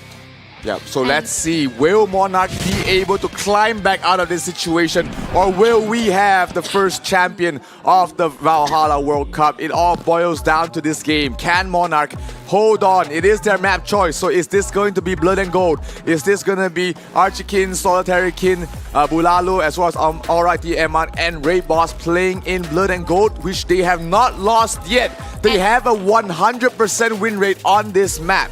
Let's find out if they'll be able to continue having their 100%, or will the Chienta be able to actually destroy the win streak here at Blood and Gold. Now we can see this is the last deployment count for Solitary Kin, Raid Boss, Almighty Am, and Archikins and Bulalu. And here is their favorite map, Blood and Gold. And with this, if ever they win this one, it's gonna be prolonging the game to 2-3. But if ever the Chienta will be able to win Blood and Gold, then it's over. Yeah, and to be honest, Almighty Emma will be the center of attention from眺望万物的尖塔 side. But on the other hand, the Monarchs player need to have a focus to Love Mary Jane. Love Mary Jane is one of the best damage dealer from Chienta side. So I think this is going to be the battle between objectives from both of them, because yes, Blood and Gold was taken by Monarch on the previous game because they were very focused on objectives. So this is something that Chienta couldn't be lack of. Yes, that is correct. And now we can see no more Tucci, but we still have Love Mary Jane and the rest of the team here, which is really good when it comes to their synchronicity of the DPS, just dealing more damage, and the two Wanderers just supporting their damage dealers and also locking down opponents. So let's find out if there's current strategy of focusing on the Goblin and then collecting coins and eventually pushing the game as fast as they can, will be able to actually win them a map. Yeah, that's what the Archbishops are there for. Archbishops are very fast, much faster than how the Wanderers are able to support their team. So we've seen Archikins having a 100% win rate on the Blood and Gold map. They know how to play. They know how to play against any sort of opponent. Now it's down to Chienta. Can they find the opening? Can they find the weakness in their strategy, the chink in their armor, to force to end this game right here, right now? Yes, because it's already match point for眺望with the Chienta, 1 point away to secure the champion title of this Ragnarok Origin Valhalla World Cup Season 1. And Monarch really need to win this game no matter what happens to prolong their breath in here. So let's take a look what will happen in the second Blood and Gold. Will Monarch keep their 100% win in this map? So this is your game. Game number 5, potentially the last game of the Valhalla World Cup. Will Monarch be able to force us to a game number 6, or will we crown a brand new champion on the international stage? This is their best map. 100% win rate from the side of Monarch. And look at this. Yes, our chickens already at the front line together with Bulilo. But still, Love Mary Jane and his team, they're not actually making any opening. But Goblin's already 50% of health here. And someone's about to go down. That's gonna be the Wonder. They're taking a lot of damage. Even the Sieges, even the Oblivions are being used, and the Frozen Burst as well. All the coins are being picked up right now from the side of Monarch. They have so many coins right now. Eman and Solitary Kin, they're taking more damage. Will they be able to hold on? Bulilo here, trouble. almost about to go down, but still would be sustained. And that is a perfect timing for them to actually Lots of move. coins. They need to move a lot, but oh my Eman. Wow, nice sustain time from Rainbow. 33, Eman has photo. Bulilo, about to go down. All right, Eman will fall, but 36 to 23 right now is the current coin count. Monarch still in the lead. Kotala is gonna fall there, 36 to 24.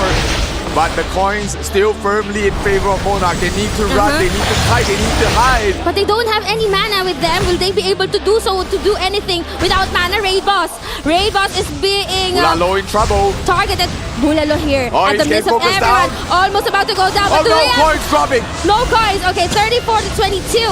20 seconds. This is a lot of time. Archkins need to be sustained. Bulalo just sleeping there. Solitary Kid about to go down. Almit to Eman as well. Two Sorcerer about to go down. Raid Boss. Solitary And Kid in Archkins, trouble. they need to support them. Eman falls. Raid Boss. Can they pick up the coins in time? Can they finish off Solitary Kid in time? 3 seconds, not enough. Monarch will survive another round.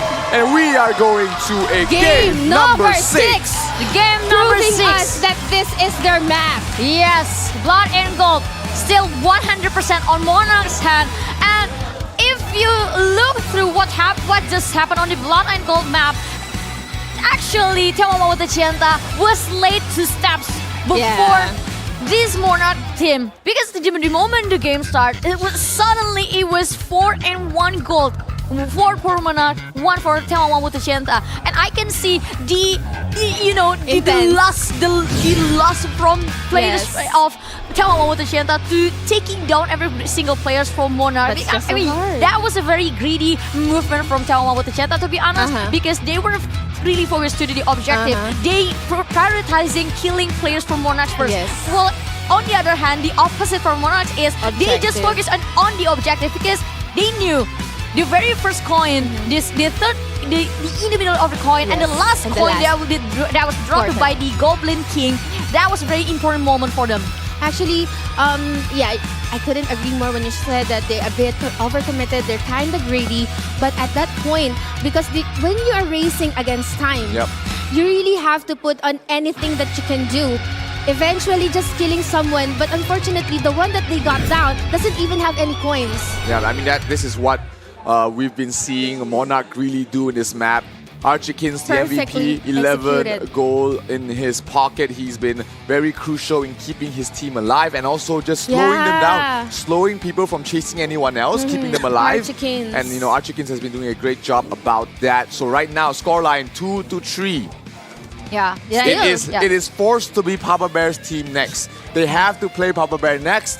And it is the map choice for the side of 眺望万物的尖塔. So historically, they're going to go back to Shapeshift Ops. But are they going to switch things around, maybe play card contest? I don't think so. I mean, if you're really good in certain maps, why change, right? And especially that kind of map is hard counter for Pop-Up. I mean, it's good for him because he has a lot of space to run, but it's a hard counter, especially if there are orbs being denied.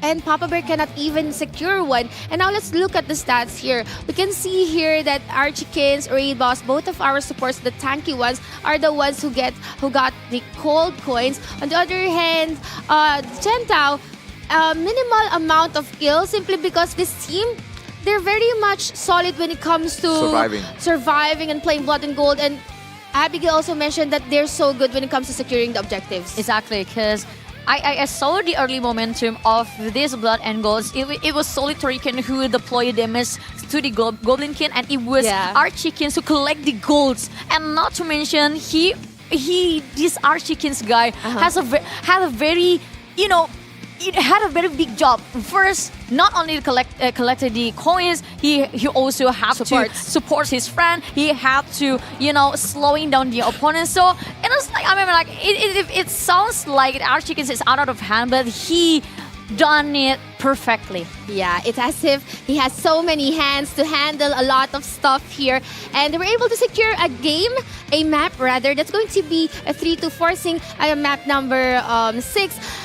We are drawing near the end of our tournament. I'm super excited to know who will be winning our champions. But now the question lies on, we only have one more deployment count for Papa Bear and also one more deployment count for Love Mary Jane. What are your thoughts going towards game number 6-0? It is the map choice for Jinta. So yes.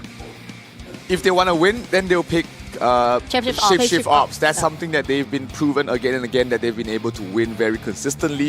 Card clash, the card contest is going to be more of a coin flip. We've seen teams, being able to the last minute, at the last few moments, be burst down the double wanderers, especially here for the side of 眺望万物的尖塔. While on the other side, you have for the side of Monarch, they're running around with one priest and one wanderer. So that has worked pretty okay for the side of BobaCats. With Kaz as well as Kia, the combination. I'm not sure if they're able to do this again in this specific match. It's hard to tell. I think we're gonna go to Shapeshift Ops, but whoever wins is gonna be really hard to tell. Same Shapeshift Ops. Yeah, me too. I mean, it's pretty obvious that 眺望万物的尖塔 that's their favorite map. Yeah, that's their favorite map first, and also not only their favorite map, but Shapeshift Ops is the map that this 眺望万物的尖塔 has the highest percentage of win. Yes, that is correct.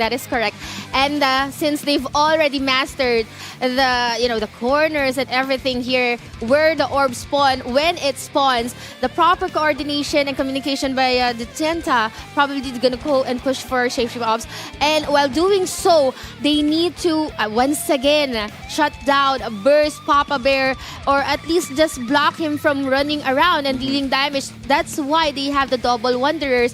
And with that kind of lineup, since Papa Bear's team already fought with that kind of lineup, the question is, will they be able to adjust with what they have? The current lineup is... It's hard for the Warlock to really make any sort of adjustments because, the builds are pretty fixed. There's only so much things that he can redo. Maybe play the lightning. Instead of playing Earth Fire, he plays Lightning Fire to provide a little bit more single target damage, but it's still very hard to say whether they'll work out or not. Because one thing about the Earth Fire build is that you can just run away from it. You can just keep walking away from it and it will miss. That is the weakness of that, and that's why they're relying on the plant genetics. They were relying on the Wanderers to pull people in, making sure they're locked down before they go for the burst. But if he wants to play more of a solo style without relying on the CCs from the rest of his team, he needs to switch things up a little bit. Play the classic fire and win build. Well, I mean, fire win. Yeah, if we talk about the Warlock system, the work strategies, we already mentioned this again and again. It was a funneling system. So the job to break down this kind of system is very simple. You just need to cut the funnel. Yeah. Once you cut the funnel, everything is done. Exactly. Lure him, bait him into a funnel. Wherein there's no support that's gonna get in. Like zone him into you have to an catch area. a prima donna. Okay, guys, once you get the prima donna, the other will have any other choice. So This is it. offering their lives towards the opponent. This is it. The moment that could actually make or break 眺望万物的尖塔. If this would be their last map or... Whoa! Card contest! What a bold choice! Now, card contest is going to be very scary because you are stuck in an area, right? The double wanderers are never going to leave the card, which allows Papa Bear to do whatever he wants in that area. You have to shut him down with the DPS, especially with the sorcerers, but then the sorcerers don't have that much of a burst damage. So these two supports, Love, Ru Huangfeng as well as Ke Dale, has a lot of jobs to do. They have to sustain themselves when they are constantly being barraged in an AoE damage in the middle of the map. Papa Bear might be very happy with this. Well, yes, that could be a point from Monarch side, but I still see a very bright future for眺望万物的尖塔with this kind of setups because the early game momentum will play a very crucial part for眺望万物的尖塔because if they can execute the Oblivion plus a Polar Knight towards the players of Monarch in the very right moment at the early of the game, so they can create a situation where they can control it over the map and push every single players from Monarch away from the card. That will be the big advantage for眺望万物的尖塔. That is a great scenario. If眺望万物的尖塔be able to actually pull off that kind of strategy to actually get the middle of the origin, where the card origins or spawns, and having control of it early in the game, that is a really good scenario. However, we all know that these people, they're using Moonlight. So yeah, they're so fast when it comes to running towards the card. So I think it's just a matter of who will be the first team to sustain the first clash against the card. Zero mentioned that the Double Wanderers won't be leaving the card alone. They will be contesting it, or maybe probably alternating. Someone's gonna contest it while the other is gonna support, and so on and so forth.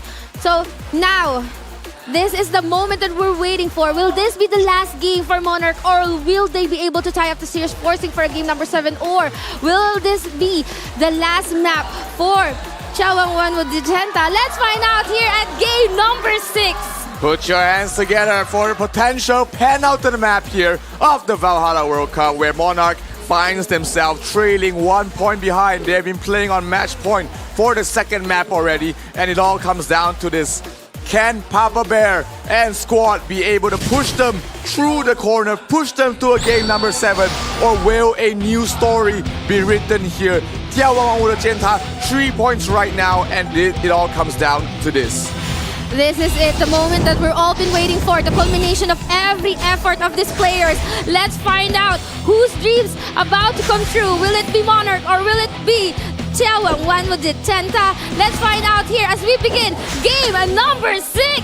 So much lies in this map, and it looks like it will be Monarch, the first one to reach the Smashy, point. 2 for 1. Papa Bear, they were caught outside with a nice Oblivion. Love Mary Jane going straight for the kill. Shmoo out of being locked out outside of the map. Yayan as well, they have to back off, but they are able to sustain and force them back here in the middle of the map. Vincier is there, trying to lock them down. Polar Knights being comboed there. Love dropping low. Katala as well. If they lose the 2 Wanderers. Love! Nice sustain coming from the other Wanderers. Love is but Love's gonna go down. And the Wanderer too. But nice sustain coming from the other Wanderer. But our card is no resurrection. No resurrection. Katala is low. About to go down. Oh no! No Yayan does fall. Both Wanderers are there. The card's gonna push forward. And Monarch gets the lead. Finally, right, just like that, the card is moving forward together with Vincier. They are pushing the card very, very further away, but here we go. Love the Wanderer going after the card, contesting it together with the other Wanderer. Yep, they are pushing forward. It's so difficult to play around the Hell Plants, around the AoE damage that Monarch has. Papa Bear dropping low. Yayan's gonna fall. Here comes the Polar Knights as well as the Oblivions. Locking them up. Papa Bear is dead. Shmoo smash. Smashy's still alive. Shmoo as well. Can they drop them? Emperor Classes. Stay them, keep themselves alive. Mana fix. They need the mana fix. Where's the mana fix? Yayan uses it. The resurrection comes from Papa Bear. Keeps them alive. The Emperor Classes comes down. Wow, that is a clutch play coming from Shmoo, but they still need to push the cart further. But before that, they must deal with the PK. Papa Bear taking so much damage, gonna go down. But Love, no Love SP dropping here. very low. Almost. Love Mary Jane as well, together with First the kill. other Wanderer. Almost finish him off. Kotalo is gonna fall. Both Wanderers are dead again. Both Wanderers are dead again. With a 2 kill. Now it's the perfect time for them to push, but they don't have enough damage to actually push the cart. There's a lot of plans here, and Papa Bear once again back in his aura. They are just sticking towards the car. We were talking about how much AoE damage Papa Bear can bring, and they are doing it. Papa Bear kills another player down. Yayan does fall. Smashy and Love still fighting it. Papa Bear not afraid of anything at all. He knows he has to support back him. Dude trying to do his best. Yayan's gonna fall once again. Papa Bear still very safe towards the backline. They're gonna kill one of the Wanderers. Love dropping very low. Almost just like that. But I think They found Papa Bear. Papa Bear. Oh, Love the Mary chain Jane, but comets. Shmoo is there. Papa Bear's gonna die. Epic has his drop there. Papa Bear gets resurrected. Nice. Love Mary Jane looking for Shmoo. Smashy looking in for trouble. Smash is gonna go down. Resurrection for Shmoo. They resurrect Shmoo Nice. just in time. Shmoo out of SP though. He has to watch out. Yayan is dead. They need the SP to resurrect. Papa Bear is not gonna be there as well. That leaves Yayan Shmoo and too. Yayan as well. Here comes the SP Mary being provided there. They are able to hold their ground for now. 3 minutes left remaining here. Monarch, lot of can they time. push back? Shmoo doesn't have any SP, and what Love Mary Jane is doing and do as well is that they're focusing on Shmoo and Smashy, and now Yayan and Vincer, they need to actually protect Smashy and Shmoo, and not just Papa Bear. Yeah, Papa Bear on towards the back line. He's going to be able to use the reading spellbook right now on towards Love. Wow, taking very quite a bit tanky. of damage, but he's not in any danger as of yet. Papa Bear out of SP right now. Smashy dropping low. He has to watch out. Yayan needs to back Worlds. up as well. Oblivion's being dropped on their heads at the moment, but the card is not going anywhere. Love Mary Papa Bear's going to Jane. Yayan dropping very low. Love So Mary as Jane well. doing so much damage. But Shmoo here, as long as the supports are alive, you really have to focus on the supports or else the card would move. Everyone would be sustained. Everyone would just be Oblivion. resurrected. Dropped We have the on their head. Oblivions right now. Yayan's about to go down. He will be sustained though they don't have the mana fix. They don't have the SP for both of our sorcerer. I mean, just the sorcerer, Yayan. Yeah, but this is what they're looking for right now, Monarch. They don't need any kills. They just need to hold the card in this Yes. area. That's why you see Vincier playing so far behind. He knows that as long as he doesn't get wiped Look at out that that quickly. plant. Oh, Love Mary Jane is gonna fall. Almost! The Wanderers are dead as No well. Wanderers! No Wanderers! There are frozen worlds though. Vincer killed. Love Mary Jane is already at kill streak, and the card is moving towards the advantage of Monarch Guild. The crowd is absolutely loving this right now. Monarch pushing against all odds, trying to force a game number 7. Plato Echang is gonna fall. Love in some trouble. Katala as well. Yayan trying to back up. Love is gonna fall. No more Wanderer together with the genetic. The card is reaching the first checkpoint, and my oh my, Monarch's story hasn't ended yet. They reached the first checkpoint. They're gonna buy some time. Smashy and Papa Bear together with the card. They need to actually advance, push the battle outside Papa of the Bear card. going Love for the Mary kill. Jane. Love Mary Jane. He's taking the full brunt of the combination. But Papa Bear still alive, barely surviving. Osiris got Papa Bear. It's dominating! Yayan might be killing though as well. On the other hand, Smashy really tanky at the midst of everything. Smashy standing here. No one gets near. Kotalo in some trouble. Love has to back off there. No Wanderers are currently on the card. Smashy, Papa Bear, Yayan sticking to it. They know 20 seconds is all they need to hold on for. Yayan, super low on health, will be sustained here. Smashy, really tanky. We're waiting for the final Oblivions to be casted right now. Yep, here they go. They're trying to wipe them out right here. 7 more seconds. Everything in the kitchen sink being thrown out there, but it is not enough. Monarch forces a game number 7. The game number 7 has just unlocked, and this is the grand final of the Ragnarok Origin Valhalla World Cup against the Oz. Here's your Papa Bear, the Warlock, the only Warlock in Valhalla World Cup. Smashy. Absolutely beautiful plays coming from the side of Monarch. The Warlock worked. The Warlock with the AoE damage, just too much for them to deal with. And you could hear the crowd really vying behind the last hope of Southeast Asia. Monarch is able to force us to a final game. Yes, the final game, the last deathmatch of today's grand final, the Ragnarok Origin Valhalla World Cup Season 1. Monarch did a very good job, and finally we were able to witnessing the true beast of Papa Bear in the correct map, in the right map. Yes, and that is the question. Why did they choose card contest?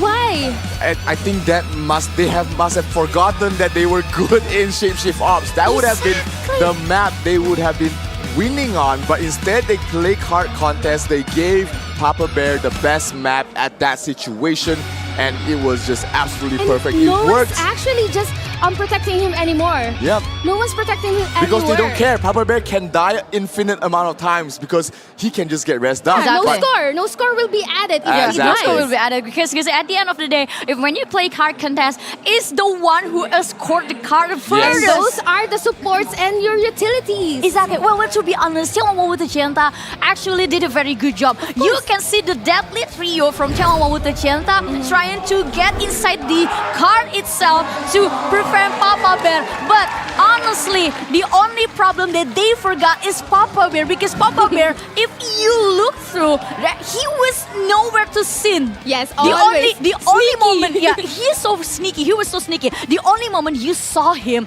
is when he was ready to nuke every single Yes. people near the car. Surprise! Surprise, I'm here. baby! And that's why that map was just so good for Monarch. So good. Exactly. Papa Bear can play however he wants. He knows that Exactly. even if he dies, it doesn't matter.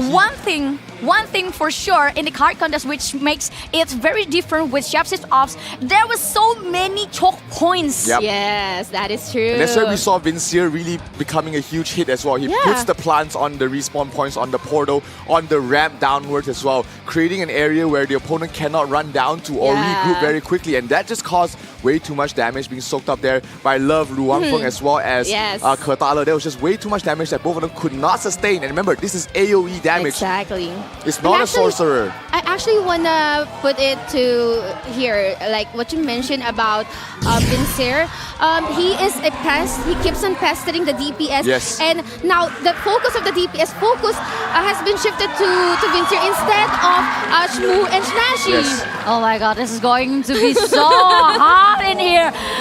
I would like to change the cam to the audience because the audience is going like crazy supporting the team that they love the most. The support for the 眺望万物的尖塔 is already so hot. Yet the support for Monarch is also very hot too. The Absolutely. last hope of Caesar. Yeah, bunch of people supporting. I mean, this is the very last game. Absolutely. The team It that is. has, and we've seen the last two team deathmatch handled by Monarch was totally failed. So this is the only redemption arc that they have to secure the spot of the champion, the champion title of this Ragnarok Valhalla World Cup. This is where it's the most important to mess up with your opponent's mindset. Yes. Remember, everyone gets refreshed here. So what they can do here for the side of Monarch, It's not play Papa Bear. they can play Papa Bear, but instead of Yayan, they put in Solitary Kin or Emman. They play a secondary threat along with Papa Bear. So you have a sorcerer that's going to deal a lot of damage. Not a support sorcerer, but a DPS sorcerer. So switch out Yayan, put in Solitary Kin or put in Almighty Emman. That provides them with a secondary threat. Or two Wanderers, Archikins and Smashy. Yes. But that is a risk. That is a we risk. don't That have is an a risk. idea if they practice it before. Well, it probably something that they already tried on. But one thing for sure, if we go with this scenario that David just mentioned before, Papa Bear actually can become the bait. Yes, he becomes the bait and then Solitary Kin becomes the main DPS deal. That's what we're talking about. Here we see Jianta playing the same way. They're playing their two primary DPS sorcerers out there. They're putting out Tuji. They're putting out Dawang. This is not their usual combination, remember? They like to play it with Love, Mary Jane and Do. Yes, so they are switching things up. They know that this is the highest damage composition they can bring out. And Team Deathmatch is all about the kills. Yes. This is going to be fast. The concept of Jianta is Let's totally see. chaos. And yes, they changed it. But there are no Papa Bear. So the strongest lineup from Jianta will face up against one of the best players from Monarch. It's the Blacks in the Solitary Kin, Rainbows, Almighty Emmer, Archikins, and Bulalu. So we are going to see. This is the very last match. Who will win this last match? Will Monarch finally get the redemption arc towards this death match? So, ladies and gentlemen, the last game between 眺望万物的尖塔 against Monarch! This is for all the marbles, ladies and gentlemen. The last 2 minutes of the Valhalla World Cup will be coming down to this. Everybody's splitting up right now. Solitary King as well as the support one of the supports keeping up with him, but Dude trying to go for a kill. Love Yao P being caught out there. They're trying to go for a kill. Frozen, he might be in some trouble here. Back-to-back Frozens, they want to lock him down. Oh, here comes the Auroras as well. They're trying to focus them down. So much AoE damage being brought down in their faces right now. But Love is about to go down. Will they be able to sustain Love, Yao P, and Love? And Yao P is gonna go down. But they still have a resurrection. That's okay, that's fine. We have the Wanderers here. They need to shut down the Wanderers or else they will be in trouble. Just too much damage coming from all of the teams here. Bulalo has to back out. Bulalo is stuck in a bad situation. He has to get out of there. Managed to survive so far. Nobody has died on both sides, but it will be if it goes to a tie situation. Monarch will be in the lead here. Almighty Eman looking for target. That's gonna be 15 seconds. Raid Boss together with Solitary King and Eman. Bulalo just stuck here in the middle of everything. What is the plan? 43 seconds left. So right now, Monarch can just keep running around. They don't need to run. They don't need to kill anybody. They have the advantage in the tiebreaker situation because they got a kill already. It doesn't matter about the resurrection. Monarch, they just need to survive. But Raid Boss was able to actually sustain that 125 seconds. There's a lot of things that can happen in the last 20 seconds now. 2G in trouble. Love is out there to support. Eman and Kin. Solitary King Oh, Solitary King is gonna fall. They need to resurrect. They need to resurrect right now. Eman gonna go down. Literally loaded. 2G as well. But Eman's gonna go down. They need to sustain. Kin as well. They need the resurrection. It's all over.眺望万物的尖塔 will be the champions of the Valhalla World Cup. Amazing performance from them. Able to clutch things out towards the end and find that final kill. The final clutch to secure the champion title of Valhalla World Cup Season 1. Here's your champion,眺望万物的尖塔. Congratulations. What a game! What an intense game! You can see their happy faces. Congratulations, guys! You are the first ever Valhalla World Cup champions.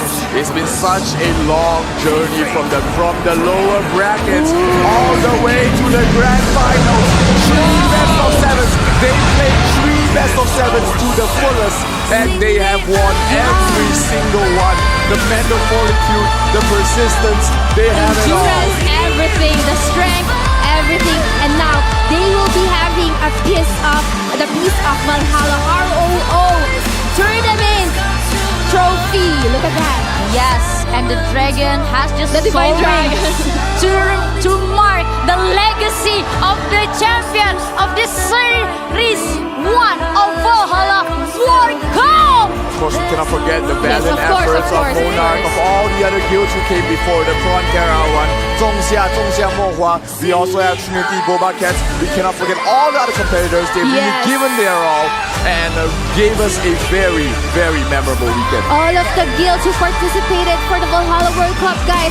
Shout out to all of you guys, and of course to Adventures watching the live stream right now. Thank you so much. Wow. Yes, the Cinderella story is complete.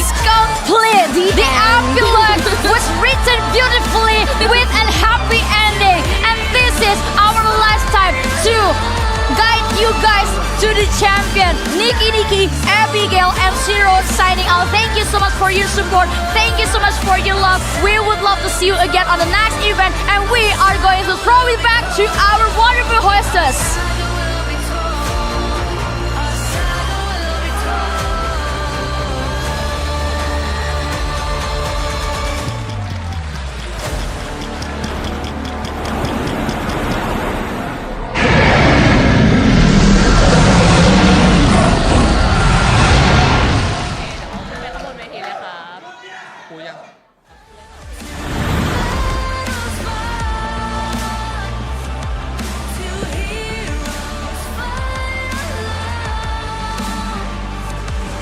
Congratulations to 眺望万物的尖塔 Woo! Our champion! The first world champion of regular origin Valhalla World Cup 2024!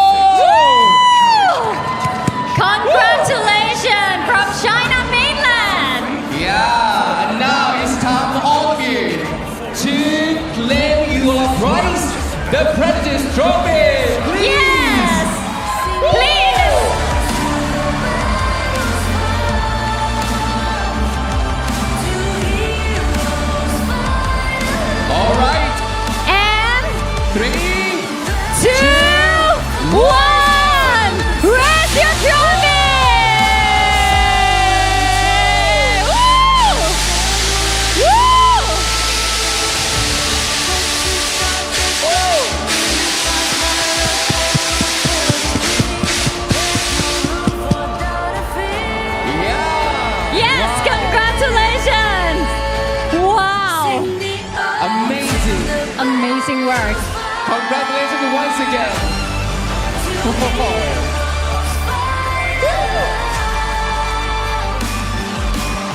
This was an epic battle. I let them take time as the champion and the first world champion of Ragnarok Origin Valhalla Okay. World Cup 2024. All right, everyone. We're gonna take the photo first. Okay. Okay. We take the photo first. This is your special moment. Guild of 眺望万物的尖塔 Our champion. Yes. Wow. And That's we let such them a take wonderful- time with the trophy Yes. and the success and the achievement that they got. ขอเสียงปรบมือให้ด้วยนะครับ ขอเสียงปรบมือ Please give a big ค่ะ hand to our champion. Wow, you are so amazing. Amazing And now, teamwork. I think we would like to talk to you a bit, okay? Okay. Okay. Please. This is a big moment of your guild to become the first world champion of Ragnarok Origin Valhalla World Cup 2024. So could you please share your feelings with us right now? How do you feel? 这是我们 MMORPG RO 系列中第一个盛大的世界级冠军。你们的工会获得了如此盛大的荣誉，你有什么想要和我们粉丝朋友们分享的吗？ OK， 喂，我想说的就是从知道这个赛事要准备以来，然后我们一起过的这1-2个月，在比赛服的练习啊、研究套路啊，然后熬夜的去探讨、开会啊，然后一直到昨天晚上、前天晚上还在熬到3、4点去商量打法吧。那就非常感谢各位队友吧，一直付出的这个辛苦和时间，然后大家都一直非常团结，互相非常的信任，就很感谢大家。 It's never an easy victory. It's been through months of days and nights, seminars and meetings, even staying up every night. Literally from even last night, we were still in a really aggressive conversations, and I believe it's not just because of the time we spend together make us win, but also the trust, the bridge, the foundations of love to connect us together. Thank you. Wow! Please give me a big hand. There is a lot of preparation and a lot of Yes. strategy and a lot of planning. So today you already achieved the first World Cup.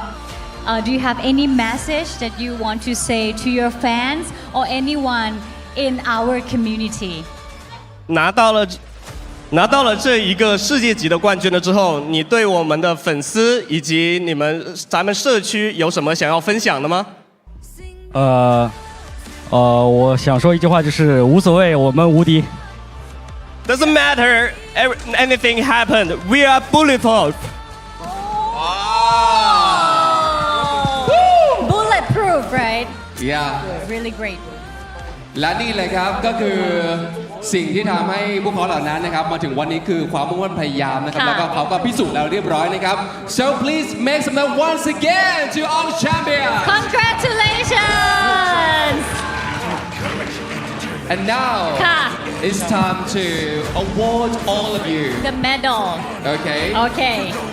ในโอกาสนี้นะครับ เดี๋ยวเราจะเริ่มต้นสำหรับการเรียนเชิญท่านผู้บริหารนะครับในการขึ้นมอบรางวัลครับ Alright, so I would like to invite on stage first Mr. Jin Kim, Business Division Director of Gravity Company Limited. Please make Please some noise welcome. to welcome him. Next up,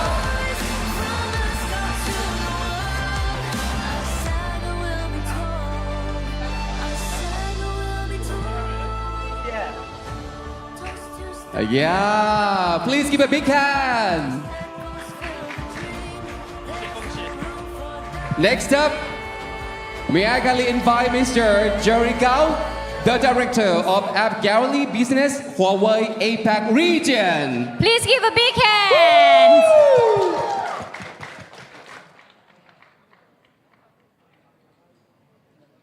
All right. This is Moment. your moment. Yes. The wonderful medal. So each players in the team will get the gold medal of their Right. achievement And then I would besides like the to trophy. invite Mr. Steven Xu, CEO of Joy Maker. Please give a big hand. Woo! He like a superstar. Yeah. Yes, good. Number one, right?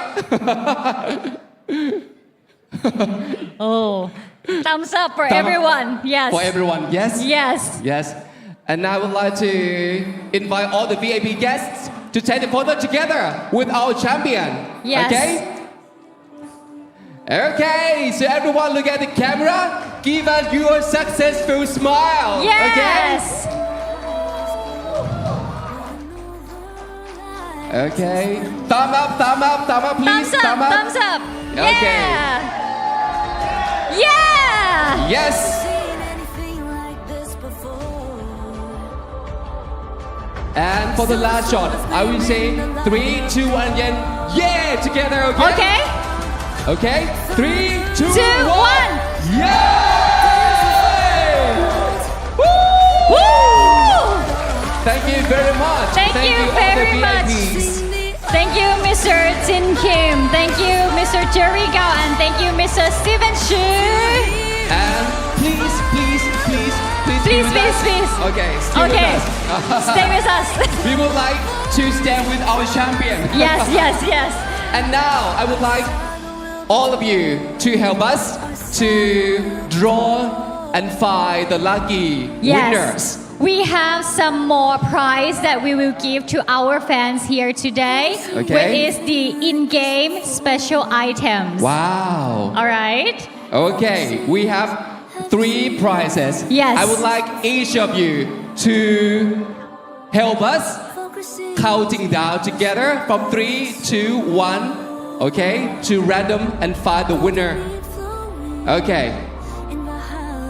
Say that again.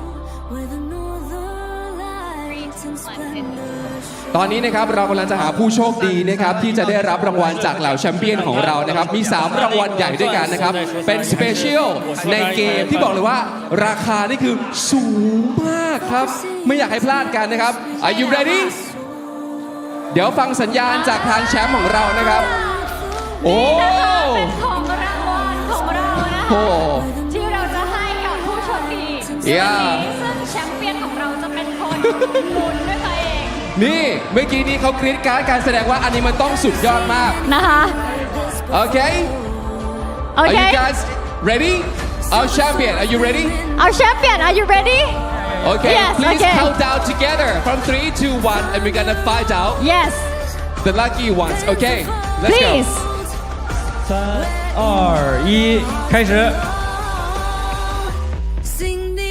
And the winner ticket ID goes to 6699 Nice number เลขสวยมากนะครับใครที่ได้รับรางวัลนะครับเดี๋ยวไปติดต่อรับได้ที่จุดลงทะเบียนนะครับ Please go claim your prize at the desk over there Yes for the prize winner you have to claim it Yes Okay And we have 2 more to go Please Okay 3、2、1，开始。 Let's go Number Lady ออกก็คือ6591 6591 นั่นเองนะคะ แสดงความยินดีด้วยค่ะ มาถึง the last prize The last one Okay 3、2、1，开始。 Let's go ไปเลยครับ นับแล้วนะครับ โอเค Okay Wow 6710 Okay โอเคเลยนะคะ และนี่คือผู้โชคดีของเรานะครับอย่าลืมว่าไปรับรางวัลด้านนู้นกันด้วยนะครับข้างๆกับรถเทสลาพูดถึงเทสลาอุ้ยเทสลาก็ต้องมา โอเค it's time for the Tesla ครับ the biggest prize of the event Are you ready Yeah and now I would like to invite Mr. Fei Vice President Business Planning and Revenue of One up on stage. Please welcome. Yes. Okay. Firstly, congratulations, China team, for winning. Yeah. Please be the center of the stage. Okay.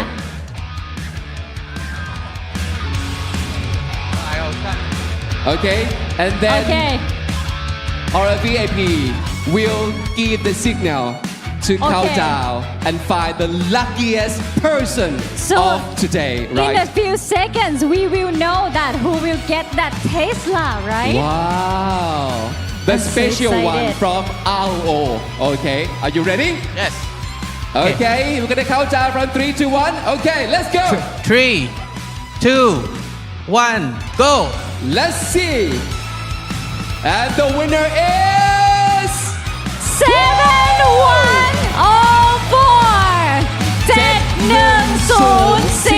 นะคะ โอ้อยู่ป่ะอยากรู้ว่าอยู่หรือเปล่าเนี่ย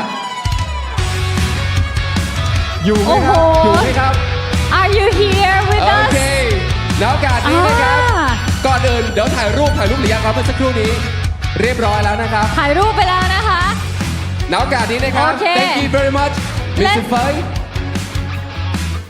ระหว่างนี้นะครับเดี๋ยวเราจะได้เห็นว่ารถ RO ที่ตกแต่งในสไตล์ของแบบคาแรคเตอร์ ใช่แล้วนะคะ กับเทสลาครั้งนี้จะเป็นอย่างไรบ้างครับ แล้วก็คือลายอะไรใดๆก็คือจะเป็นแบบนี้เลย ทุกคนก็จะได้กลับไปแบบนี้เลยนะคะ สวยงามมากๆแล้วก็ไม่เหมือนใครมีหนึ่งเดียว Yes ใช่แล้วสำหรับ World Cup 2024 ของเรานั่นเองค่ะ แต่ว่าความสนุกสนานและการเฉลิมฉลองยังไม่หมดนะครับเพราะว่าเดี๋ยวหลังจากนี้นักแข่งในแต่ละคนทุกกิลด์ของเราครับจะไปร่วมเฉลิมฉลองบนเรือสำราญเป็นครูซปาร์ตี้ด้วย Yes and after all these festivities is not ended yet because all of the players from all the team that participated will have the cruise party sponsored by Huawei App Gallery. Please give a big hand to Huawei App Gallery. All right, ladies and gentlemen, on behalf of the organizing team, we would like to express our sincere gratitude to every one of you for your great participation and strong support. And I hope that we will continue walking side by side with us like we have done like a family so far. Thank you so much. Thank you everyone that been part of this wonderful World Cup, and this is just the first World Cup of Ragnarok Origin Valhalla, but we still continue on growing our community and our family to be bigger and better. And now I would like to express our heartfelt gratitude to all of the sponsors that make this happen. So first of all, I would like to thank you, Joy Maker. Thank you very much. Next up, thank you very much, Gravity Game Home. Thank you, Huawei App Gallery. More to explore on App Gallery. Okay, thank you. One universe, one amazing adventures. Thank you, AOC, #1 gaming monitor in the world. And last but not least, thank you very much, Razor Girl. Whatever you play, pay with Razor Go. And please stay tuned for more esports competition in the future. And I hope you enjoy from the start until now all the competition, all these tournaments, and enjoy every moment like our players do. เอาละครับวันนี้นะครับขอบพระคุณอีกครั้งนะครับสำหรับการติดตามนะครับทุกช่องทางเลยนะครับแล้วก็อย่าลืมนะครับว่ามาเป็นครอบครัวเดียวกับเรานะครับกับ Ragnarok Origin เชื่อว่าจะมีอีกหลากหลายทัวร์นาเมนต์ให้ทุกคนได้ติดตามกันนะครับแต่ว่าวันนี้ขอบคุณจริงๆครับเจอกันใหม่ในครั้งหน้าลาไปแล้วนะครับ Thank you very much. See you next time. See you next time. Bye bye. สวัสดีนะครับ Have a great night. Have a great night. Thank you all.